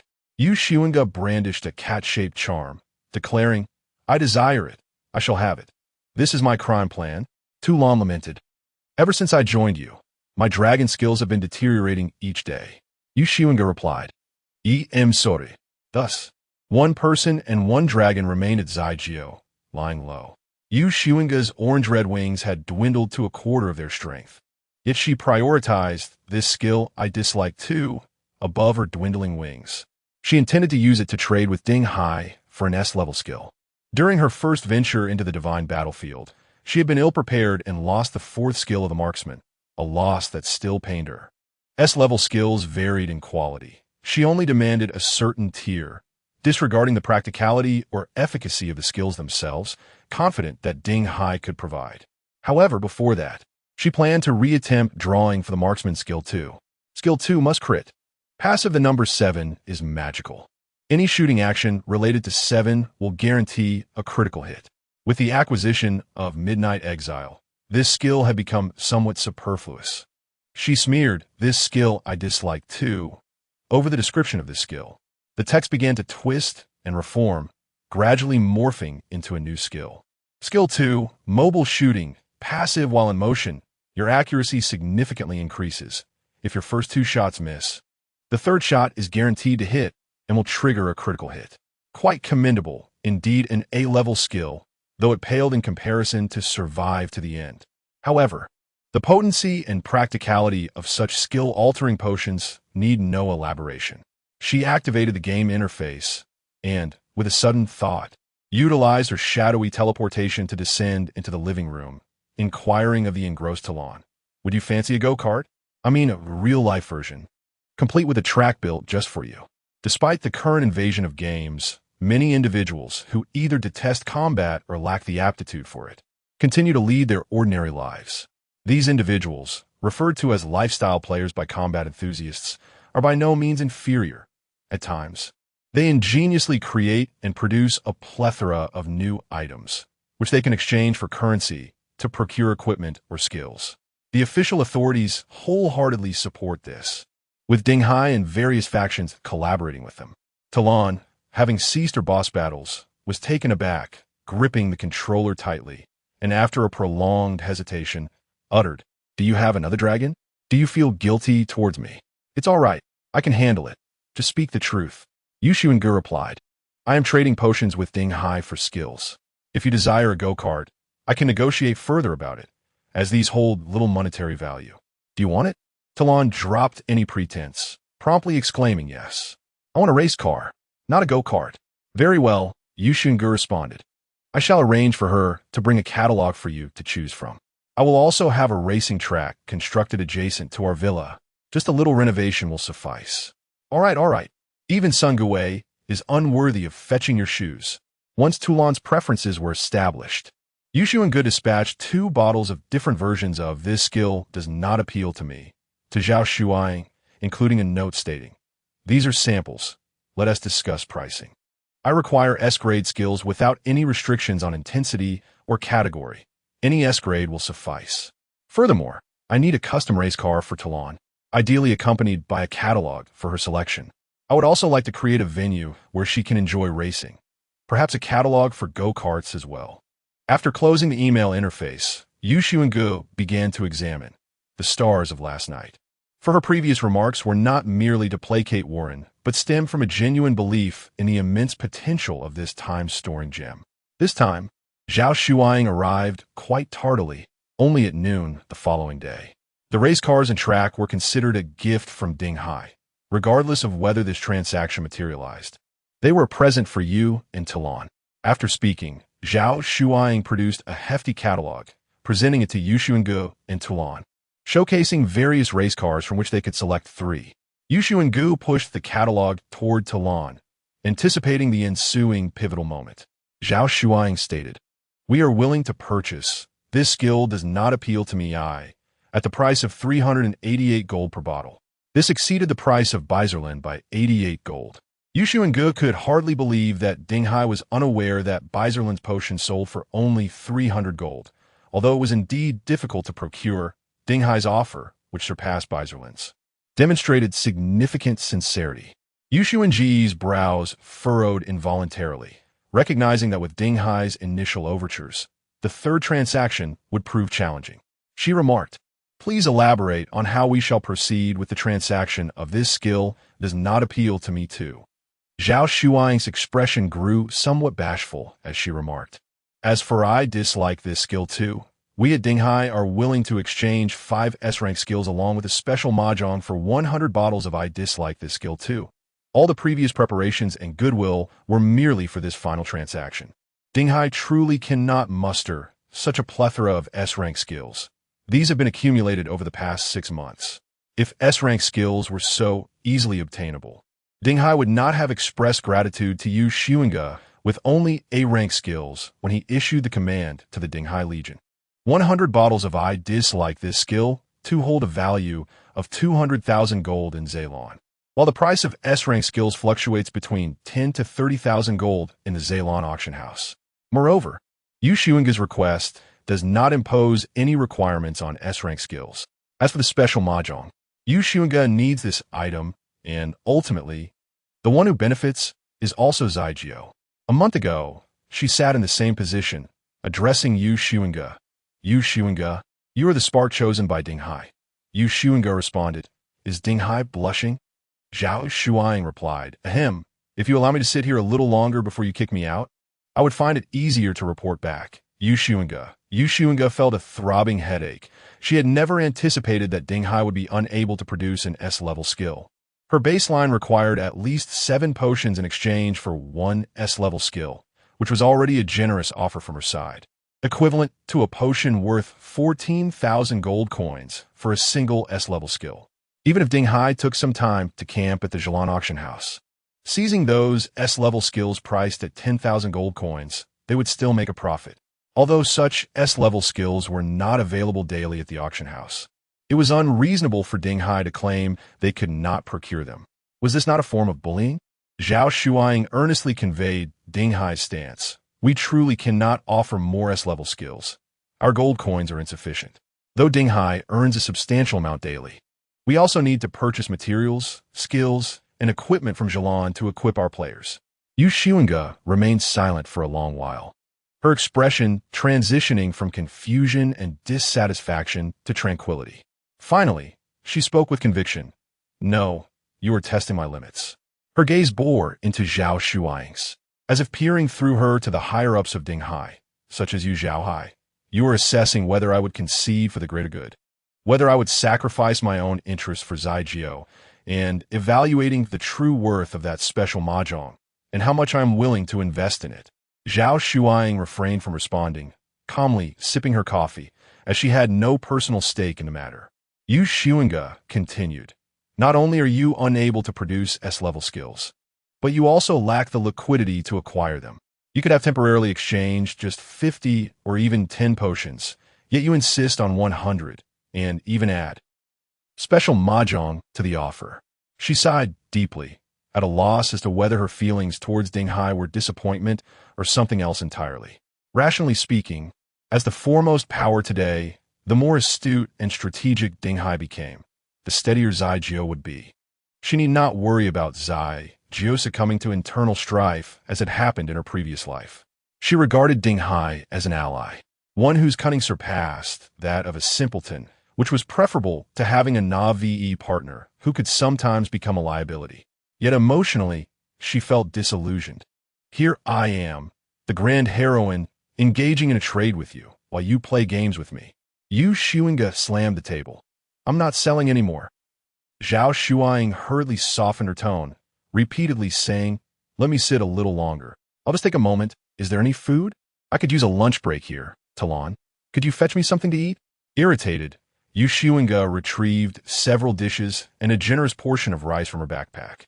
As she and Talon had yet to eat, though she had disabled the effects of the food god, Talon set down the album and assisted in arranging the bowls and chopsticks, also bringing over a few bottles of ice cola. Shaking his head and clicking his tongue. "Looks like it backfired." Zhao Shuang showed no signs of embarrassment. "I voted against it anyway." Yu Xunge inquired, "Are the leaders over there so idle?" Zhao Shuang replied, "Not at all. Most of us spend our time simultaneously raiding dungeons and holding meetings."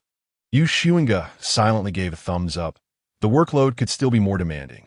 In recent days, Zhao Shuang has not been able to leave work on time. However, when Zhao Shuang departed, Yu Xunge still managed to sell 52 bottles of this skill I dislike to Ding Hai, earning a staggering profit of 20,000 gold after deducting a mere 176 coins. She had already secured the top position on the wealth leaderboard, so this trifling sum was inconsequential. She simply packed her belongings and, with a flourish, displayed a smile of affluence. After Zhao Shuang settled the payment, she waited for quite some time, having already been escorted by Yu Xunge to the threshold of the villa.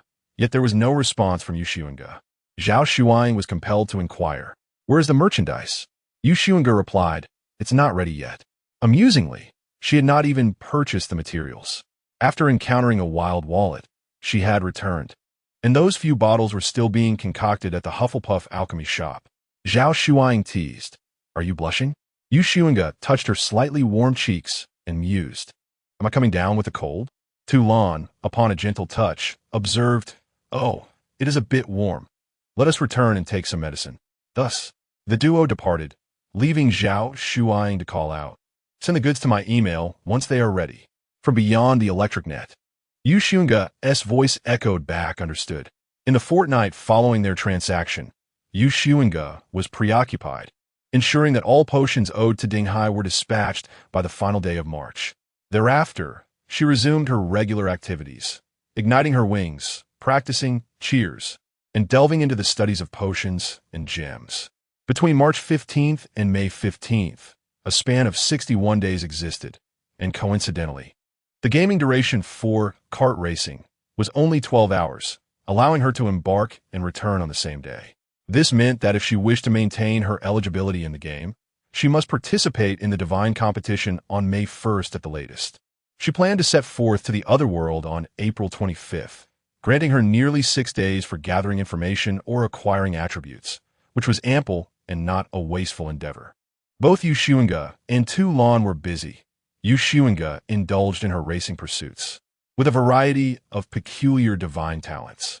The racing track near the villa was completed within 3 days, and the 3 vehicles requested by Tu Lan were delivered, along with an additional 5 small carts generously gifted by Ding Hai. While Ding Hai was astute, he was not particularly stingy.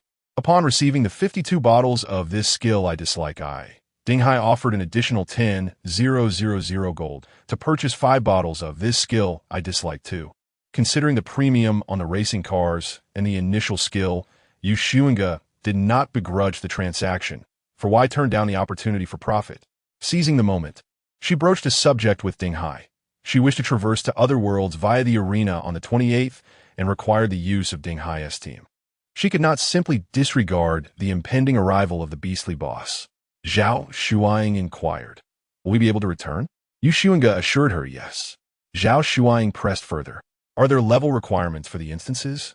Yu Xunge replied, "None." Zhao Shuang, with a touch of camaraderie, reassured, "Fear not, dear friend of Ding Hai. You may entrust these trivial matters to him." Yu Xunge pondered, "What if we cannot return? Or if I wish to undertake a level 15 instance?" Zhao Shuang slyly concluded, "Then I shall act as if I have heard nothing at all." Yu Xunge gazed at the A-grade skill Cheers that had appeared on her skill panel on the evening of April 24th, feeling an expansive sense of elation. The anguish endured while igniting the orange-red wings had, at this moment, finally borne fruit. Merely a novice, and yet she had already attained A-grade. The fact that she could only concentrate and detonate a single thundercup, yet still achieve such a grade, left her pondering the true level of the complete Cheers skill from maple sugar. She looked back at her luminous wings, which now spanned 2 meters, at the instant when all the feathers were ignited by the power of lightning. The light particles that composed the feathers seemed to come alive, resembling the plumes of a golden crow or the surface of the sun. Yet, the most dazzling aspect remained the wing bones of her light wings. She no longer needed to turn on the lights while walking at home in the evenings. In the past week, both she and Tu Lan had been sleeping with our masks, for without them, slumber was elusive. The most advantageous feature of her orange-red wings was their lack of physical form. Otherwise, all her upper garments and chest armor would require customization. Merely cutting 2 holes would not suffice. 2 long slits would be necessary for proper wear. During the final years in the Forest Sea, their clothing had been crafted by Feng Mu, necessitating long slits at the back. On the morning of April 25th, transformed into an orange and white cat, Xunge hopped onto the back of Zhao Shuang's motorcycle. A small hamster perched atop her head. Once settled, she stretched out her paw, which held a cup of iced Americano. Zhao Shuang, undeterred, questioned, "What if you transform back into your original form once we enter?" Xunge replied playfully, "Let us give it a try. If I revert, I'll revert. If public opinion stirs, I'll rely on you all to explain." As the leader of the wine carrier faction, her influence was nearly global, and her every action could potentially incite chaos. If news of her journey to another realm were to be exaggerated or misconstrued, it would undoubtedly shake the confidence of players. The upper echelons of Dinghai had not informed anyone about her plan to enter the alternate world through the instance portal. As they neared their destination, Zhao Shuang would employ her invisibility skill to cloak Xunge. Zhao Shuang revved the motorcycle towards their nearby destination, deeming it unnecessary to utilize a teleportation array. "Do you have any intelligence to sell us?" Xunge pondered, but could not recall anything of value. However, she considered what she wished to acquire. "If you can procure the languages of the myriad races and sell them to me, I would offer 5 bottles of this skill does not suit me to for each language." "The myriad races? You mean those spectators from the arena?" "Yes." "So, you intend to play mahjong with them on behalf of the wine carrier?" "We don't play mahjong. We engage in ludo, checkers, and handkerchief toss." "That sounds rather taxing." "Not at all. It is my duty as a peace ambassador." Zhao Shuang could no longer endure it. She accelerated the motorcycle to its maximum speed, attempting to dislodge the cat from the rear. Tulon clung tightly to Xunge's fur, exclaiming, "Is provoking her really amusing?" Xunge clutched onto Zhao Shuang's leather armor, her fur nearly parallel to the ground from the wind's force, and loudly meowed, "Indeed, it is." Upon reaching their destination, the fur of the cat and mouse had been tousled by the wind, and they gazed at Zhao Shuang with a hint of melancholy. After Zhao returned their glances with a feigned smile, she invoked her skills to render them invisible. Securing her motorcycle, she proceeded a few dozen meters further and encountered a shimmering portal, where 15 players awaited. This was a level 3 dungeon portal, and the formidable level 15 boss that would soon emerge from the Colosseum was no match for Zhao Shuang, who had already attained level 14. The group greeted Zhao with respect, and she reciprocated their salutes before producing a radiant offering to activate the Colosseum. The pale purple portal transformed into a vibrant red. Players from Dinghai entered one after another, with Zhao Shuang bringing up the rear. As she walked, she felt a weight settle on both her shoulders, with tufts of cat and mouse fur swirling about her face. Once inside the Colosseum, the cat and hamster departed from her shoulders. Zhao Shuang, feeling a sense of disposability, observed as a ripple appeared beneath the colossal portal that divided the Colosseum in half. Since discovering that the Colosseum could lead to other worlds, the inhabitants of Dinghai had not even debated whether to send someone to investigate. The dangers of Zealand were already considerable, and they had merely scratched the surface of its resources and knowledge, making it unnecessary to venture into uncharted territories prematurely. Moments later, a dungeon portal slowly unfurled on the opposite side, and torrents of seawater surged through it as a gigantic shark breached the veil. The drawback of her invisibility skill was that it rendered her immune to harm. With a flourish of her wings, Zhao soared into the air, and indeed, she spotted a cat struggling against the current at the edge of the dungeon portal on the opposing side. The water fully inundated the portal and engulfed the entire Colosseum. Xunge and Tuluin passed through the portal, ensuring no other players were in sight before reverting to their original forms. She nestled atop Tuluin's back, who then propelled them through the depths of the ocean. Tuluin inquired, "Is this Donghai, or that realm of the Maimon crabs?" Xunge replied, "The map indicates Maimon." To be cautious, Xunge utilized her disguise skill to transform into a miniature Maimon crab, considerably smaller in size, akin to a little cat or dog. Tuluin morphed into the shape of an orca, balancing the crab atop his head as they swam forward. Not only had the map transformed into that of the Maimon world, but the calendar also adjusted accordingly. However, this posed little concern. Her identity as a divine game player came with a countdown timer, and she could easily align her actions with that schedule, knowing approximately when it would approach midnight on Blue Star's first day. If need be, she could directly inquire with Zhao Shuang through private messages. Wait, theoretically, she could activate the key now and preemptively secure her ticket for the next game. Couldn't she? The divine game encouraged players to participate actively, ensuring they would not be hindered by procedural delays. After a moment of hesitation, Xunge resolved to wait a few days before attempting, reasoning that even in the event of unforeseen circumstances, the losses would be minimal. Xunge, let us proceed. The nearest city lies to the southeast. We shall first acquire some funds to purchase a translation device. Tulan, does this make us interstellar criminals? Xunge, as long as we remain undiscovered, it does not count. The seabed here is vastly different from that of Zealand and Zygeo. Towering, mountain-like underwater flora stand like colossal umbrellas, each emanating a radiant glow that illuminates the surrounding waters. On their journey to the nearest city, they encountered several several Maimang players, and cunningly pilfered their Maimang coins, a type of small, white shell about the size of a fingernail. Unlike the diverse denominations of Zealand and Zygeo, these coins exist in a singular unit, leaving their purchasing power a mystery. However, the mere act of thievery sufficed. Over the following days, with the aid of crab language and their thieving skills, Xunge and Tulan seamlessly integrated into the world of Maimang. One person and one dragon engaged in a frenzied accumulation of goods.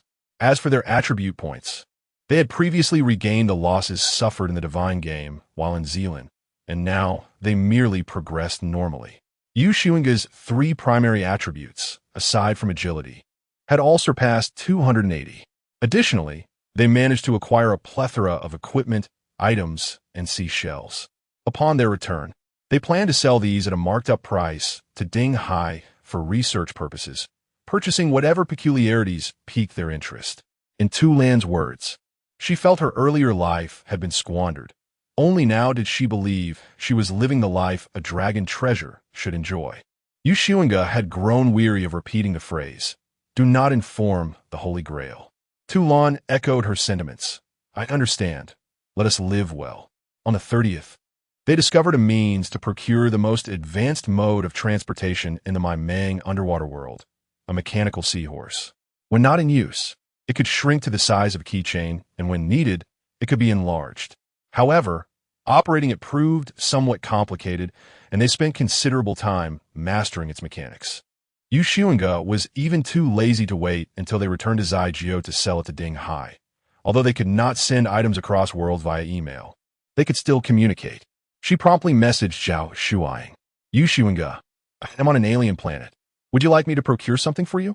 After more than a year, Xunge resumed her role as a purchasing agent for Ding Hai. She and Tulan had spent several days in the Maimang world, accumulating a significant amount of seashells and deciphering their purchasing power. Based on the prices of equipment, items, and skills, they determined that the purchasing power of one seashell was roughly equivalent to 1 gold coin. In the Maimang underwater realm, many small items and inexpensive goods could be traded directly for fish and shrimp, adhering to their own system of exchange. The ratios and conversion standards were exceedingly complex for Xunge and Tulan, yet were routine transactions for the players here, who could discern at a glance whether the offerings were adequate. Outsiders from other worlds found it incomprehensible. Xunge, let me clarify. The currencies on both sides differ. I will certainly require a small service fee and compensation for my efforts. Are you amenable to this? Zhao Shuang, a small fee, not an exorbitant one, I presume?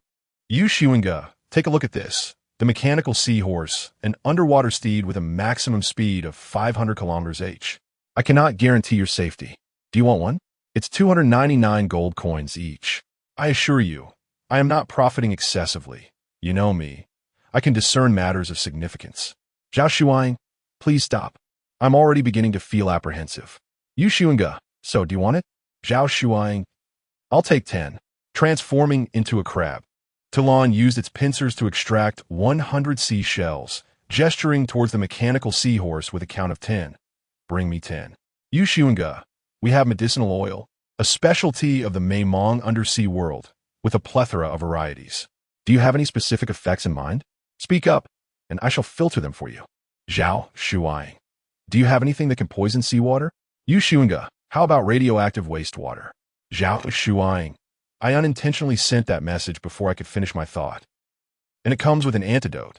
We only wish to eliminate the aquatic non-humans, not to eradicate humanity. Yu Xunge. Unfortunately, no.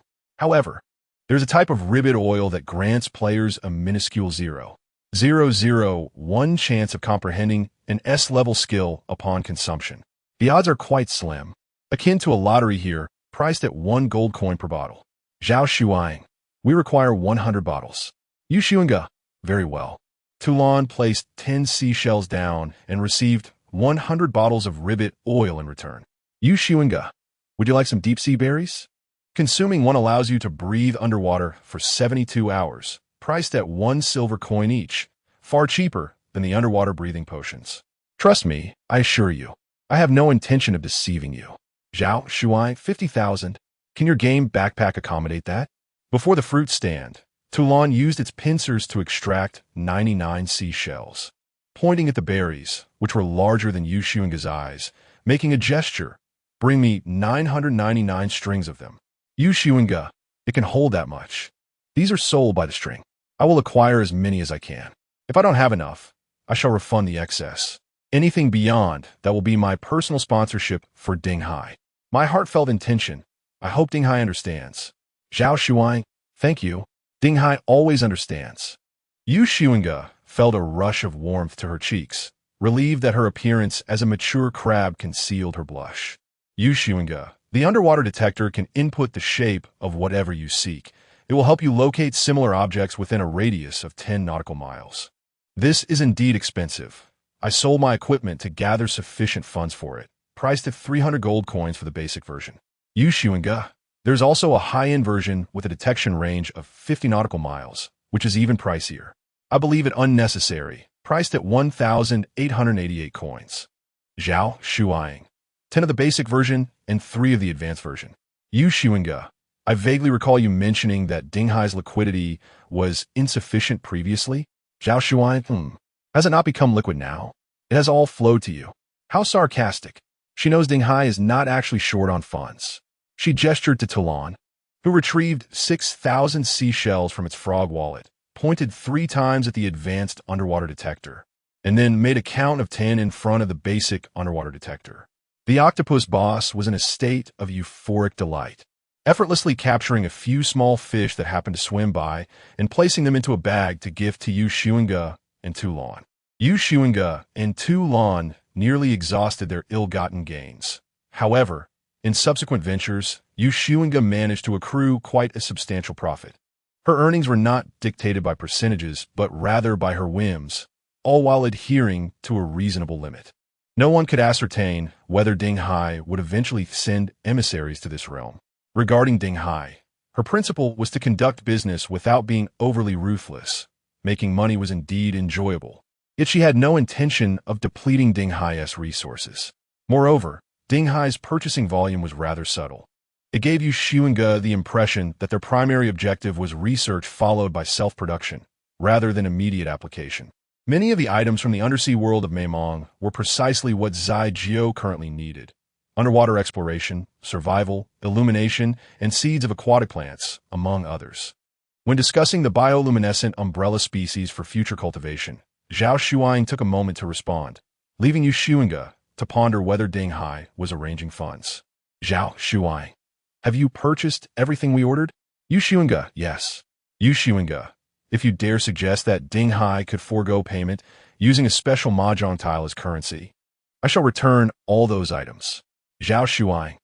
You predicted that. Haha, you are truly clever. My apologies. Forget I said anything. Please don't block me. Yu Xunge.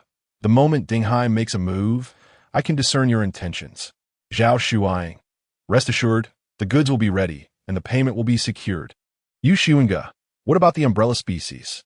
The complete growth cycle is 1,000 days, but it can be shortened with divine grace. Once matured, It can illuminate a sea area spanning 1 nautical mile and can reach heights of up to 3,000 meters. Zhao Shuang, let us get a ton. Use Xunge at 10 gold per seed, and each seed weighing less than 100 grams. Do you think I'm the long-lost princess of the undersea world of Maimong, who can demand any amount? Zhao Shuang, we'll shop here for today. Buy as many seeds as you have funds for. We need whatever quantity you can procure. Use Xunge. Very well. The selling price for the umbrella species is modest, at 5 seashells per seed.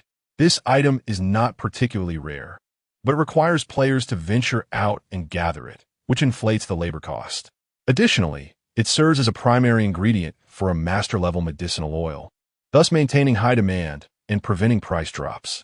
However, it was already the morning of the 30th, and frankly, she and Toulon could no longer steal much money. Their current vitality was substantial, and after the cooldown of their healing skills, they could only replenish health through healing potions. Otherwise, Yu Xunge would not have found herself, since returning on March 15th, occasionally restocking in Zealand, with her strength, constitution, and intelligence barely exceeding 280. Prior to this, Yu Xunge had found a secluded spot to activate World Graveyard. Charge, placing the tiger chess piece of the Burning Flame Civilization into the ticket window. Player Xunge has activated the qualification for the 23,163rd Divine Game. Countdown to game start. 8:53. 25. Please be patient. Players may only enter the battlefield's initial chamber once the preparation phase has commenced. Toulon. Is that really possible? Xunge. Yes, let's go. I feel much more at ease now. They parted ways, with Toulon urgently needing to steal some seashells, while Xunge cleared out a portion of equipment she deemed lacking in research value, even selling some high-rated dishes. Together, they managed to gather nearly 5,000 seashells, which they exchanged entirely for umbrella lamp seeds, just half an hour before the game countdown expired. They then found a secluded spot to await their entry into the battlefield. Welcome, the player Xunge, to the world battlefield. You will participate in the 23,163rd Divine Game. Detected World Tomb Middle. You will receive the qualification to leave the room and enter the main battlefield 1 minute early. Detected World Tomb Emergence. You can unlock one weapon or piece of equipment. Detected World Tomb East Wind. You and your pet can unlock one skill each. Your credential for entering the world battlefield is a 2-star key, World Tomb Force Charge. Possessing the skills Legendary Prologue and Warhorn, please choose 2 divine bestowed talents and 3 combat skills to unlock for you and your pet. This time, Xunge selected Absurd Tale and Bedtime Fairy Tale. Although Midnight Exile is also a passive skill, it is an attack skill, and it is more cost-effective to utilize it when needed. As for the 4 unlockable skills, 2 are for escape, 1 for healing, and 1 for attack. The weapon remains the sniper rifle. Xunge did not interfere with Toulan's skills, allowing her to plan independently. She had already devised a strategy. Once her ultimate skill was exhausted, she could always re-enter the high tower, finding a way to exit midway if necessary.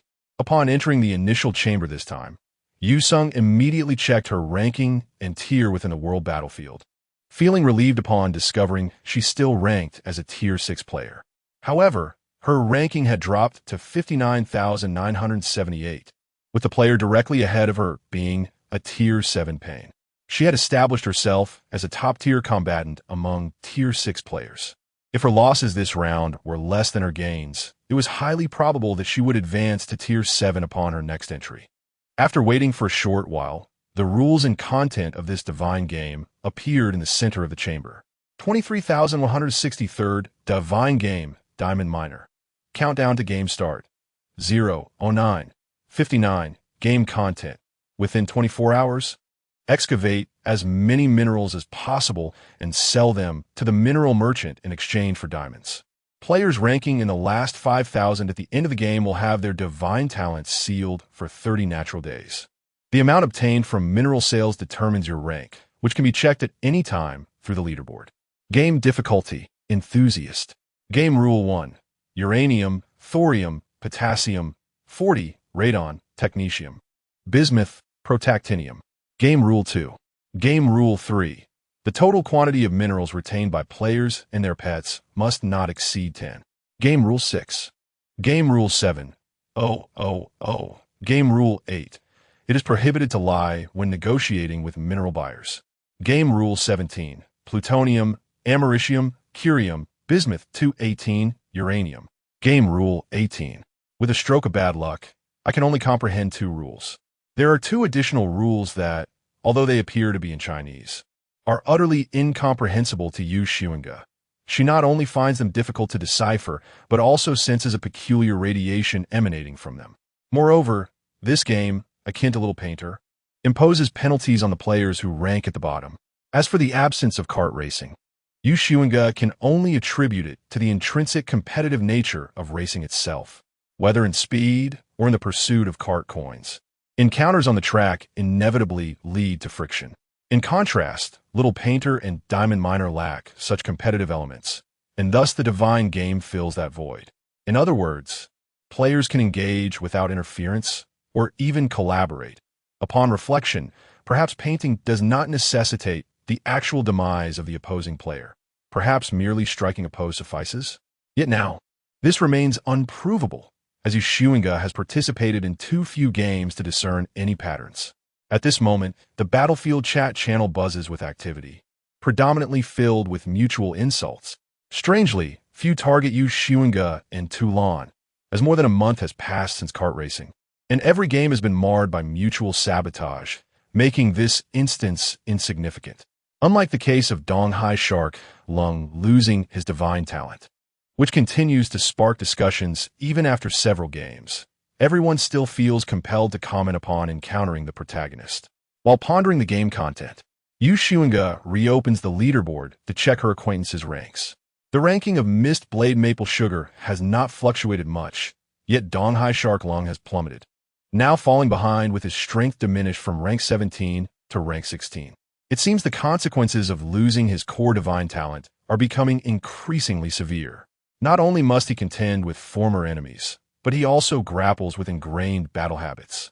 Xunge has possessed the Midnight Exile skill for just a few months, yet her combat style has undergone a radical transformation, growing bolder with each conflict, exuding a fearless confidence that her foes will inevitably fall before her.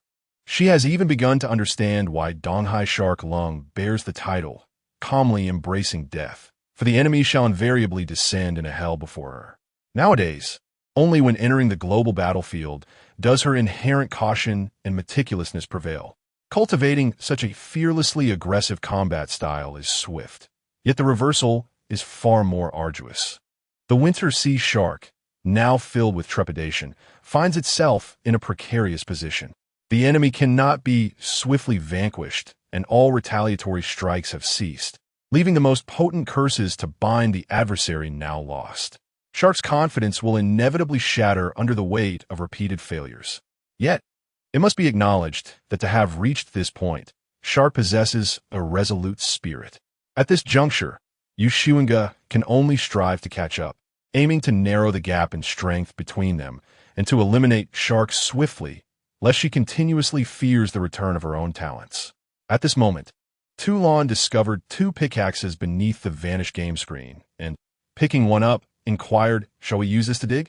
Xunge took the pickaxe and examined the description. Ordinary pickaxe, upgradable durability, 1010. Their gazes met, each sharing a sense of foreboding. Surely, this tool would not serve them for merely a few uses, leading to a need for further purchases or upgrades to extract superior ores. The presence of durability implied that without the pickaxe, mining would either be impossible or exceedingly inefficient, merely scraping the surface.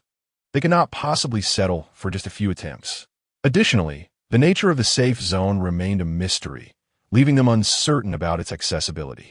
Lacking clarity, Xunge and Toulon chose to pause and recalibrate their focus. Toulon continued to monitor the Battlefield chat channel, attempting to glean useful insights or gossip amid the cacophony of insults and sarcasm. She noted that the most acerbic commentator in the chat was Maple Sugar, unafraid to take jabs at anyone. Even the formidable figures in the top ranks, such as Mistblade and the powerful Zealand warriors, were not spared from her barbs. Sichuan Pearfruit, "Hey, where has Shark gone? I can't seem to find it." Sakura Zealy, dropped to the trash tier, Tingzhou Mirror Goose. Haha, it truly has become trash. Zila Maple Sugar. I truly admire you bunch of trash talkers. Sakura Zili. Tingzhou Mirror Goose. Zila Mistblade. Maple Sugar is great. No need for further words. My Mao Crab. Great. Ling Cha Chidwan. Great. Winter Sea Whale. Full. Great. Desolate Marsh Wook. Great. Tingzhou Mirror Goose. It's you again, Zealand Maple Sugar. See you in the battle zone. Sakura Zili. Seems like you Haven Tea learned your lesson from last time. See you in the battle zone. Zealand Maple Sugar. Oh dear. Zealand Sugar seems to be getting scared. Yu Xuanga couldn't help but feel that the title alcoholic passion attributed to maple sugar was perhaps a euphemism for being intoxicated again. Without further comment from her or Toulon, the battlefield channel fell into a silence that lingered for several seconds before the chatter resumed. However, no players emerged to distance themselves from maple sugar or to curry favor with the top-tier warriors. Those who usually preferred silence remained mute, while the more talkative followed Maple Sugar's lead in a subtle display of allegiance. Even the most vocal detractors, like the Autumn Bear clan, refrained from countering her. No one wishes to be deemed worthless. If those at the 16th tier are considered trash, what then can be said of those below it? Moreover, Yu Xuanga sensed a subtle undercurrent. Nearly 95 of the top 100 players hailed from 3 realms: Purple River, Tingzhou, and Sakura, with only 5 players emerging from other worlds. Initially, there had been a player from Donghai Shark Cold, but now he was no more. She even harbored a fleeting suspicion that the other mid-tier worlds were subtly uniting against the 3 dominant realms. However, such matters were of little concern to Zaijiu for the time being. Yu Xuanga instructed Toulon to continue monitoring the chat channel, while she herself opened the ladder rankings, scrutinizing the online players, memorizing their appearances, strength, and titles, preparing to make a swift exit should she encounter a significant disparity in power. With merely 1 minute left on the countdown, Yu Xuanga and the already diminutive Toulon entered the arena once more. The pair descended rapidly, landing within mere seconds in a tunnel of a mine. Surveying her surroundings, Yu Xuanga discovered they had materialized in a narrow corridor, just wide enough for her to pass through with 3 of her own body lengths. The height was ample, and this combat environment would undoubtedly favor smaller, more agile races. The dim light emanated solely from a type of gemstone embedded in the stone walls, casting a glow less luminous than that of a mobile phone screen. Fortunately, Yu Xuanga's orange-red wings could serve as a source of illumination, rendering her reliant on the gemstones unnecessary. After a lingering gaze at the gemstone light, Yu Xuanga reluctantly diverted her attention, stowing her pickaxe. She first attempted to strike the stone wall with her skill, finding it effortlessly cleaved apart, albeit the resultant holes began to mend at a visible rate. After assessing her immediate surroundings, she proceeded to examine her skill usage, such as attempting to utilize Wind Blows Dandelion in this seemingly windless locale. Regrettably, there was indeed a breeze, albeit feeble. Employing this skill for travel or escape would be somewhat challenging. However, as her combat instincts sharpened and her encounters with increasingly formidable opponents on the world battlefield multiplied, she had begun to discern the critical flaw in Wind Blows Dandelion, whether relying on natural winds or generating a gust with her wings. Once an enemy had witnessed this skill, they could predict her landing point based on the wind's direction. Unlike her previous passive acceptance of each skill's inherent flaws, having encountered various powerful beings, Yu Xuanga was learning to proactively adapt these weaknesses. She could seamlessly merge with the tornado generated by Dragon Dance after its activation, evading enemy skills, dispersing damage, and moving rapidly. This movement would carry an element of unpredictability, rendering her trajectory difficult to forecast. After gathering the necessary information, Yu Xuanga finally brandished her pickaxe to investigate further. Without a clear method, she struck the stone wall. The pickaxe landed firmly against the surface, inflicting no visible injury. Yet immediately, a soft blue light erupted from the point of contact, shooting forth rapidly as if an arrow had found its mark. As Yu Xuanga and Toulon swiftly pursued, the light halted abruptly after traversing several meters. Yu Xuanga's thoughts raced, and she promptly unleashed her skill to explode the spot where the light had ceased. Indeed, the light continued to advance inward. Without delay, Xunge conjured a temporary pocket with magical threads, stowing away both her and Tu Lan's pickaxes, as well as her sniper rifle. She then instructed Tu Lan, "Use your dragon claws to carve a path. It will be swifter this way." No one could ascertain how long the light emitted by the pickaxe would last. Upon finishing her words, she transformed into a small sparrow using a nimigus, alighting atop Tu Lan's head. Tu Lan comprehended Xunge's intent. Once Xunge settled, she began to excavate the stone wall with her dragon claws, which were as sharp as a purple weapon and excavated with a speed rivaling that of a skill explosion. After Xunge had shrunk, she merely needed to carve out a small passage sufficient for their flight, which was far quicker than blasting open a full tunnel. After approximately several dozen meters of excavation, the light stopped before a deep blue gem the size of a basketball. Tu Lan and Xunge, unable to admire the gem's exquisite clarity, quickly noticed the surrounding stone wall beginning to heal again. Tu Lan hastily blasted open enough space for Xunge to alight. Upon regaining her human form, Xunge worked swiftly to extract the gem.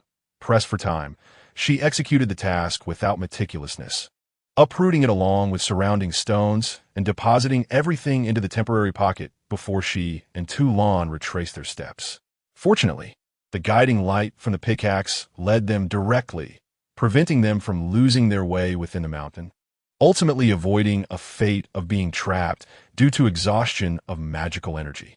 In the subsequent half an hour, Xunge and Tu Lan struck the pickaxe 9 more times, during which they committed 27 violations.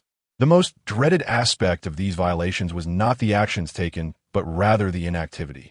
The former could yield insights and attempts to discern the rules, while the latter encompassed an overly broad spectrum. Nevertheless, Xunge managed to ascertain one rule: they could not touch the glowing gems embedded in the tunnel walls. Embarrassed, Xunge retracted her hand, chuckling, "Haha, I truly cannot. I merely guessed and tested, but I didn't expect it to be true."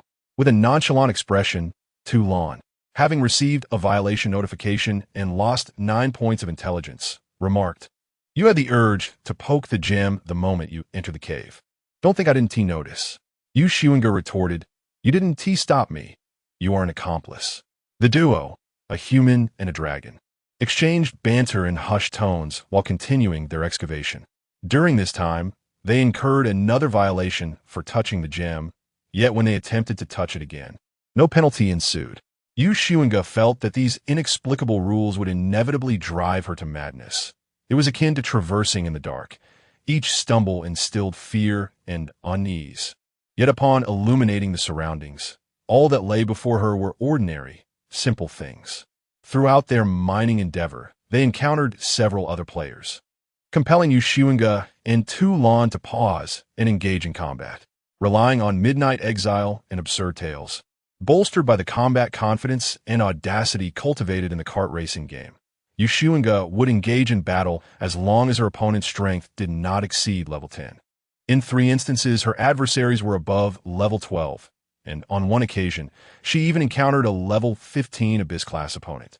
In that instance, Xunge, accompanied by Tu Lan, swiftly retreated, allowing her foe to pursue the guiding beam she had struck forth.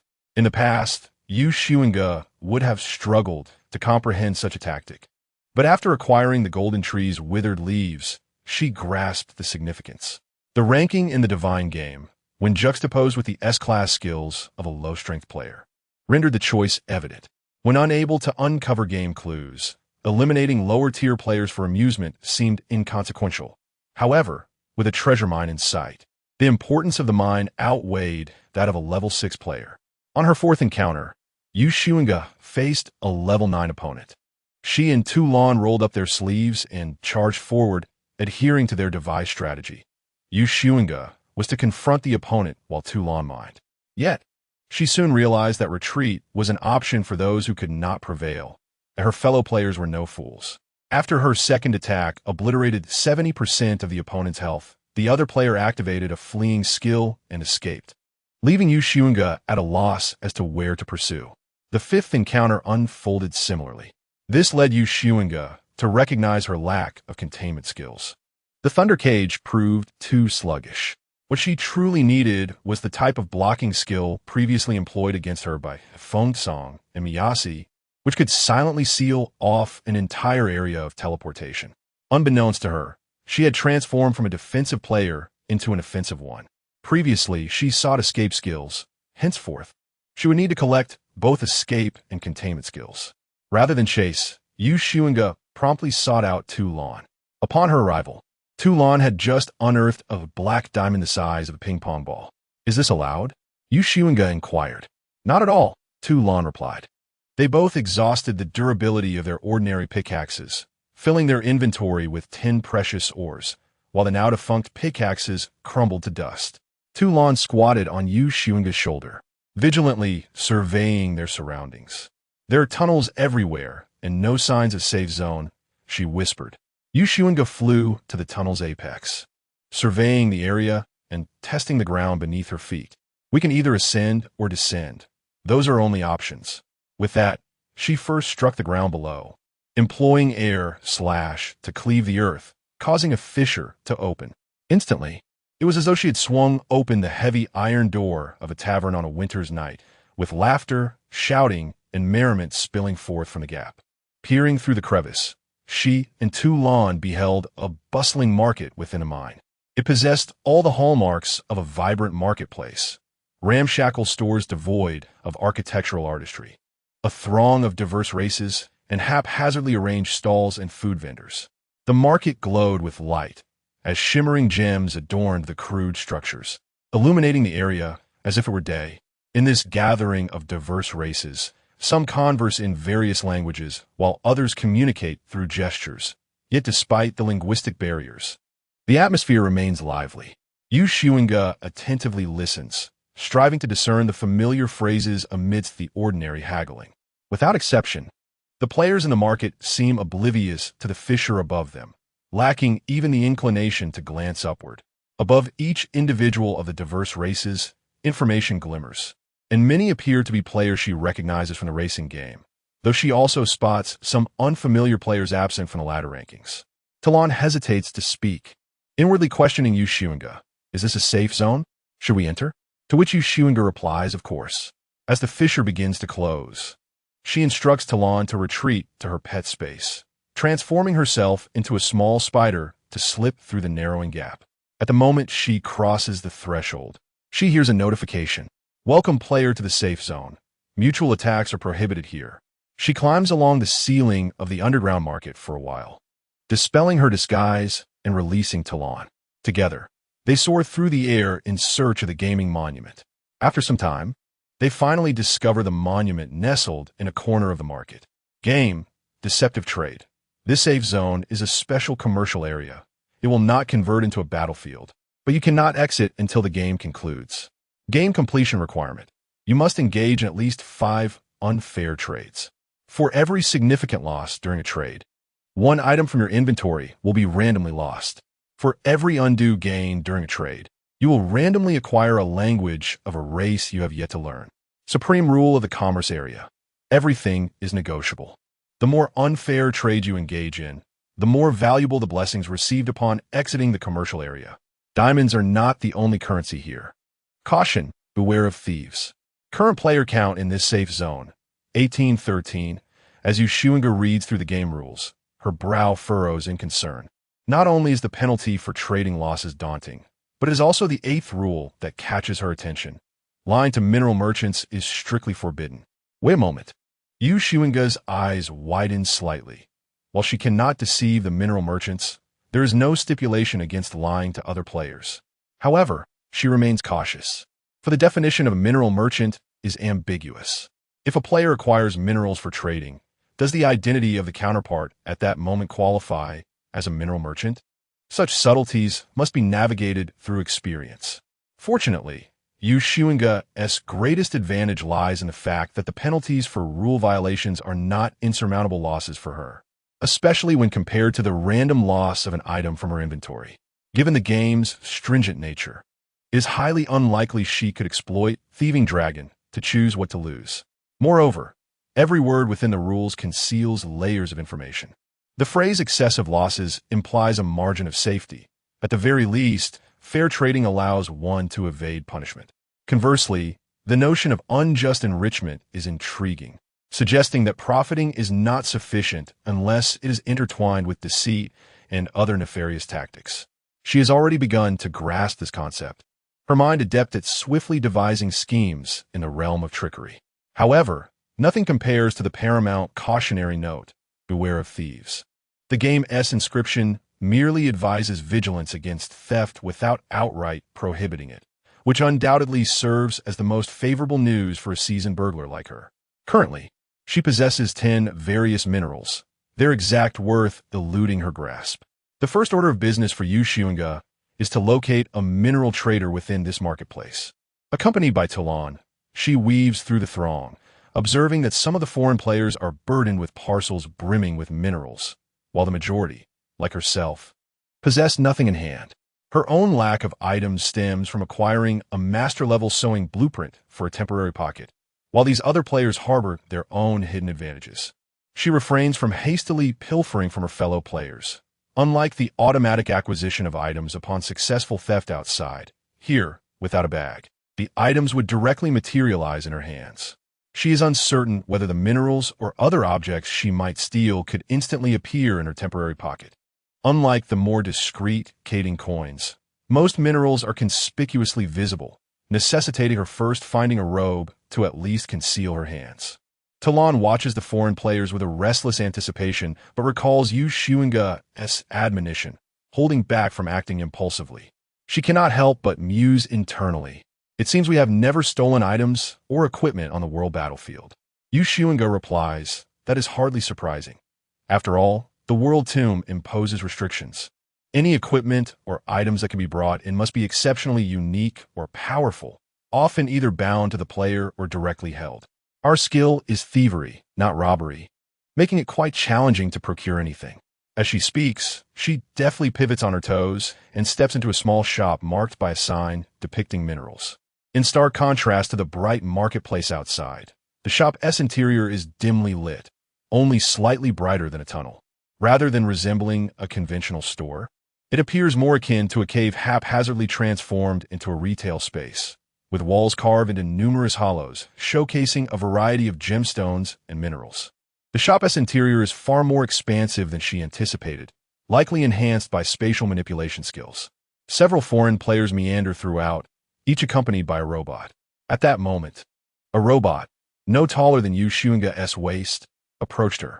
Its design bore resemblance to a vintage mailbox from the Xunge era, crafted entirely from metallic silver, with pincers that occasionally rotated in a precise manner, emitting crisp mechanical sounds.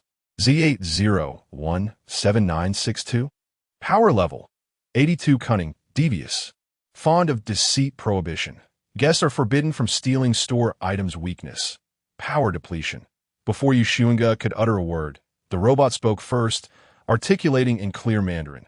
Greetings, esteemed guest from Xunge Star. This intelligence was entirely unexpected for Xunge.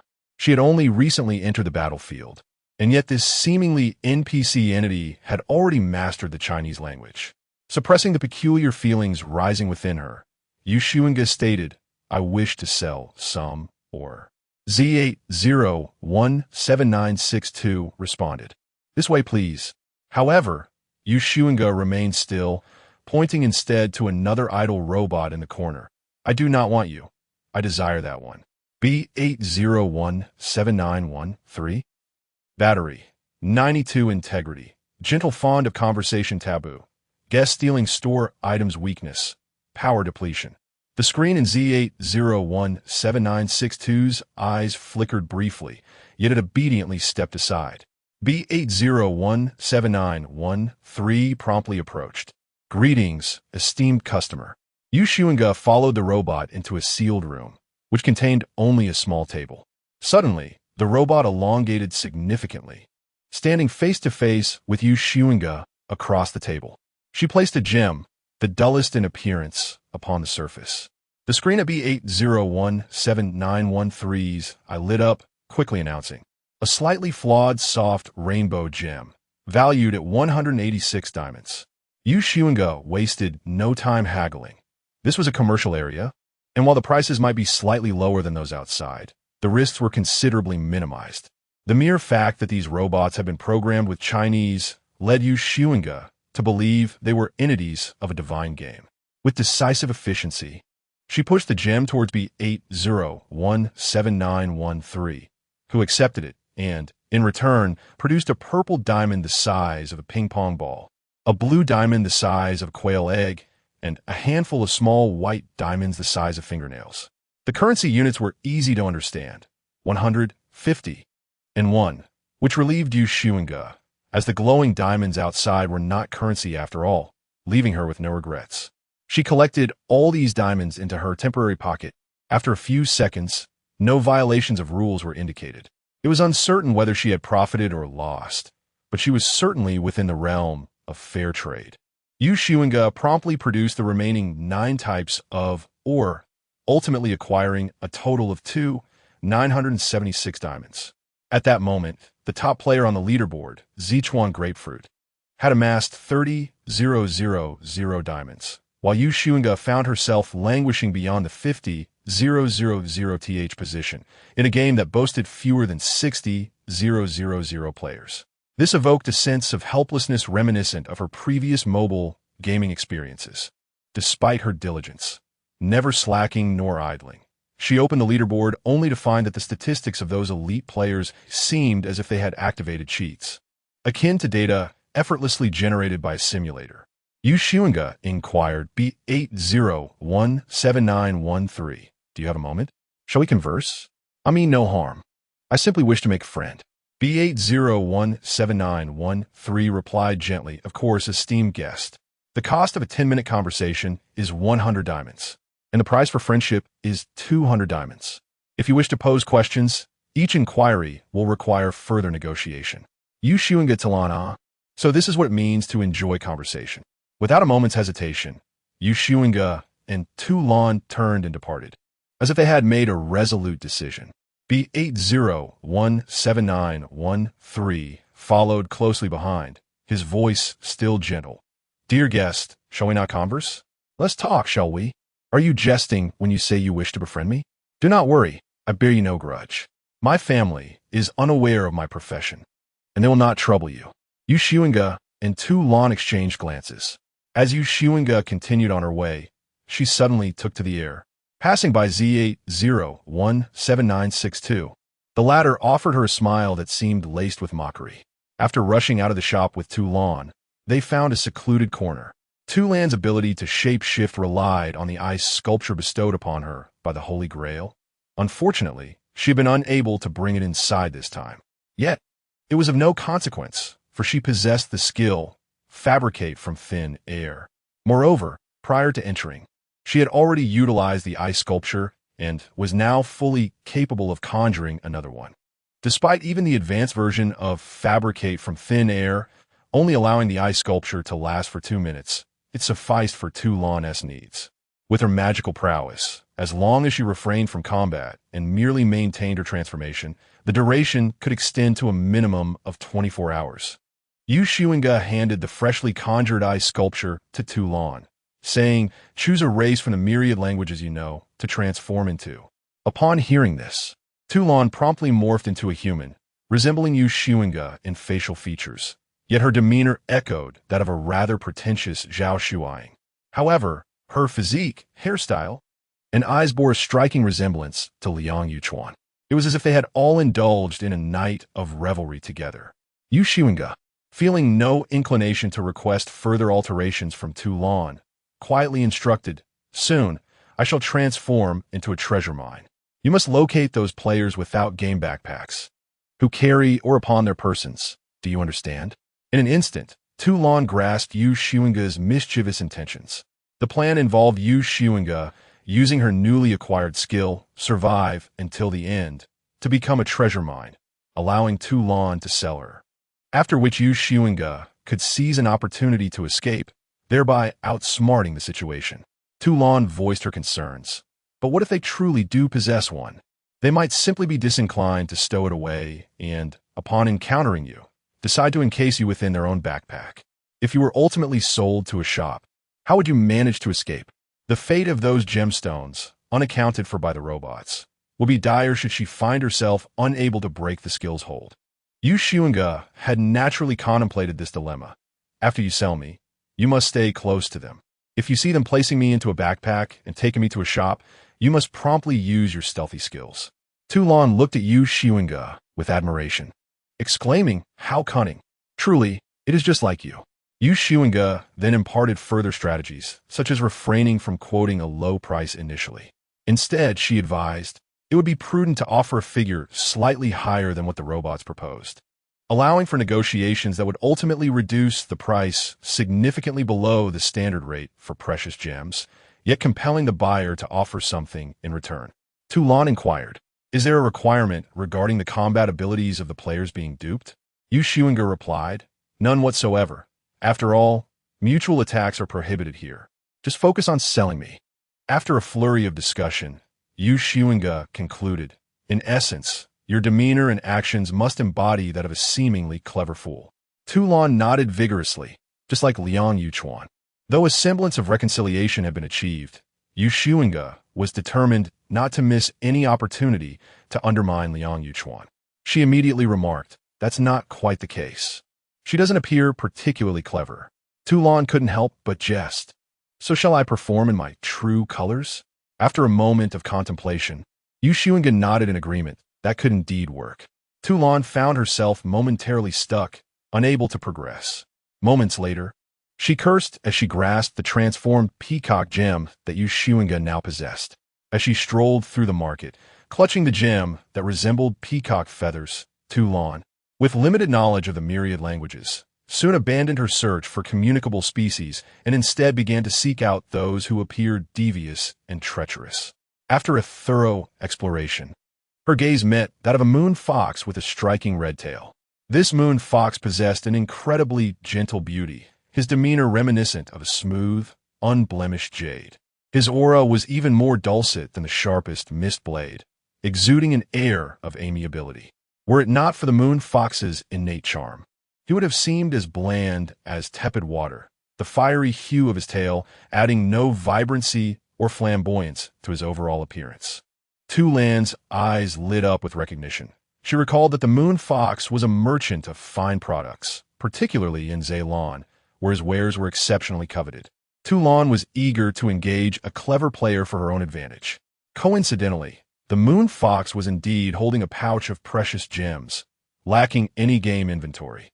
The only unfortunate aspect was Toulan's inability to speak the moon fox's tongue, but she had ample experience in communicating through sign language. Toulon hurried towards the moon fox, who was evidently waiting for her, and raised the peacock gem, gesturing animatedly. She had previously sold this gem to a robot in a shop for 600 precious diamonds, making it their most expensive sale. The moon fox scrutinized the gem for a moment, confirming its authenticity before initiating a negotiation. He raised his hand and offered 500 diamonds. At that instant, Toulon found herself in deep contemplation, questioning if she truly appeared foolish. She pointed her head and gestured incorrectly. Brain have a problem?" The moon fox responded with a smile that could almost be deemed bashful, raising his offer to 700 diamonds. 2,000. Toulon countered boldly. The moon fox's smile vanished as he turned to leave. Furthermore, his previously favorable mood shifted to neutrality at the moment Toulon made her offer. Toulon was genuinely astonished. Was the emotional stability of the strong so fragile? She rushed back to the moon fox, adjusting her price to 1,600. The moon fox frowned, gesturing towards Toulon and then to her head, mimicking her earlier erroneous sign with an added expression of pity. Toulon clenched her teeth but smiled. All right. She presented the peacock gem, "And you are indeed deserving of fortune." With a casual gesture, she pointed to a gem in the moon monarch's possession and indicated 1,000. "Along with this, I shall give it to you directly. If not, so be it. I cannot afford to incur too great a loss." The moon monarch furrowed her brow, contemplating for a moment, and with a reluctant nod, handed the gem to Toulon. Subsequently, she produced a handkerchief, slowly unfolded it, and painstakingly counted out 10 purple diamonds to give to Toulon. Toulon, recalling Xunge's instructions, meticulously examined each diamond before passing the peacock gem back to the moon monarch in her presence. After bidding farewell to the seemingly pleased moon monarch, Toulon lingered for a moment before discreetly following her from a distance. In her mind, she relayed to Xunge, "I have sold you to the moon monarch, but now you are in her hands. Have you devised a plan to escape?" In the next instant, she felt a flurry of dandelions swaying in the air ahead, followed by the moon monarch pausing in her tracks. The sentiment above her head shifted from pleased to in disbelief. The dandelions, however, appeared for scarcely a second before vanishing. Toulon understood that Xunge had activated her phantom movement to flee. She promptly abandoned her pursuit of the moon monarch and returned to the pet space. Emerging just in time to land on Xunge's shoulder, Toulon extended the diamonds. "I have scrutinized these. I found no discrepancies, yet I cannot entirely ascertain their authenticity."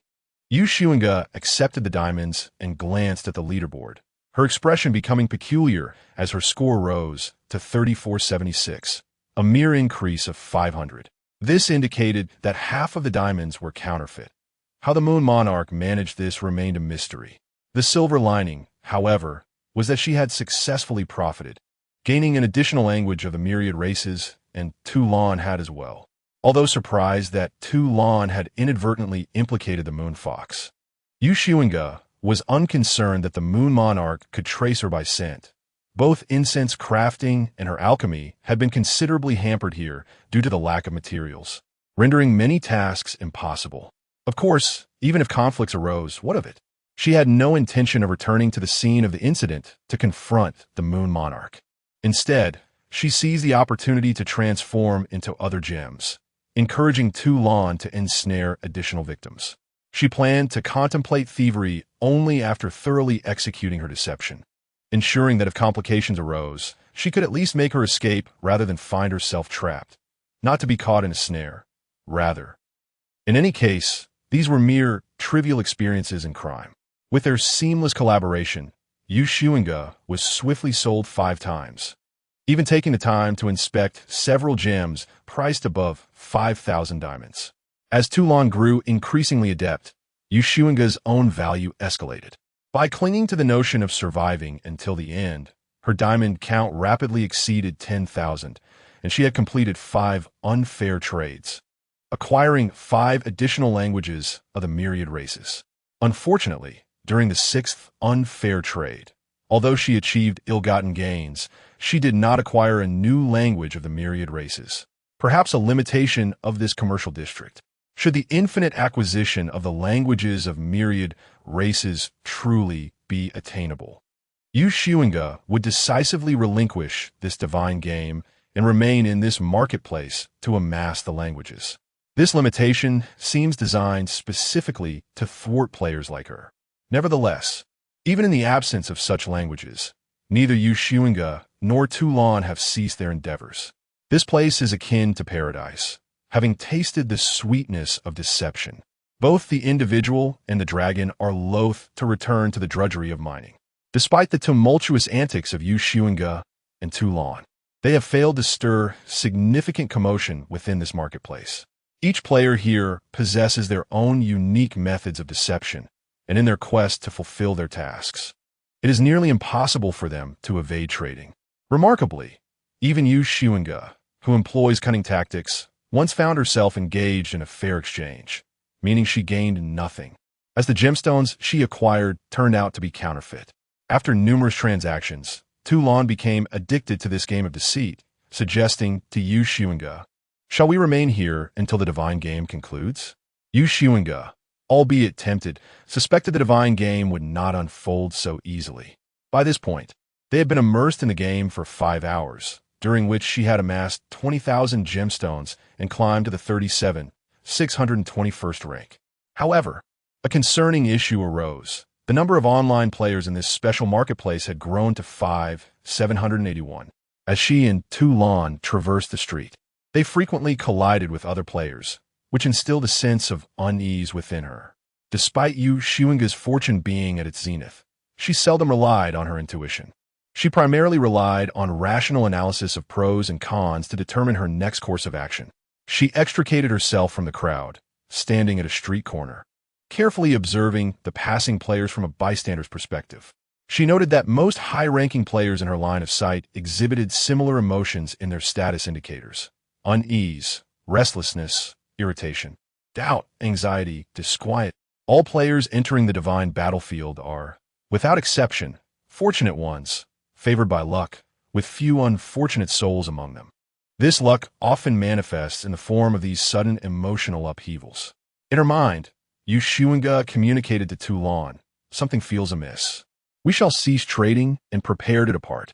Toulon, though perplexed, promptly shrank a little further and clutched Xunge's ear tightly, responding, "All right." As Xunge passed by a mineral shop, she entered once more, locating B80179113. After escorting them to the trading room, she presented Tomb of the World Red Heart A. "Do you accept this?" B80179113 replied, "Certainly, but it holds little value for us. If you wish to sell, we can offer you only 20,000 gemstones." Xunge inquired, "If I do not desire gemstones, what might you offer instead?" B80179113 responded, "What do you seek?" Xunge replied, "Information, intelligence, my rule decryption, the languages of myriad races, or a piece of advice or suggestion from a friend would suffice." B80179113 remained silent for a considerable time, its ocular display flickering intermittently. Eventually, it spoke. "For this world's tomb, I can present 3 options: 1 vital piece of information regarding the diamond miners, 2 decryption rules, or a piece of ill-intended intelligence." Xunge pressed down on the playing card, refusing to allow B80179113 to reclaim it. "I desire your ill-intended intelligence," she declared. B80179113, unhurried, replied, "It is rumored that the recently numbered Y-series mechanical beings are tasked with transporting an exceedingly precious item that cannot be conveyed by any means. This battlefield happens to be their obligatory passage. During the 13th to 15th hour of this divine game, you may catch sight of them." Xunge immediately prepared to employ her time-reversing ability, the Thieving Dragon. Yet, before she could, B80179113 interjected, "Dear friend, to deceive time is to deceive me as well." It was no surprise to Xunge that B80179113 could discern her temporal skill. Perhaps, in the eyes of this automaton, there was a line of information hovering above her head. With a smile, she grasped the Ace of Hearts and unhesitatingly activated the Thieving Dragon. She could afford the risk. Time reversed. Under the influence of the profound power, 5 minutes rolled back. She and Toulon returned to the precise moment they had just entered the shop. However, this also triggered divine punishment. "Beep, you have violated a game rule, and divine punishment will be randomly assigned. Divine punishment complete. You have lost 150 mana points." Since entering this peculiar commercial district to deceive and swindle, she had breached several rules already. One more would make little difference. Yet, upon seeing the deduction of 150 mana points, Xunge could not help but feel a pang of heartache. She steeled herself against the sorrow and approached B80179113 once more. Everything was about to repeat itself.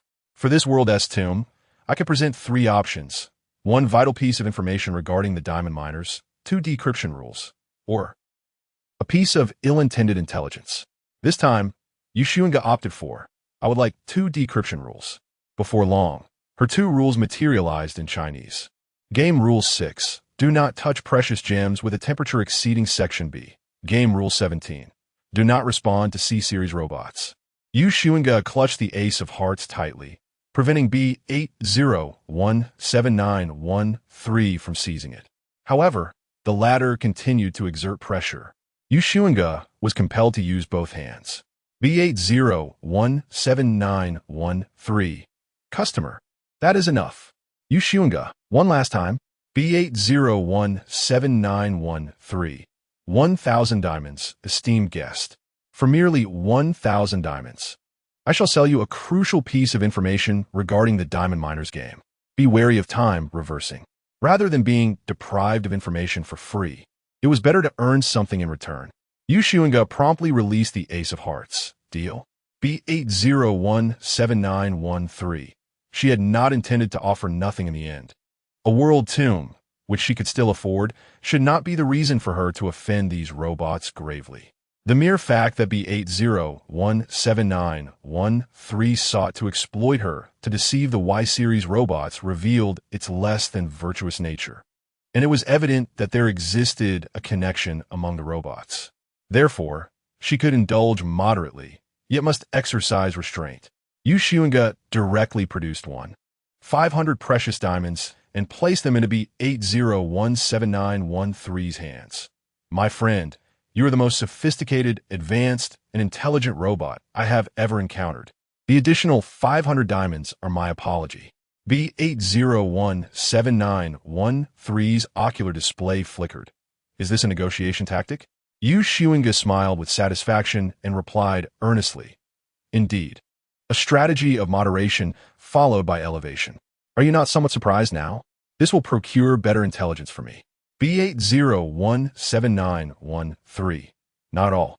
Xunge promptly reached out and reclaimed 500 diamonds from before the robot. Oh, I see. B80179113. When Xunge initially encountered B80179113 in the store, its power level was at 92. After wandering the commercial district for over 5 hours, the robot had only consumed 2 of its energy while working. Yet in this brief exchange, its power had plummeted from 90 to 88. This clearly illustrated the exertion involved in conversing with Xunge. B80179113 silently stowed away the red ace and the remaining diamonds, and for a fleeting moment, its cold, impeccably mechanical form appeared almost pitiable. Toulon felt a pang of guilt. Have we gone too far? Xunge gazed contemplatively at the robot's displayed personality and mood. B80179113. Power level, 88 integrity, happy feeling, curious and interesting taboo, customer stealing store items weakness, power depletion, this is an M-type robot. Xunge suddenly circumvented the metallic table, approached B80179113, and draped her arm around the cylindrical robot's shoulder. Are you upset? B80179113 replied honestly. No, I find it quite amusing. Toulon, is it malfunctioning? After a moment of contemplation, Xunge inquired. Is it because I played a prank on you? Is it because I acted untrustworthy? B80179113. Yes, it is a rather novel experience. Xunge, perplexed, remarked. With so many players, has no one ever interacted with you in this manner? That seems improbable. The players here are notoriously unruly. How could they possibly adhere to rules? Furthermore, there should be no melodramatic themes such as racial discrimination. Players in the world battlefield are diverse and peculiar, despite many taking pride in their own races. They would never disdain any race arbitrarily. If disdain were to exist, it would be directed at combat prowess. B80179113 gazed at Xunge, its ocular interface radiating a gentle glow. It explained, no one would squander so much time on me. The moments spent with me are reserved for transactions and pleasantries, not frivolities. Its system struggled to discern the nuances between these interactions, yet the emotions it was imbued with allowed it to experience the distinction. A peculiar sentiment arose within it. This player, adorned in a drunken haze, found B80179113 endearing and intriguing. She was curious about its thoughts. Xunge's expression shifted suddenly. She almost forgot. Friend, please hurry. I am pressed for time. What intelligence do you have? I sense something amiss and wish to leave. B80179113's screen flickered. That feeling has surfaced again. Toulon interjected. That feeling is called awe. Xunge swiftly covered Toulan's mouth, urging quickly now. B80179113. Power level, 88 integrity, speechless frustrated taboo. Customers stealing store items weakness. Power depletion. B80179113 responded, I can deduce this. Very well, do not jostle me. Crucial intelligence regarding the diamond miner game is that if you encounter a foreman wearing a yellow hat during your mining endeavors, do not resist. Comply with their directives.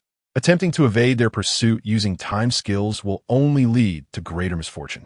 Fulfill their tasks obediently, and surprises await. Though Xunge harbored skepticism about this information, it appeared innocuous enough. She patted B80179113's shoulder appreciatively, saying, "Thank you. I hope we can meet again." After expressing her gratitude, she waved farewell to B80179113 as she exited. B80179113 remained in the confined chamber, quietly observing Xunge and Toulon depart. It smiled, conversing with the dragon perched on its shoulder as the dazzling orange-red wings vanished, plunging the room into darkness once more. Yet, in the next moment, the room illuminated again. The patron with the orange-red wings rushed back in, asking, "Do you have pickaxes? Are there discounts? If the discount is substantial, I'll buy 5. B80179113 replied, "Standard pickaxes are 200 diamonds. The superior version is 1,000 diamonds. The custom version is 2,000 diamonds." Xunge inquired, "What does custom mean?"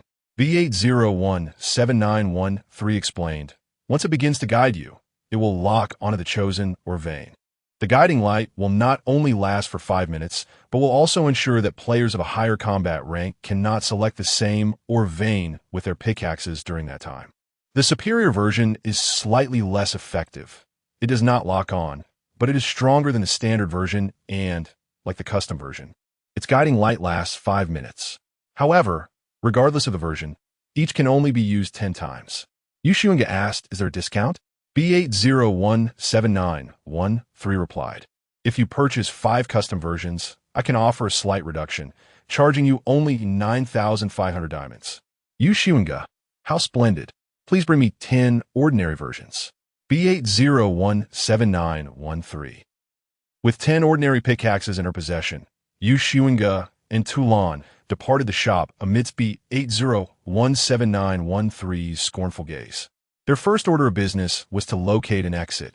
Passing by a vendor who was closing up shop, she spent 10 precious gems to acquire their market stall cloth, which she haphazardly cut into a voluminous robe that, from a distance, resembled a Death Eater, while up close, it appeared akin to a lunatic.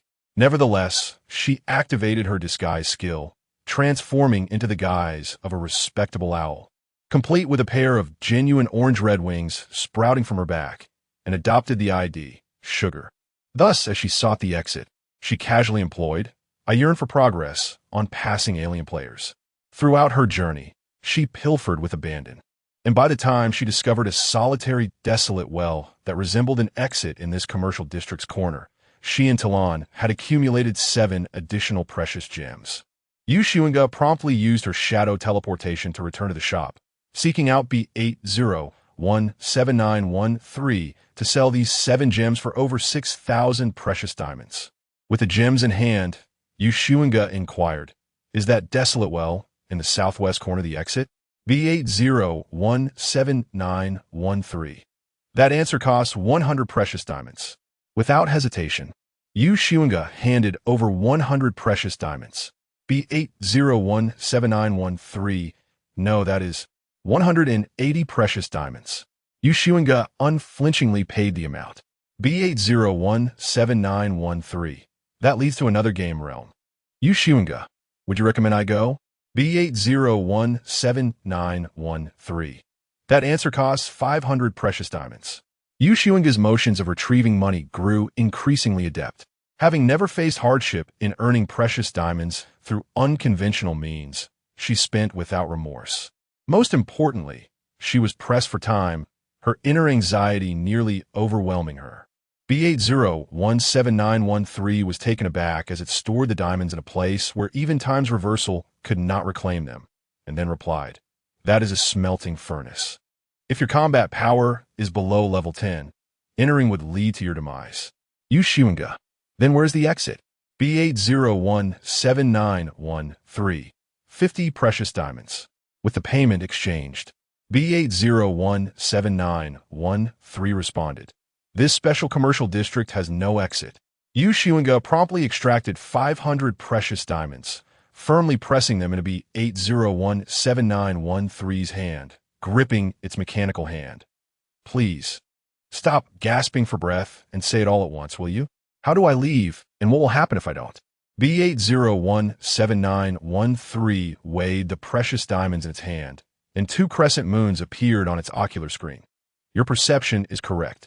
When a number of online players in this special commercial district exceeds 666, a unique event known as Inspector's Arrival will trigger. The inspector will scrutinize all players here and impose penalties based on the severity and frequency of their fraudulent actions. As for escaping punishment, well, that comes at a different price. Regarding your exit, you may simply approach us, the mechanical shopkeepers. One of our duties is to escort you out free of charge. Xunge, why didn't you mention this earlier? B8017913 secured the precious diamonds. You didn't ask before. The sentiment atop its head transformed into an overwhelming sense of joy and accomplishment. Subsequently, without any indication of the action taken, a circular hole materialized in the corner of the room. It gestured towards the opening and declared, "That is the exit." Under ordinary circumstances, Xunge might have exchanged a few playful jests with B8017913, engaging in a brief sparring of words. However, at this moment, she found herself devoid of such frivolity and swiftly propelled herself towards the aperture. Peering down, she beheld an abyss of darkness, devoid of any discernible valuable information. Nevertheless, clutching Toulon with unwavering resolve, Xunge leaped into the void. As she descended, the voice of B8017913 echoed from above. Here, as a piece of advice, when you encounter the minor chief with a red beard, it is best to exit the game immediately. Xunge looked up and called toward the opening. "Thank you. I shall remember you." B8017913. The tunnel was exceedingly long, and Xunge, along with Toulon, glided through the inky darkness. Occasionally, she would flap her luminous wings, allowing herself brief moments of levitation to mitigate her descent.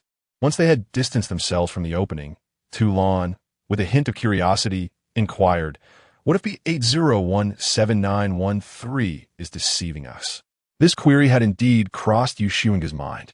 However, the unease brought forth by the Special Commerce Zone far outweighed her skepticism towards B8017913. Moreover, the concept of Inspector's Arrival, as mentioned by B8017913, served to elucidate her disquiet.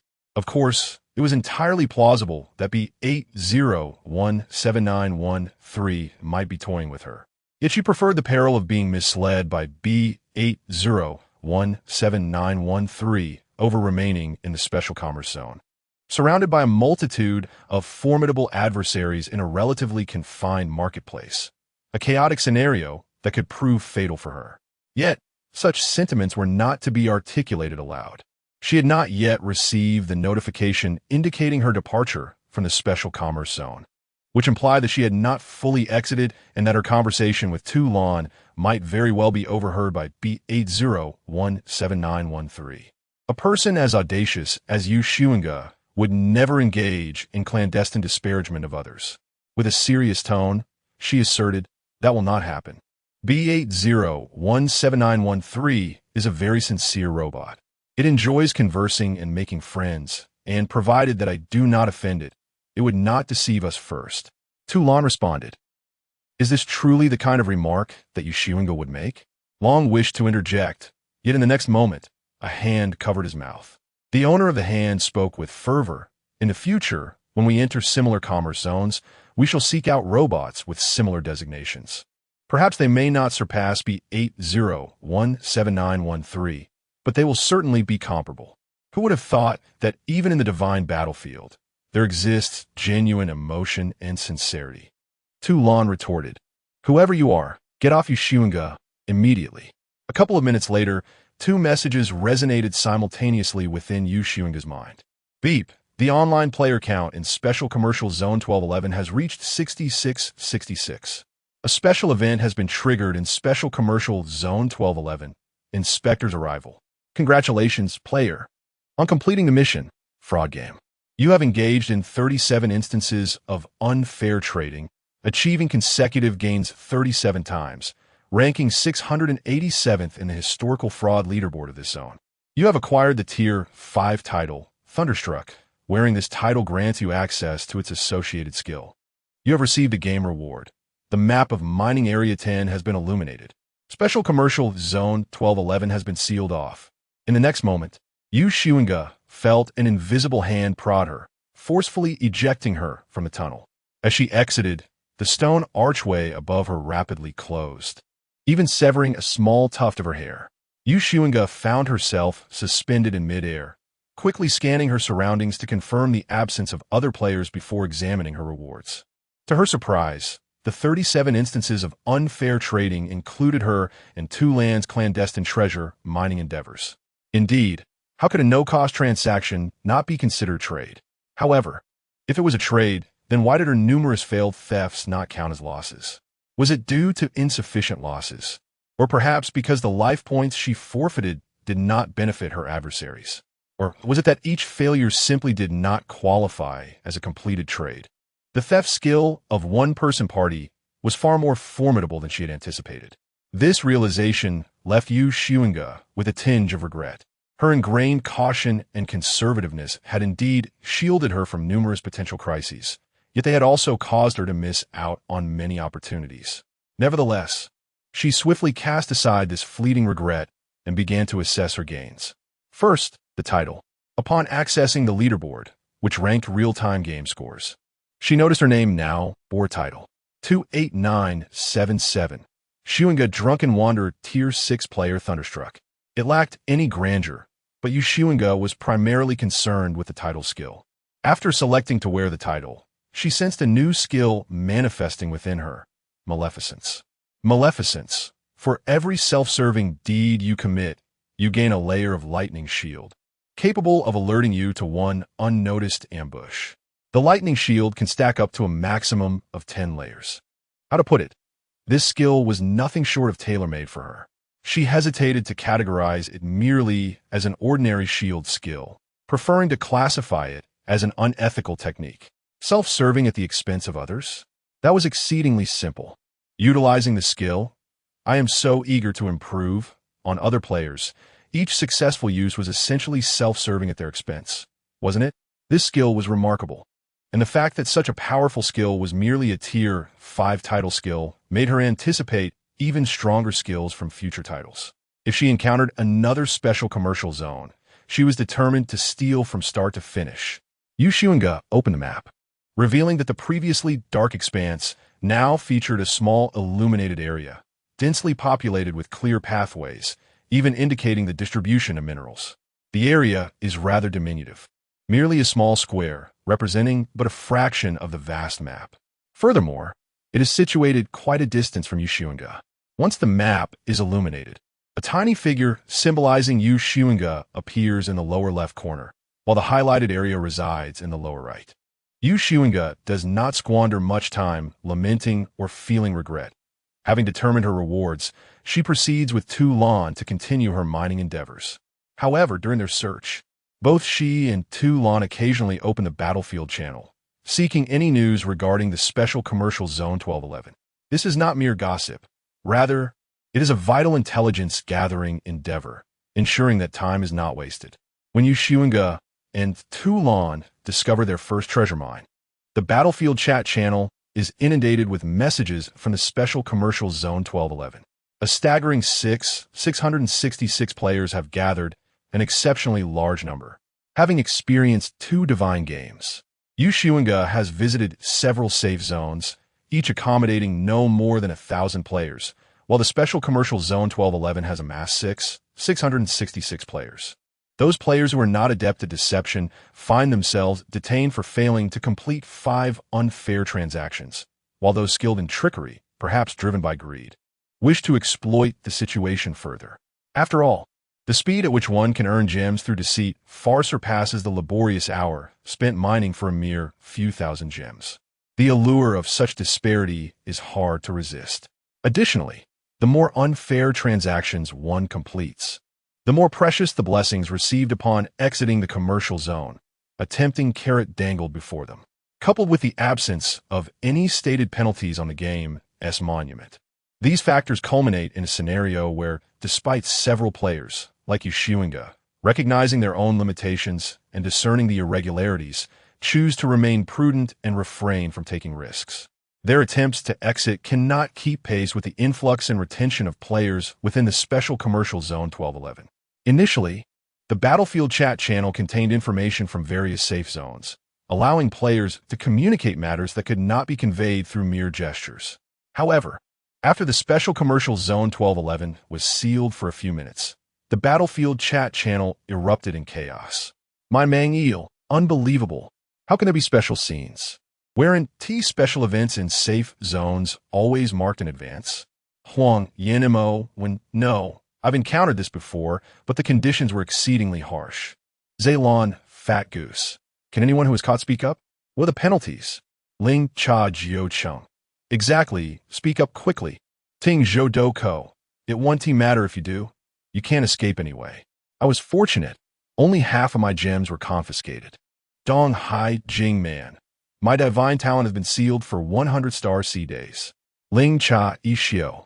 I received 10 additional game rules. Huang Yen Lon Pai. They took away 2 pieces of the world tomb. Zay Lon, fat goose. This is utterly terrifying. Shall we unite to eliminate that inspector? With so many players here, Huang Yen Maoan. Great fat goose, let fat goose take the lead. Qiu Long Ingshur. Great fat goose, let fat goose take the lead. Mike Wan Xiongni. Great fat goose, let fat goose take the lead. Pinzai Bai Bao. Great fat goose, let fat goose take the lead. Yu Xuinga couldn't help but wonder if there was a copy-paste feature in this Battlefield chat channel that she had overlooked. For how else could the players here be so fond of repeating the same phrases in unison? At that moment, the other players fell silent, clearly startled by the news of the safe zone triggering a special event, all silently observing, waiting for further conversation to unveil more information. No one dared to guarantee whether they might encounter this safe zone. After all, the safe zones that trigger special events are exceedingly rare, and judging by the chat records, these players felt that the conditions for this particular event were rather simplistic. Regrettably, the 1211 special commercial zone with its 6,666 players was abuzz with fervent discussion. Yet among so many players, despite a few mentioning penalties and inspectors in their eagerness to gather information, none revealed the specific conditions for triggering the special event in the Battlefield chat. Yu Xuinga and Toulon were also fixated on the chat channel. Although many players remained tight-lipped about their penalties, an increasing number began to share their experiences, possibly convinced that others could not escape their fates. From the confiscation of the world tomb to the revocation of S-class skills and the banning of divine talents, the punishments were undeniably severe. Furthermore, players who faced penalties bore a mark on their foreheads, a veritable affront to the strong. Strangely, even after being penalized, these players could not leave the 1211 special commercial zone for the time being. As they vented their frustrations, the conversation shifted toward strategies for evading penalties. Yu Xuinga, observing the discourse in the chat channel, suddenly recalled what B80179113 had mentioned about methods to escape penalties. In that fleeting moment, an idea flashed through her mind. She could remain behind to purchase a method of evasion, and when the inspector arrived, not only could she escape her own penalty, but she could also resell the method to other players facing penalties, garnering substantial profit. However, in the blink of an eye, she extinguished that thought. The uncertainty was too great, and her current combat strength was insufficient to support such a precarious maneuver. Yu Xuinga suddenly halted, as did Toulon. They both heard a sound nearby. With the map illuminated, she could now see if there were other players nearby through the hunting eye. In the direction of 8 o'clock, something was slowly approaching them. Preceding the player was a guiding beam of light that pierced through the mine they had excavated. Yu Xuinga immediately transformed into a spider and clung to the top of the cavern, while Toulon minimized her form and concealed herself in a corner. Soon, a hand clad in metallic gauntlets smashed through the stone wall. Simultaneously, Yu Xuinga and Toulon caught sight of the information hovering above each other's heads. Upon witnessing the battle prowess in that instant, both Yu Xuinga and Lan moved in unison, without a word exchanged. Xunge dispelled the disguise of Animagus and swiftly drew her weapons, Twilight and Night. At such close range, there was no need for precision. The moment the gun fired, Wu emerged from the shattered stone wall, directly meeting the bullet with her face. Meanwhile, Lan's icy mist had already enveloped Wu's hooves, revealing her as a centaur, encasing her in frost. As the trigger was pulled, Xunge's left hand was already gathering energy for cheers, and with her strength, a sniper rifle was manageable with one hand. Thus, after Wu took the bullet to the face, she was met with a grotesque object composed of lightning, a form reminiscent of both a cup and a bowl. However, her movements were hindered by the ice magic, and though she possessed a teleportation skill, she had no time to act before a net of lightning descended upon her. Caught in a freeze and paralyzed, Wu could only lower her head to withstand the lightning sphere with her horn. From the moment she could not escape after 3 consecutive strikes, her fate was sealed. The second gunshot rang out. This marked the 4th strike. Had Xunge not been overly cautious, preferring range combat unless necessary, Wu would have perished far more swiftly if she had engaged in close combat. Ding! Congratulations, Xunge has slain the potted Wu. Player Wu has opted to exchange 3 S-level skills for a chance at resurrection. You will randomly draw 1 S-level skill as your loot. Ding! Drawing kill reward. You gain 7 points of constitution. Loot extraction complete. You have acquired Wu's S-level skill, Wild Call. Wild Call S-level. Upon use, you can command all beast species lacking divine gifts, consuming 100 mana points per minute. It may not be extraordinary, but it is indeed unique. Before the stone wall closed, Xunge felt the ground and discovered the world tomb that had dropped from her opponent. World tomb, cursed bear paw, belonging to the potted civilization. Players from other civilizations can only use it as a ticket. Alongside the blue and red glass orbs from the Lingcha civilization, she now possessed 3 world tombs. Xunge continued to mine with Lan by her side. After observing the information above Lan's head for a moment, she curiously inquired, "Why do you never ask me what taboos and weaknesses I see regarding you?" Lan Zipli, did you not also refrain from asking me what information I see above your head? Both the human and dragon fell into silence. Xunge glanced at the information floating above Lan. Lan 4th level 189, joyful excited taboo. Insincerity and deceit weakness. Xunge, Lan, in turn, looked at the information above Xunge's head. Xunge's 6th level 172, vigilant guarded taboo. Betrayal by close friends and loved one's weakness. Ice dragon Lan, in unison. Both the human and dragon turned their heads sharply, returning to their mining endeavors. After unearthing 3 more precious ores, the 1211 special trading area descended into chaos. If it were merely the case that the inspector scrutinized the players and imposed penalties, those who had been punished would quietly stand aside, awaiting the fate of the others. Meanwhile, those who had yet to face judgment would find it exceedingly challenging to unite in the short term to overthrow the inspector. However, to the astonishment of all players, this inspector boss, after reviewing a portion of the players, suddenly declared that those who had been penalized could absolve themselves of their criminal marks by eliminating the remaining unexamined players. Once the criminal mark was transferred, so too would the associated penalties. At this juncture, the Battlefield chat channel was devoid of chatter from the Special Trading Area 1211. In fact, even this command from the inspector had been unearthed through the relentless efforts of a player endowed with a unique divine talent. Xunge let out a sigh of relief, straightened her posture, and said to Lan, "What a clever strategy! What a clever strategy! We need not engage in any reckless endeavors. It is unnecessary." Lan. Every time Xunge reflects on whether she is excessively cautious, fate seems to intervene and pull her back. She has also discerned the cunning nature of B80-17913. While it may indeed be honest, as the information it sells is genuine, it does not proactively warn of potential pitfalls. One might say that the emotions and character conveyed in the information are rather one-dimensional. It wasn't until Xunge and Lan had excavated 10 mines, having incurred various costs, that they managed to uncover 2 rules. Yet, in the battlefield channel, no player from the Special Trading District 1211 had emerged to speak. Furthermore, the number of online players had dwindled by over 2,000. Although the Divine game is inherently a realm where death is a constant presence, the situation for the diamond miners is somewhat different. The mining area is vast, with a complex terrain that allows players to easily evade combat upon encountering one another. In the past hour, the number of players disconnecting has reached an unprecedented high since the game's inception. Even Zealand Warren couldn't help but call out to Zealand Feige in the Battlefield chat channel, seeking information. Zealand Warren, Feige, are you alright? Zealand Feige, you actually have the audacity to care about me? Zealand Warren, why wouldn't I? Zealand Feige, did you get your account banned on Maple Sugar? Zealand Fontang, who are you cursing at? Zealand Warren, this is the Battlefield chat channel. Don't embarrass Zealand. Quickly tell me, what's the situation? Has the inspector really set you against each other?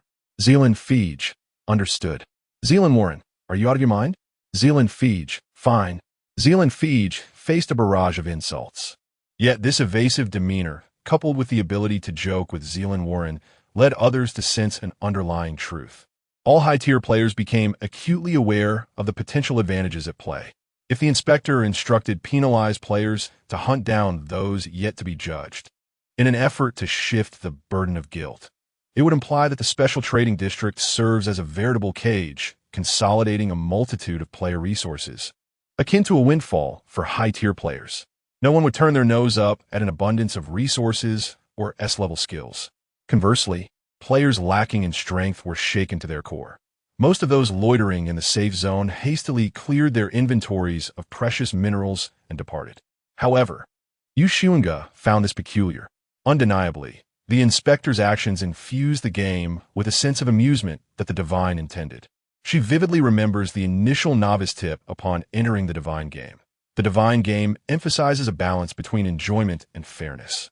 Regardless of whether this rule was designed to ensure that players provided greater amusement for the Divine, it offered her immense comfort and courage at the time, empowering her to embark on her journey and sustain her progress to this point. Nevertheless, the matter of the Special Trading District 1211 is exceedingly strange. The inspector's judgment on fraudulent behavior, this peculiar plot twist, could be rationalized as an unfortunate anomaly, given the precondition of player deceit leading to their judgment.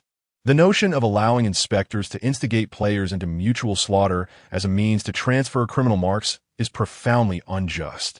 Even if the inspectors were to randomly select players for judgment or conduct a comprehensive examination of players across various power levels, it would not mitigate the inherent unfairness of this gameplay mechanism. Confining players of disparate strengths within a closed environment creates an insurmountable predicament for those of lower ranks, rendering escape an impossibility and consigning them to a fate of inevitable demise.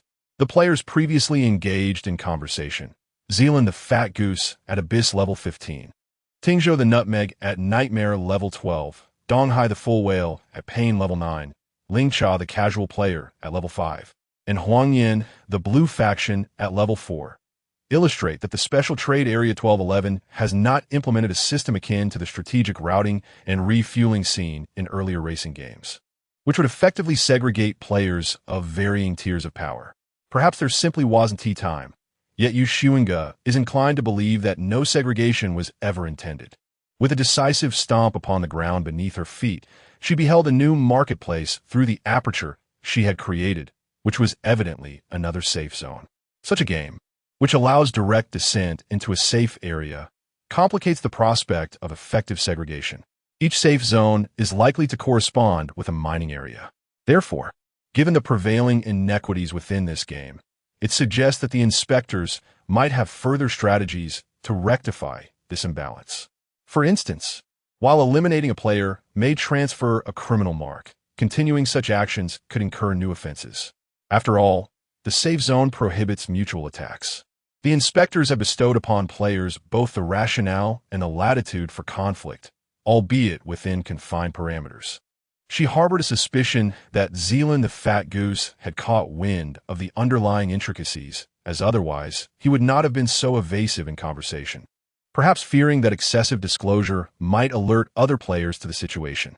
observing the player traffic within the market below, which was rather sparse, and noting that she already possessed 10 mines, she leaped down with Talon, entering the safe zone. As per usual protocol, her first task was to locate the game monument. Game, Diamond Point Victory Hand. This safe zone is designated as a special trade area and will not transform into a combat zone. However, until the game concludes, you're unable to leave this safe zone. Game completion condition.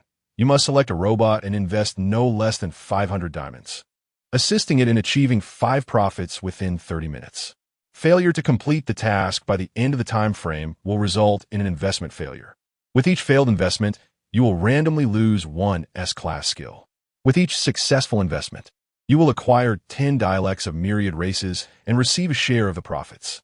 The greater the number of successful investments, the more precious the blessing upon exiting the trade area.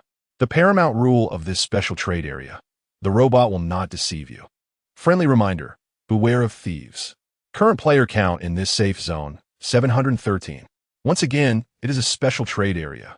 Xunge felt that this divine game was imbued with malice. Yet, the true malevolence lay yet ahead. As she prepared to seek out the robot, she turned and unexpectedly encountered Donghai Shark Cold, who had just rounded the corner, and he coincidentally glanced in her direction. Talon, I feel like screaming. In the next instant, the winter sea shark, Cold, teleported before Xunge and Toulon. Xunge exhibited no intention of retreat, with a subtle flutter of her luminous wings. She ascended slightly to meet the towering Cold at eye level. One must not falter in spirit. Shark Cold, level 16. 189 resentment, restraint, caution, taboo. Wine-seeking song weakness. Hair. After taking a deep breath to suppress his fury and hatred, Cold summoned the thorns of hatred. I come to return the dragon's blood. Xunge cradled Toulon protectively in front of her, preparing for the reception of the dragon's blood, and warned, do not attempt any tricks, or I shall continue to curse you. Cold retorted with a mocking laugh. If I do not resort to trickery, you won't continue to curse me? Xunge fell silent. Cold added, is it so fatal to exchange pleasantries? Xunge, her expression a mixture of helplessness and annoyance, replied, could you refrain from being unreasonable? I am pressed for time with my tasks. She claimed that they could reconcile and that she would no longer curse him. She dared to voice this, yet would Cold dare to believe her? Cold remained silent. Though his words were calm, inexplicably, a surge of anger erupted within him after hearing her. The impact of her words was devastating, eclipsing most of the trivial banter. The disdain and impatience embedded within them were palpable. Moreover, if Cold were truly angered at this moment, it would only validate his own unreasonable behavior. After several deep breaths, he kicked at the thorns of hatred nestled at his feet. It had been a long time since their last encounter, and the thorns of hatred had undergone a remarkable transformation. Upon their first meeting, it had been an enormous, densely tangled mass of thorns, almost resembling a small forest. It had once ensnared both her and Toulon in the desert, and Xunge believed that that was not the pinnacle of the thorn's potential. Now, the thorns of hatred had not merely changed for the worse. Rather, it appeared to have evolved for the better. The thorns glistened with an increasingly resplendent sheen, radiating a beauty akin to art, adorned with a metallic luster that dazzled the eye. Even though its size had diminished to that of an adult cat for ease of movement, it could not conceal its formidable presence. It looked more perilous than ever. Toulon, brimming with enthusiasm, leaped from Xunge's embrace and flew before the thorns of hatred. Bring it forth. The thorns of hatred remained silent, but extended a thorn to rest upon Toulon's dragon claw. Their means of communication were inscrutable, but soon a surge of dragon's blood flowed from the tip of the thorn, swiftly merging with Toulon's form. Although this curse's removal would deplete a significant amount of dragon's blood, both from what Cold had taken from Toulon and from previous transactions with Zhe Lansong Gue. Failing to dispel, it would subject the thorns of hatred to excruciating pain whenever it came into contact with the blood of other beings, rendering it incapable of participating in battle. The two masters stood patiently by, awaiting the outcome. Suddenly, Cold spoke, for 1 year within the sea of stars. Do not curse me or the thorns of hatred. Name your price. Xunge felt a sudden jolt within her. The timing of this proposition was undeniably delicate. She lifted her gaze towards Donghai Shark Cold, only to discover a glint of anger intertwined with a hint of madness in his eyes. This was an unspoken communication understood between the astute. Indeed, I am confident I can reclaim my talents within a single starseed year. This also served as a declaration of war from Donghai Shark Cold, a provocation. Dare you? Dare you, within this single starseed year, to relinquish the malevolent ways devoid of curses, to take the leverage I have provided, and find a way to permanently secure my talents? Even to this day, despite his significant setback in the Songseeker's quest, he continues to regard it with considerable disdain. A novice, relying on petty theft and a momentary lapse in his attention, managed to pilfer his talents. Without those talents, she would have likely perished long ago, never daring to step onto the battlefield of the world again. He, too, wished to avoid employing such a blatant provocation, but he was simply overwhelmed by the burden of curses. The curse from the Songseeker's quest had brought him, and the thorn of hatred, an abundance of troubles.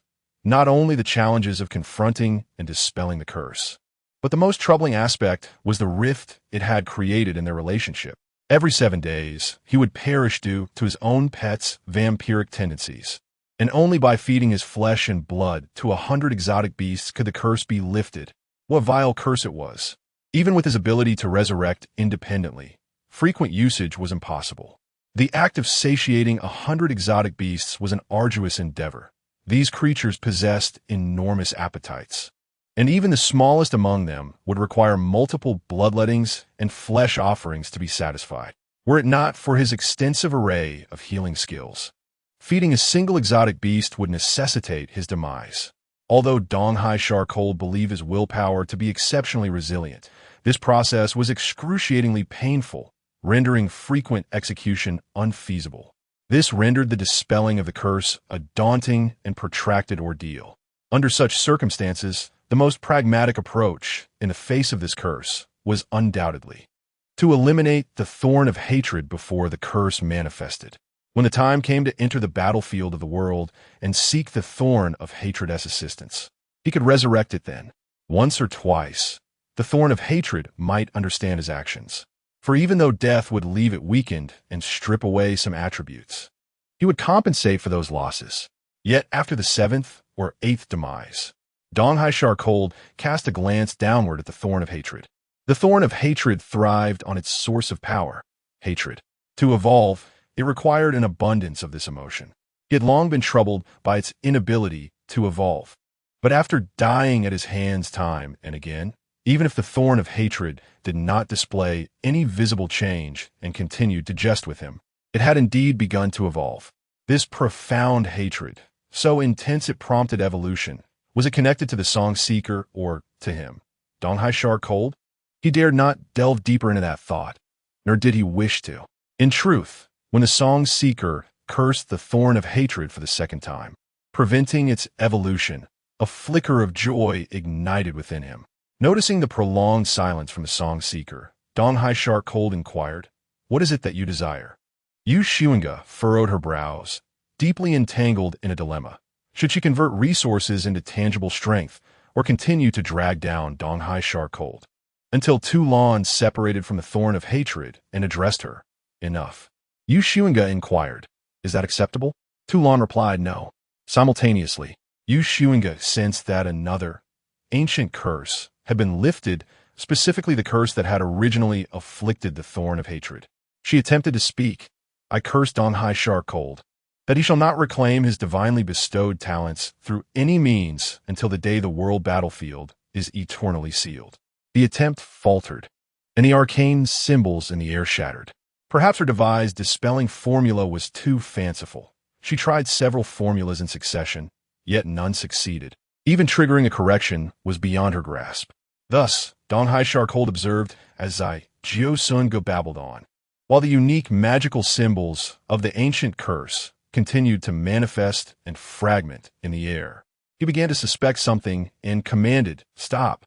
If you do not wish for us to become irreparably adversarial, and for me to place a bounty on you in the world battlefield, refrain from cursing. Name your price, and let us reach a temporary truce."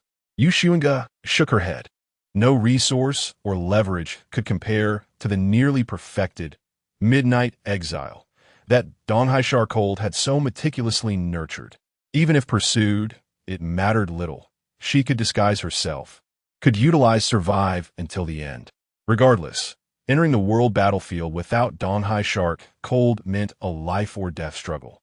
Moreover, the loss of 100 deaths paled in comparison to any skill of midnight exile. Who would negotiate a truce with you?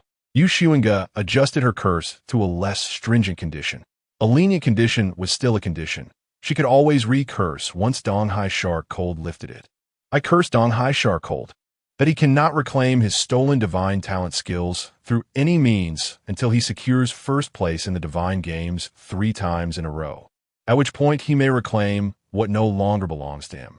Upon witnessing the curse symbols coalesce before Xunge, showing no signs of dissipating, Donghai Cold realized the gravity of the situation.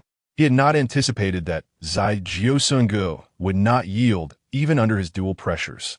Even before he could propose a bargain, the SSS-level skills, equipment, and extraordinary items were already echoed in the curse's content. Donghai Cold closed his eyes, wishing to evade Xunge's smiling visage and to conceal the turmoil brewing within him. Yet she did not relent, and he heard her utter in the language of the shark forest, "Actually, before you found me today, I had not contemplated using this method to prevent you from reclaiming your divine talents. It was you who prompted me. 1-star seer? Perhaps that is not the crux. The essence lies in your intention to offer me something through this transaction, correct?" Silence is the best response. It seems I have deduced correctly. Therefore, thank you for your gift. I shall utilize them well. Farewell. Until Xunge reached the street corner, cradling the drowsy Lan in her arms. She glanced back to find Donghai still standing motionless, while the resentful thorn at his feet seemed to be whispering something to him. Lan's voice, laced with sleepiness, remarked, "They feel rather strange." Earlier, when she collected the dragon's blood, Xunge had warned her to remain vigilant, creating a sense of urgency within her. However, upon closer contact with the resentful thorn, the perceptive Lan sensed the profound anguish, grievance, and resentment harbored within it, emotions that were not directed at her. When the resentful thorn bestowed dragon's blood upon her, it appeared almost eager for release. Xunge scrutinized the information hovering above the resentful thorn's head. She was oblivious to the former taboos and weaknesses of the resentful thorn, yet now she discerned its taboo, the pet contract. Having encountered one taboo after another, and considering Lan's own, she began to unravel the essence of these prohibitions, which seemed to stem from an intense aversion or the capacity to drive one to madness. Intriguingly, although the resentful thorn's taboo was a pet contract, its weakness lay with Donghai. It appeared that her earlier curse had left a significant rift between the master and pet, leading Donghai to prioritize self-preservation. A villainous smile crept onto Xunge's lips. Being the antagonist was indeed exhilarating. However, should she encounter Donghai outside the safety zone again, her instinct would be to flee at the first opportunity. She gently stroked the slumbering Lan, whose gem emitted a soft glow, perhaps digesting the recently acquired dragon's blood, leaving her too fatigued to utter a word. Xunge decided to store Lan in her pet space, realizing that she would not be able to rely on her assistance in this divine game. This prompted her to abandon her plan of transforming herself into a treasure mine through sheer survival, subsequently discarding the notion of being sold by robots. Without Lan's watchful presence, Xunge could not entrust her defenseless self to any creature endowed with a modicum of intelligence. She commenced her exploration, visiting shop after shop, keen on selecting a robot whose personality aligned with the game's tone. An honest one? Unlikely, as they were ill-suited for lucrative dealings. A cunning one? Equally unwise, as it could lead to her downfall. A shrewd one? That could be deemed neutral, yet as a C-series robot, the rules of her game forbade any engagement with them. Xunge had no intention of lingering in this peculiar trading district for long, especially with Donghai present. She aimed to complete her task and depart swiftly. After meandering through nearly half the market, she finally stumbled upon a promising candidate. L121877777. Batterie 88 Innocent Lacking Initiative Tabu, Poverty Weakness, Batterie Depletion.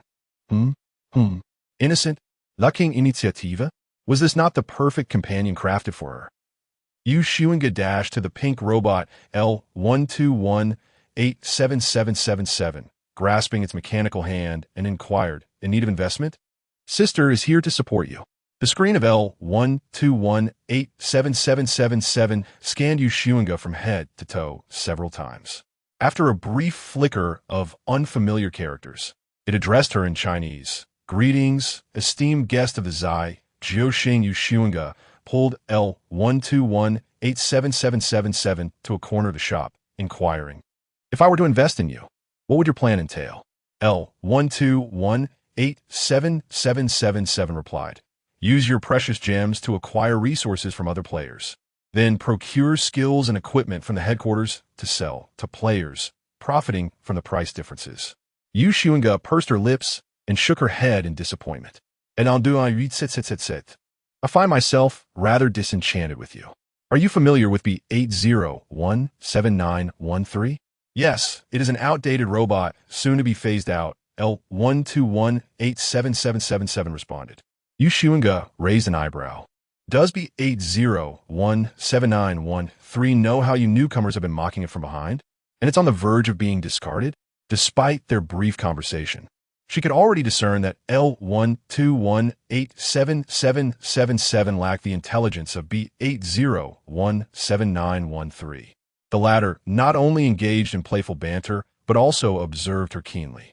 Yet, she could not ascertain if this disparity stemmed from personality differences or if what she perceived was merely the facade B8017913 chose to present to players.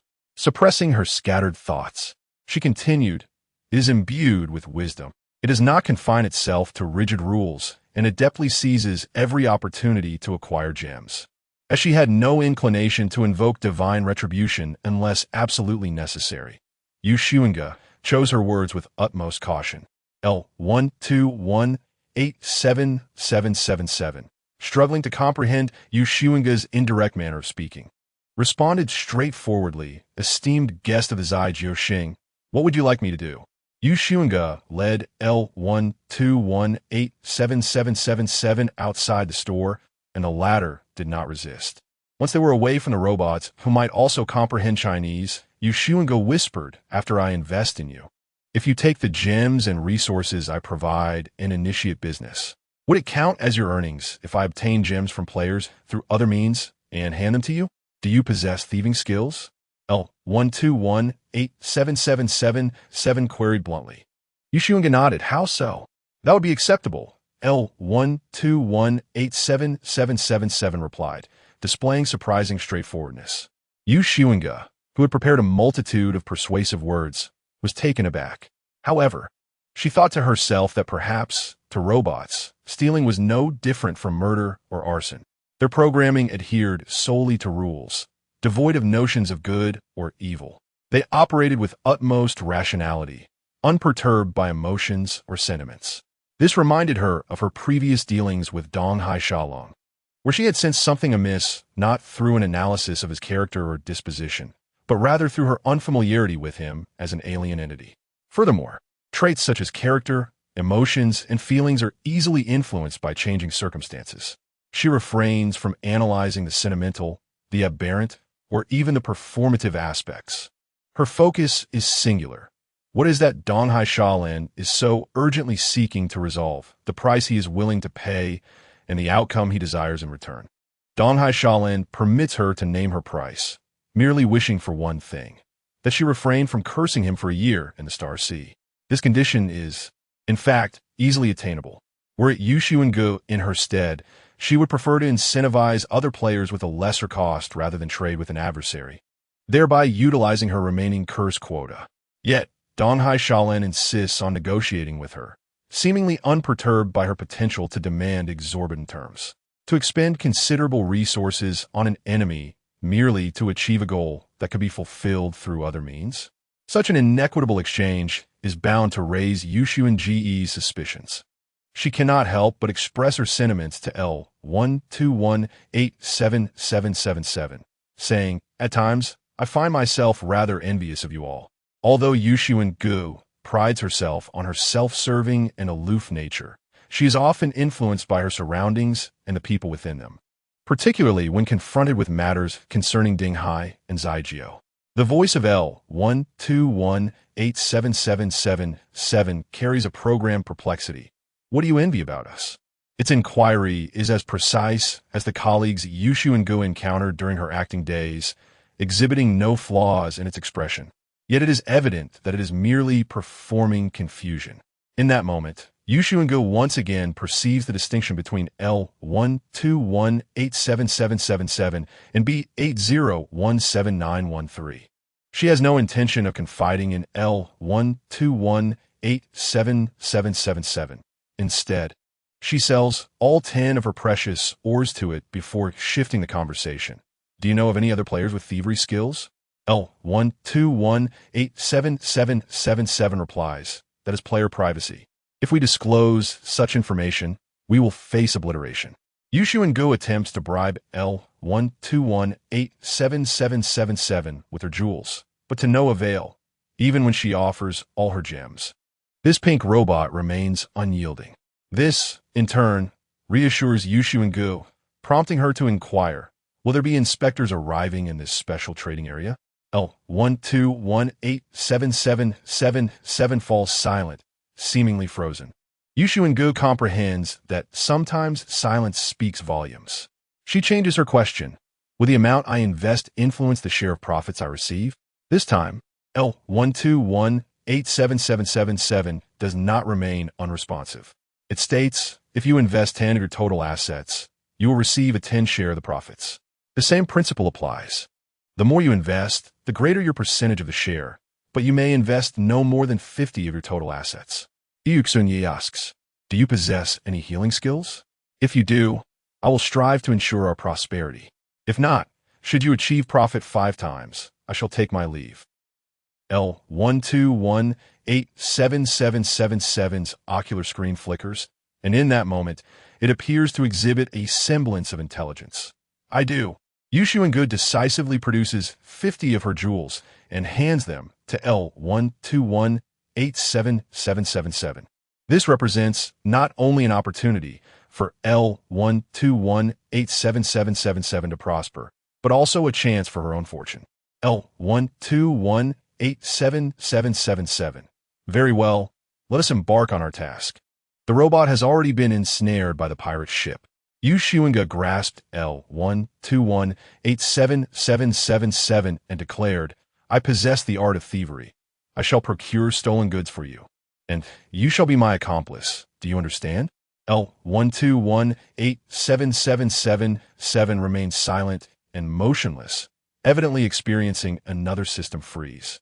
Xunge shook L121877777 gently, saying, I believe so. What do you think? I could easily watch you toil relentlessly, yet here I stand, revealing not only my thieving skills, but also my willingness to assist you in amassing wealth. Are we not collaborators? L121877777 remained silent for a considerable time, the ocular display flickering before finally responding. Indeed, seizing the moment, Xunge pressed further. If I wish to evade the inspector's judgment upon us and safeguard you from my potential repercussions, when would be the most prudent time for me to part ways with you? Upon finishing her inquiry, she patted the pink robot and emphasized, my asking is solely for your benefit. Surely, you do not wish for your earnings to be confiscated, do you? You are not aiding outsiders. You are merely protecting your own assets. What wrong have you committed? L121877777 nodded vigorously. I understand, thank you. L121877777. Battery. 88 learning phase lacking initiative taboo.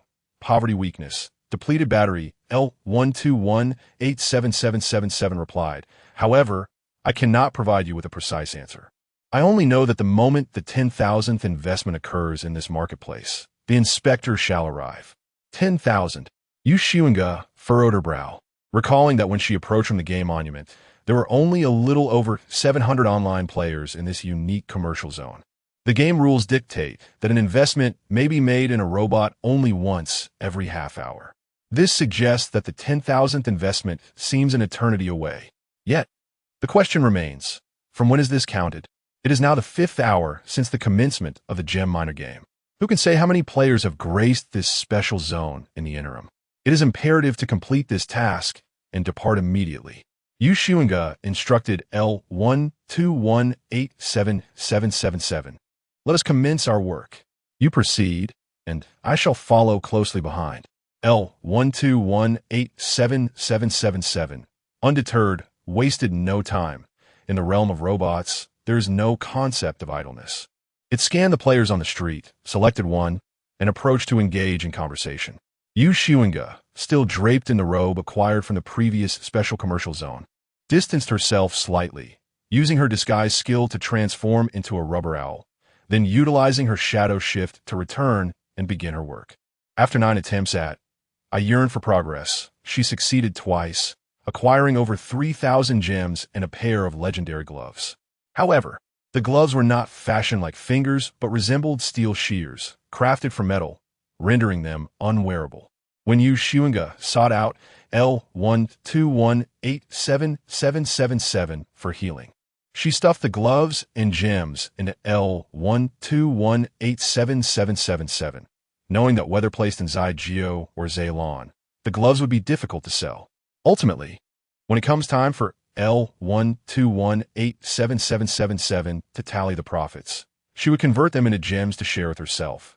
Though L1218777 could not see through Yu Xunge's disguise, the system notification it received upon receiving the diamond and gloves revealed the true identity of the current figure before it. Clutching the diamond and equipment, the pink robot's screen emitted an astonishing brightness, prompting Yu Xunge to momentarily squint in discomfort. L1218777's voice was imbued with a lively surprise and agility. Money comes so swiftly? Yu Xunge, succumbing to her penchant for whimsical banter, retorted, "Well, I'm committing crimes to support you." The robot's ocular display projected a holographic screen, scanning Yu Xunge from head to toe. "All right, Yu Xunge, we had an agreement." Yu Xunge responded with bewilderment. "What does this mean? How can a robot go rogue? Shouldn't you possess a moral compass?"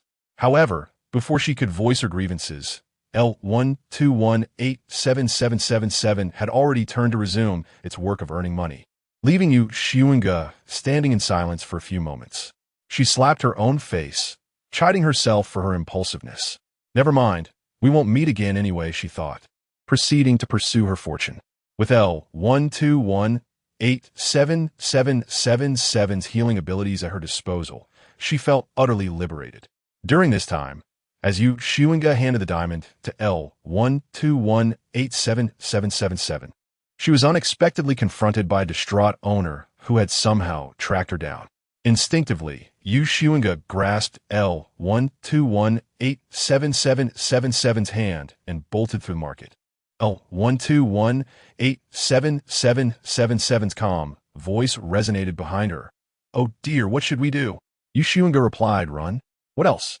The petite pink robot, standing just over a meter tall, was hoisted by Yu Xunge as she soared to the top of the market, attempting to evade the player's pursuit. Such antics were not uncommon in the marketplace. Although direct attacks were prohibited, capturing someone and taking them to the store for resolution was permissible. L1218777, nestled in Yu Xunge's embrace, seemed unfazed by the chase, captivated instead by the scenery below. "Wow, this market is enormous," it exclaimed, pointing downward. "Look, that's the Flooring clan. They are incredibly wealthy. Even richer than the Wind Scythe clan. That place over there is where C91038819 works. It's a friend of mine, and I can introduce you to them." Suddenly, L1218777 inquired, "Is that the wind, Yu Xunge? Can you feel it?" It continued, "No, it doesn't feel like the wind. Not quite like wind-based skills. How liberating." L12187777's chatter became overwhelmingly exuberant. Xunge felt exasperated, thinking, "Am I here to take you on a date?" After narrowly escaping the player's pursuit, she and L12187777 found refuge in a corner to change their disguises before setting off once more. Xunge directly dispelled her disguise skills, revealing her true appearance. As for L12187777, it simply switched skins, transforming from a pink hue to a pristine white. Occasionally, it would glance up at the top of the marketplace, which rendered it less rigid, akin to a monochrome painting being infused with color.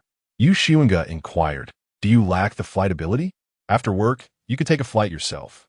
L12187777 replied, "In my programming, the flight skill does not encompass leisure."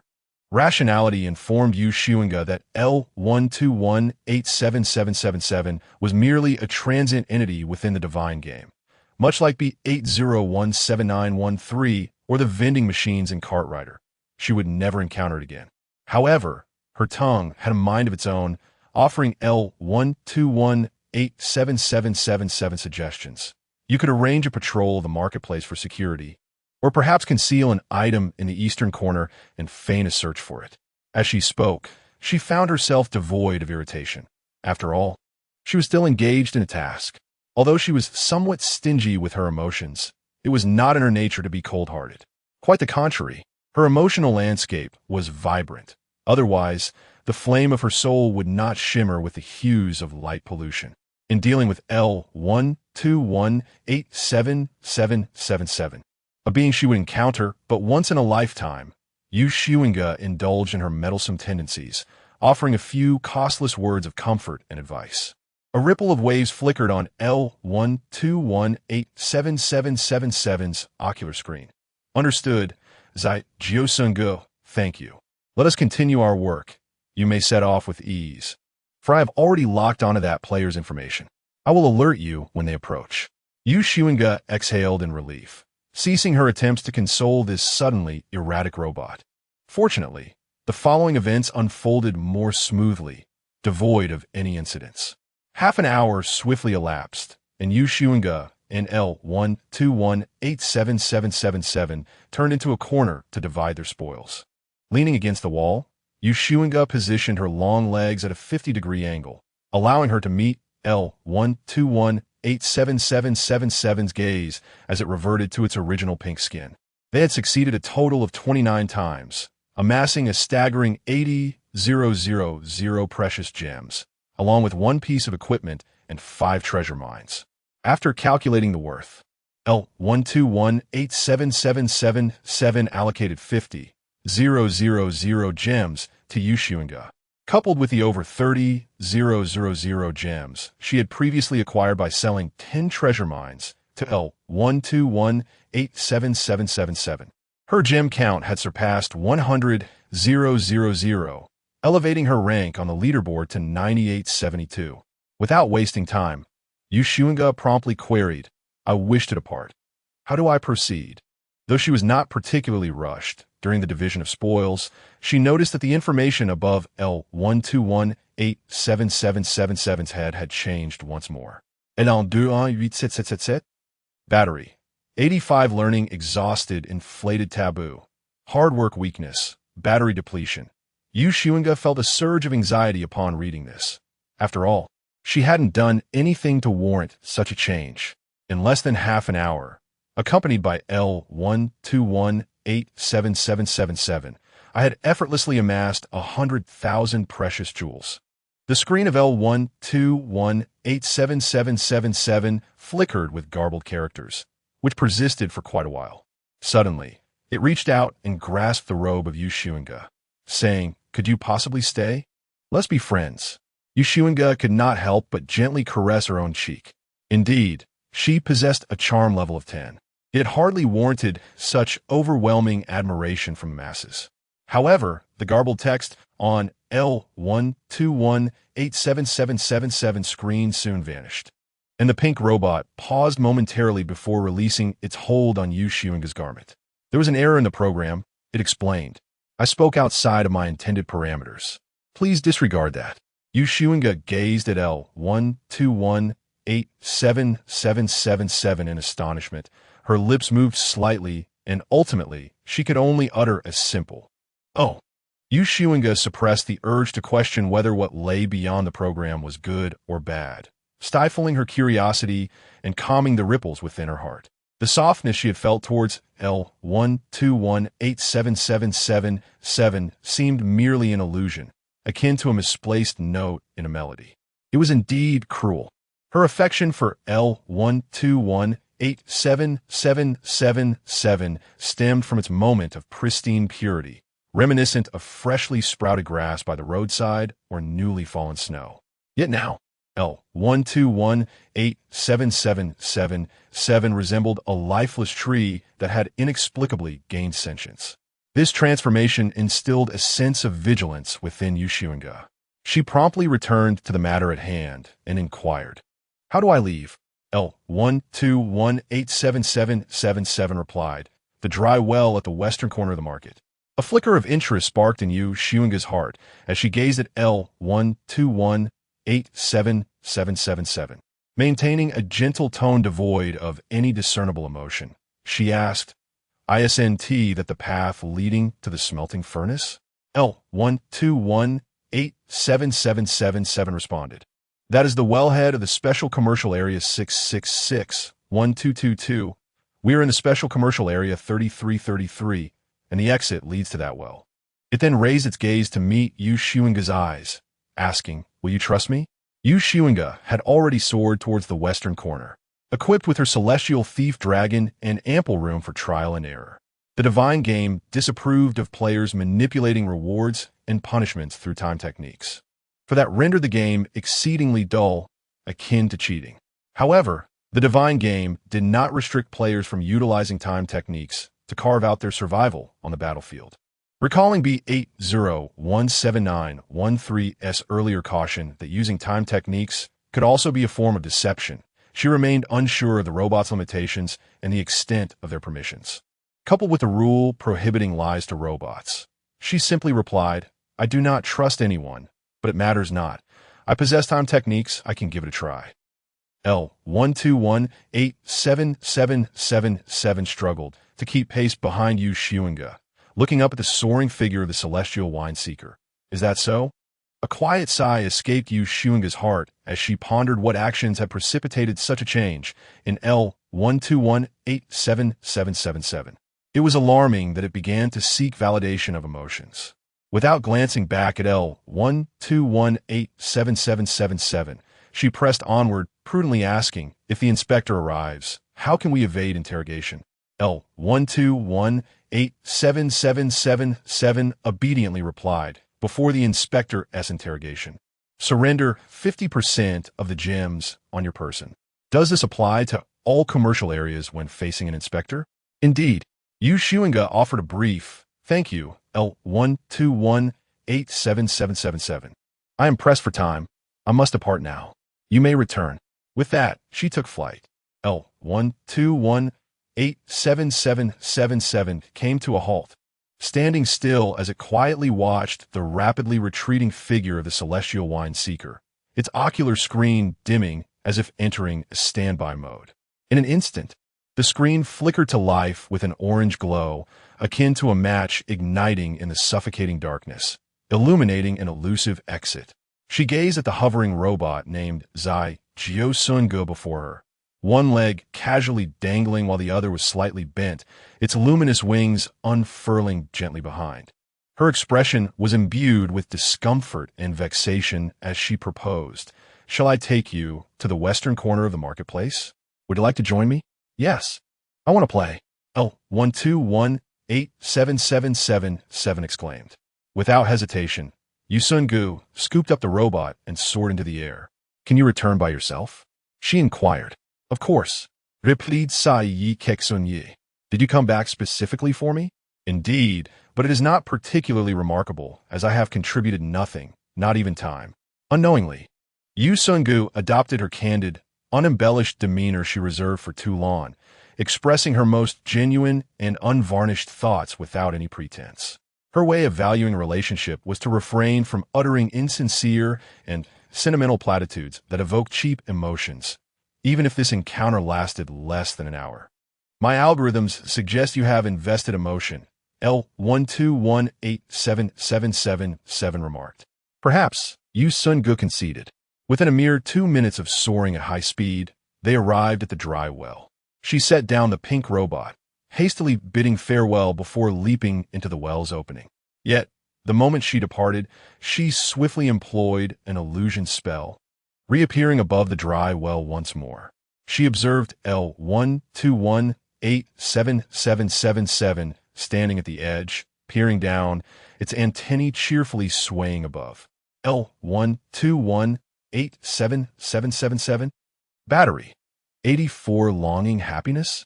Learning disabled taboo. Hard work weakness. Battery depleted. Xunge averted her gaze. As expected, within 7 or 8 seconds, she saw Dong Haisha coldly approach. Kicking L1218777 aside before plunging into the dry well. How treacherous, Xunge muttered. After a brief pause, she descended to lift L1218777, which was sprawled on the ground. Seemingly at a loss. Why aren't you getting up?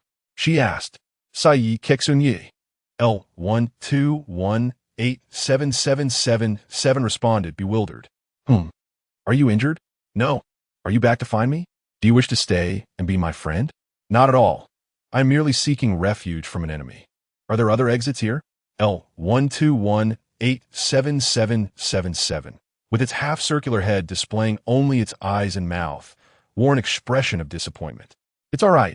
I can help you switch. Which district would you like to go to? Xunge, unreserved, replied District 11. L1218777 approached the edge of the dry well and rearranged a few bricks. Done. Xunge leaped once more into the well's opening. This time, I truly am leaving. Farewell, L1218777. I will remember you. I will too, L1218777 echoed. Xunge once again experienced a sensation akin to her departure from the 1211 Special Commercial District, though this time devoid of Two Lands Company. The instant she exited the tunnel, she was rewarded by the game. Congratulations to the player for completing the task, Diamond Victory. You have invested in the L1218777 robot and assisted it in achieving 21 profitable outcomes, placing you at the 263,687th position in the historical leaderboard of this trading zone. You have earned a reward, randomly unlocking 3 rules. Xunge glanced at the illuminated trio of rules. Rule 1. One mechanical tribe must be eliminated every 12 hours. Rule 10. Entry to Zone 19 is prohibited. Rule 11. Divination for the mechanical tribe is forbidden. After committing the 3 new rules to memory, Xunge's focus returned to her ranking on the leaderboard. Previously, she had ranked highly without sensing any discrepancies, but this time was different. 263,687th place. Such a daunting number. She recalled that Mist Blade Moon Emperor had once mentioned never playing the same game twice. What then did this leaderboard signify? Did it imply that over 200,000 players had participated? Or could it be that these games operated under a similar model, with marketplaces constantly transforming into other maps, and the robots perpetually altering their forms? Much like those games and novels that recycle the same templates while retaining their records? As Xunge pondered these enigmas, she resumed the mining process alone. Meanwhile, the Battlefield chat channel began to fill with players lamenting their encounters with unique storylines. The events of Special Trading Zone 1211 were no longer novel, as 6 trading zones had triggered special narratives. Commander arrives, tax inspection, new mining regulations. Even those who faced unique plot lines tacitly refrained from divulging critical information, yet less significant details flooded the chat channel. After sharing profits with L1218777, she stood at 9,872nd on the ladder. In a fleeting moment, she ascended to 8,997th place. The chat channel was rife with cries of despair, with players reporting the extent of their penalties. Particularly, the tax inspection narrative had a starting point of 100 diamonds. Assets exceeding 10,000 diamonds were taxed at the highest rate. One player lamented they lacked diamonds, even to purchase a pickaxe. Merely observing this filled Xunge with anguish. The game was merciless. While encouraging players to earn diamonds, it simultaneously devised various means to extract them from their grasp. It truly treated these players as miners. High emotional intelligence, diamond miners. Low emotional intelligence, dark mines. The harder one worked, the more misfortune they encountered. Xunge resolved to reduce her frequency of entering the marketplace to sell precious minerals. Yet, she couldn't shake the memory of what B80-17913 had mentioned. There were rumors that the newly designated Y-Series mechanical tribes were responsible for transporting an exceedingly valuable item that could not be conveyed by any means. This battlefield was fortuitously along their route, and during the 13th to 15th hour of this divine game, one might just catch a glimpse of them. The mining area was vast, yet she had only 2 hours. Where could she find? Y&T she thought to inquire about B80-17913. However, upon reflection, if B80-17913 intended to lead her against the Y-Series robots, it would surely inform her of their specific routes. By now, 7 hours had elapsed since the commencement of the game. As Xunge meticulously examined the distribution of precious ores in Zone 11 according to the map, she carefully selected the 10 most valuable ores to excavate, even managing without a pickaxe for guidance. After spending over an hour mining 10 precious ores, she chose not to leave, but instead sought refuge within the mountain, resting while monitoring the battlefield chat channel for information. It had become apparent to all that, unlike previous Divine games where special safe zones were exceedingly rare, here, ordinary safe zones were the exception. The majority comprised special trading zones, with a few ordinary trading zones and several mysterious trading zones. Yet, players encountering mysterious trading zones remained tight-lipped about their contents, often merely boasting about their existence. As the 11th hour approached, one could not deny that those who had surrendered early indeed reaped the benefits. In her few hours of rest and observation, she had advanced over 700 ranks, now surpassing 8,200. Nevertheless, Xunge felt it was time to move on. She intended to seek a trading zone to gather intelligence on the Y-Series robots. If the items on their person were truly valuable, she could easily escape the game after pilfering them. After all, during her first participation in the Divine game as a novice painter, even after a brief stint that ended in her demise, she still received a settlement reward upon the game's conclusion. Moreover, she was bound by a rule to eliminate a mechanical entity every 12 hours, which felt quite daunting. The 2 robots she had encountered thus far were both marked with 3 question marks, rendering their capabilities utterly unclear to her. This task could only be fulfilled if she stumbled upon mechanical beings beyond robots. Xunge selected a location and, as before, kicked open a hole, resembling the previous 2 special trading zones. She leaped down, her wings still flapping, her feet yet to touch the ground. Notification: in special trading zone number 8017, the percentage of mechanical entities meeting the elimination criteria has exceeded 50. Special event triggered in special trading zone number 8017, mechanical rebellion. Special trading zone no. 8017 has been sealed off. Special trading zone number 8017 is now a combat zone. The top 100 players in mechanical entity kills will receive a reward in the language of all races. Players may attack one another. If the rebellion is not quelled within 1 hour, this combat zone will be converted into a wasteland zone, merging with other wasteland zones. Players trapped in a wasteland zone will lose their eligibility for this divine game and will not receive any rewards. Arriving late proved to be fortuitous. Xunge immediately ascended into the air, clutching the rocky wall tightly, peering down to assess the situation in the marketplace. Below, the players wore expressions of bewilderment. Simultaneously, all the robots within her line of sight transformed their forms. These robots once resembled small, unassuming mailboxes standing a little over a meter tall, adorned with antennas that lent them an innocuous appearance. However, they have since undergone a remarkable transformation. Their stature has surged to nearly 5 meters. now looming ominously just a few meters from where Xunge stands. Each component of their form is fracturing and extending, accompanied by the melodic chime of machinery, mechas, weaponry, cannon barrels, helmets. Xunge murmurs, Pacific Rim? She summons Tuluin, clutching the dragon's neck and shaking it vigorously. Wake up. If you don't look, you'll regret it for a lifetime. Wake up. Tuluin responds with a soft snore. Zzz. Xunge clicks her tongue and tosses Tuluin back into the pet space. B80176666, Combat Mode. Level 12 Power. 100 Awakening. Desire for Freedom Taboo. Reset Weakness. Power Depletion. B8017. I wonder what connection it has to B80179113. Moreover, it boasts a combat level of 12. Without hesitation, Xunge begins her flight.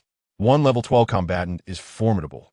Here, there are nearly 1,000 robots present, with the weakest among them at level 9 and the strongest reaching as high as level 15. Not to mention, other alien players lurk in this vicinity. She is certain that, even if the situation demands unity among players to confront these rebellious machines, the alien players would seize any opportunity to eliminate their fellow players if given the chance. Xunge had no intention of hiding away and preserving her own safety.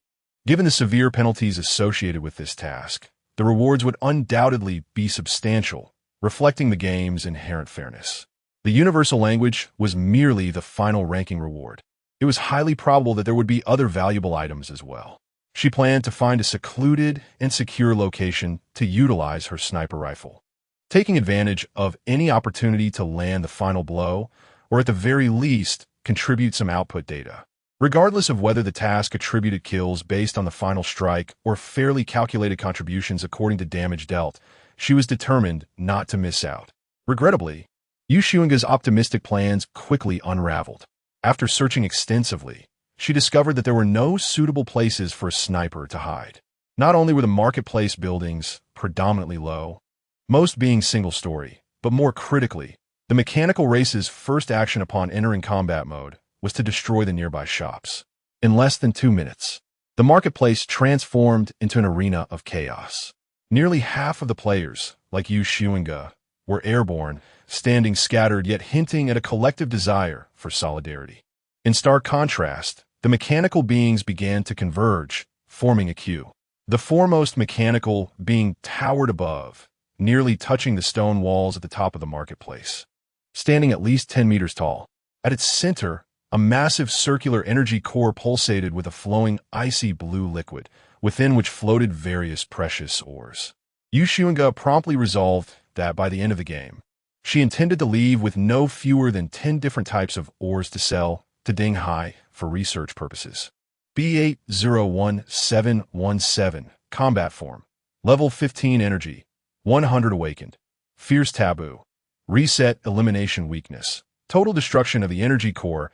What a treasure this B8017 series is, with so many rebellious features. Its immense stature naturally exuded an aura of oppression, and to make matters worse, it was a formidable level 15 entity. As one mechanical being after another rallied behind it, Xunge found herself instinctively holding her breath. Just then, a familiar female voice echoed, speaking in the language of the rubber owl, all players. Following the voice, Xunge spotted Feng Tang. Zealand Feng Tang soared at the forefront, directly confronting B801717. Her orange-red wings unfurled, instantly dispelling the cold and lethal intent emanating from B801717. She scanned the diverse players present, pausing momentarily when her gaze fell upon Xunge. Raising her wrist, she gestured toward the acorn adorning it, signaling to all who looked her way. In an instant, Xunge understood and promptly opened the battlefield chat channel. None present were fools. As players gradually opened the chat channel, Feng Tang immediately returned to the battlefield chat to speak. Zealand Feng Tang. 8017 Commercial District, we must cooperate. Zealand Feng Tang. Let us focus on defeating it, and during the battle, we shall not target other players, shall we? Huang Yanlan Pai. What if someone does? Zealand Feng Tang. I can have my daughter curse the traitor. Zai Jiu Sun Ge. Didn't you say we have no relationship? Zealand Maple Syrup. Behold, she has emerged. Just moments ago, in a lapse of reason, Xunge impulsively leaped forth to receive the ball with her face. Now, ensnared in contemplation, she ought not to have conversed with maple syrup. It is evident that the benevolent matron within the tower has now been warped by the tribulations of the battlefield. Zealand maple syrup, I shall purchase your curse quota. Zealand maple syrup, for every player who strikes from behind, I will make a purchase. If 100 players do so, I shall buy 100 times. Zealand maple syrup. Presently, this trading zone harbors 187 players. Even if ultimately 2,000 players betray, I shall buy 2,000 times. Zealand maple syrup, what say you? Xunge, I have no objections. Zealand mist blade, let us negotiate the price. Zealand maple syrup, very well. Xunge, good. Under normal circumstances, maple syrup and Xunge would engage in banter with Mistblade. Yet now, time is of the essence, and both are disinclined to indulge in trifles. However, for Xunge, she indeed prefers to let Mistblade take the lead, as even with maple syrup, she cannot be certain that she would not be taken advantage of. The thought of maple syrup's shrewdness assures Xunge that she would certainly attempt to haggle, and perhaps, even after the negotiation, the terms offered by Mistblade would prove more favorable. Zealand maple syrup. Is there anyone else with something to say? No one responded. Yet the players within the 8017 Special Trading Zone expressed their sentiments through action, gathering behind Zealand maple syrup. The incident of Xunge seizing the ancient curse of Donghai Shar Cold has become common knowledge among all players, especially since Xunge had cursed Donghai Shar Cold just hours prior, bringing the matter to light. Thus, with Zealand maple syrup's assurance and Xunge's personal agreement to this proposal, the players of the 8017 Special Trading Zone naturally had no objections. The act of slaying players is always an option. If this mechanized rebellion's special narrative cannot be overcome, this divine game would be rendered futile. There is no concern regarding Zealand maple syrup, and Xunge's words lacking sincerity. In combat, one may cast aside decorum. Victory, even through unscrupulous means, can be deemed tactical. However, the act of stepping forward and making a commitment to unite over 2,000 players in collaboration, should Zealand maple syrup later renege, would be akin to discarding one's dignity for all to trample. Not to mention, Zealand maple syrup bears the title of fiery spirit of the strong drink. Certainly, the player's obedience stems from a paramount reason. Zealand maple syrup possesses the highest combat prowess on the field. As all the mechanized beings assembled, their leader B801717 proclaimed in the language of the rubber owl, "It seems you are prepared. This shall be a fair war." Nearly 1,000 colossal mechs towered on the opposing side, while maple syrup wielded a spear forged of lightning, its tip aimed directly at B801717. Enough with the prattle. With that, she was the first to charge toward the mechanized horde, advancing towards B801717. B801717 bellowed, "Attack." At the moment the lightning spear lunged towards B801717, every player felt their inner resolve ignited. Even though Xunge immediately sensed that the surge of fervor was out of character for her, she found herself unable to suppress it. This was likely the influence of Fengtang's abilities. Swiftly, Xunge elevated her status, enhancing herself with all available buffs before commencing her gunfire.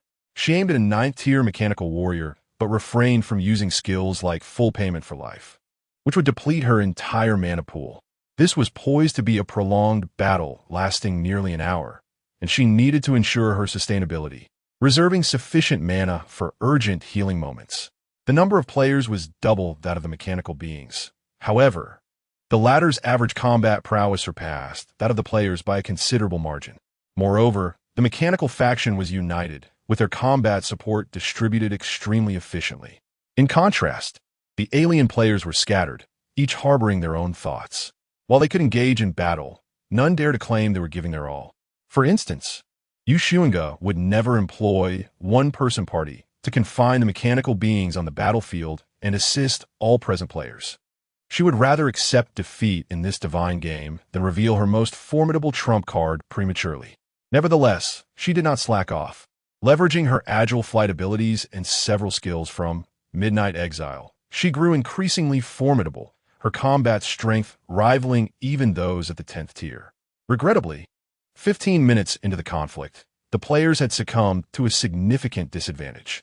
Even Feng Tong's skill, which ignited the players' fighting spirit, had lost its efficacy. Faced with an imminent conclusion, the astute began to weigh their losses.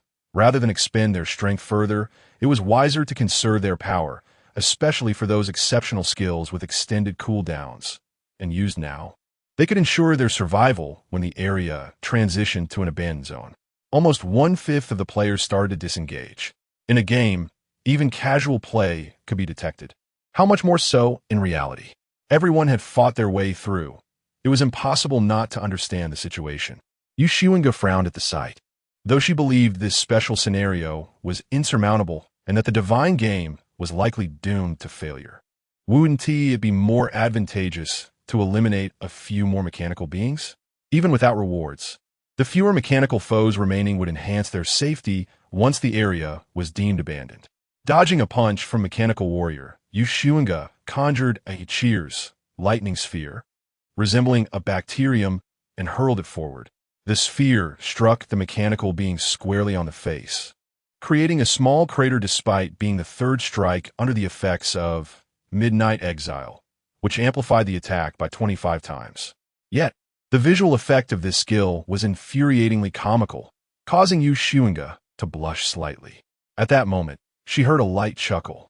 Following the laughter was Feng Tong's lively and resounding voice. Raise your cup and seek the song. Watch closely. This is the true Cheers. After an indeterminate span of time, Xunge once again witnessed Feng Tong's prowess on the battlefield up close, experiencing the unparalleled might of the complete Cheers. The sky above the marketplace was dominated by a multitude of beer mugs formed from swirling lightning, with nearly every player and automaton possessing one or two of these vessels, filled with flowing electricity and orbs of lightning bobbing like ice cubes within. The mugs danced through the air, colliding and toasting, accompanied by a ceaseless rumble of thunder, resembling an extravagant celebration. The sounds of bombardment and gunfire faded into silence, as if the battlefield had been paused, with all automatons and players halting their actions. Maple Syrup's Cheers had evolved once more, or perhaps what had been demonstrated to her in the tower was merely an incomplete version. Amidst this spectacle, a lightning beer mug floated towards Xunge, gently brushing against her hand. She did not flinch, fully aware that this mug posed no threat. At the moment of contact, a myriad of training methods related to Cheers flooded her mind.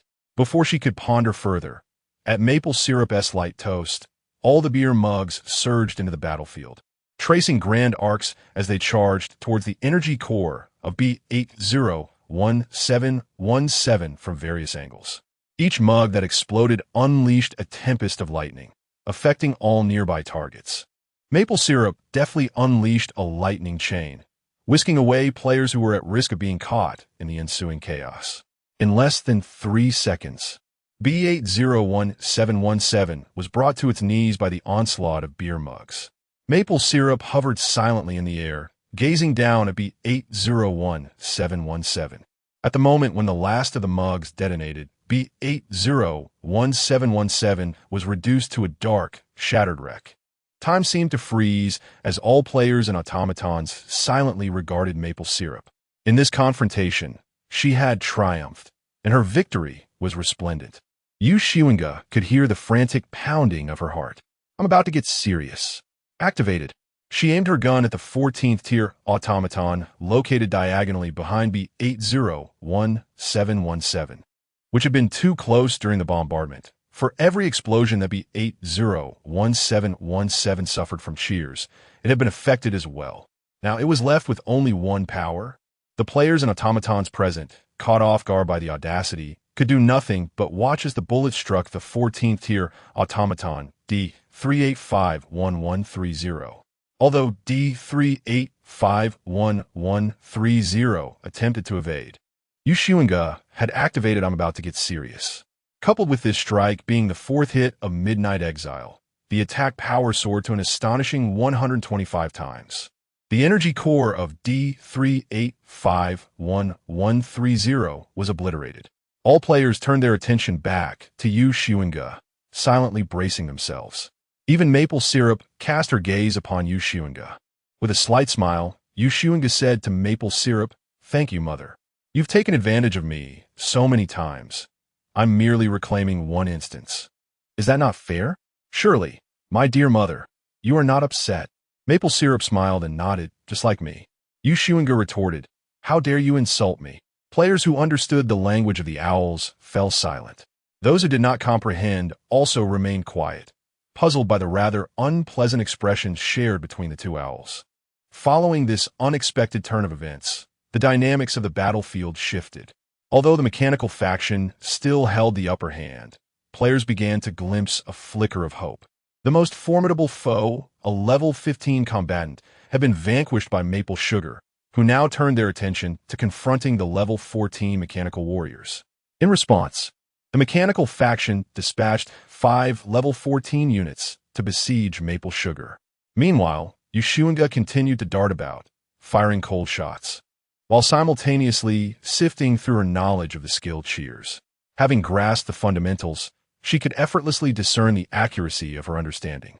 She endeavored to infuse her newfound insights into cheers, and the subsequent manifestation of the skill exhibited considerable improvement.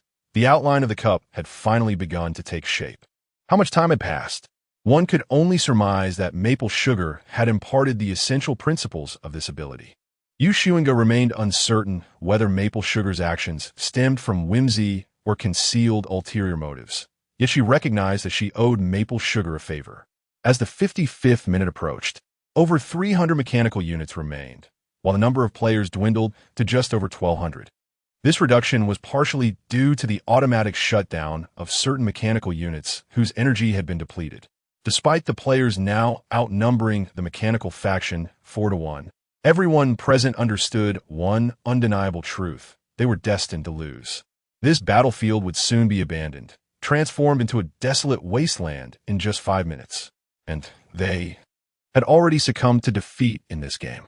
Of course, they could opt for self-destruction, allowing them to exit the arena and receive rewards. By the 58th minute, nearly half of the players had ceased their efforts and retreated, as if rehearsed, choosing to end their lives and leave behind a multitude of tombstones from their respective worlds. Those still engaged in combat bore heavy hearts. Reason dictated that self-destruction was the wisest course of action. Yet their pride and sense of dignity prevented them from departing in such a manner. Suddenly, a figure, wings radiating a brilliant light, plunged toward the sea of tombstones like a hungry tiger. All players gasped in astonishment. As Xunge made a move, the remaining players followed suit, with nearly 99 ceasing their assaults on the mechanical tribe and retreating to the rear to vie for the world tomb. The only one remaining motionless was Maple Sugar. Were it not for the fact that this war was nearing its conclusion and the outcome already determined, she would have undoubtedly suspended Xunge and given her a thorough beating for her disruptive antics. Alas, there are no what-ifs. It would indeed be foolish not to seize the opportunity now. Maple Sugar couldn't help but commend Xunge for her cleverness and decisiveness. The players were initially collaborating towards a common goal, yet fundamentally, they remained in competition with one another. When Maple Sugar had risen from obscurity, she too had fiercely contested every opportunity that came her way. Xunge immersed herself in the task at hand, feeling a twinge of regret for Toulon, who had missed out on both the mech battle and the subsequent bounty. She darted through the air, never lingering in one spot for more than a second. And with each sweep of her hand, regardless of how many world tombs lay beneath her palm, she would only grasp one, leaving the rest as bait for the players behind her. The players chasing after her, caught between the world tombs on the ground and Xunge, faced no dilemma. They invariably chose to snatch up the numerous, unclaimed world tombs strewn about. Defeating Xunge would yield only one tomb and might provoke a player wielding the ancient curse, making it far more advantageous to seize the unclaimed ones. Once the players halted their actions, the mechanical tribe refrained from pursuing further. Their paramount objective was survival and freedom, rather than exterminating the players. The surviving machines swiftly regrouped, initiating mutual recharging and healing. Maple Sugar, disgruntled, discarded her lightning spear and silently observed the commotion in the rear. It was a tea that she lacked desire for the world tombs. At her level, the entry fee for participating in the divine games was quite substantial. Yet, as the commander, it was unbecoming for her to join the fray like Xunge and the others. Well, she conceded that she had grown accustomed to the mantle of a formidable player, having forgotten the path she once tread. Xunge recognized that her actions resembled those of elderly folks scrambling for free eggs. Back in Xige, she could never fathom why those well-pensioned grandparents would rush to snatch up complimentary eggs. Yet now, with the eggs transformed into world tombs, the realization dawned upon her. She understood all too well. The thrill of acquiring something for nothing is indeed unparalleled. Charge! Xunge raised her hand and elbowed the player who had squeezed in beside her. No one was going to take her eggs. Maple Sugar, watching the spectacle from above, pondered, is it too late to sever ties with Xunge? After some thought, realizing it was impossible to do so, she decided she might as well recover some of her losses and called out to Xunge. Xunge, help me gather a few as well. Xunge paused to inquire, who are you? Maple Sugar did not comprehend the English phrase, but she recognized the expression on Xunge's face, confusion and bewilderment. Amused by the situation, Maple Sugar replied, 30 world tombs, consider it a favor for teaching you to cheers. Xunge immediately responded in the language of the Oak Owls. Deal? She had collected at least 50 world tombs, and with just 30, she could settle this bond of gratitude and affection. Worth it. Maple Sugar raised her eyebrows in surprise, finding Xunge to be both intricate and intriguing. She had previously perceived this person as cold-hearted and rational. Despite their 10 years of close companionship within the tower, she felt she could never truly penetrate the depths of her heart. Neither she nor Kang Fengmu had ever occupied a genuine place in her affections. She often questioned the intentions of every being that approached her with kindness. However, in this moment, she found herself overturning that notion. For a truly indifferent person would not exhibit the complexity of feelings that Xunge displayed. It was evident that Xunge had previously wished to maintain a distance from her.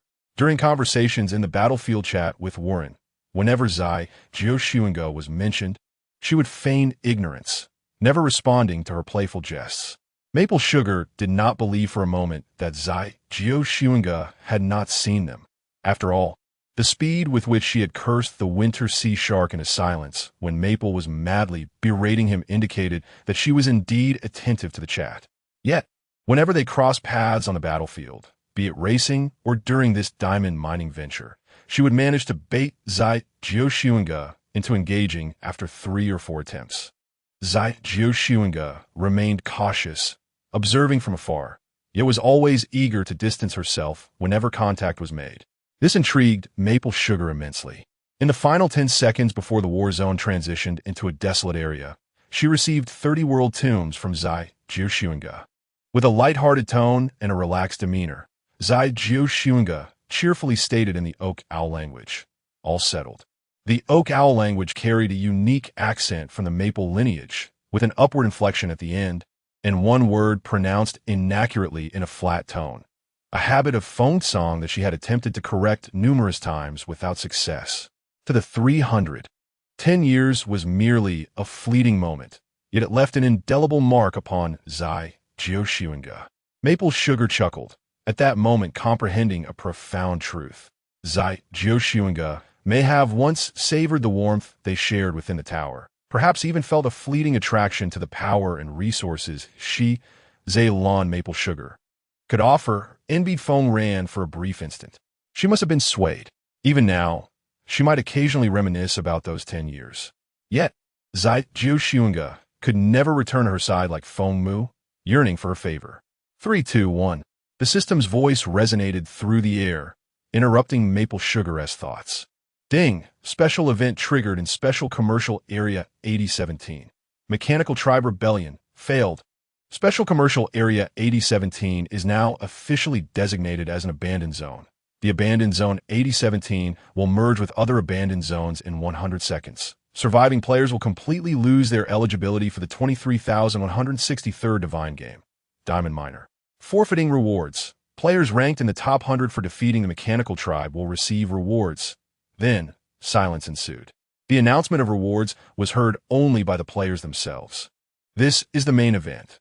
Those players who exited the game prematurely will not reap these rewards. They opted for the Divine Game, ranking rewards, while the remaining players chose the mechanical rebellion rewards. Xunge hesitated. Her ranking in the Divine Game was commendable, conservatively estimated to be at least a handful of golden leaves. Yet, as she gazed at the back of maple sugar, fiercely battling at the forefront, an inexplicable desire to avoid embarrassment before her arose.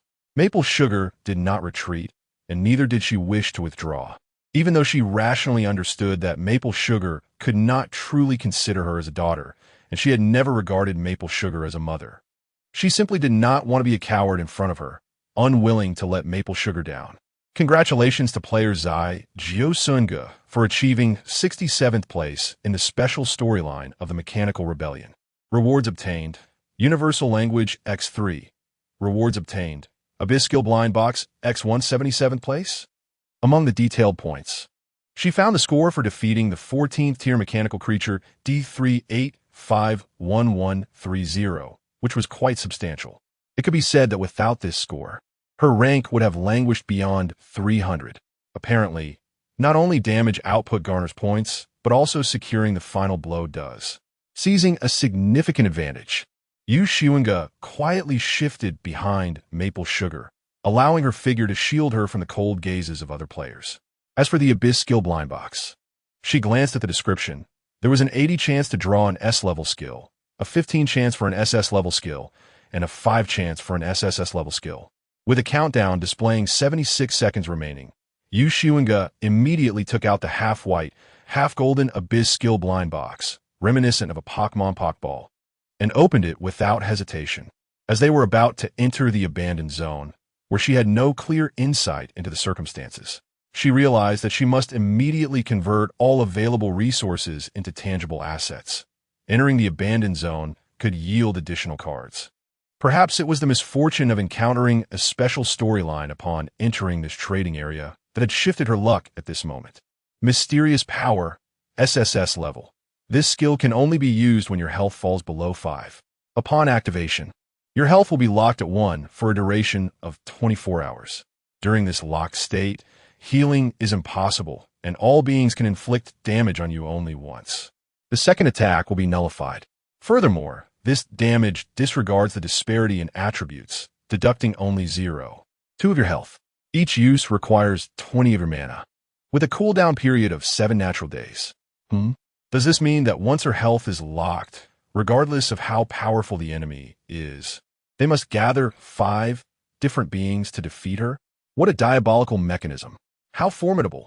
Xunge immediately resolved that for the upcoming Golden Tree rewards, she would allocate any rewards capable of modifying skill metrics solely to this skill. Not only did she intend to alter the proportion of health deducted, but she also aimed to reduce the cooldown time. Her dream was to one day transform that 2 into 0001. At that point, it would require 1,000 individuals to bring her down. Moreover, this skill is best utilized once each day. How does this differ from invincibility?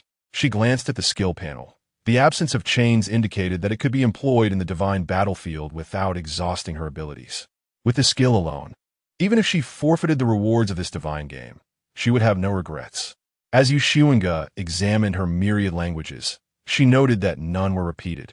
Coupled with the rewards from the deception game, she had acquired 8 distinct languages in this divine game, bringing her total to an impressive 687. Additionally, having salvaged 77 world tombs, even after gifting 30 to maple sugar, she retained 47 for herself. Although she did not reach the final stage of this divine game, her gains were exceedingly bountiful. Content. Xunge awaited the merging of the abandoned zones.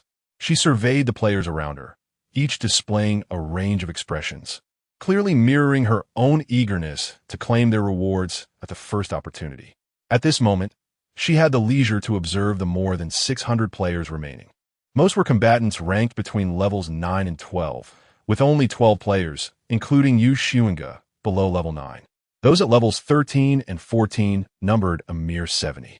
In this configuration, as they ventured into the abandoned zone, Xunge merely hoped to prolong her survival, allowing her to hide in shadows and pilfer from the mechanical race before her inevitable demise.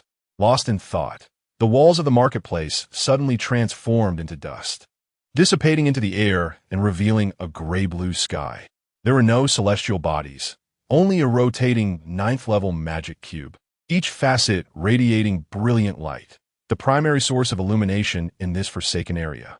As she gazed around, the ground was uniformly grimy and black, reminiscent of the abandoned market.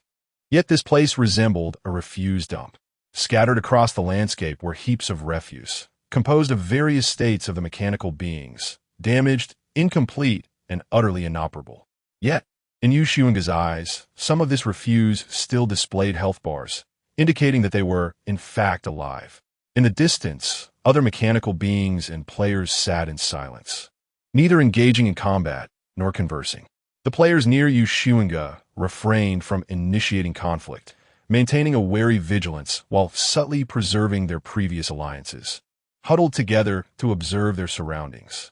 The surviving mechanical beings had begun to approach their counterparts. Xunge attempted to access her ladder rankings and the battlefield chat channel, only to find the latter unresponsive. Her actions drew the attention of some players, who also tried to touch the marks on their wrists, but none received a response. The expressions of all players grew grave. They collectively pondered the same troubling thought. Without game time or mission directives, what were the conditions for leaving the abandoned zone? Death? Almost simultaneously, Maple Sugar and Xunge surged toward the players who had entered the abandoned zone first. Maple Sugar cast a sidelong glance at her, tag-along. This term is often employed among individuals with close relationships for playful banter. In the past, Feng Song would frequently jest that Feng Meng was the shadow of Feng Tang. Xunge remarked, "I initiated it first." Feng Tang chuckled, but refrained from further comment. Xunge, feeling somewhat uncomfortable, distanced herself. She was not well acquainted with such intimacy and warmth, sensing a peril akin to being close to a flame that might scorch her. The players seated nearby noticed the arrival of the new players but exhibited no extreme reactions. Even with Feng Tang's combat power at level 15, they remained unmoved, showing neither concern nor wariness. This response caused the accompanying players to knit their brows in confusion. Feng Tang landed on the ground, halting at a safe distance, and directed her gaze towards the player with the highest combat power among them. This individual was a level 14 Zichuan Yuhua, standing at less than 1 meter tall, with short purple hair. His round face and eyes diminished the cool demeanor typically associated with him. Feng Tang inquired in Yuhua, "Shall we exchange information?" Ziguan Fushi, hugging his knees, nonchalantly prodded the food in the fire with his curved knife, without lifting his head, and replied, "Not dying, can't leave, no tasks." Yu Kexunye, lacking proficiency in Yuhua, could nonetheless glean some understanding from the expressions around her. The most pressing issue for her was her hunger. She had been immersed in the divine game for nearly 13 hours without sustenance, and her physical condition had significantly deteriorated. It could be said that since the advent of global gamification, she had not experienced such a pronounced sensation of hunger in a long time. She was not particularly concerned about the hunger itself. Rather, she worried about the subsequent weakness and whether it would impair her combat effectiveness and mobility. There was indeed a problem here.